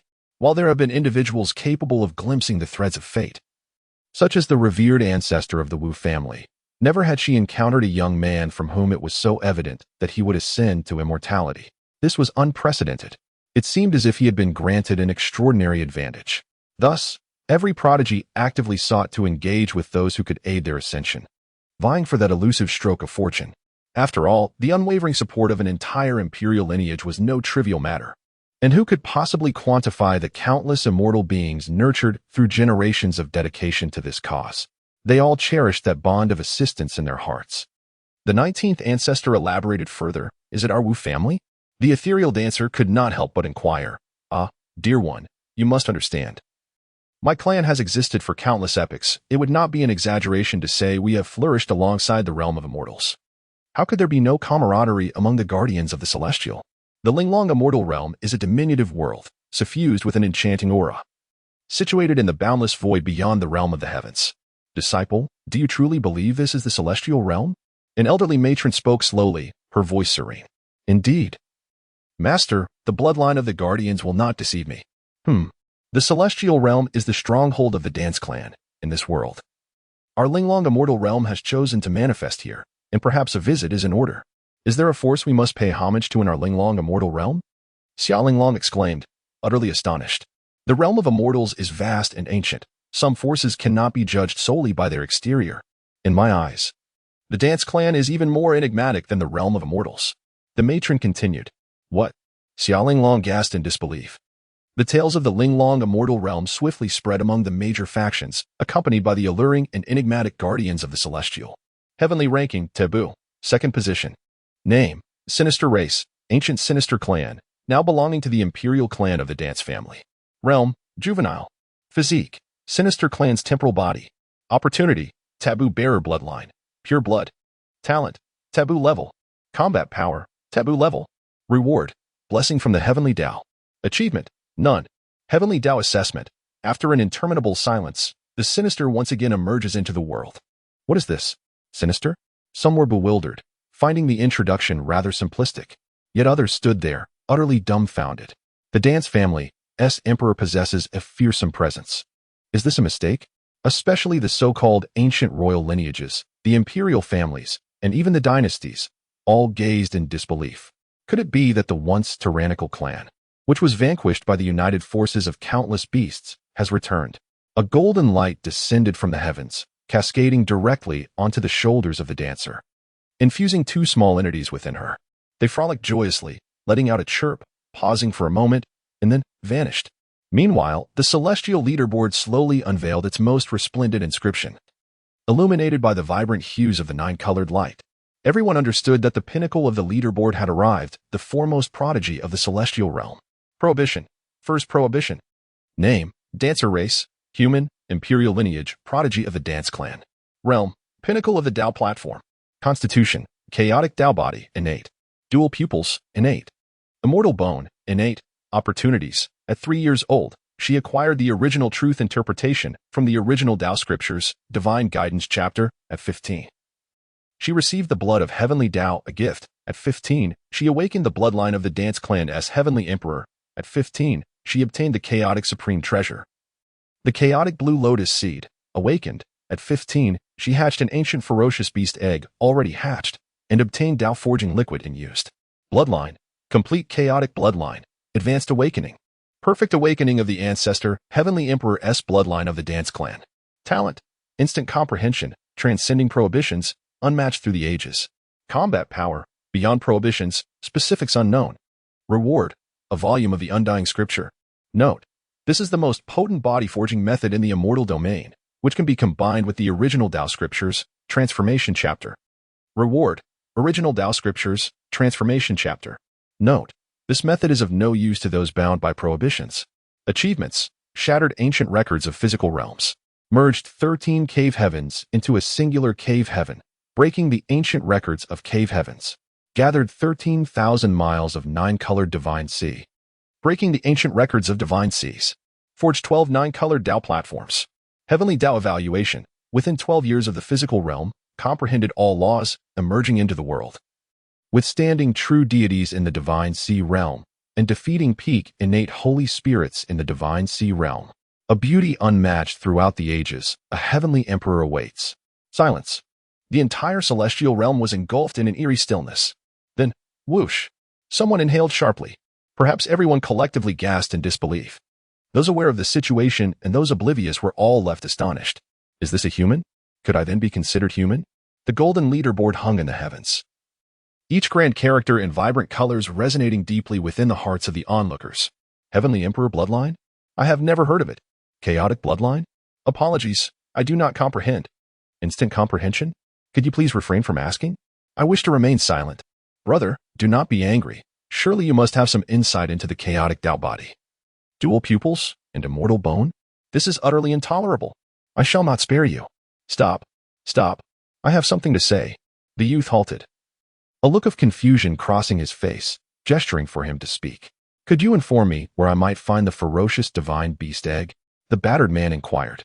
The youth smiled faintly and, raising his foot, delivered a direct kick. Brothers, let us take him down together. Today, I shall not relent. It is I who am unworthy. Those who rank below the top 10, still harboring discontent, left quietly with downcast expressions. Jian Wuchen of Tianjin Mountain stood in silence for a long while. His aura of sword intent in disarray. He slowly exhaled, remaining wordless, resembling a statue, in a marshland of the Tsangtian realm. Wu Changkong was skillfully skinning a crocodile python when he suddenly paused, as if struck by enlightenment. After a considerable time, he smiled faintly, declaring that he cared not for rankings. A battle must still be fought. DZ, we shall meet soon. The ancient Mo Zhao clan's Mo he wore a grim expression. Wu Stin, you shall be the one to settle the score for the years when your family captured my uncles to pull carts. Mo he declared. His gaze fixed intently on the three characters' undying scripture on the heavenly rankings. His true dragon body was already formidable, if he could obtain the undying scripture. It would be as if a dragon had been given wings. Wang Ting of the Imperial Wang clan stood atop a mountain, flipping his palm to reveal a white beast egg, adorned with crackling thunder patterns. He murmured, how does my for-spirit divine beast compare to the ferocious? At the moon goddess palace, Xiaoyuer, your DZ is at the top, exclaimed the moon concubine. The girl has good taste. He surpasses that Wang boy by far. But wait, don't run away. Before she could finish, Nalan Luoyua had vanished. The moon concubine looked up at the heavenly rankings, her expression grave. After a moment, her lips parted slightly as she murmured, is the Fu Xian a woman? Could this pose a disadvantage for my moon goddess palace? Considering that women typically do not favor aiding other women? In the prince's chamber of the Tianshu dynasty, undying scripture, why is it not bestowed upon me? I, with my Jinyu divine body, am the most suitable candidate. The young man bellowed. An elder beside him furrowed his brow and spoke. Fuor. The youth trembled at the sound, gradually calming, though his eyes still brimmed with resentment. If I desire it, I shall take it myself. Our Tianshu dynasty has forged its path through battle. I understand, father. I will, he replied. In a fiery mulberry grove, a stunning woman clad in a colorful flowing dress gazed at the heavenly rankings, her brow furrowed. The first and second ranks belong to the same family. To confront this fierce competition, she mused, one must first ascertain whether this Wuxian truly held the top rank. This imperial daughter eagerly anticipates it. In the Linglong fairyland, an elderly woman and Xia Linglong both stared at the heavenly rankings in astonishment. This Wu family DZ is truly extraordinary, Xia Linglong remarked. Not only is his talent formidable, but his comprehension is alarmingly profound. He has reached the true limits of each realm, flawless in every aspect. The elderly woman spoke. Could this individual be the one? Only by witnessing can one truly know. How splendid! I shall visit the Wu family, and it shall be an opportune moment to meet him. The rankings of the dancers are indeed remarkably thorough. As if laying me bare for all to see. The dance of the immortal whispers. Oh, dear immortal, you possess quite a few secrets. Is it true that you even possess such a magnificent treasure as the Chaos Supreme artifact? Wu Yao smiled gently as he spoke. Regarding their ascent to the pinnacle of the rankings, they harbored no doubts, nor did they feel astonished. I too have only just become aware of the significance of this matter. The celestial dancer began to recount the origins of the Azure Lotus. Yet when he attempted to summon it, there was not the slightest response. The Azure Lotus remained utterly unyielding. Ha ha ha, my son indeed possesses great fortune. But to seek mastery over a primordial treasure with your current abilities is akin to a fool chasing phantoms. Nurture it well, for this entity is far more formidable than these two trivial things. The celestial dancer erupted into laughter, pointing towards the fearsome beast perched upon her shoulder. The little creature looked up in confusion, uttering a soft, inquisitive sound. 19 Ancestor turned around and said, My dear, in the year to come, you shall likely face many challengers. Following the celestial ranking, those who receive the rewards of the heavenly Tao will ascend to new heights, and their hearts may swell with arrogance. Do not let yourself become complacent. I eagerly anticipate their challenges, she exclaimed with a hearty laugh. It seems that my conviction in invincibility has been firmly established. Grandfather, what exactly are the texts of immortality and the primordial Tao? With a deft motion of her hand, the celestial dancer revealed two fragments of bone. One, a blood-red piece, was the undying scripture, while the other, a shimmering white, was the original Tao scripture's initial chapter. Now harmoniously fused with the primal true understanding, the divine invocation, and the transcendence of the mundane. The undying scripture had not graced the world for countless epochs. Who would have thought it would be bestowed upon you? The 19th Ancestor, after examining the undying scripture, remarked, This artifact truly deserves its reputation as the most formidable body-forging method in the celestial realm. Its profundities are indeed unfathomable. Xiener, this surpasses even our family's body-forging celestial scripture. You must devote yourself to its study. As he spoke, the 19th Ancestor picked up the gleaming white fragment, stating, This original Tao scripture carries immense significance. His tone was deliberate and solemn, as if he were deep in contemplation or reminiscence. It is said that when the celestial realm first emerged and myriad beings were birthed, the realm was rich in spiritual energy. However, these beings were initially unaware of cultivation, engaging only in brutal slaughter and predation, devoid of spiritual wisdom. The heavenly Tao took notice and, in the vast expanse of the void, imparted scriptures to enlighten them. From these texts, myriad beings subsequently developed their own cultivation methods. Ultimately, the heavenly Tao completed its cycle, retreating into the void, and thereafter, the scriptures vanished without a trace. How could the dance immortal not discern this? This is the origin of the primordial Tao scripture. The 19th Ancestor continued to speak, stating that the primordial Tao scripture is revered by countless individuals as the most formidable technique, with everyone yearning to acquire it, yet lacking any clues. It is only known that the primordial true interpretation comprises 3 volumes, which, as it appears, are merely misconceptions held by the world. The primordial true interpretation is but a fragment of the primordial Tao scripture. To truly attain the complete Tao scripture, one must evidently shatter the boundaries of the eternal realm. Is the primordial Tao scripture truly that formidable? The celestial being was astonished, never anticipating such a grand origin. In the path of cultivation, the physical body, the soul, and the spiritual power are the 3 paramount aspects. Among the realms of immortals, the most formidable three scriptures, the undying scripture, the primordial Tao scripture, and the immortal soul canon, are the corresponding pinnacle methods of cultivation. Alas, all three have vanished into the annals of time, becoming mere legends. Siener, you have remarkably acquired two of them. One must acknowledge the astonishing fortune you possess.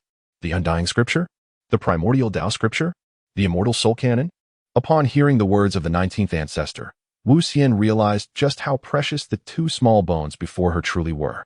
The Immortal Sutra had ultimately been reproduced in two copies, one taken by the 19th ancestor and the other by Wu Yang. This scripture would prove to be of significant benefit to them, and indeed, it was a treasure for the entire Wu family.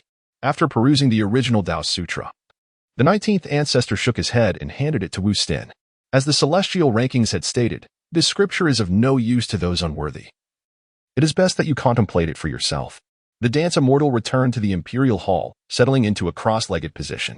My foremost task at present is to adjust my state of being, to transcend the limits of the Tao platform, and attain a state of flawless perfection. In a whisper of ethereal elegance, the celestial dancer contemplated his essence, reflecting upon the drop of blood he had acquired before the enigmatic portal. Astonishingly, this drop was a lineage of the celestial monarch from the esteemed Wu clan, which had bestowed upon him a remarkable awakening of thrice his battle prowess. Furthermore, it endowed him with the power to suppress other bloodlines.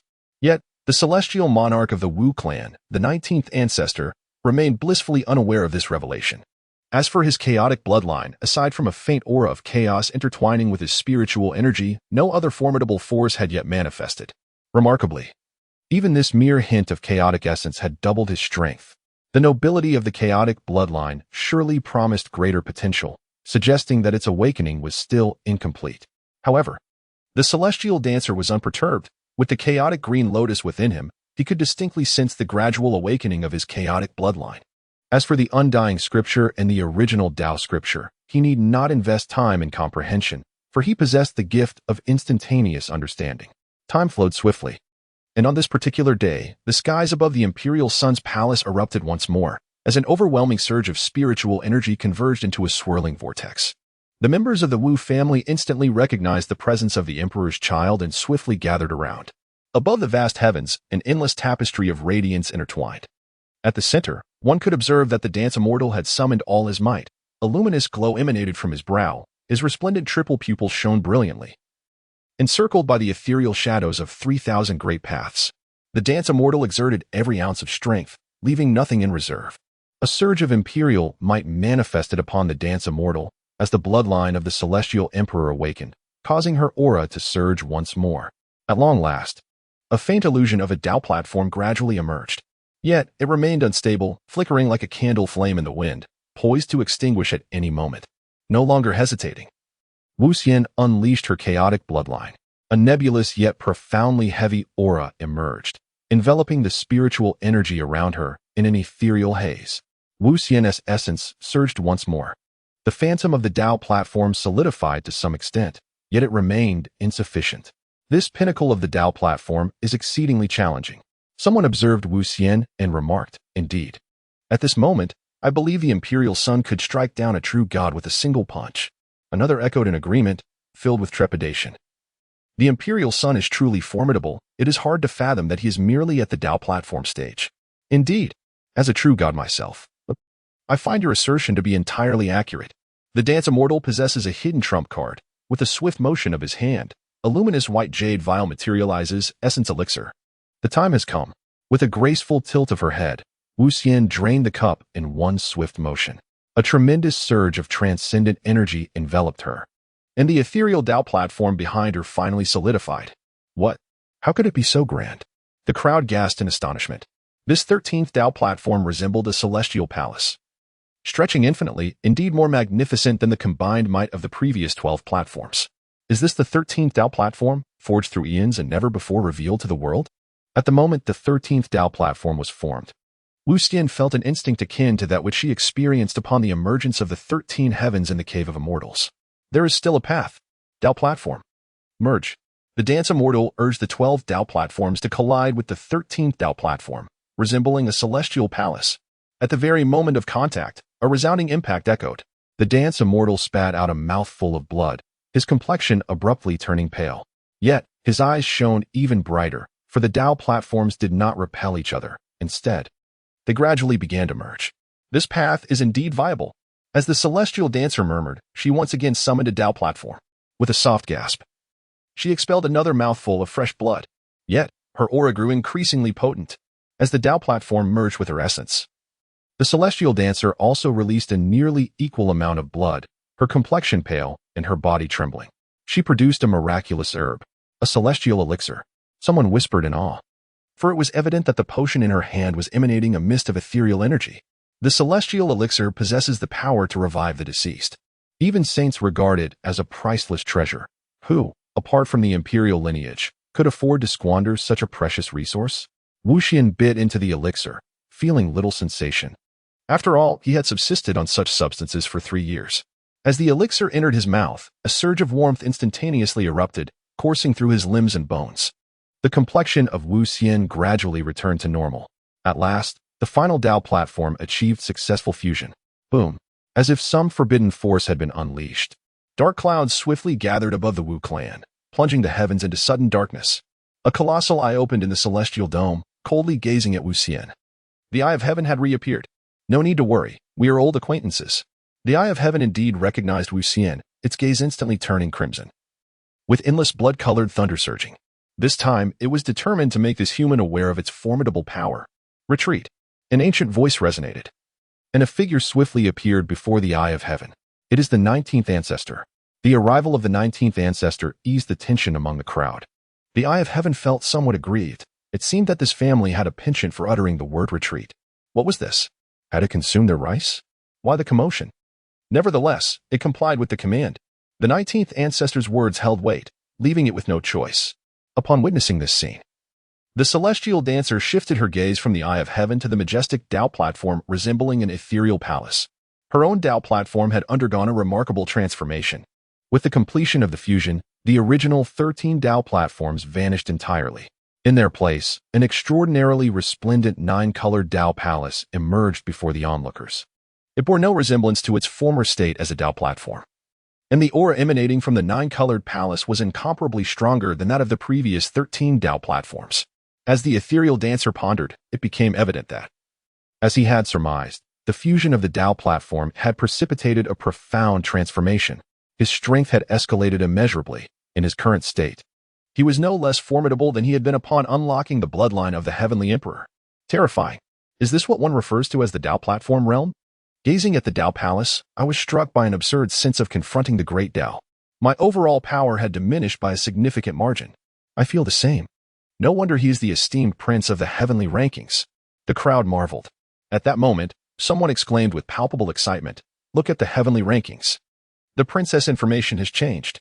Everyone lifted their gaze, and to their astonishment, they beheld a new entry in Wu Xian's achievements, the convergence of 13 Tao platforms into one, transforming into a resplendent 9-colored Tao palace, shattering the ancient boundaries of the Tao platform.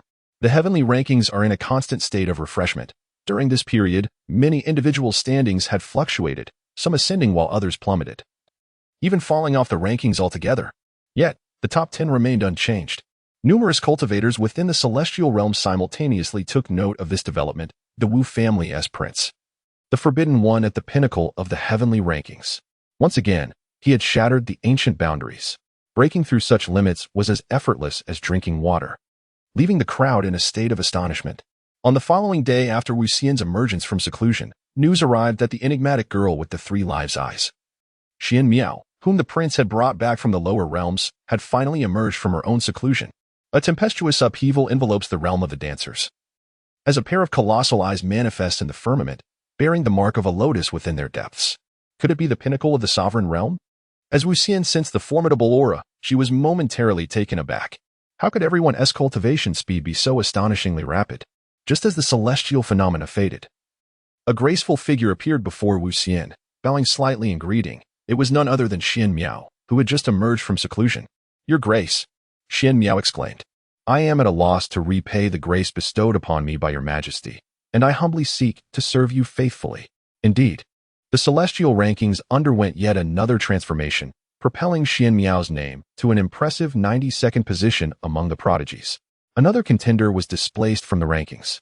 Previously, Xian Miao's cultivation level had been insufficient, and her 3 lives eyes had yet to awaken, preventing her from being listed.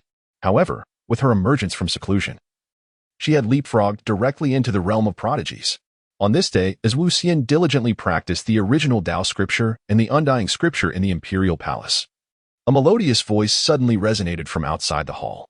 "Your Grace, Wu Qiqing requests an audience. The second saintess? Is she finally coming?" The dance fairy whispered, gracefully rising to her full height. With a single step, she emerged into the courtyard. A captivating figure stood in the void, clad in white garments, her posture enchanting.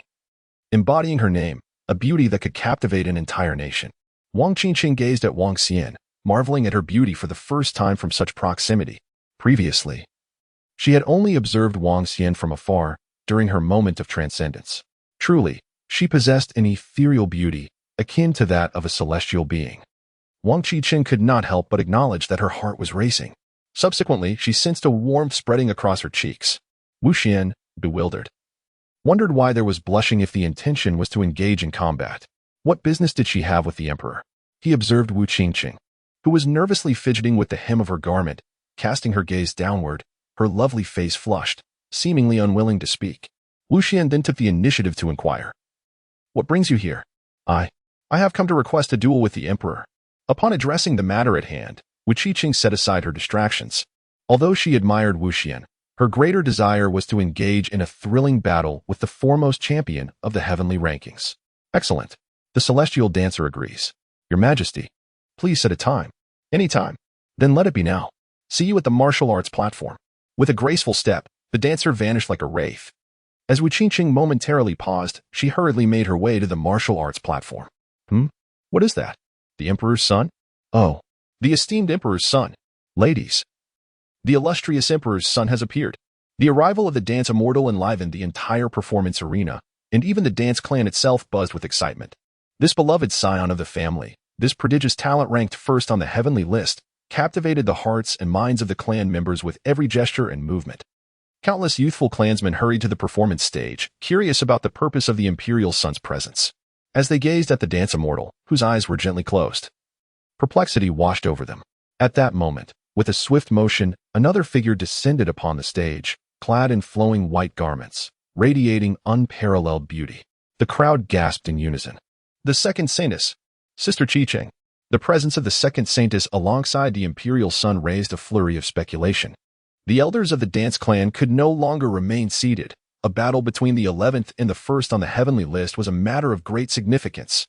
The performance arena was instantly surrounded, with people filling the skies, the ground, and even the distant rooftops, all eager to witness the unfolding spectacle. Both Wu Qiqing and Wu Xian remained silent. Their only response was to engage in battle.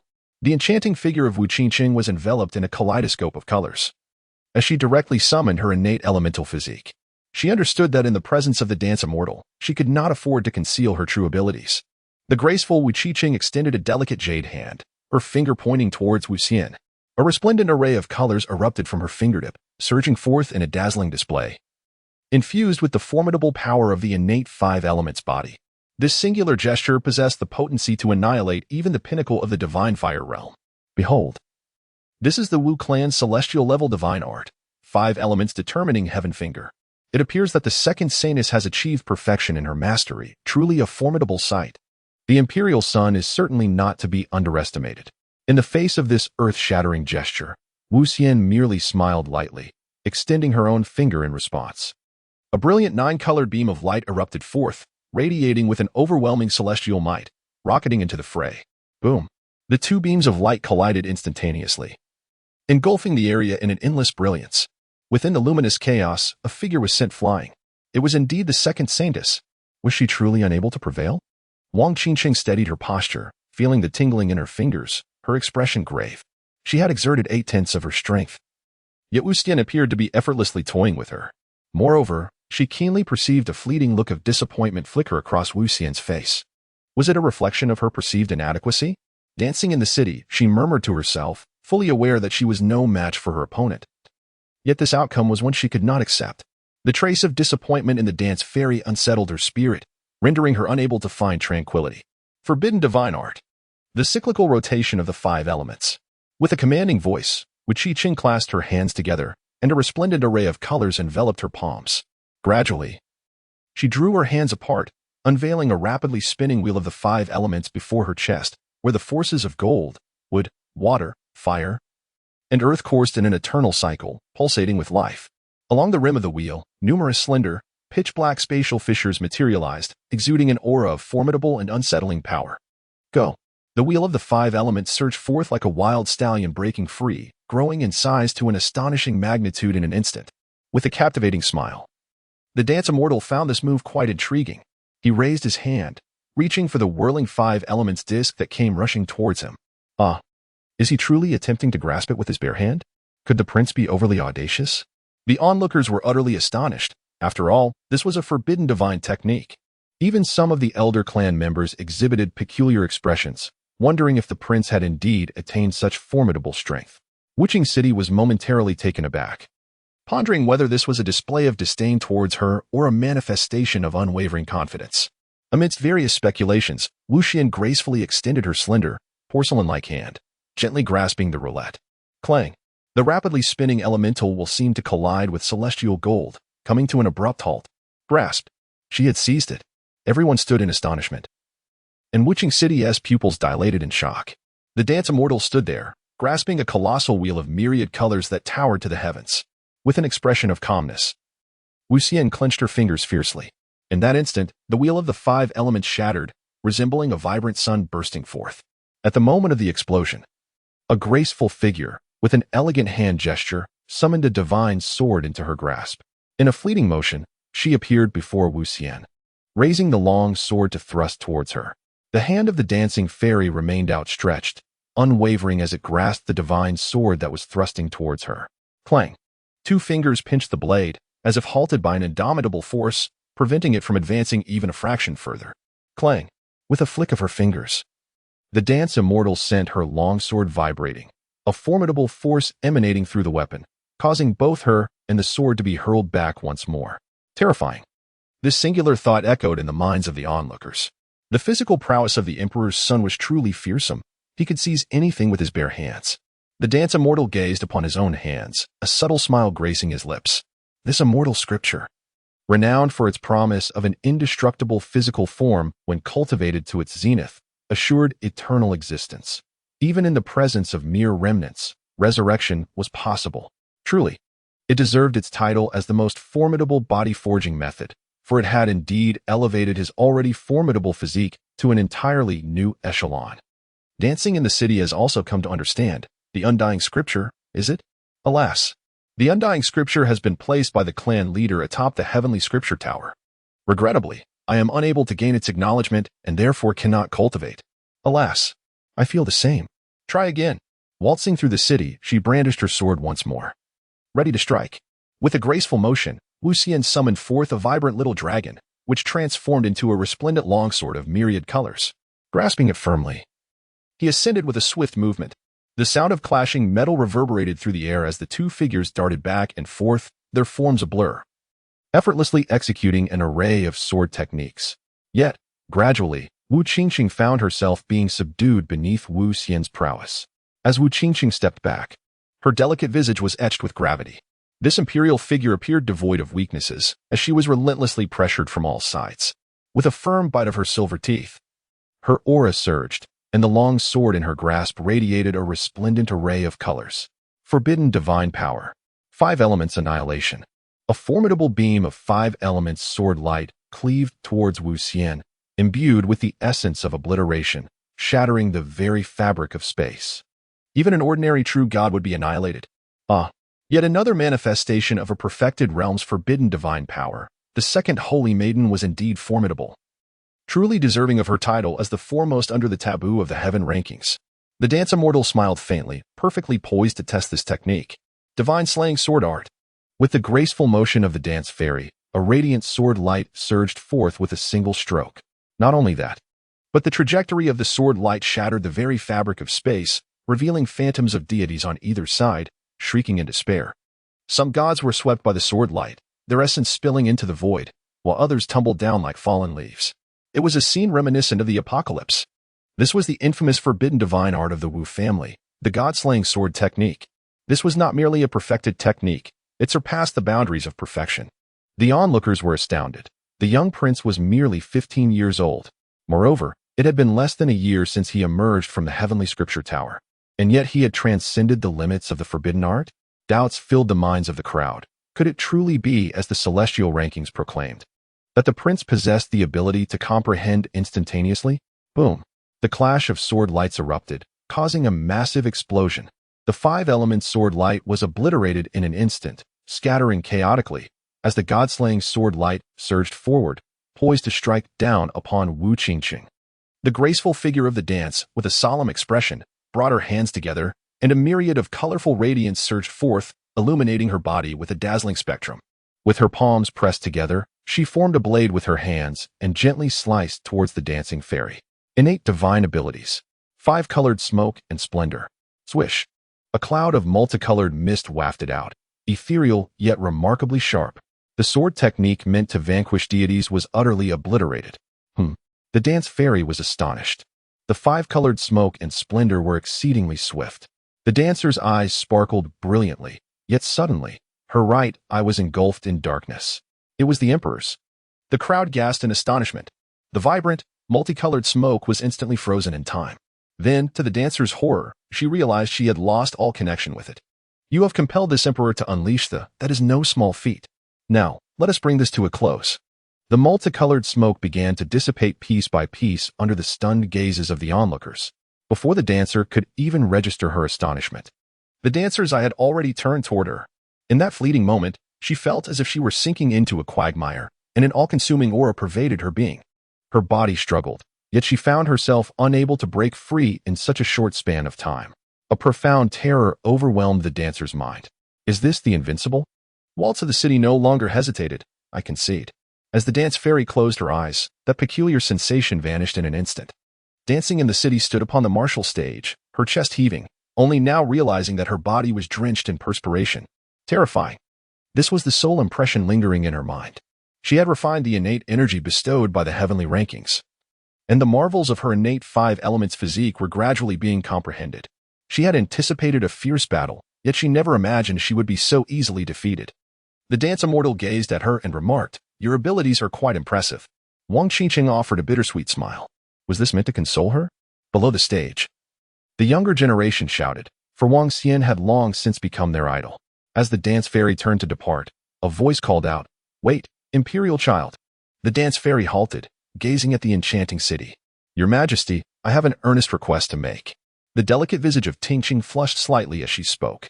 "Do not hesitate to speak candidly. The emperor's child, Qingqing, has uncovered a location of profound significance within the realm of the five elements, where there may be something of great importance to me.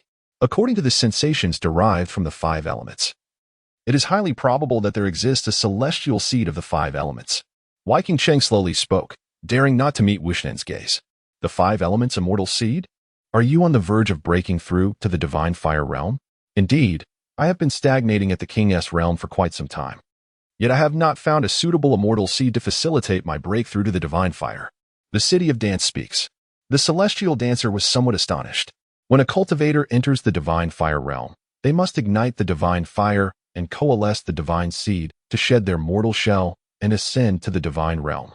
This divine fire refers to the harmonious unification of the cultivator's essence, energy, and spirit, harnessed through the principles of heaven and earth, transforming into divine fire that ignites their being. By enduring this trial, they may glimpse the possibility of attaining the divine realm. Moreover, the so-called divine seed is of paramount importance. It serves as the foundation for a cultivator within the divine realm. The higher the grade of the divine seed, the stronger the power one possesses upon breaking through the divine fire realm. Failing to find a suitable divine seed and recklessly attempting a breakthrough could lead to irreparable regret. Furthermore, the higher the grade of the divine seed, the more elusive it becomes, particularly one that aligns with the individual, making it all the more precious. The multitude of peak king realm cultivators on the celestial list can be attributed to this very reason. The five elements divine seed is of celestial quality, embodying the innate power of the five elements, making it the most fitting divine seed for Wu Qingqing's innate five-element body. Who would have thought that this young lady would possess such fortuitous luck to discover such a divine seed? You wish for me to assist you in obtaining this celestial seed? The celestial dancer spoke. Indeed, this desolate realm can only be accessed by practitioners below the true divine realm, and the prince is undoubtedly the unparalleled choice in the heart of the enchanting maiden.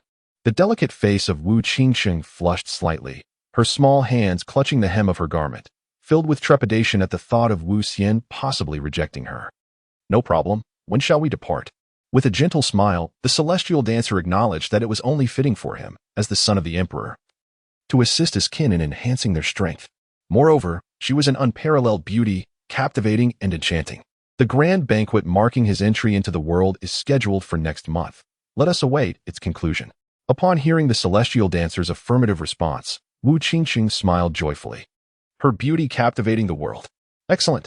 Wu Xian was momentarily taken aback. The banquet of the mortal realm? Surely, he had already reached the age of 16. The tale of the second saintess's defeat against the son of the emperor was circulating within the confines of the Wu family. Yet Wu Xian remained sequestered in his imperial son's palace. His loss to the 11th rank on the heavenly list held no significance for him. In fact, he found the battle to be utterly unsatisfying. The realm of the dance immortal is at the pinnacle of the Tao platform, and he is not in haste. His ascension has already been remarkably astonishing.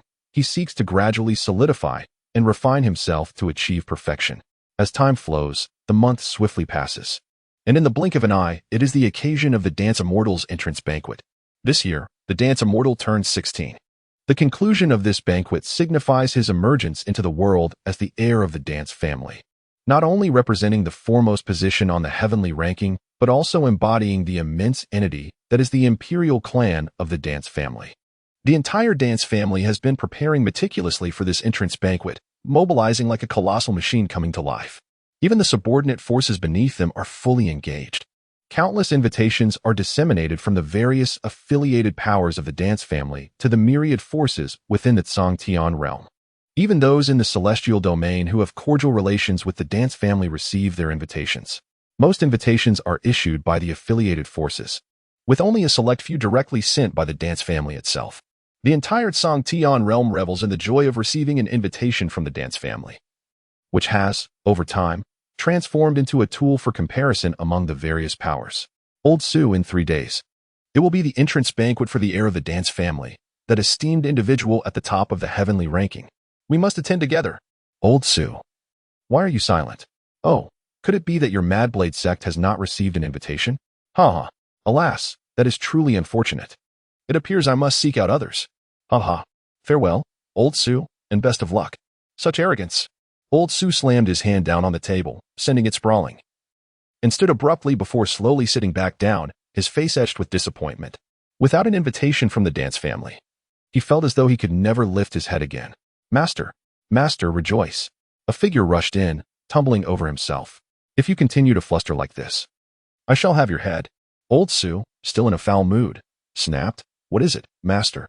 Look at this. A silver invitation crafted from sacred materials appeared, nearly making Old Su leap from his seat. From the dance family? No, it is from the dance family's affiliated power, the Yaoqi Sacred Land, inviting our Mad Blade sect to the banquet. The invitations are divided into 2 tiers. Those from the affiliated powers are silver, while those sent directly by the dance family are golden. The individual kneeling below thought to himself, how could our third-rate sect warrant an invitation from the dance family? Surely, the master has lost his mind. Ha ha. Yet, this is splendid. Ha ha ha. Excellent, excellent. Old Su's spirits lifted as he recalled how the old codger from the Divine Sword sect had come to him, prattling on with a mere silver invitation. His chest puffed out, and he felt invigorated. Quickly, inform the elders to bring forth the finest, most valuable treasures from within the sect. I shall personally select a congratulatory gift. With a grand gesture, Old Su took the invitation and strode toward the door. Certainly, Master. Where are you headed? The old man decided to take a stroll through Hehuan Valley, recalling that he had not received an invitation. Haha. Once the invitations were dispatched, countless powerful factions and numerous prominent figures set forth from various corners of the Zhangtian realm, bearing gifts, all with a singular aim. That aim was none other than the imperial family of the dance clan. The frenzied influx of myriad forces transformed the dance clan's imperial city into a bustling hub, while the ethereal realm of the dance clan remained temporarily closed, compelling them to reside in the imperial city and await the day of the grand banquet for entry into the celestial realm.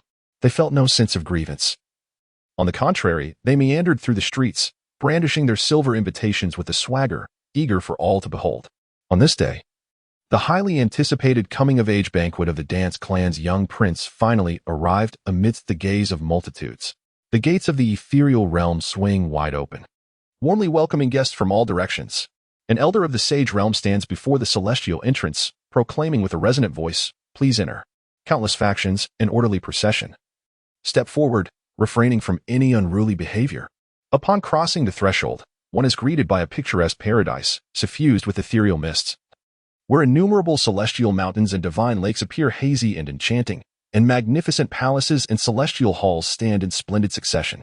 Every member of the dancing family encountered along the way bears a countenance of pride and restraint, embodying the confidence befitting a member of the imperial lineage. The multitude continues onward until they reach the main venue, the celestial hall of ascendance. Before this majestic hall lies a carpet of 9-colored silk, crafted from divine materials, shimmering brilliantly and stretching across 1,000,000 miles of sky, harmonizing subtly with the illustrious 9-colored characters of the heavenly rankings, symbolizing their supremacy. This lavish display of divine materials is truly beyond extravagant. How fitting for the imperial family. I find myself overwhelmed with a sense of absurdity, akin to a country bumpkin stepping into the city for the first time. As we draw nearer, it becomes apparent that 1,000 celestial guardians, each at the divine king level, stand resolutely along the grand avenue, clad in shining silver armor and wielding silver battle spears, exuding an air of majesty and solemnity. Goodness! Is my ancestor reduced to the role of a mere guard here? My father wouldn't even qualify for such a position. Hush! Keep your voice down. Do you wish to invite trouble? As we approach the entrance of the celestial hall of ascendance, the doors tower thousands of feet high, rendering all who stand before them as insignificant as ants. Hiss!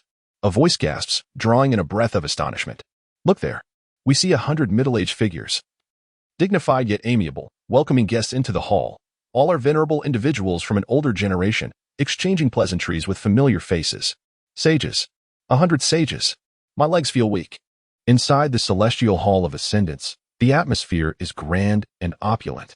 A soft and luxurious crimson carpet, woven entirely from the feathers of the fire phoenix, adorns the entire hall. One exclaims in surprise. Though the fire phoenix may not enjoy the same fame as the azure phoenix, it is nonetheless a distinguished lineage. At this moment, its feathers are transformed into a carpet, laid beneath the feet of all. Why do you walk so awkwardly? By heavens, this carpet is rather hot. Thousands of tables and chairs forged from divine gold are arranged here, while countless divine liquors and exquisite beast meats are continuously brought forth, all of the highest quality. Even the seating for the chief guests maintains this level of luxury, strict and precise, symbolizing the equality of all beings before the imperial family. After a full hour, all guests have entered the grand hall. An elder of the sage realm speaks, "Please be seated."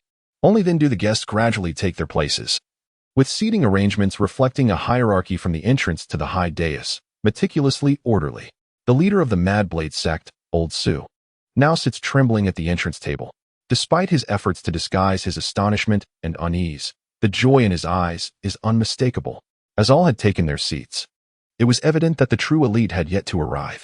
Moreover, the day's protagonist, the illustrious dancer known as the Emperor of the Sky Rankings, was conspicuously absent. The gathering, filled with ennui, could do little but wait in anticipation. Suddenly, a voice resonated from beyond the hall. Guests from Tianjin Mountain have arrived. Tianjin Mountain extends its congratulations to the Emperor for entering the world and claiming the top position on the Sky Rankings, bestowing upon him an imperial sword and 100 sacred herbs. As the announcement echoed, several figures entered the grand hall, accompanied by an elder from the dance clan. Except for a select few top-tier forces, the attendees rose to welcome them. After all, Tianjin Mountain was a formidable power, while they would show respect to the dance clan. They held little regard for the rest. It appeared that the sword master himself had come. The young man accompanying him must be the 10th on the Sky Rankings. Jian Wuchen.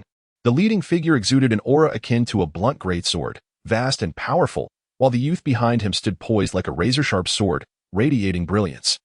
The presence of both the sword master and his disciple was indeed a grand affair, especially with the gift of an imperial sword.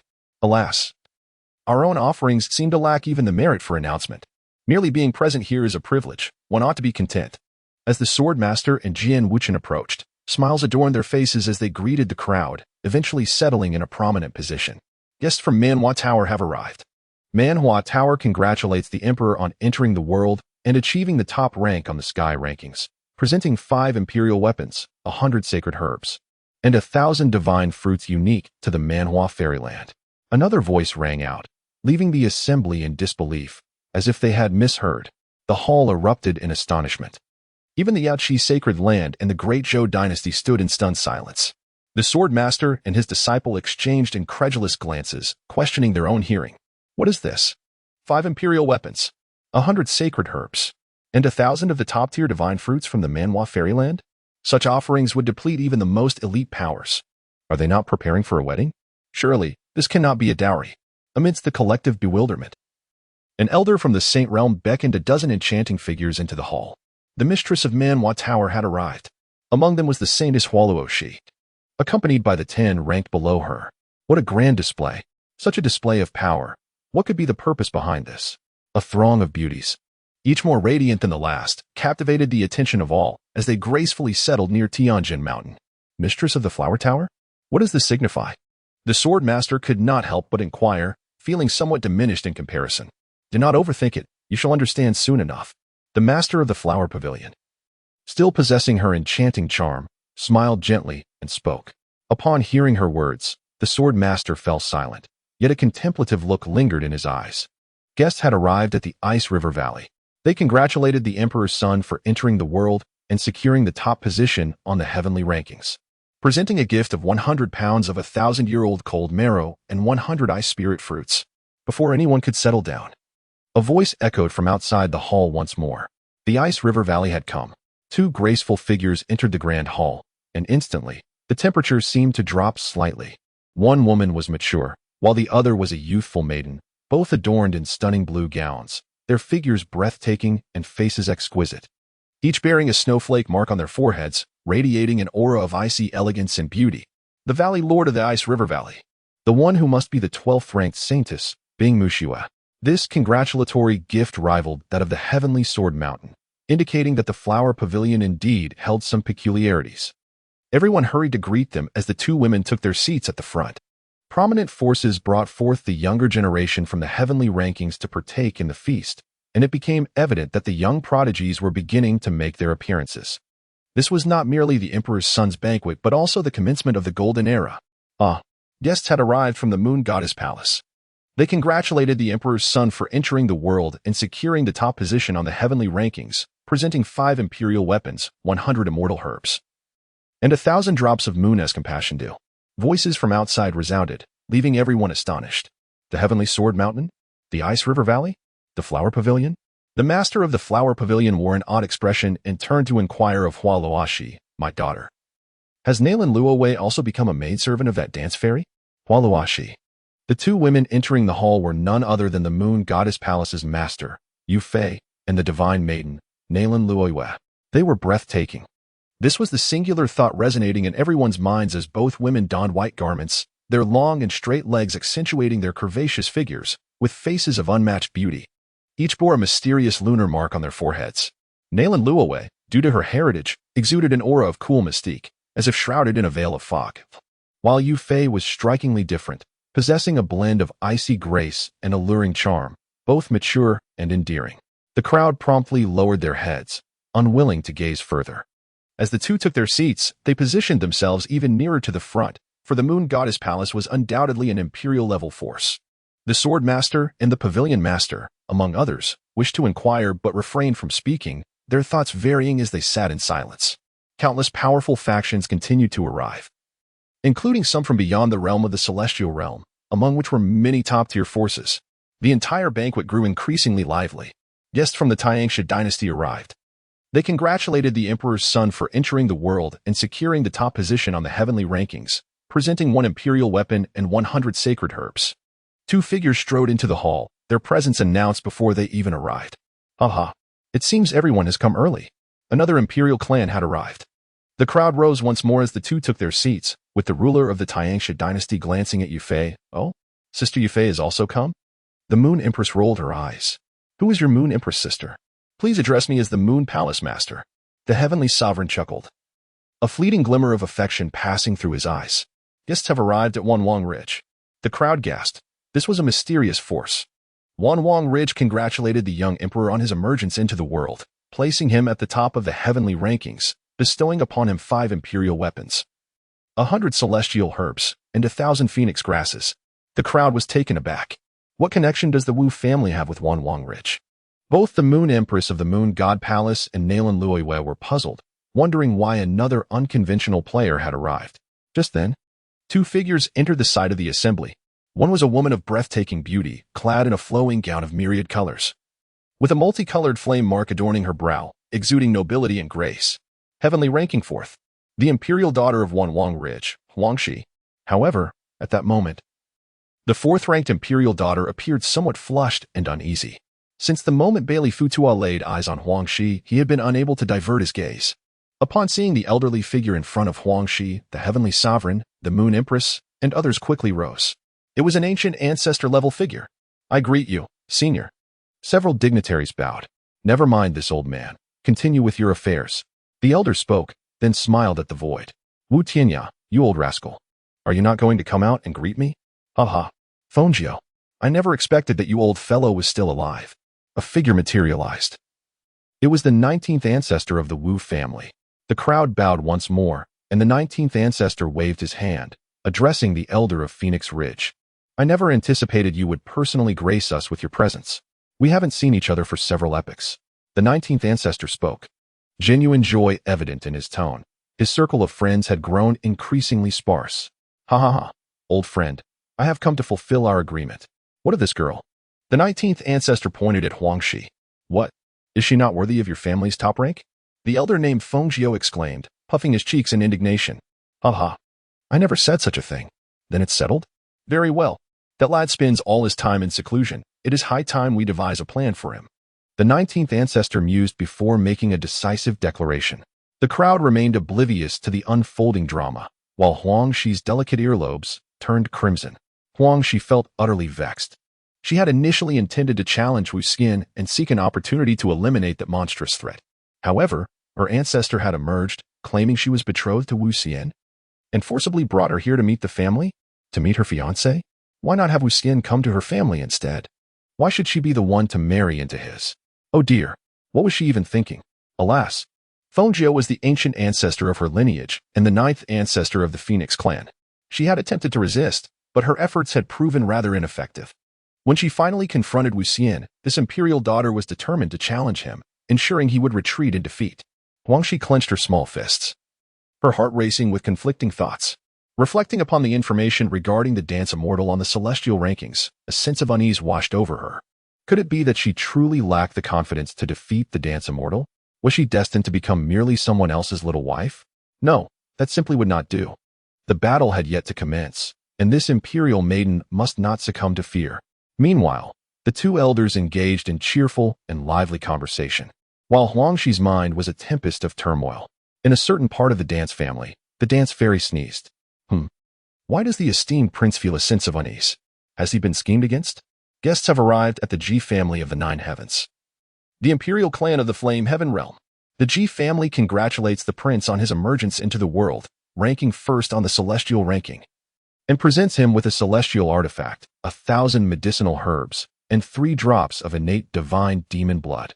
A voice resonated from outside the hall, leaving everyone in astonishment. A celestial artifact? A gift of a celestial artifact? The innate divine demon blood is the most formidable treasure. It is a form of the chaos bloodline. This must have been specially prepared for the dance family's prince. What a grand gesture. The imperial clans of the Flame Heaven realm have all come, and the gifts are so lavish. But is there something amiss? Did you not know? The mother of the dance fairy prince is the previous generation's G family imperial daughter. Ah, it all makes sense now. Amidst the astonishment of the crowd, 2 figures entered the hall. Leading was a woman clad in a red dress, her figure alluring. With delicate features, embodying the essence of a fairy, she approached with a radiant smile, captivating everyone, igniting a burning desire within their hearts. They hastily bowed their heads, unable to meet her gaze. An elderly figure, whose depth was indiscernible, followed closely behind her. Surely everyone has arrived.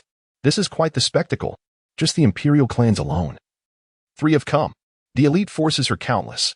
Thousands of tables are filled to the brim. At this moment, Wu Yang and GZ also made their entrance, exchanging greetings with the various imperial clans before finally taking their seats at the forefront. The G family woman settled beside GZ. The prince has arrived. A resounding call echoed. Instantly, everyone stirred with excitement. The protagonists have come. First, four enchanting figures captured the attention of the crowd, each adorned in a red dress. All smiling radiantly, stunningly beautiful, exuding a festive charm. They were the holy maiden of the Yao Pool, ranked 100 on the celestial list. It is said she is the maidservant of the dance fairy prince. It seems the rumors hold true. Then there was Wu Ziqing, ranked 96th on the celestial list. She is the 10th holy maiden of the dance family. Could that be Wu Qingqing, the first under the celestial ranking taboo? Indeed, it is her. I have seen her before. And who is that last one? I have never seen her before. Look into her eyes. They appear to be the three lives' eyes. Could she be the recently ranked 92nd, Xian Miao? For prodigies from the top 100 of the celestial ranking serving as maidservants. What an immense display from the dance family prince. Amidst the astonished gazes of the crowd, a figure clad in white stepped into the hall. He was a young man, surrounded by a celestial aura that veiled part of his tall stature. His crystalline white hair cascaded over his shoulders, and his elegant white attire seemed to be etched with the sun, moon, and stars. His face was extraordinarily handsome, with twin pupils that sparkled with depth, complemented by an enigmatic celestial mark between his brows, exuding an air of mystery and nobility, akin to a celestial being descended to the mortal realm. He surveyed the hall with a languid and casual demeanor. Is this the dance family prince? Goodness, he is extraordinarily handsome. Is there truly such unparalleled grace in this world? Simply perfect. Recently, it has been rumored that the dancer, Emperor Z, is the most handsome man in Song-Tian realm. Initially, I was skeptical. But anyone who dares to dispute this now shall face my wrath. Emperor Z is undeniably charming. I yearn to bear his children. Haha, my dear beauty. You are quite greedy. If I cannot bear them, I only wish for a warm embrace. Haha, you two are so immature. I am open to any position. I can too. Upon encountering the celestial dancer, the onlookers were filled with diverse thoughts. Both those who had seen him before and those who had not were utterly captivated. Hua Luo, she pursed her lips, pondering if this was truly the man destined to become her master. The owner of Hua Luo Tower was momentarily taken aback upon seeing the celestial dancer, then turned to Hua Luo Shi and asked, "My daughter, tell me honestly, did you take on the role of his maid merely for his beauty?" Hua Luo Shi replied, "Do I strike you as that kind of person?" Bing Mu Shui was equally astonished. This Emperor Z indeed possesses certain allure. Nalan Luo Yu had seen him before, yet still found herself enchanted.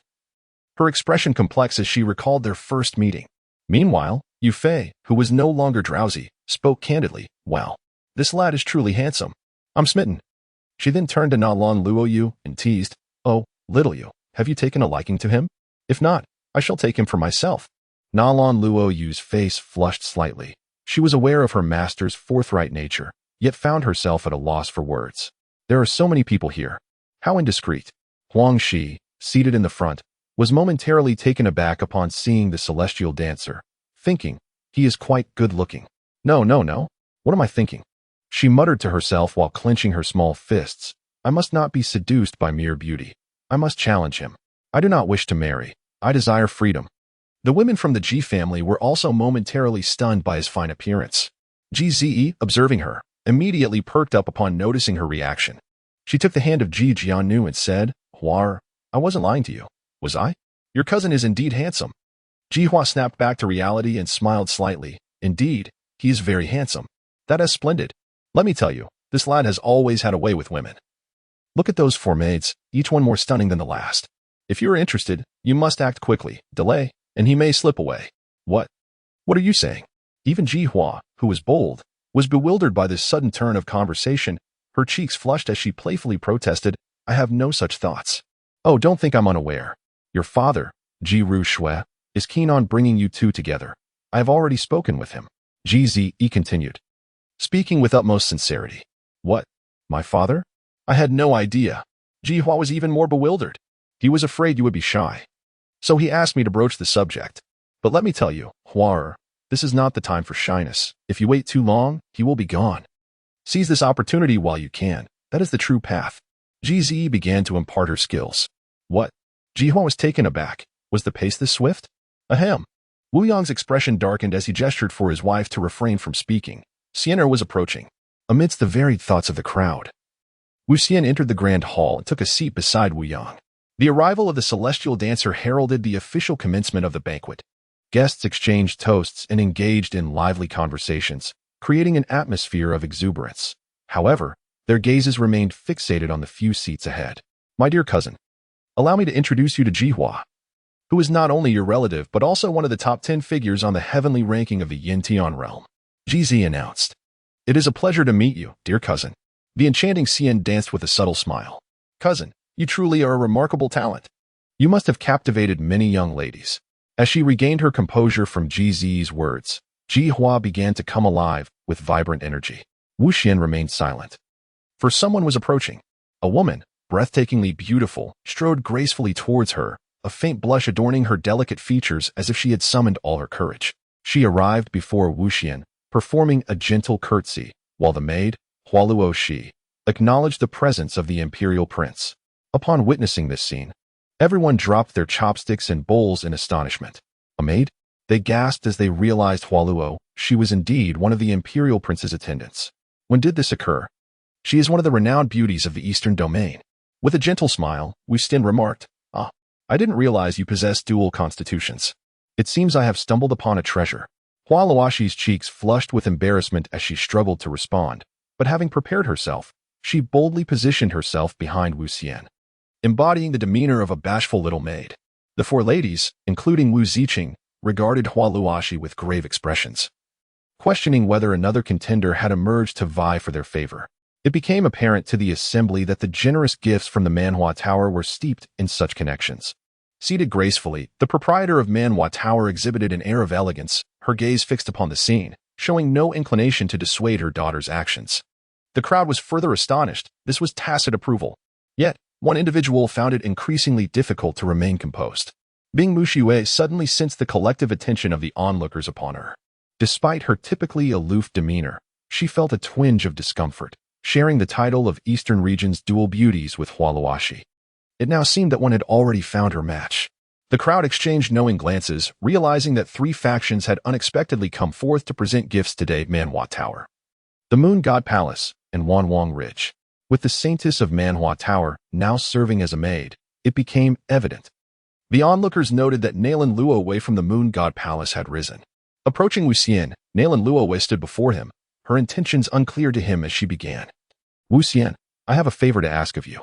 Standing before him, she hesitated, feeling the weight of the many eyes upon her. What is it? He inquired. I need you to accompany me to a certain location to retrieve an item. Only those below the true God realm may enter. And I lack the certainty to do it alone. Her cheeks flushed as she confessed. This was her first time inviting a man for assistance. However, the significance of the item compelled her to ensure absolute success. The figure before her, ranked first on the celestial rankings, was undoubtedly the finest choice. Following their previous encounter, she found herself harboring no aversion toward Wu Xian. The Moon God Palace had exhausted every possible strategy but to no avail. Until the Moon Empress suggested seeking Wu Xian's aid, and for reasons unbeknownst to her, she had agreed. Retrieve an item? Below the true God realm? A celestial seed? The enchanting dancer inexplicably felt a sense of familiarity, as if recalling the very words spoken by Wu Qiqing. How do you know? Nalan Luowei exclaimed softly, only to realize that she was the focus of so many gazes, causing her face to flush even deeper in embarrassment. The dance immortal gazed upon the stunning beauty before him, and he could not help but acknowledge the breathtaking allure of Nalan Luowei. Her ethereal presence, imbued with an air of frosty elegance, ignited within him an irresistible yearning for conquest. The celestial dancer smiled, certainly. When shall it be? In half a year. Nalan Luowei was momentarily taken aback, not expecting the celestial dancer to acquiesce so readily. Very well. Thank you. Just come to the Moon God Palace then. Nalan Luowei concluded, hurriedly turning to depart, feeling a sense of unease envelop her. The onlookers displayed expressions of sudden realization, their gazes shifting towards Wanwang Ridge. Huangshi felt a profound sense of frustration as she sat there, striving to maintain her composure. Alas, she noticed Feng Jiu had turned her attention to the ancestral figure of the Wu family, the 19th ancestor. Great-grandfather. Huangshi rose, her expression grave. Great-grandfather, let me reiterate. I can stand at the pinnacle of the world on my own merit. I do not require marriage or any such things. This matter is unrelated to your ability to reach the pinnacle. I have calculated your destiny for you, and it is inescapable. Fengjiu was resolute, dismissing all else. Xiener, come here. The 19th ancestor, seated beside Fengjiu, suppressed a chuckle and beckoned to the celestial dancer. As the enchanting figure of the dance immortal approached, the gaze of the crowd shifted in unison towards her.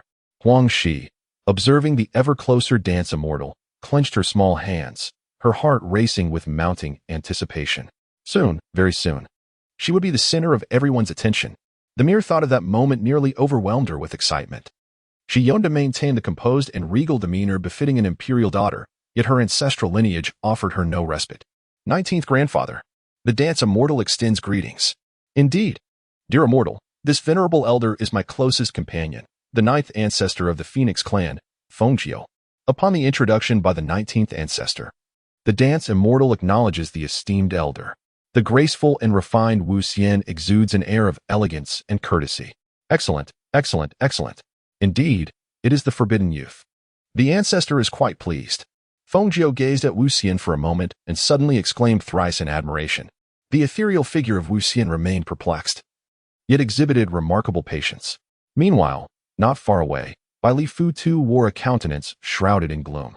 The delicate face of Huang, she flushed crimson, as the realization dawned upon her that the situation was dire.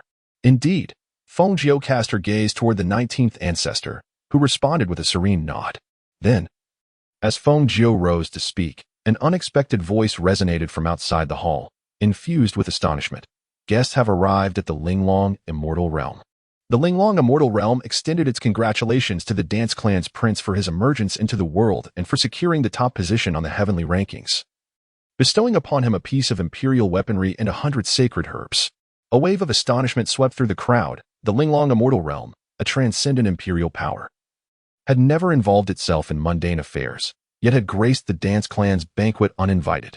Anticipation filled the air as an elderly matron was the first to enter the hall. Yet another figure of ancestral stature. Following her, a woman graced the entrance, a figure of exquisite beauty, Xiaoling Long. Although the crowd had never laid eyes on her before, they instantly recognized her as the third on the heavenly rankings, the ascendant, Xiaoling Long. Clad in pristine white, she exuded an aura of tranquility and elegance, her tall and stunning form radiating a soft celestial glow. A delicate silver veil obscured her breathtaking visage, revealing only a pair of clear and captivating eyes. As her gaze swept across the hall, it felt as though she had laid bare the deepest secrets of each heart present. With her Linglong celestial body and the 9 Xiao Linglong heart, she spoke not a word, yet her identity was unmistakable to all. She glided into the hall alongside the elderly matron, her graceful movements reminiscent of a lotus in bloom, captivating all with her enchanting presence. Wu Yang rose to greet the esteemed guest. This individual is not merely a member of a mysterious imperial lineage, but also a so-called celestial supporter. As Wu Xian turned to look, their gaze fortuitously met those mesmerizing autumn-hued eyes. The ethereal beauty of the celestial dancer flickered momentarily, quickly replaced by a serene smile, reminiscent of a refined gentleman from a turbulent world, as he inclined his head slightly towards Xiaoling Long. Yet, within Xiaoling Long's heart, tumultuous waves surged. Sensing the stirring of her divine lineage, she swiftly discerned that the individual she sought was none other than the illustrious heir of the Wu family. Ranked first on the celestial list, Xiaoling Long was taken aback, realizing the prophetic nature of her thoughts. That person had arrived so unexpectedly, coinciding with her first foray into the world. She remained discreet, settling down slowly beside the elderly woman, conveying this revelation to her master through a mental transmission. Upon receiving Xiaoling Long's message, the elderly woman's expression shifted, casting a significant glance at Wu Xian. At that moment, the revered ancestor Fengjiu, previously interrupted, prepared to speak once more, only to be thwarted anew. The imperial clan, the ancient Mo Jiao lineage, had come to visit, presenting 100 sacred herbs. A wave of murmurs rippled through the crowd, astonished that the Wu family's arch-rivals had also arrived, and with only a mere 100 sacred herbs. It seems we have arrived late. Several figures entered in succession, led by the head of the Wang family, who laughed heartily, followed by the leader of the ancient Mo Jiao clan and several youthful figures. Each of the young men exuded an air of defiance, radiating formidable energy. Among them, 2 stood out. One bore a delicate visage, with what seemed to be the sound of dragon roars emanating from within. The other moved with the grace of a dragon and the strength of a tiger, his countenance unremarkable, yet he was enveloped in a swirling aura of profound yellow energy. The eighth on the celestial list, Emohi, and the seventh, the young Emperor Wang Tung of the Wang family. The newcomers bear ill intentions. Today promised to be lively. And the crowd silently chose to enjoy the spectacle, picking up their chopsticks once more. Wu Yong remained seated, engaged in conversation with a friend, his gaze unwavering. Wu Xian, too, appeared to be in a state of rapt attention, seemingly oblivious to his surroundings as he absorbed the teachings of the 19th ancestor. Meanwhile, the elders of the Wujia clan, all of whom were at the Saint Realm, seemed to have suddenly become preoccupied, leaving the space devoid of any presence. In the hall, members of the Wang clan and the ancient Ink Dragon tribe stood in silence, an eerie stillness enveloping them, hinting at an unsettling atmosphere. The dancers intentionally left them hanging. The group, unfazed, found a spot to settle down and inadvertently crash. A few tables and chairs were broken. Observing this, the onlookers not only picked up their chopsticks, but also lifted their wine cups. Impudence! A furious shout erupted as an unexpected figure rose. The ancestral elder of the Phoenix clan. The crowd was taken aback. Wangxi gazed at her elder, exasperated, wondering if they had truly become a family. Feng Jiao glared at the Wang family and the Imo Jiao clan, his expression grim, addressing the ignorant junior. How dare they act so brazenly here? He extended his thin hand, casting it down upon them. Without any display of brilliance or authority, they were instantly struck away by an invisible force. Stumbling to their feet, their faces darkened. They glanced at Feng Jiao, who sat beside the elder of the Wu family, ultimately choosing silence. This served as a warning. Any further disrespect would be met with immediate annihilation. Feng Jiao spoke, not even sparing a glance at them, and took his seat. Though reluctant, the others dared not express their discontent any longer. The heads of the Wang and Mo families felt a burning shame, and with a cold snort, the head of the Mo family looked towards a nearby youth. The youth promptly stood up, proclaiming, "Esteemed guests, drinking and feasting is rather dull. Why not add some entertainment?" Pausing for effect, he noticed all eyes on him and continued, "Today, the heir of the Wu family enters the world, and I, Mo Jing, wish to challenge the heir to a few rounds. I ask for your gracious consent." His voice rang out, resonating throughout the now quiet hall. Ah! It turned out to be Mo Jing, ranked 50 on the heavenly rankings. To challenge the heir of the Wu family with such a low rank seems like a foolish dream. The crowd scoffed. Mo Jing was clearly overconfident. What do you know? The Wang family and the Mo Jiao clan were evidently not merely interested in the wine, with 2 in the top 10 of the heavenly rankings present. They deliberately sent Mo Jing to belittle the heir and vex the Wu family. So that's how it is. My brother is quite perceptive. Many talented individuals looked towards Wu Xian, eager to see how he would respond. The dance immortal sat at the head of the table, his resplendent white hair cascading elegantly. He raised his wine cup and took a gentle sip, seemingly oblivious to the surrounding commotion. Dare the heirs of the dance family not rise to the challenge? It appears that the top rank on this celestial list is not as formidable as it seems. The audacity of Mo Jing grew bolder. A glimmer of amusement flickering across Mo Hi's face beside him. Wang Ting sat in quiet contemplation, his eyes half closed, shrouded in an ethereal haze of obscured yellow and black energy, rendering his visage indistinct. The enchanting dancer finally turned to glance at him, holding her wine cup, yet showing no intention of rising. Though the emperor of this realm looked down upon him, he had no desire to listen to his small mudfish barking wildly before him. Luo Shi, eliminate this person. Yes, your majesty. A graceful figure stepped forth, standing opposite Mo Jing. It was none other than the illustrious Hua Luo Shi, ranked 13th on the heavenly list. How I long for a maid of such unparalleled beauty and formidable strength. I would gladly embrace death for her. Observing Hua Luo Shi's obedience, some were left in awe. Mo Jing regarded Hua Luo Shi with a calm demeanor, even managing a slight smile. It appeared that the top contender of the heavenly list was merely a coward hiding behind a woman. What a misfortune. It was perhaps best to abstain from battle this time. With a hearty laugh, Mo Jing turned to leave. To dare show disrespect to the emperor, you shall be punished. Hua Luo Shi called out. A sea of blossoms blooming around her as she unleashed a strike, executing the famed blossom technique.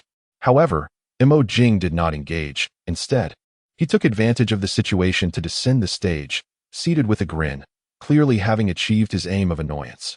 Hua Luo Shi glared at him, her small face flushed with indignation. She had long heard of Mo Jing's reputation for never bullying weaker women. Witnessing it firsthand today confirmed the tales to be true. Beside Imo Jing, a man spoke, his expression radiant with mirth. It was Wang Xian, the saint body of the Yuan spirit. Wang Xian, ranked 20th on the heavenly list? To think he had also arrived. Gasps of surprise rippled through the crowd. Another prodigious talent had graced their presence. Ha ha ha. Brother Wang, your praise is unwarranted. Beauties are meant to be cherished, not to engage in strife. Imo Jing chuckled heartily, casting a glance at the fuming Hua Luoshi. Moreover, those who lack the courage to act themselves often send forth a frail woman to confront me. I see no need to trouble a girl. Ha ha. Brother Imo. You are indeed perceptive. Wang Xian and Imo Jing engaged in lively conversation, their voices resonant. The members of the Wang family and the Imo Jiao clan shared in their mirth, exuding an air of delight. Hua Luoshi stood there momentarily at a loss. Their refusal to engage her was merely a tactic to provoke her. The onlookers picked up their chopsticks, savoring a piece of dragon meat. How utterly revolting. Or rather, how delicious. You shall be punished. The celestial dancer remained seated, her silvery tresses cascading around her. A luminous mark upon her brow radiated with brilliance. And a beam of annihilating divine light surged forth, enveloping both Wang Xian and the Ink realm in its radiant embrace. The celestial dancer's strike was both direct and resolute, unrestrained by any considerations. Moreover, she faced two adversaries at once. The onlookers were astonished, their gazes fixed upon that radiant light of the celestial. Is this what one calls the divine art of the celestial bones? Meanwhile, Wang Ting, who had been keeping his eyes shut, finally opened them at this moment. Ha ha ha, can you no longer contain yourself? Even if you are ranked first on the celestial list, to take on two foes is rather presumptuous. Imo Jing laughed heartily, channeling the bloodline of the true dragon, as a golden dragon's phantom emerged beside him, swirling majestically, shielding both of his companions. Wang Xian activated his primordial spirit body, delivering a palm strike imbued with a sacred aura. Yet, how could the celestial dancer's assault be withstood by an ordinary individual? Boom. The light of the celestial strike collided with the palm imprint in an instant. The imprint held for but a moment before dissipating. The celestial light continued unabated, cleaving through the golden dragon's form, which shattered like paper. Before the horrified gazes of the two, it struck them directly. Boom. The sharp celestial light, akin to a heavenly blade slicing through the air, struck them both. They were instantly sent flying, landing in the distance, where countless crimson feathers erupted, resplendent and shocking. Wang Xian was fortunate enough to survive, albeit barely.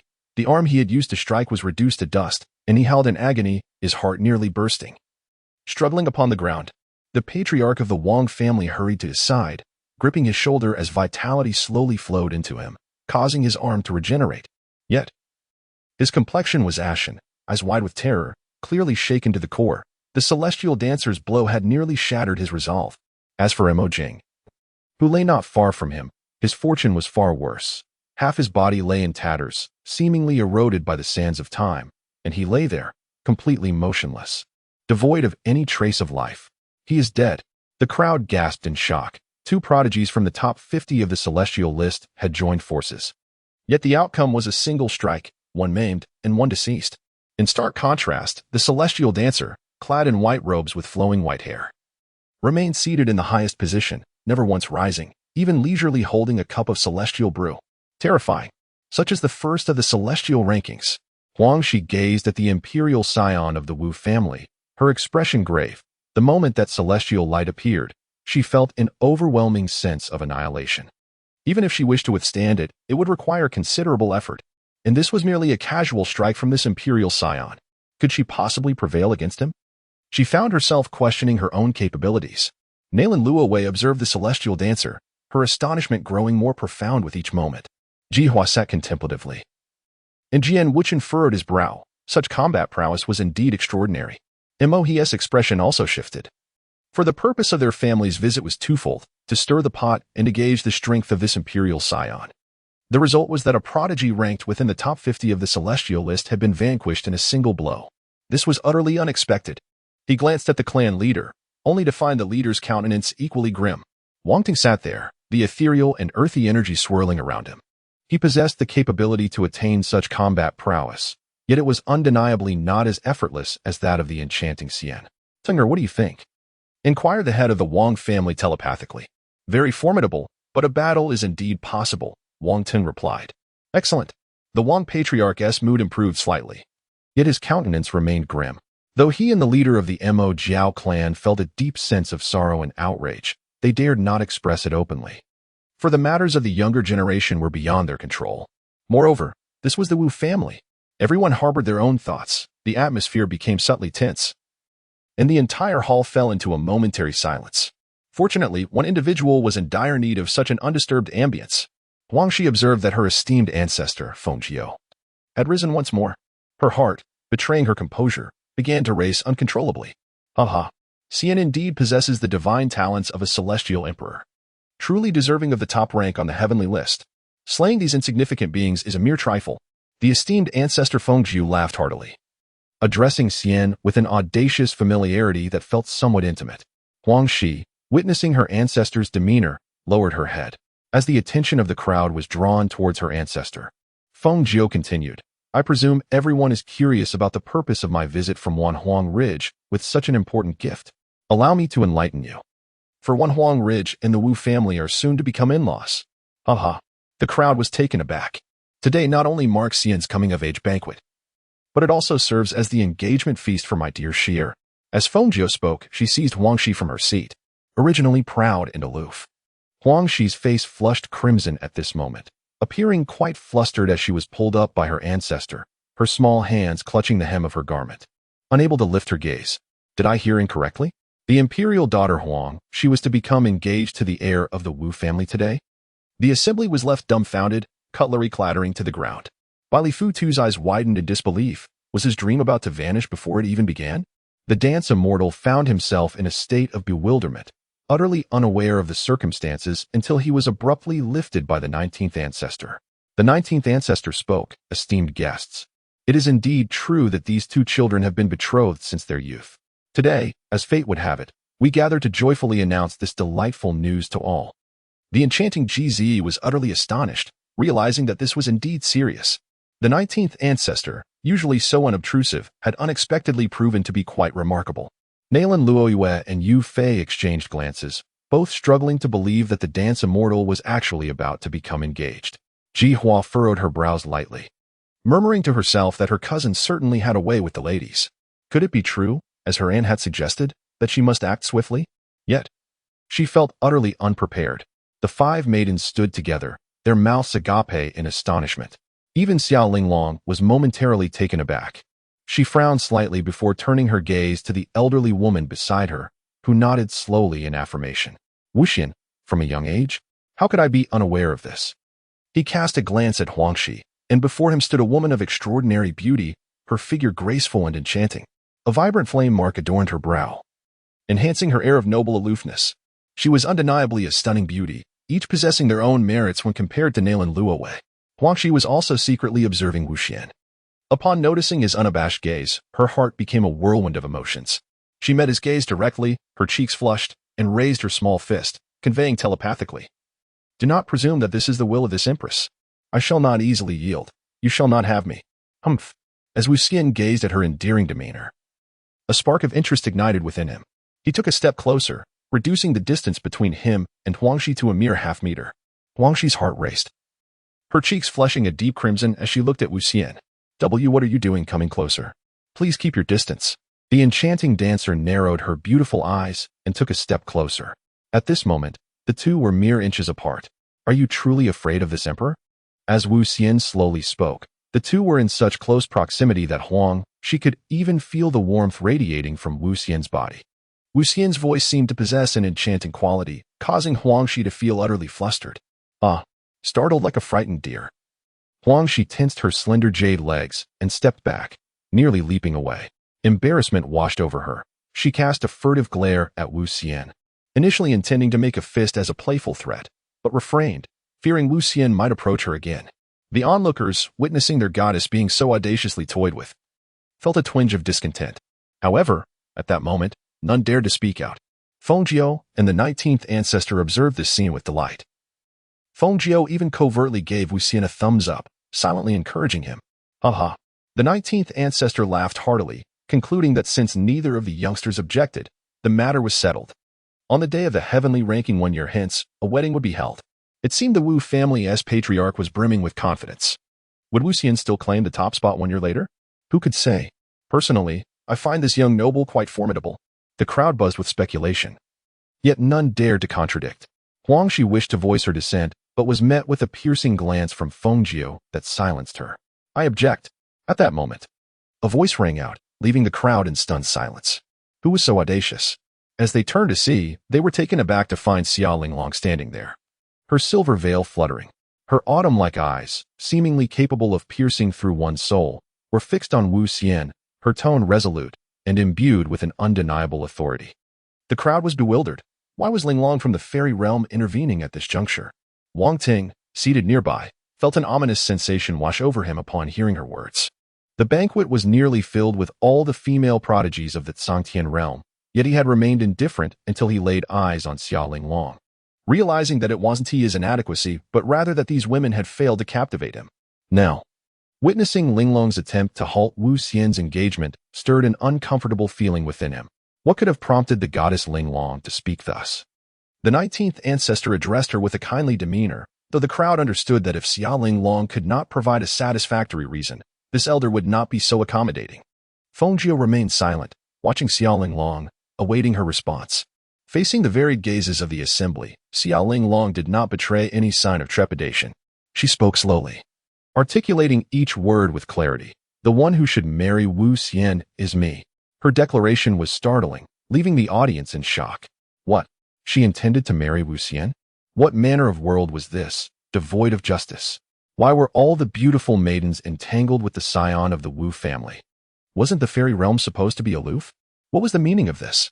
The crowd gaped in disbelief, questioning if this was truly the transcendent being they had heard of. Meanwhile, Wang Ting sat motionless, his aura of profound energy stilled. As the towering pagoda of Bai Li observed the disruption caused by others, a sudden spark ignited in its eyes.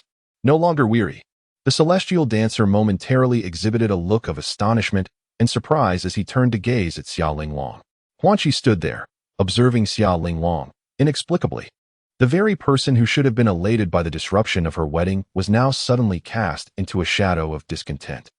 As though Xia Linglong's words implied her inferiority, all eyes were fixed upon Xia Linglong, awaiting her subsequent utterance. For I am the current celestial guide, and he is the one I seek, Xia Linglong proclaimed, extending her delicate hand from her sleeve, pointing directly at the celestial dancer. A fresh wave of astonishment rippled through the crowd, for the son of the Wu family was indeed the individual the celestial guide sought. The son of the Wu family, surely destined for immortality and to command the tides of fate. What proof do you possess? Inquired the 19th ancestor. Upon hearing this, Xia Linglong swiftly demonstrated through action. Her hands formed intricate seals, a profound and enigmatic aura radiated from her being. It was as if destiny itself was unfolding, or perhaps the river of time was flowing. A supreme throne, imbued with an essence of celestial grandeur, gradually materialized above the heads of the onlookers. This was the throne of the celestial guide. The 19th ancestor's pupils constricted. He had been fortunate enough to witness such a spectacle before. The throne solidified slowly, resplendent and regal, exuding an air of profound mystery. The crowd was enveloped by an illusion, as if by merely ascending it, one could attain immortality. The 19th ancestor fixed his gaze upon the throne, aware that this was not the end. Indeed, amidst the astonished gazes of the assembly, the throne began to transform, extending a celestial staircase before it, the path to the pinnacle. The staircase gracefully descended, ultimately resting beneath the feet of the celestial dancer. The celestial dancer seemed to sense an ethereal guidance from the depths of the unknown. With a graceful lift of his foot, he stepped forward and found himself upon the heavenly staircase. Thud. As the celestial dancer landed, a heavenly resonance echoed from the depths of the void, reminiscent of the great bell of the Tao being struck.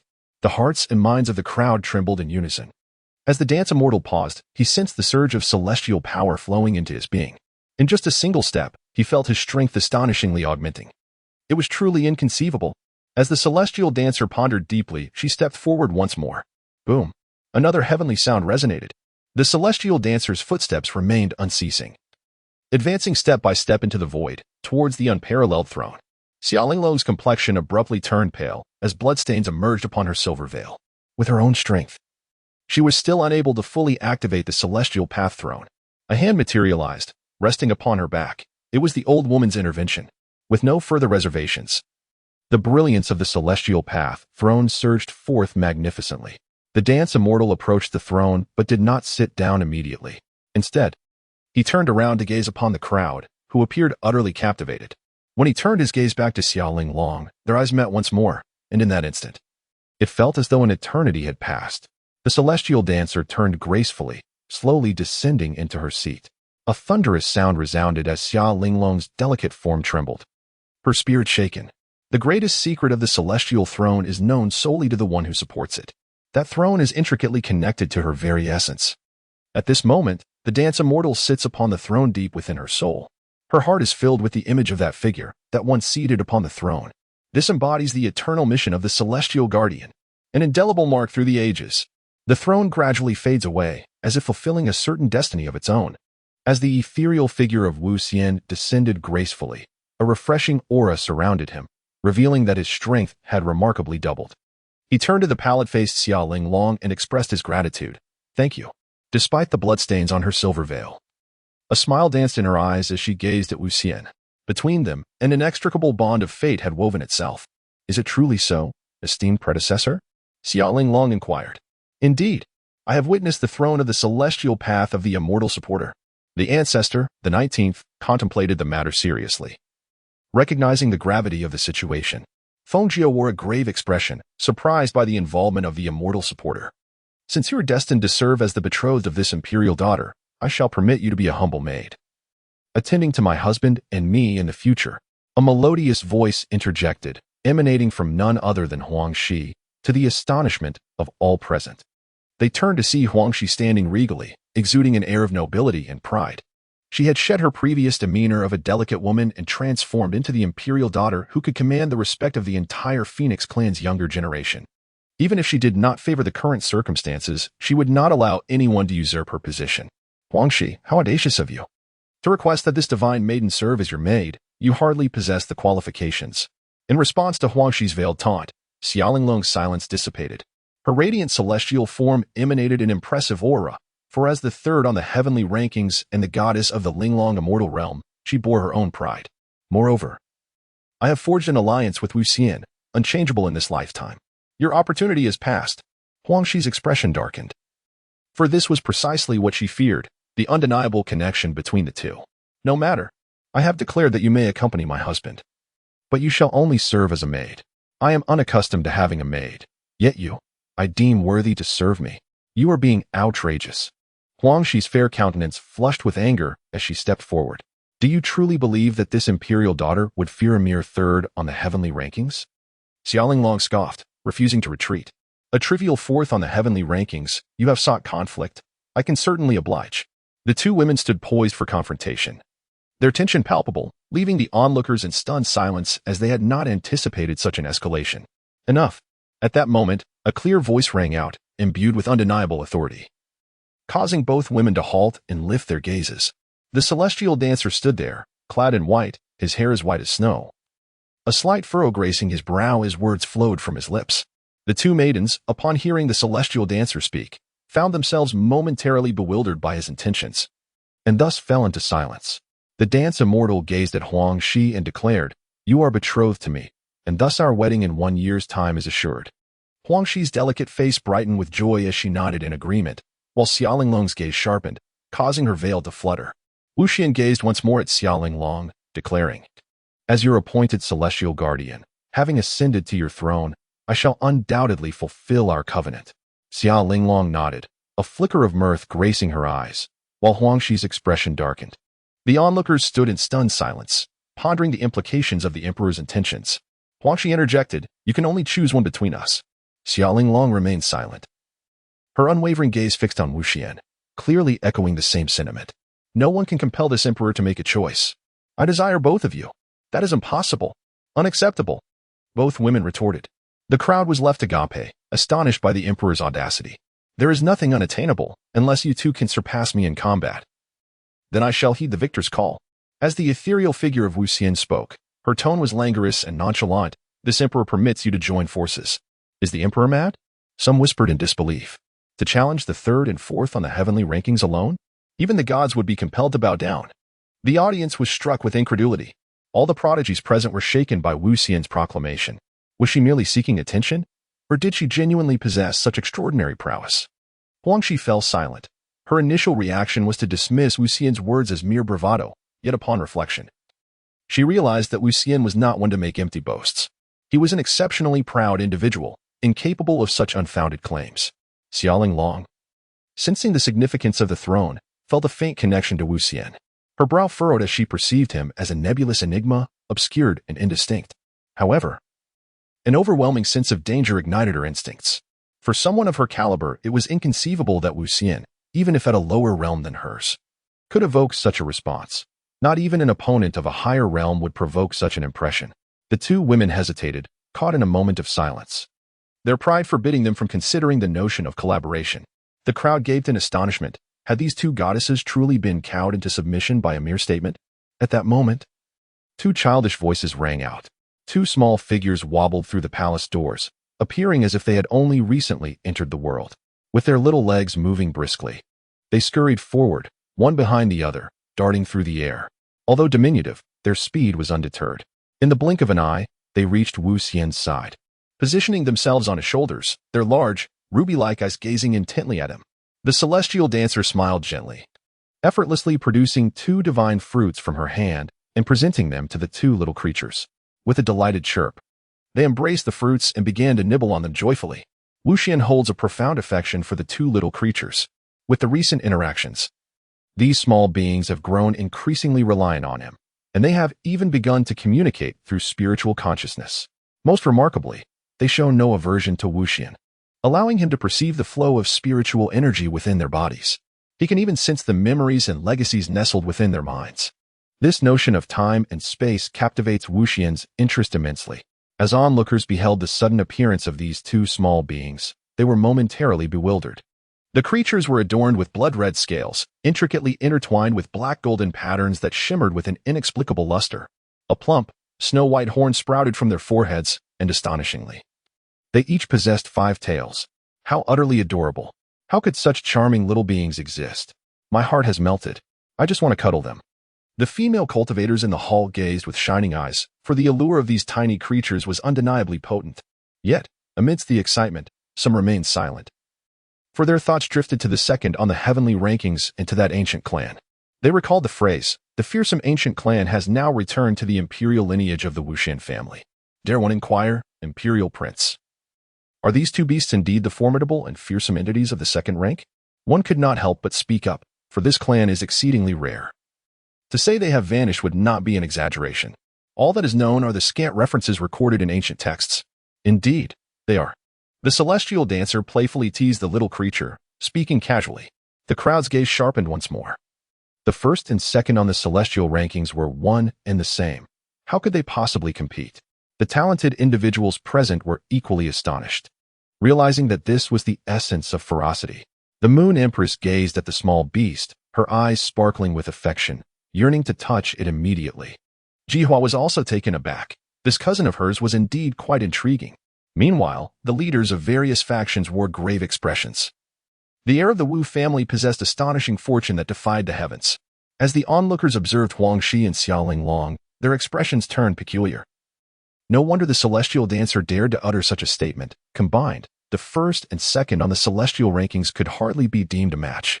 The celestial dancer observed the two silent maidens and smiled gently, reassuringly declaring, "Fear not. This prince shall not permit this little one to intervene." The two divine fruits were swiftly devoured by the two small creatures, who gazed up at the celestial dancer, chattering eagerly, still unsatisfied with their feast. The celestial dancer gently caressed the little one's head, gesturing towards Huang, Shi, and Xiaoling Long. "Go over there, they have something for you." The small creature tilted its head, observing the two women. They exchanged surprised glances before their faces brightened with delight, clearly indicating the little one's extraordinary charm. Each woman produced a few celestial fruits, beckoning to the tiny being, which responded with a joyful cry and dashed towards them. Nestled in their embrace, the two little ones squinted their ruby-like eyes, munching on the fruits with utter contentment. Seizing the moment, the women took the opportunity to stroke them gently, their faces illuminated by satisfied smiles. Perhaps the presence of the small creature alleviated the previously tense atmosphere, or perhaps the two women were reluctant to engage in battle with the celestial dancer at this moment. In any case, The scene grew harmonious once more. In 6 months, we shall battle. If I emerge victorious, you shall forsake the goddess of summer and marry me. If I am defeated, I shall heed your wishes. Huangshi spoke, her hand resting on the little one, her tone becoming calm. I too shall abide by this.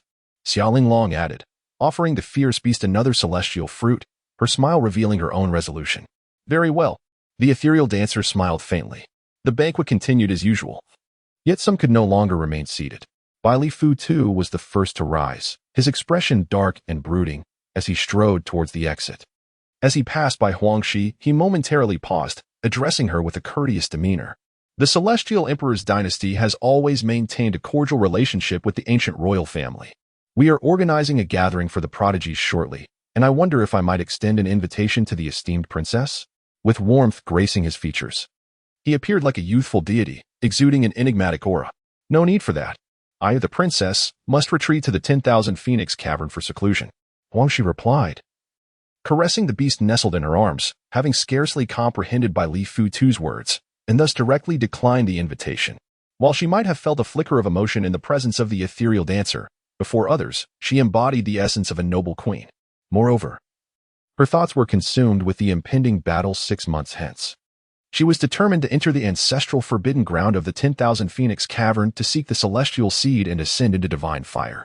Bai Li Fu Tu's countenance darkened further, for he had never before experienced such disregard. He cast a glance at the ethereal dancer, attributing all credit to her. Without lingering, he departed with purposeful strides from the divine temple of ascendance. As Bai Li Fu Tu left, the others gradually began to take their leave as well. Wang Teng was the first to rise, his aura swirling with profound energy as he cast a lingering gaze at Xiaoling Long before also departing. The grand banquet hosted by the master of the dance has finally concluded, and all that transpired during the festivities has swiftly spread across the vast realms of the celestial domain and even beyond. The dancer, DZ, truly stands as the most exquisite man in the realm of Songtian. The master of dance, with a singular prowess, faced 2 adversaries simultaneously in a mere instant. Among the top 51 of the celestial rankings, one perished while another was left grievously wounded. The esteemed heir of the dance family is set to wed the imperial daughter of Wang Rich. Could it be that the enchanting goddess of the Linglong fairyland, Xiaoling Long, is attempting to snatch the bride? Is the enchanting Wu Xian truly the destined individual sought by the current celestial guardians?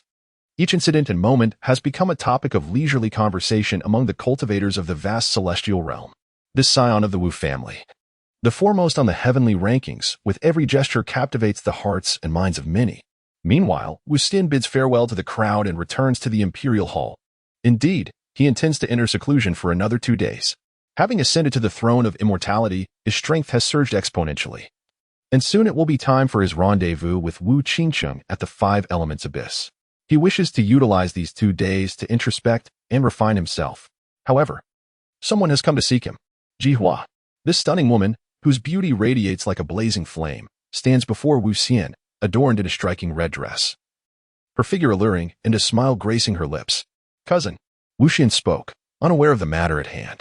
Cousin, I never anticipated that you would become the foremost figure on the celestial rankings of this realm, and to have acquired these 2 little treasures. Jihua gazed at Wu Xian and could not help but concede that, at least in terms of appearance, this cousin was indeed flawless. It is merely luck. The dance fairy chuckled, finding no remarkable merit in this modest achievement. 2 diminutive beings were also in harmony with the dance fairy, perched upon her shoulders. Gazing curiously at Jihua, emitting soft coos, Jihua presented a smile, gently stroking the little creature, which contentedly squinted its large eyes. Cousin, how humble you are.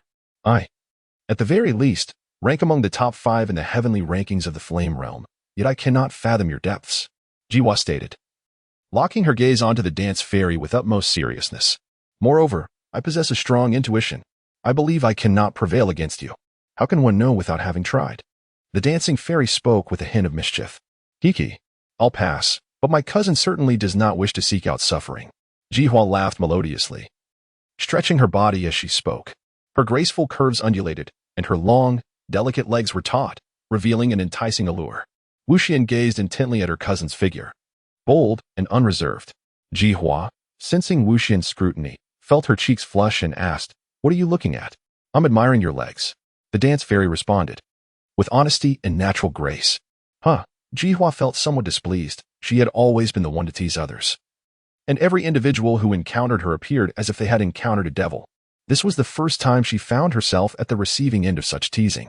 Moreover, the fairy's gaze was rather unbearable for her. "Do not gaze at my legs."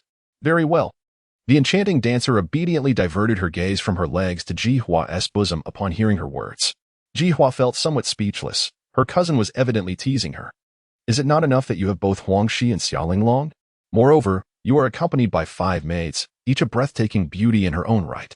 The enchanting dancer paused for a moment, displaying a look of confusion. Who would ever find beauty in excess? Moreover, I have yet to establish a substantial connection with them. As the enchanting dancer spoke, she silently added the word temporarily in her heart. You. Jihua pointed at the dancer. Her honesty and lack of pretense leaving her somewhat flustered. She had never encountered such a man before. "Are you seeking a formidable opponent?" Jihua's cheeks flushed, prompting her to divert the conversation, fearing that if she continued, she would become utterly speechless. During the banquet, when the dancer proposed that the 2 women join forces to battle him, others might have overlooked it, but Jihua had been observant, sensing that the dancer was not merely jesting, but genuinely eager for a contest. "My cousin seems quite impressive. I am not your match. However, if you truly desire an exhilarating duel, my cousin does have a candidate in mind." "Who might that be?" "The first on the Tianbang of the Flame Heaven Realm, Yi Wushuang." "Oh, the arrival of the dance immortal piques my interest. What makes it so extraordinary? I hope my journey is not in vain." Hee. Although my cousin is remarkably talented, this individual is certainly no ordinary person. To be your opponent is more than sufficient. Jihua spoke with a smile, recognizing her cousin's unwavering confidence, which radiated an invincible conviction. This person is the disciple of the limitless sect, Wusher Mountain, within the realm of the emperor. As for what sets him apart, there is but one distinction. Jihua stated earnestly. This individual possesses the innate sacred body Tao. So it is this kind of physique. The ethereal dancer, momentarily lost in thought, recognized that such a physique was rare throughout the ages, akin to his own chaotic Tao body, both belonging to the pinnacle of physical forms. The rankings among these supreme physiques hold little significance, for they each embody an ultimate essence. Throughout history, those who possess such physiques have experienced victories and defeats against one another, leaving no one able to definitively declare who reigns as the absolute champion among the myriad realms. It is not the physique that holds strength, but rather the individual. This statement encapsulates the intricate relationship among the supreme physiques. Once this matter is resolved, I shall pay a visit to the Ji family to discern the unique attributes of this so-called innate holy body Tao. My dear cousin will be eagerly awaiting your arrival at the Ji family. Jihua remarked with a smile, seemingly casual, yet concealing a hint of anticipation. I shall bring a wedding gift. When the time comes, dear cousin, you must not hide. The enchanting dancer, with a radiant smile, spoke, leaving one uncertain of her sincerity. You are such a scoundrel, Jihua exclaimed, stamping her foot, her cheeks flushed, as she playfully pinched the flesh at the dancer's waist. Her cousin was utterly incorrigible, unrestrained in his words. Yet, upon hearing the mention of dowry, Jihua's heart inexplicably began to race with excitement. The dance fairy did not evade, allowing Jihua to pinch him with her delicate hand. Cousin, I have a principle in life. It is my moral boundary. The dance immortal gazed intently at Jihua as she withdrew her jade hand and spoke with grave seriousness. What? Jihua appeared somewhat bewildered. That means whatever you do to me, I shall reciprocate in kind. Without exception. The celestial dancer remained stern, and as he spoke, he extended his hand, resting it upon Jihua's waist. Jihua, momentarily taken aback, stood there with her mind a blank slate.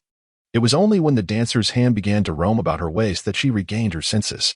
Ah, she exclaimed, stepping back a pace, gazing at the dancer with a face flushed in disbelief. You. Her heart raced, and she wished to utter something, yet found herself at a loss for words. Cousin, not too shabby.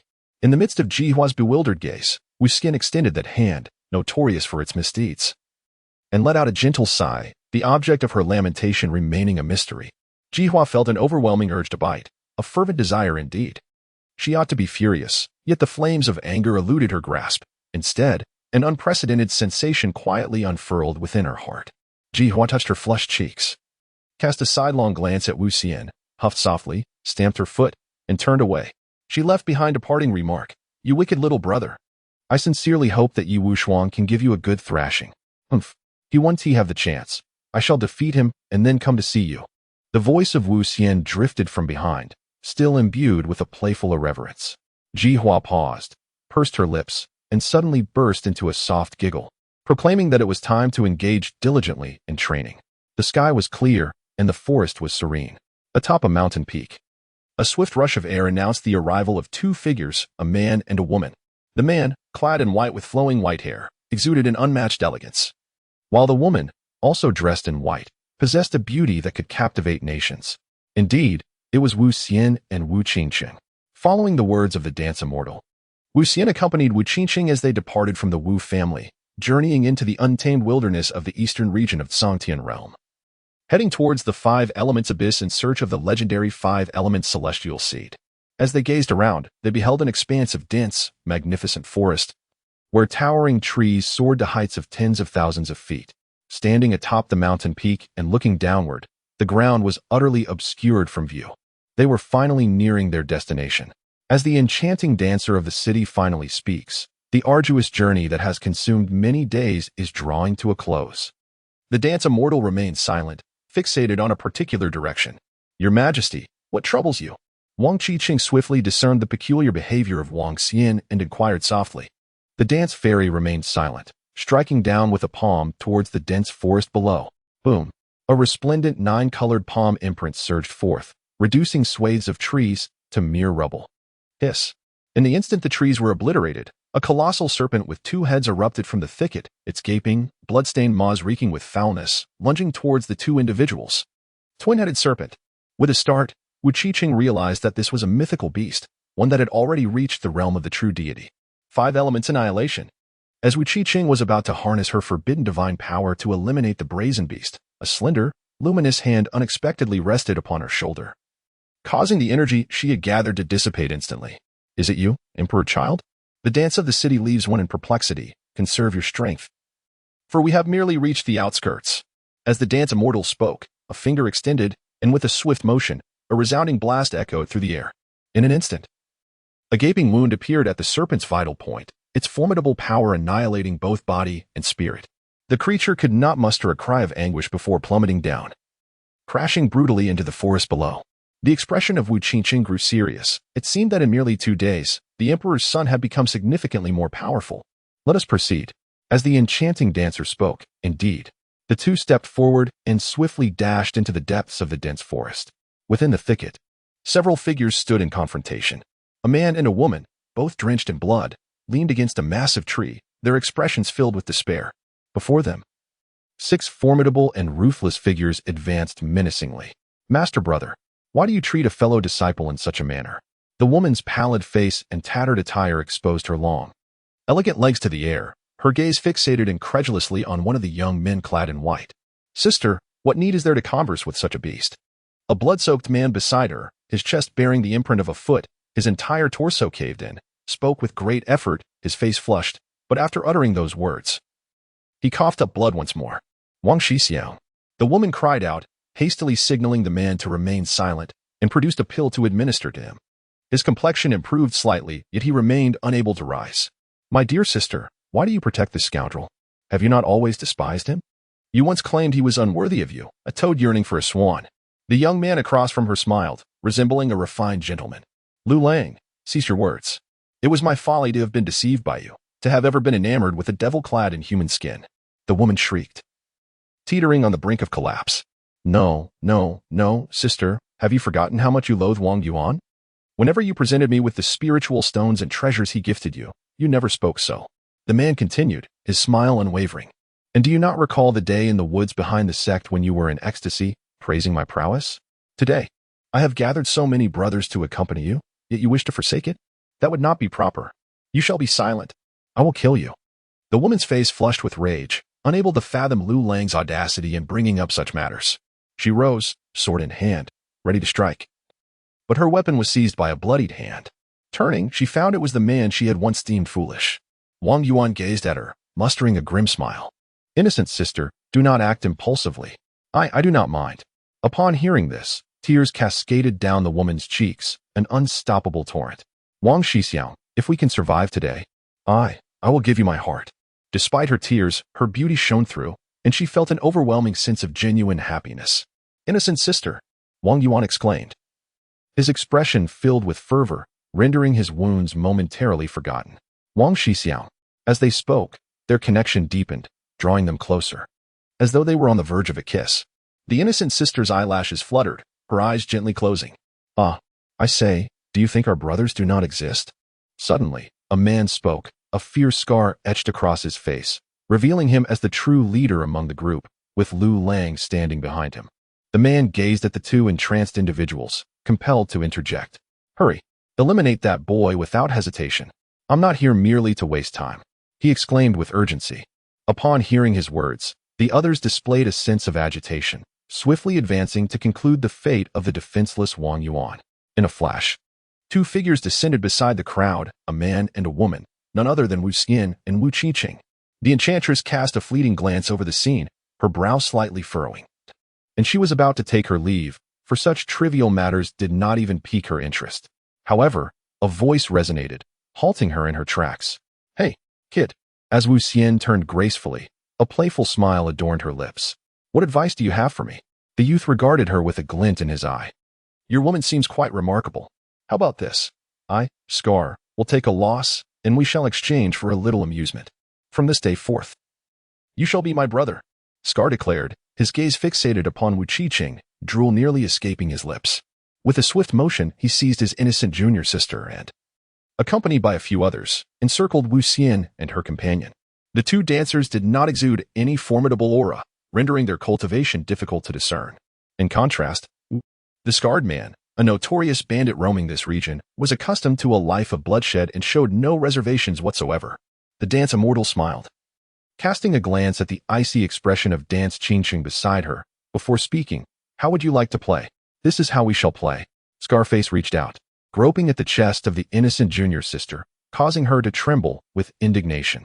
She was so enraged that she even cried out. Ha ha! The dance fairy, having grown up, finds herself momentarily at a loss for words, chuckling softly.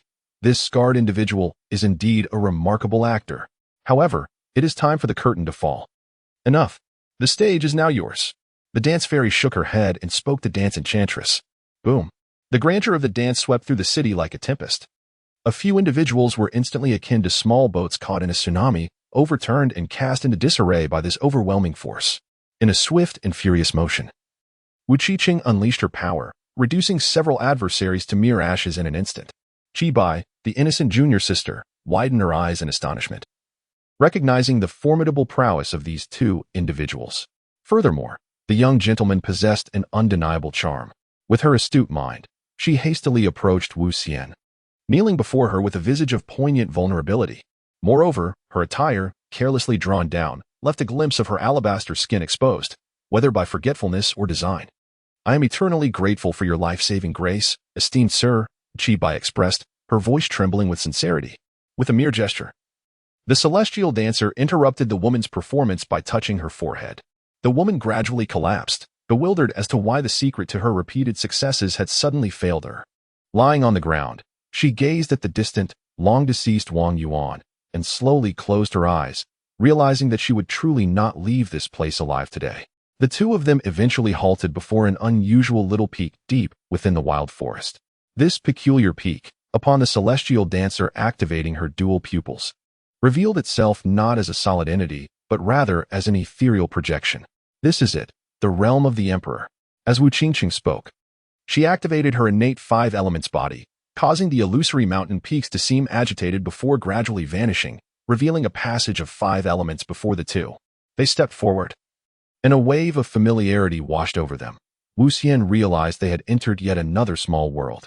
Suddenly, as they emerged from the passage, a cacophony of roars erupted as a dozen ferocious beasts charged toward them. These creatures, adorned in a verdant hue and resembling rhinoceroses, bore a single horn that radiated with light, unleashing lethal azure blades with every charge. Among them were several at the king level, alongside one of the divine fire level.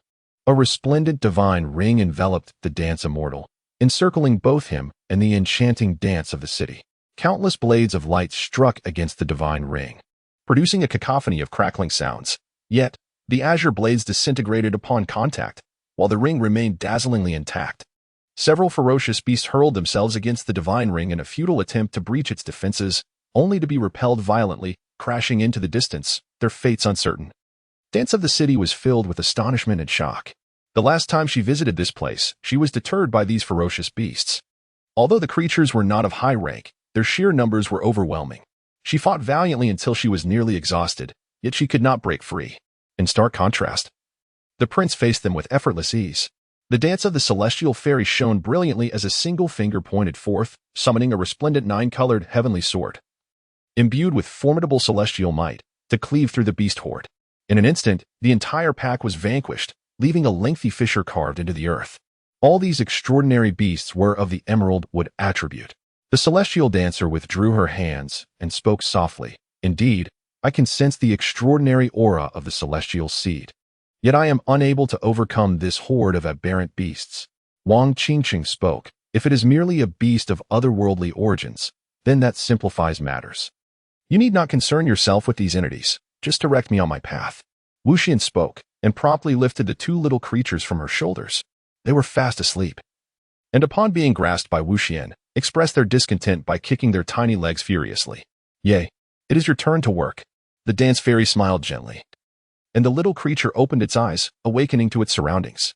A roar erupted, resonating like a dragon's chant and a tiger's roar. Imbued with a formidable aura of bloodline dominance, the dance of the city was startled. Before her eyes, two little creatures rapidly expanded, their once diminutive forms swiftly growing to a size of 4 or 5 meters. As Wang Qingqing gazed upon the diminutive creature, her mouth fell agape. Is this truly the fearsome form it possesses? The once small being had vanished, replaced by two majestic and ferocious beasts standing before them. Their bodies were enveloped in scales resembling blood-red diamonds, adorned with flowing patterns of black and gold that shimmered with an enigmatic luster. A magnificent, snow-white horn crowned their heads, surrounded by an ethereal glow, while 5 tails swayed behind them, causing the very air to tremble. Such overwhelming majesty. It was astonishing to realize that this was the true visage of the once little creature. As Wu Qingqing gazed upon the formidable beast before her, she couldn't help but exclaim in awe. The two ferocious creatures exchanged a fleeting glance before gradually advancing toward one another, ultimately merging into a singular entity. In an instant, a creature of even greater might emerged, resembling a being reborn. It was neither the master of time nor the lord of space, but the true embodiment of a monstrous predator. With an imposing and fearsome presence, it unleashed a powerful roar, resonating with an innate ferocity that echoed far and wide. In the distance, the approaching Qitong beasts, upon hearing this thunderous call, found their legs weakened, collapsing in submission, trembling in fear. The dance immortal is no stranger to me. Nonetheless, I remain somewhat astonished. Were it not for the essence of his blood, how could such a formidable beast ever submit to a mortal? It was destined from its inception to occupy a position at the pinnacle of the heavens. The dance fairy smiled faintly, taking a step forward to gracefully settle upon the menacing creature's back. She then cast a glance at Wu Qingqing, signaling her to join. May I? Wai Qingqing, taken aback by the unexpected situation, inquired with a hint of innocence. Wu Xian could not help but chuckle softly, nodding in response. Wai Qingqing then approached, gradually drawing nearer to Wu Xian, and the sudden closeness caused her cheeks to flush with warmth. Blushing, she slowly settled down beside her. Just point out the direction of the immortal seed. Ah, indeed. Waltz of the city retracted her thoughts, attentively sensing her surroundings, and then gradually pointed to one side. In an instant, a menacing figure surged forth, swift as lightning. As Wu Qingqing sat upon the formidable back of the creature, a sense of bewilderment washed over her, rendering her momentarily dazed. She could hardly fathom that she was perched atop the second-ranked beast on the celestial leaderboard. The creature's speed transcended the mere notion of swiftness. It wielded the power of time and space. Although still young and unable to fully harness its abilities, it far surpassed any fierce beast Wu Qingqing had ever encountered. With an air of enthusiasm, the creature would occasionally leap, its form vanishing, only to reappear miles away in an instant. Along their journey, every strange beast they encountered lay prostrate on the ground, trembling in fear. Even those of divine stature were no exception. Suddenly, Wang Qingqing felt that with this divine beast, there was no place in the world that remained inaccessible. This realm was merely a playground for the two of them, a person and a beast. The ferocious creature galloped wildly, its excitement palpable as it ventured beyond the confines of the Wang family for the first time. After all, it was still a young beast, reveling in the novelty of its surroundings. As they traversed this region, they arrived at a new environment that unfolded before them, a vast expanse of gold, The earth was composed entirely of various ores and metals, devoid of any vegetation or a single drop of water. Even the sky above was a resplendent golden hue. In the distance, a group of golden, otherworldly beasts knelt, resembling tigers, exuding the essence of metal, the gold of the five elements. The celestial dancer whispered softly, turning to gaze at the enchanting figure of Wu Qingqing. It seemed she must proceed step by step, for water, fire, and earth had yet to reveal themselves. Surely, the divine seed awaited at the journey's end. Ah, indeed. Wang Qingqing was secretly gazing at Wu Xian's profile when Wu Xian suddenly turned her head. Stunned, she felt her cheeks flush with warmth, and her mind became a whirlwind. She was at a loss for words and did not even realize what she had just said. The dance of the immortal smiled gently and fell silent.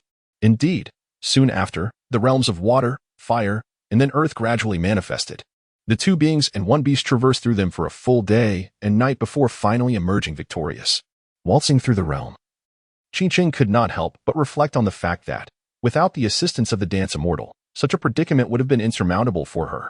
The trio, comprising two beings and one beast, ultimately reached a terminus where a barrier pulsated with the quintessence of the five elements. Attempt to activate the elemental body. With a glance at the barrier, the celestial dancer with the dual pupils spoke, prompting the elegant city of dance to step forward. She pressed her palms against the barrier, fully activating her innate five elements body. Indeed, the barrier trembled, gradually revealing a portal. The two exchanged a knowing glance and stepped inside. Astonishment. Upon crossing the threshold, they were met with a breathtaking spectacle that left them in sheer awe. Before them lay a vibrant world, where the powers of the five elements were harmoniously arranged. Gold, wood, water, fire, and earth intertwined in an eternal cycle, forming a magnificent circle of colors spanning 100 miles. Above them, 5 colossal stars corresponded to the 5 elements below, radiating a resplendent glow. The enchanting dancer, with her mesmerizing dual pupils, gazed intently at the center of the elemental realm, where a multicolored seed floated in the void, rising and falling gracefully. The seed of the 5 elements. This ethereal seed, oscillating gently, emitted an aura of celestial elegance, which did not escape the notice of the captivating dancer. She lifted her foot, poised to advance, when a commanding voice interrupted. Halt. The dance fairy spoke, gesturing for her to look above. As Wu Qingqiang raised her gaze, she beheld a fantastical creature emerging from the celestial stars above. Its piercing eyes fixed intently upon the two individuals. This beast, resembling a hybrid of a tiger and a leopard, boasted a pair of majestic wings, while its tail bore the resemblance of a dragon's. Its entire form shimmered with a myriad of colors as the quintessence of the 5 elements swirled around it, revealing it to be a divine beast of the 5 elements. The enchanting dancer gasped in disbelief.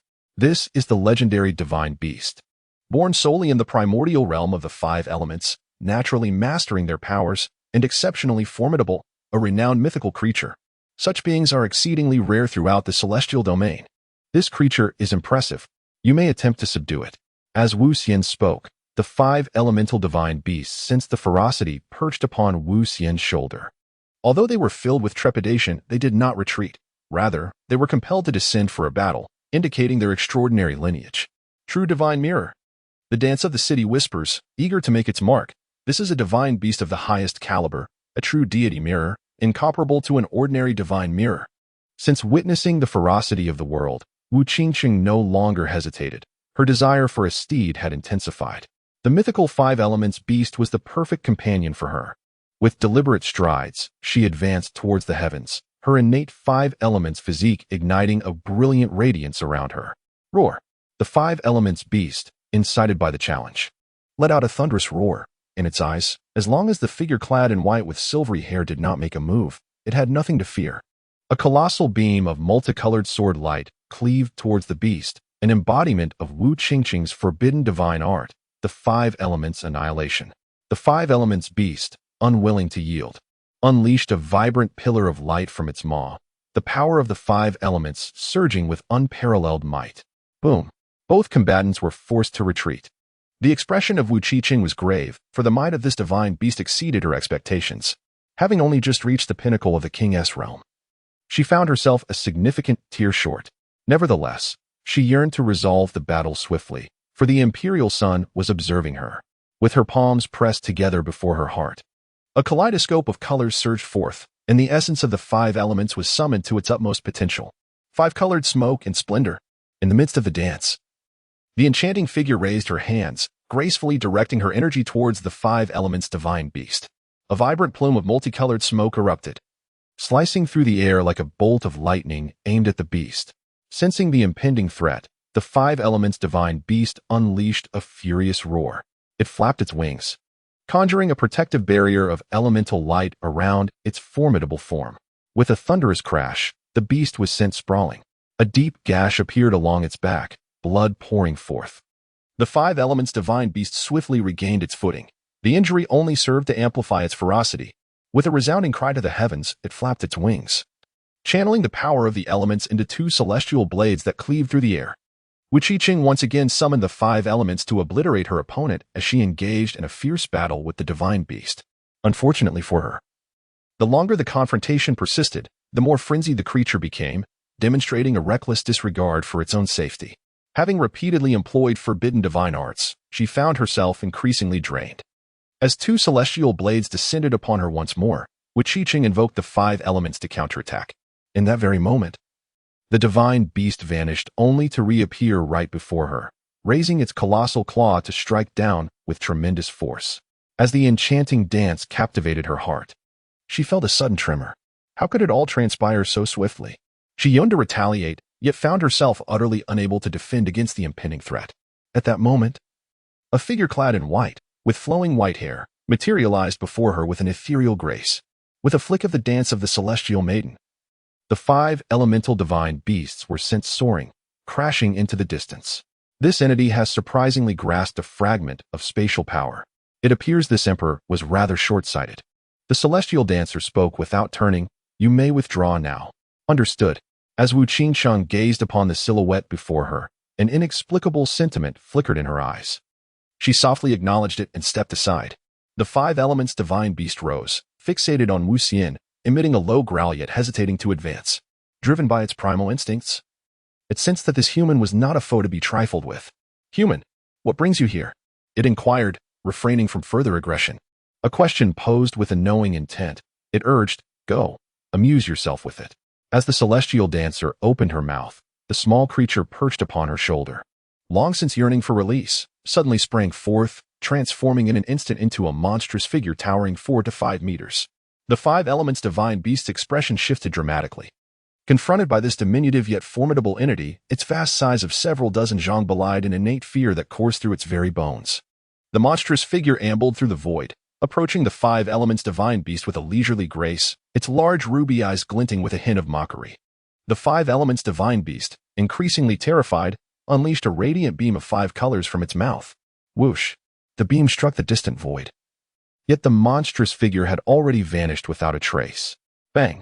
With a resounding crash, the menacing silhouette reappeared above the five elements divine beast. Its claw descending with ruthless force, sending the divine beast hurtling away. Before it could react, the monstrous figure shimmered with ethereal light, its celestial aura rising, while fragments of time danced around it, and rifts in space began to unfurl. It was experimenting with a certain arcane technique, a secretive art passed down through the annals of memory. With an intent gaze, it glanced at the celestial dancer, who, from afar, activated her heavy pupils, fixating intently on the monstrous figure. This technique was one she had also studied from the creature, yet she felt perpetually lacking. Now, the moment had arrived, a prime opportunity. Such knowledge could only be gleaned through exploration, as mere moments of assistance would prove futile. Lacking established scriptures or records, she was left to rely on the most rudimentary methods. Fortunately, the monstrous figure would not rebuff her, granting her the chance to witness this extraordinary secret technique. The monstrous figure appeared to be poised, while the five elements divine beast regained its footing. The creature slowly raised its claw and took a step forward before bringing it down. Thud! The void rippled as if disturbed like the surface of water. An inexplicable pressure manifested.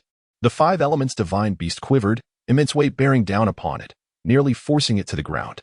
The monstrous figure, elegant and regal, radiated celestial light, raised its claw once more, and struck again. Thud! An intensity of pressure far surpassing the previous wave surged forth, and the five elements divine beast felt as though the entire space was rejecting its existence. It was forced flat against the ground.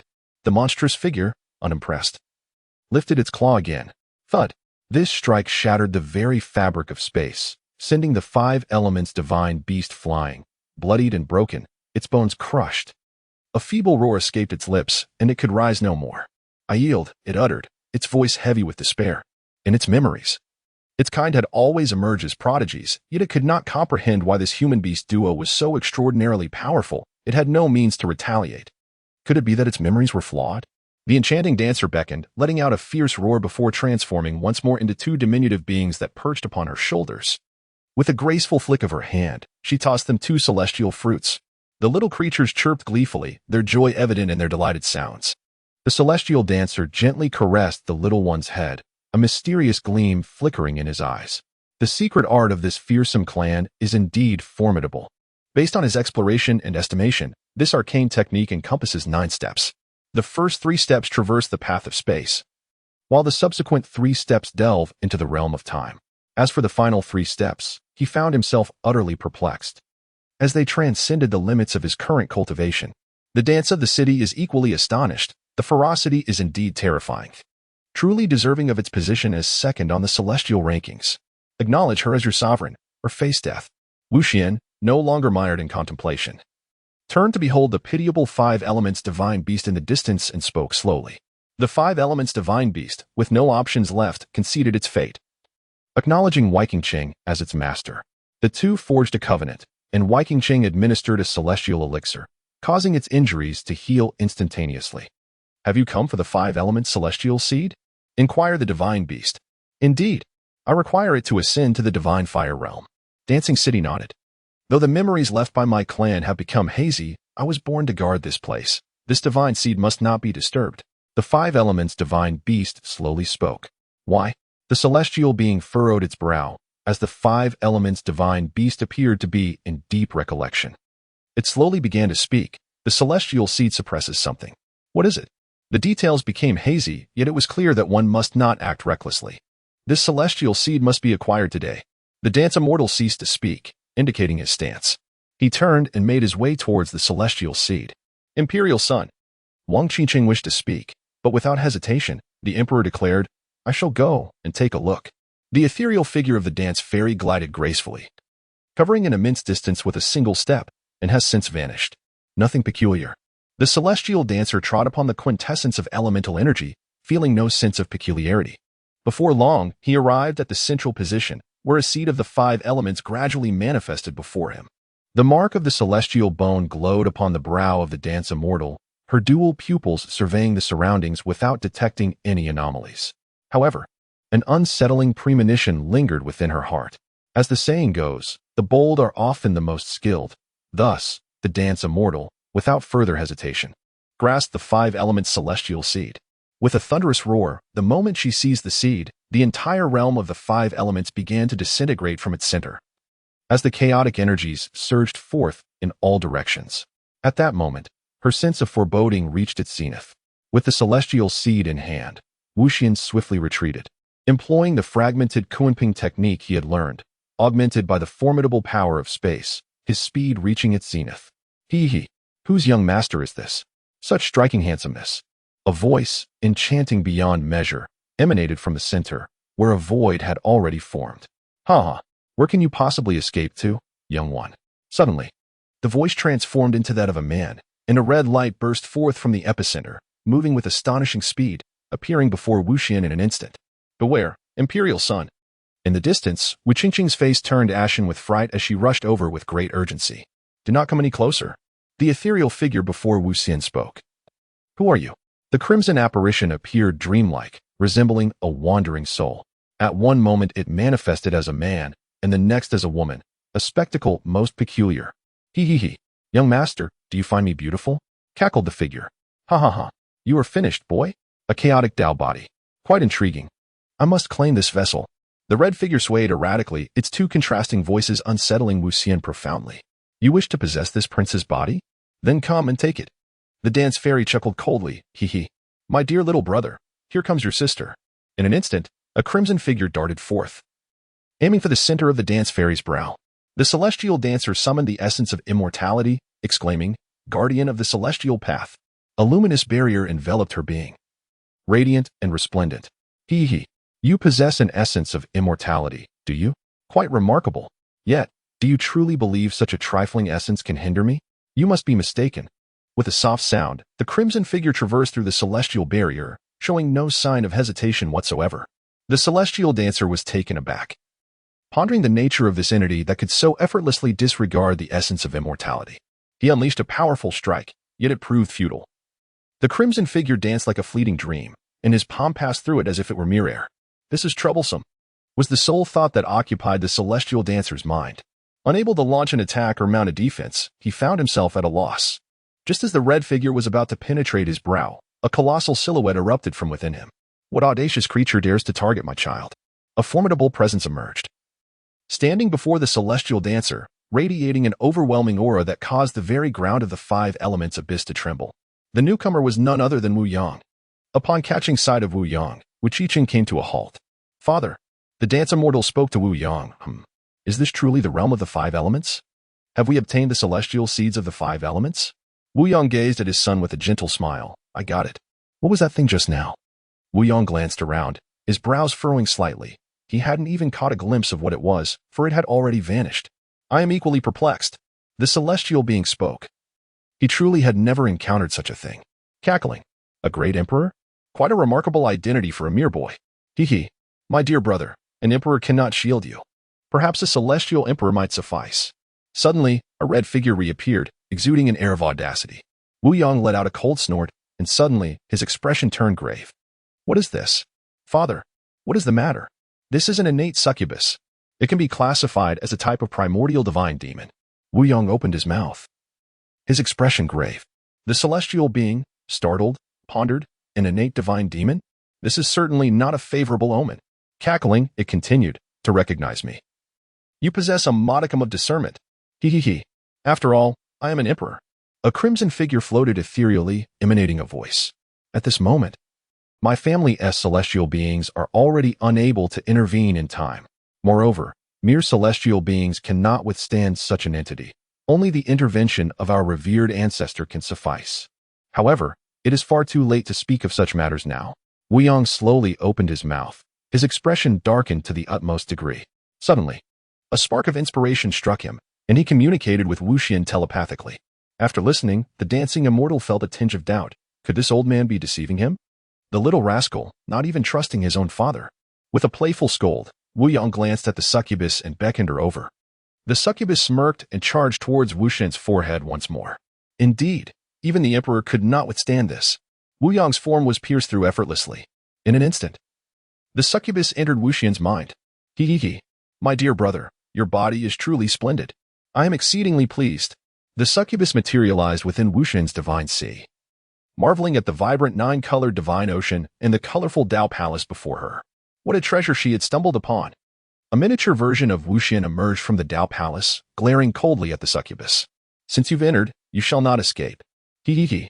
Of course, I shall not leave. Once this deity devours you, this body will be mine. Hee. My dear brother, then we shall become one. The dance immortal chuckled coldly, while inwardly urging, come on, Qinglian. Make your move. We are already at their doorstep. Indeed, she was not disappointed. A Qinglian leisurely emerged, its 6-petaled leaves swaying, enveloped in a haze of chaotic energy. What is this? The succubus nearly fainted in terror. Was this not the very chaotic Qinglian that birthed their kind? The Qinglian moved slowly, its tendrils reaching out towards the succubus, who, attempting to flee, realized she had already been ensnared. No, please.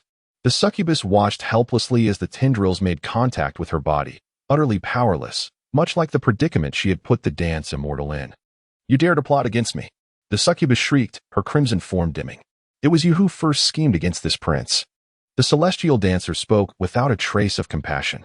The azure lotus swayed gently, absorbing the essence of the succubus, a process of immense significance akin to the bloom of the great Tao flower. The lotus leaves unfurled once more. A total of 6 leaves blossomed, bringing the total to 12. At the heart of the lotus leaves, a green lotus seed gradually coalesced. The figure of the succubus dimmed, on the verge of obliteration, as she gazed at the celestial dancer with a chilling glare. If you do not allow me respite, I shall bestow upon you a grand gift. She cackled. Quickly, eliminate this wicked brother. A surge of crimson energy emanated from the succubus, imbued with an intensely lascivious aura, and entered the soul of the celestial dancer. In that moment, the succubus vanished into nothingness. The celestial dancer opened her eyes, and upon sensing the atmosphere, Wu Yang promptly spoke. Is it not true that your Qinglian Tinka possesses such powers? The enchanting demon has been vanquished, yet I too have fallen victim. The dance immortal, in a moment of helplessness, spoke, and a faint red hue appeared in her eyes, rapidly spreading forth. The dance fairy hastily closed her eyes to resist that sensation. What is amiss? Wu Yang grasped Wu Xuan's hand, and after a moment of inspection, his expression suddenly turned peculiar. He beckoned to Wei Qingqing in the distance, who approached him. What do you think of this young lad, Wu Xian? The moment Wu Yang opened his mouth, he left Wu Qiqing utterly astonished. Quite splendid. Wang Qiqing was perplexed by the meaning behind the head of the family S words, so she could only respond, do you harbor feelings for him? Wu Yang was remarkably straightforward, causing Wu Qiqing to blush instantly. How can he be so direct? She thought, instinctively glancing at the closed-eyed Wu Xian, and shyly lowering her head, remaining silent. Upon a glance, Wu Yang comprehended the situation.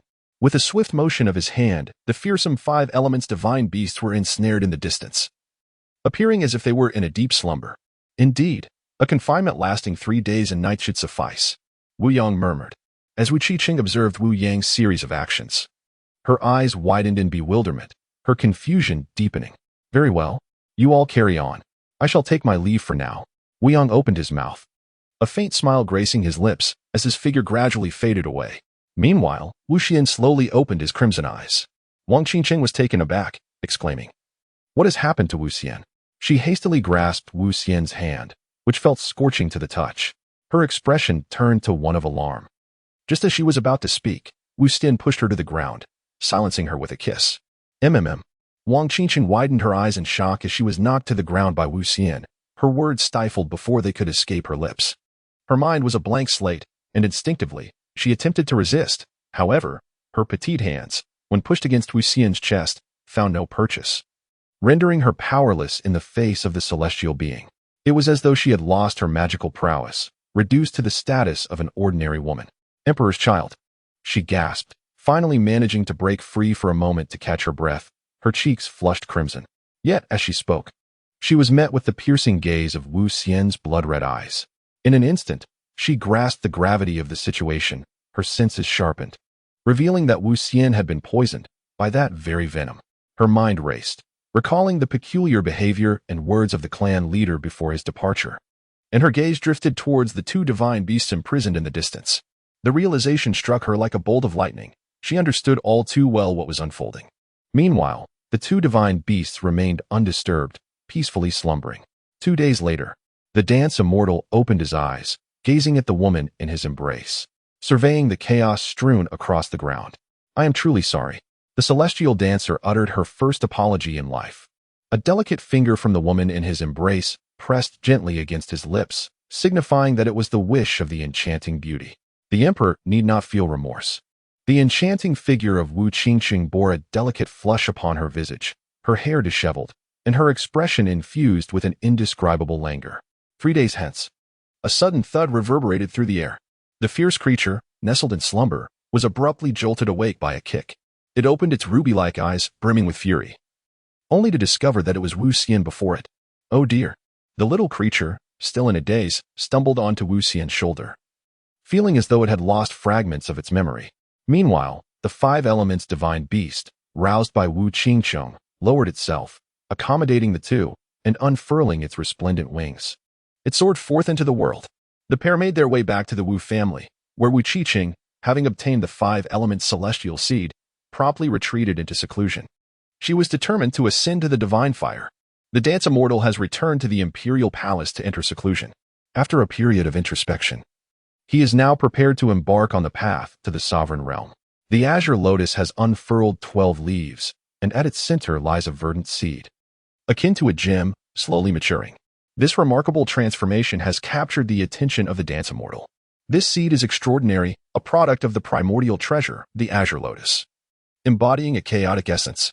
It is a diminutive seed yet elusive, as if it conceals the essence of myriad paths within its core. The dance immortal senses that when it finally matures, a significant opportunity awaits him. Since the azure lotus absorbed the enchanting demon, it underwent a qualitative transformation. accelerating the generation of chaotic energy. The long-dormant chaotic bloodline of the dance immortal has also benefited, evolving from a higher awakening to a peak state, just a step away from completeness. However, returning to the ancestral form and transforming into chaos is exceedingly challenging, as the 19th ancestor candidly stated.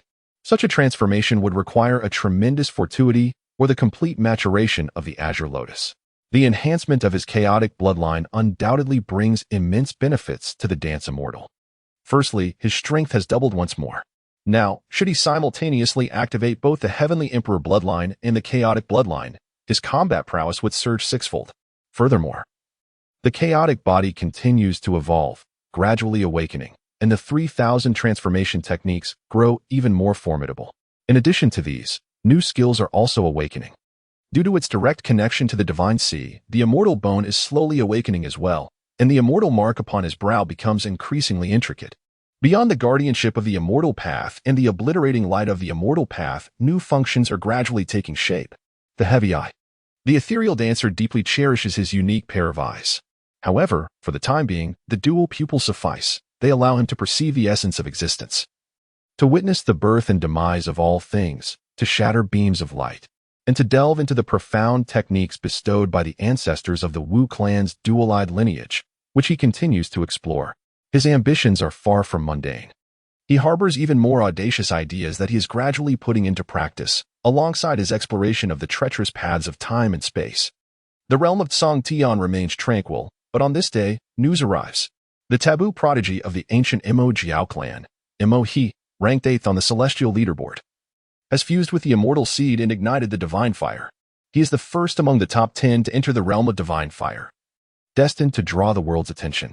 Astonishingly, despite this monumental achievement, his ranking remains unchanged at 8th. Rumors abound that on that fateful day, Mo He had an outburst in the Mo family's divine sun hall, shattering objects and unleashing a roar. 2 days later, further news emerges. Mo He has organized a banquet in the celestial prodigy city, inviting prodigies from all walks of life to gather. Some are intrigued, while others remain indifferent. Until another piece of news surfaces, Mo He has specifically invited the enchanting goddess of the Linglong immortal realm, Xiaoling Long. Is this a provocation aimed at the Wu clan's imperial son? Countless prodigies set off in haste. The reclusive, ethereal dancer learns of this development from Wu Ziqing and shakes his head, pondering the recklessness of such a challenge. Rising to his full height, he murmurs, Mo He, 8th on the leaderboard? I hope you do not disappoint this imperial son. On this day, countless witnesses behold 8 ancient Mo Jiao dragons roaring as they pull an ancient war chariot, surging forth from the Wu clan's celestial realm, unreservedly heading towards the celestial prodigy city. The Wu clan's imperial son is on the move. In an instant, more prodigies rush to the scene, and the celestial prodigy city becomes the focal point of countless gazes across the Tsang realm. This is an ancient yet magnificent city, independent from any single faction. Yet none dare to act recklessly within its bounds. This is the celestial prodigy city, named in honor of the prodigies themselves. Within the celestial prodigy city stands the celestial prodigy tower, the tallest structure in the entire city. At this moment, the hall is abuzz with activity, teeming with people. The banquet has commenced. One wonders whether the Wu clan's imperial son will make an appearance. I am curious about the audacity of this Mo He, the divine son. You all offer insightful analyses, unlike me, who has come merely to catch a glimpse of the goddess Linglong. Ah, it seems that my brother is indeed a kindred spirit. My apologies. Hush. The divine son Mo He has arrived. A figure strides into the hall, clad in a dark brocade robe, his features delicate and ethereal, as if a dragon's chant resonates from within him. His cultivation level has evidently ascended to the realm of divine fire. It is none other than Mo He, the scion of the Mo Jiao clan. Following him are several figures, all prodigies of the Mo Jiao clan, along with a striking young man walking beside him, exuding divine radiance and moving with a steady gait, akin to a blazing sun. It is Wang Ya, the foremost holy son of the Wang clan, who too has stepped into the realm of divine fire. To my astonishment, he too has arrived, and he is now allied with Mo He. This is hardly surprising. The two clans have always been at odds with the Wu family. After all, the enemy of my enemy is my friend. As the crowd murmured, Mo He and Wang Yao made their way to the foremost seat, greeted by smiles and cordial hellos from those they passed. Neither of these young men, nor the forces they represent, are ones to be trifled with. Ha ha. I extend my heartfelt gratitude to all for honoring Mohe by attending this gathering of prodigies. Mohe stood at the head of the assembly, brimming with confidence and vitality, exuding an air of authority reminiscent of a great strategist. Beside him, Wang Yao wore a radiant smile, clearly pleased. Will the divine maiden Linglong truly attend? Someone inquired. Of course. That day, the Wu family employed some unknown means to coerce the divine maiden Linglong into acknowledging that the Wu Xian was the chosen one, which is utterly ridiculous. Today, I shall invite the divine maiden Linglong to witness firsthand who the true chosen one is. Mohe declared, his disdain evident. One individual quickly echoed. What the divine son Mohe says is indeed correct. I too find that Day's events rather absurd. How could the imperial daughter Huangshi compete with the divine maiden Linglong for a man? It is only now, after hearing the divine son, that I realize the Wu family's cunning tactics. I suspect that the Wu Xian's position atop the celestial rankings is also questionable. How could a mere Dao realm youth occupy such a height? Surely, the heavenly Dao would not engage in deception. Another chimed in, unable to contain himself. Ah. The Wu family has always been shrouded in mystery, employing various stratagems that are not to be underestimated. I witnessed the Wu family's imperial son defeat Wang Xian and Mo Jing with a single move. It cannot be false. One individual countered. At last, Wang Yao rose, a slight smile gracing his lips as he revealed the truth. What you may not know is that our clan later discovered that Wang Xian was poisoned by a scheming individual that day, leaving him with barely a fraction of his strength, which is why he fell victim to that Wu Xian. Mohe added. Our clan also found the same poison in the body of the deceased Mo Jing. The crowd erupted in astonishment. Could it be that the Wu family had meticulously orchestrated everything? Was this merely to bolster that imperial son's reputation? Yet, those with discernment began to perceive that the Mo Jiao clan and the Wang family were brazenly propagating this so-called truth, seemingly prepared to tarnish the reputation of that imperial son, intent on forcing him into the open. The imperial son. This is the city of prodigies. 8 ancient Mo Jiao dragons pulled an ancient war chariot across the heavens, within which were 2 figures, Wu Ziqing and Wu Xian. Hualuashi, awakened to the ethereal divine body, was currently in seclusion within the Wu family, while Luo Yo and Xin Miao were striving to break through to the divine fire realm, fortuitously finding the divine seeds they required within the clan. Wu Qingcheng was also in seclusion, leaving only Wu Ziqing, who had recently broken through to the divine fire realm, as the sole attendant available. Upon hearing this, the dance immortal gazed downward, where a colossal and ancient city emerged into view. It is said that the reason the city of heavenly prodigies stands resilient to this day is due to its enigmatic lord. Wu Ziqing massaged Wu Xian's shoulders and continued. Oh, the dance immortal has arrived with great enthusiasm. It is rumored that this city lord is already a quasi-emperor. A quasi-emperor? Quite impressive indeed. The dancing fairy reclined upon the legs of Wu Ziqing, speaking in a languid and casual manner. A prospective emperor, neither grand nor diminutive, would need far more to astonish the heir of the Wu family.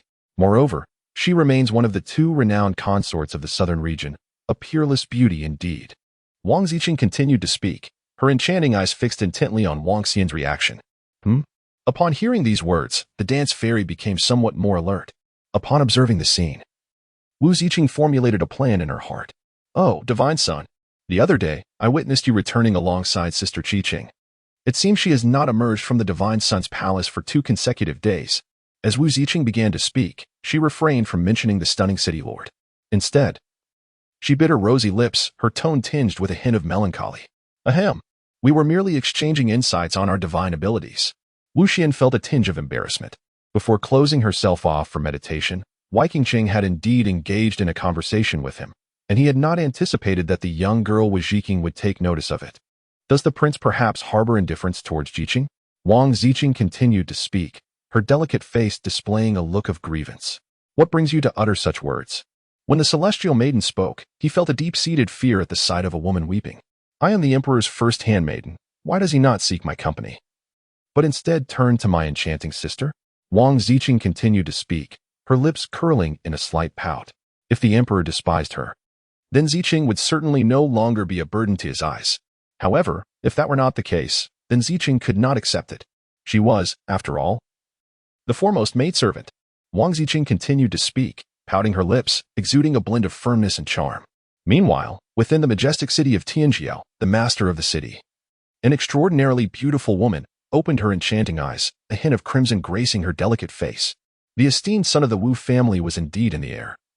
And the crowd at the Tianjiao Tower was abuzz with speculation, uncertain of who was genuine and who was not. At that moment, the divine maiden Linglong arrived. With a collective gasp, all eyes turned towards the entrance. Even Mo He and Wang Yang hastily rose to greet her. A woman, an exquisitely delicate woman. Her graceful figure radiated a soft celestial glow, her ethereal form still adorned with a silver veil. Revealing a pair of autumn-like eyes capable of piercing through the hearts of men, it was none other than Xiao Linglong. She glided gracefully forward, her expression tranquil. Uttering not a word as she made her way to a quiet corner to take a seat, Mo He and Wang Yang stood there, momentarily stunned, feeling rather awkward. Divine Maiden Linglong, please take your seat. Mo He's previously darkened expression flickered before he approached with a smile to extend the invitation. No need. This divine maiden is merely here to observe how you all conclude this affair, Xiao Linglong replied, her tone assertive and direct. And do put away your little schemes. What confidence do you possess to play such tricks before me? Some in the crowd wished to cheer but restrained themselves, intimidated by Mo He. His face flushed with embarrassment, struggling to maintain his composure. This divine son has already stepped into the divine fire realm. How can the Wu immortal contend with me? You overestimate yourself, Xiao Linglong responded, her tone unperturbed, choosing not to elaborate further. Her purpose here was solely to see him. Humph. This divine son shall prove to you that I surpass him. But I fear he may not dare to show up, Mo He declared emphatically. The esteemed son of the Wu family is now arriving. How do you intend to prove it? A voice echoed from outside the tower, its clear timbre imbued with an innate languor and nonchalance. Resonating in the hearts of the crowd, Mo He's expression darkened like water, while Xiao Linglong's face brightened, her lithe figure already moving out of the Tianjiao Tower. The Wu immortal had arrived. The crowd rushed outside in excitement. In the sky, an ancient war chariot hovered, drawn by 8 primordial dark dragons. Before the chariot stood 2 figures. The leading figure, clad in white with flowing white hair, was strikingly handsome, as if a true celestial had descended to earth. Behind him, a stunning beauty with a hint of blush adorned her fair face, dressed in purple, standing gracefully. It was the Wu immortal and Wu Ziqing. What a magnificent and unparalleled figure he was. The crowd couldn't help but exclaim in admiration. The primordial dark dragons pulling the chariot clearly signified their stance. The spectators gazed at the Wu immortal, murmuring among themselves. Meanwhile, Xiao Linglong had already appeared before him, her bright autumn-like eyes fixed upon him, silent in contemplation. I never expected you truly accepted Mo He's invitation. As the enchanting dancer gazed at the young woman before her, a sly smile graced her lips. I knew you would come. Finally, Xiao Linglong spoke, her large eyes fixed upon the dancer. Suddenly, a slight frown crossed her brow as she glanced at Wu Ziqing, whose face still bore a hint of crimson, betraying a touch of guilt as she lowered her head ever so slightly. Just as Xiao Linglong was about to utter a word, the dancer stepped forward, seizing her delicate hand, leaving Xiao Linglong momentarily stunned. Her exquisitely shaped ears turning a shade of red. Let go of me, she exclaimed, her tone no longer composed but laced with a hint of anxiety. The dancer's unexpected gesture took her by surprise, especially with so many onlookers present. You came here to see me. Wu Xian paid no heed to Xiao Linglong's expression as he gently caressed her delicate, boneless hand, slowly speaking, his brilliant eyes sparkling with amusement. Release me first. Xiao Linglong's tone softened, almost pleadingly. In Wu Xuan's presence, she found it impossible to maintain her usual demeanor, and her strength seemed to elude her. Had it been anyone else treating her in such a manner, they would have long since become a lifeless body. The ethereal Wu Xian offered a gentle smile as she released Xiao Linglong from her grasp. Below, the onlookers were left in a state of astonishment. How could the illustrious Wu Xian bully the divine maiden Linglong without her displaying any anger or resistance? This was in stark contrast to the truths spoken by Mo He and others. Once freed from Wu Xian's delicate hold, Xiao Linglong gradually regained her composure. Her large eyes fixed upon Wu Xian as she inquired, "What brings you here?" "I have come to take a life." Wu Xian spoke softly, her tone laced with a playful irreverence, yet the words that escaped her lips were drenched in bloodlust. "Whom shall I slay? Anyone who dares to approach you shall meet their demise." Upon hearing this, Xiao Linglong fell silent, yet a subtle smile flickered in her autumn-like eyes as she stepped forward, positioning herself behind Wu Xian. "If you are to take a life for me, then I shall stand behind you and witness your act of murder. Mo, come forth. You worthless prince." As the celestial dancer spoke, Her voice resounded with a commanding and chilling authority, echoing throughout most of the city of Tianjiao. Celestial Dancer. I never anticipated you would dare to show up. Two figures emerged from the Tianjiao Tower, revealing themselves to be He and Wang Yin. I must say, I am rather intrigued by the audacity you possess. Is it solely because you have ignited the divine flame? Humph. The might of the divine flame realm is beyond your comprehension as a mere Dao platform cultivator. Allow me to witness it firsthand. The dance immortal stood beneath the vast heavens, and as his voice resonated, he acted with the same unyielding decisiveness as ever.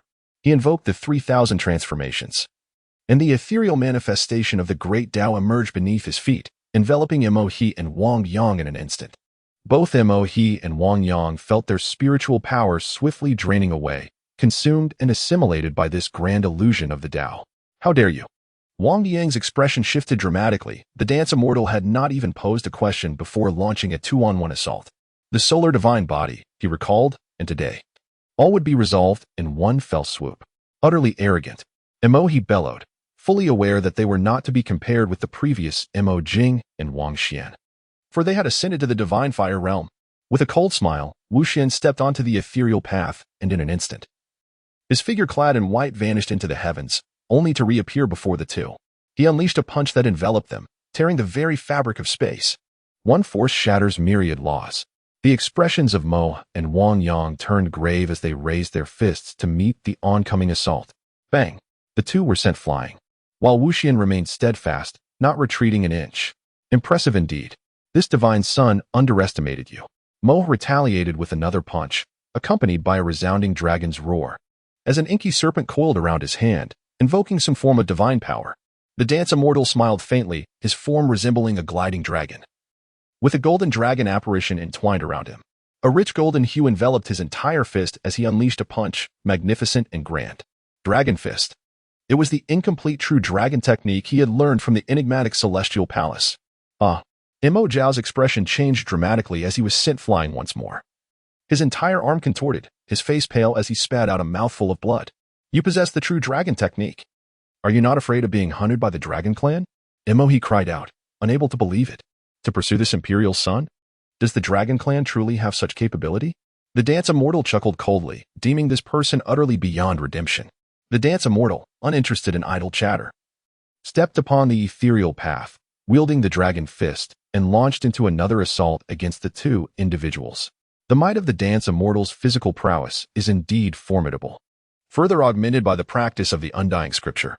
Now, as he unleashes the chaotic Dao body and the formidable dragon fist, his opponents find themselves utterly powerless, their limbs at risk with the slightest contact. Enough. This divine son shall demonstrate the might of the divine fire realm.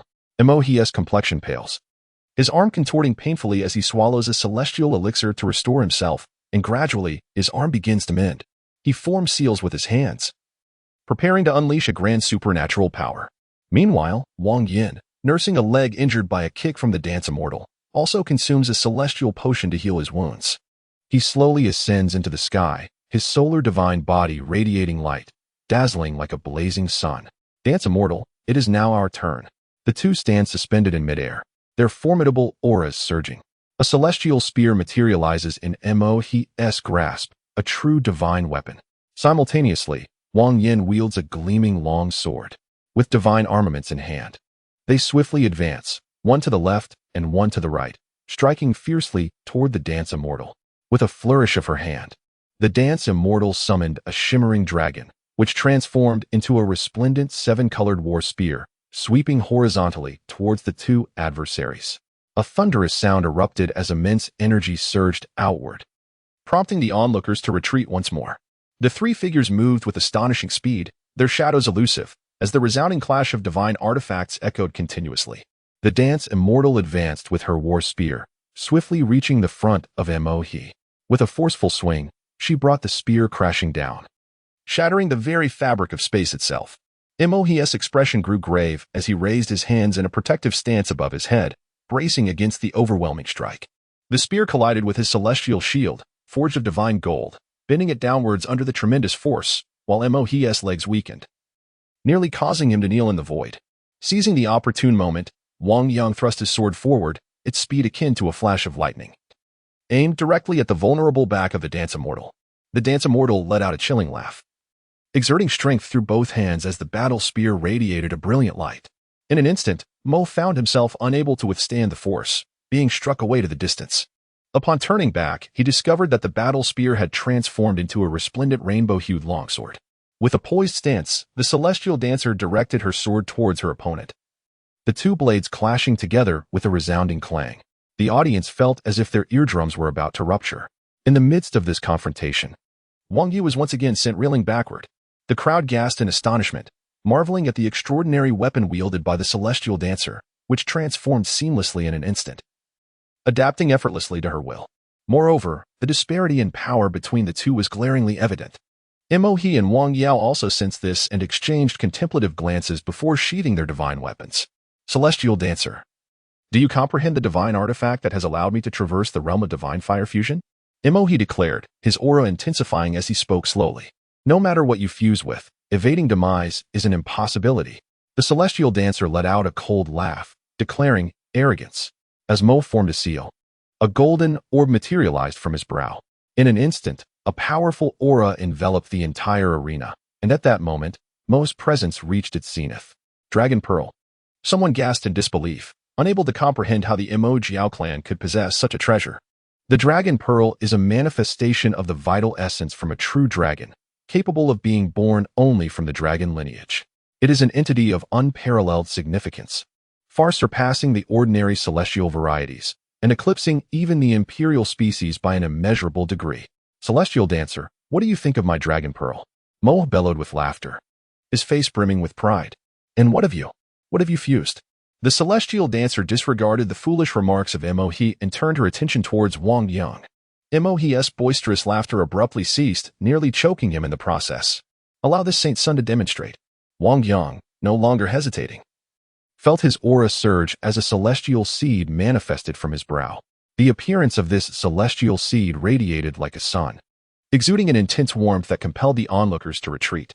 The solar celestial seed, exclaimed one knowledgeable observer, recognizing it as a seed born from the flames of the solar celestial fire, its rank even surpassing that of a dragon pearl. What do you think? Are you satisfied with this Saint Sun's celestial seed?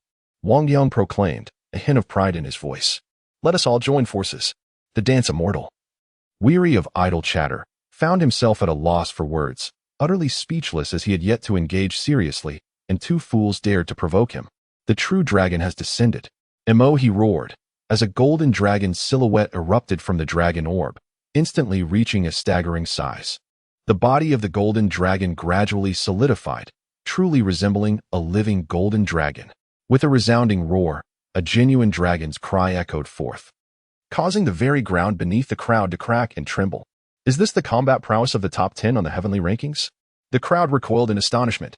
At that moment, two small creatures were stirred awake, chirping and crawling out from the embrace of the dance immortal.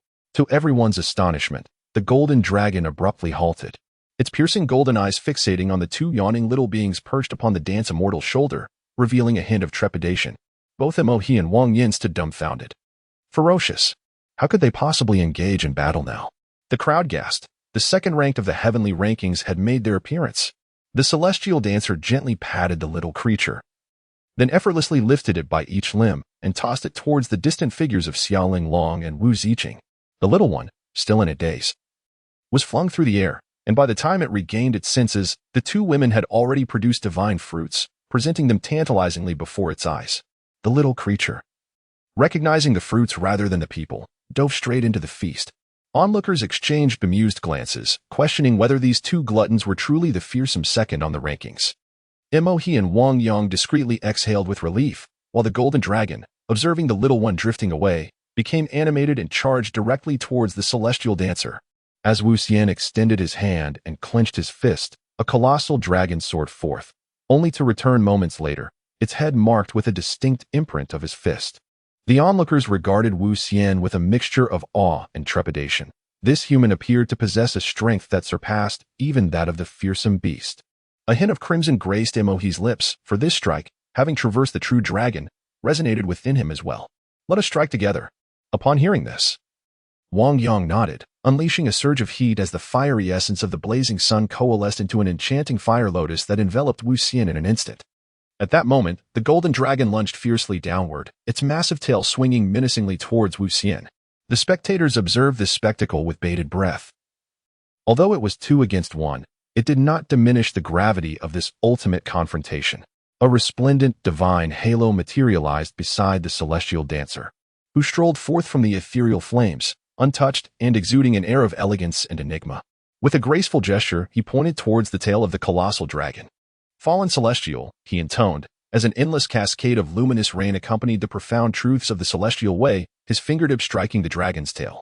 In an instant, the golden dragon froze, unable to emit even a roar before it began to disintegrate, much to the astonishment of the onlookers. Starting from its tail and transforming into a dazzling shower of golden light, the celestial dancer stepped forth from the fiery lotus. The emperor's might was formidable, unrivaled, and exceedingly handsome. From a distance, Xia Linglong gazed intently at the celestial dancer, her beautiful eyes sparkling with wonder. Such an extraordinarily radiant man was indeed a rarity. If he possessed no other talents, then this emperor shall guide you on your journey beyond.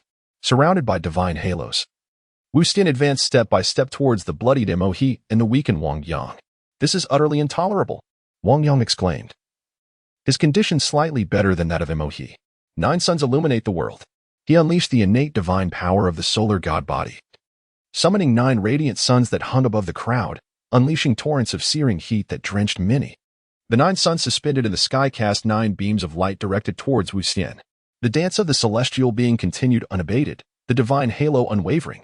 Mo roared, and the golden dragon's ethereal form materialized once more, while he himself transformed into his true essence, revealing an ancient of colossal proportions. The hues of gold upon the surpassed even the shadows of black, clearly signifying its evolution towards the true dragon. With a mighty roar, it merged with the golden dragon's apparition. Before the onlookers appeared a genuine true dragon. This, indeed, was the hidden trump card of the 8th rank on the celestial leaderboard. 9 beams of light cascaded downward, heralding the approach of a true dragon. The crowd held their breath in anxious anticipation for the celestial dancer. Xia Linglong also flickered with a hint of concern. Yet, the celestial dancer beamed with a smile. The dancing fairy raised her head to behold the roaring true dragon and the 9 beams of light, a subtle smile gracing her lips as she thought it was the perfect moment to test this technique. The ethereal aura of Wu Xian suddenly transformed, as a desolate yet domineering presence surged forth. As Wu Xian's hand seals gradually materialized, this aura reached its zenith. Slowly, a mystical seal seemed to transcend the boundaries of time, bearing an imperious majesty that struck fiercely towards the true dragon and the 9 solar orbs. The dance of the celestial fairy whispers, "Bury the heavens." In this moment, the delicate figure of the dance fairy seems poised to pierce the heavens. A mysterious aura emanates, as if even the sky must yield to its might. What is this? Such a terrifying presence. The crowd is astonished, retreating further and further. Xia Linglong also widens her eyes, as this move causes even her heart to tremble. Mu Ziqing was acutely aware that this was the forbidden divine art of the Wu family, a skill that few could ever master.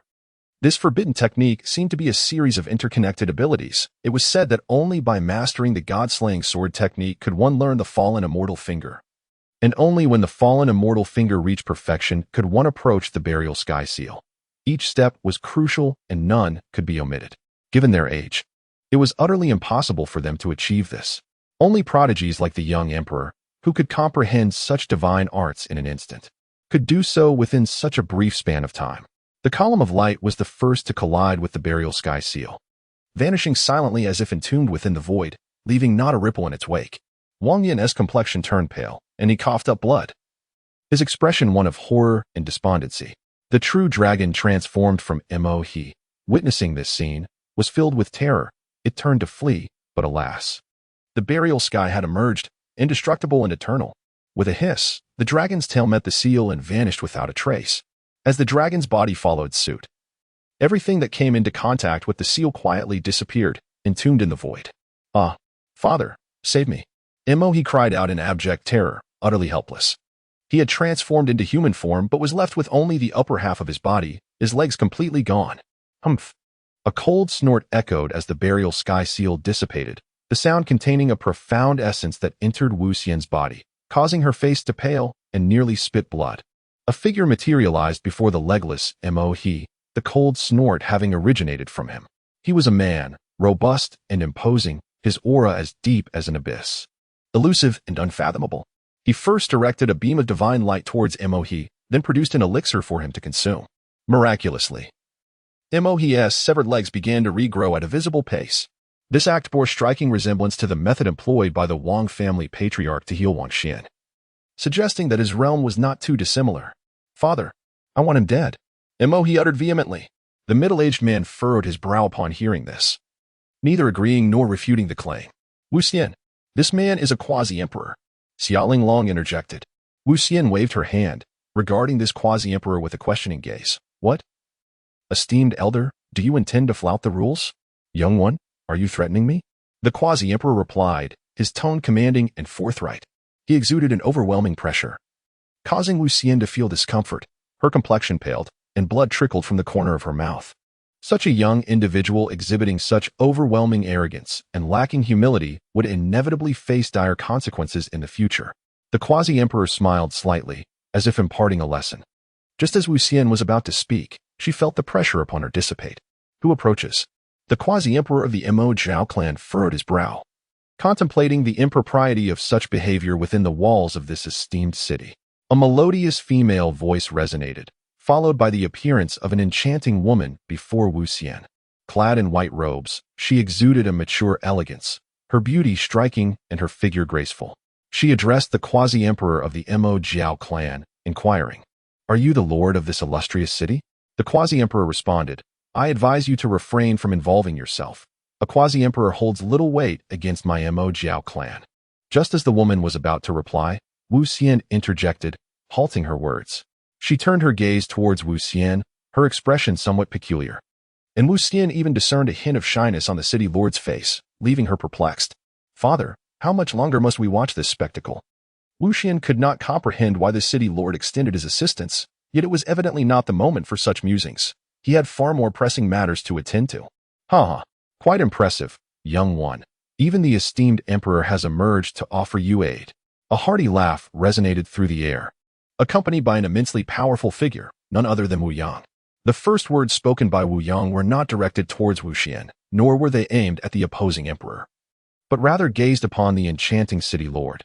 "So, do you also harbor affection for my son?" The stunning woman was momentarily taken aback, nearly failing to comprehend the situation. Is this indeed the enigmatic patriarch of the illustrious Wu clan? Something about this seems amiss. As she pondered, her thoughts drifted to Wu Shen's actions in the heavens, and she began to grasp the truth. This was indeed hereditary. The celestial dancer's face was marred by a frown, clearly indicating that her father had undoubtedly inherited this peculiar trait from her mother. The onlookers below were utterly bewildered, sensing an air of oddity surrounding the scene. Only the quasi-emperor of the Mo Zhao clan wore a grim expression, sensing an impending misfortune. Fortunately, Wu Yang chose not to linger on that particular issue. After offering a subtle suggestion to the enchanting city lord that one should seize opportunities swiftly if they are desirable, he turned his gaze towards the quasi-emperor of the Mo Zhao clan. "Little tadpole, speak. How do you wish to meet your demise? Wu Yang, do you dare to strike at me?" The quasi-emperor's countenance was dark, yet he mustered the strength to respond. "You presume to address me by my title.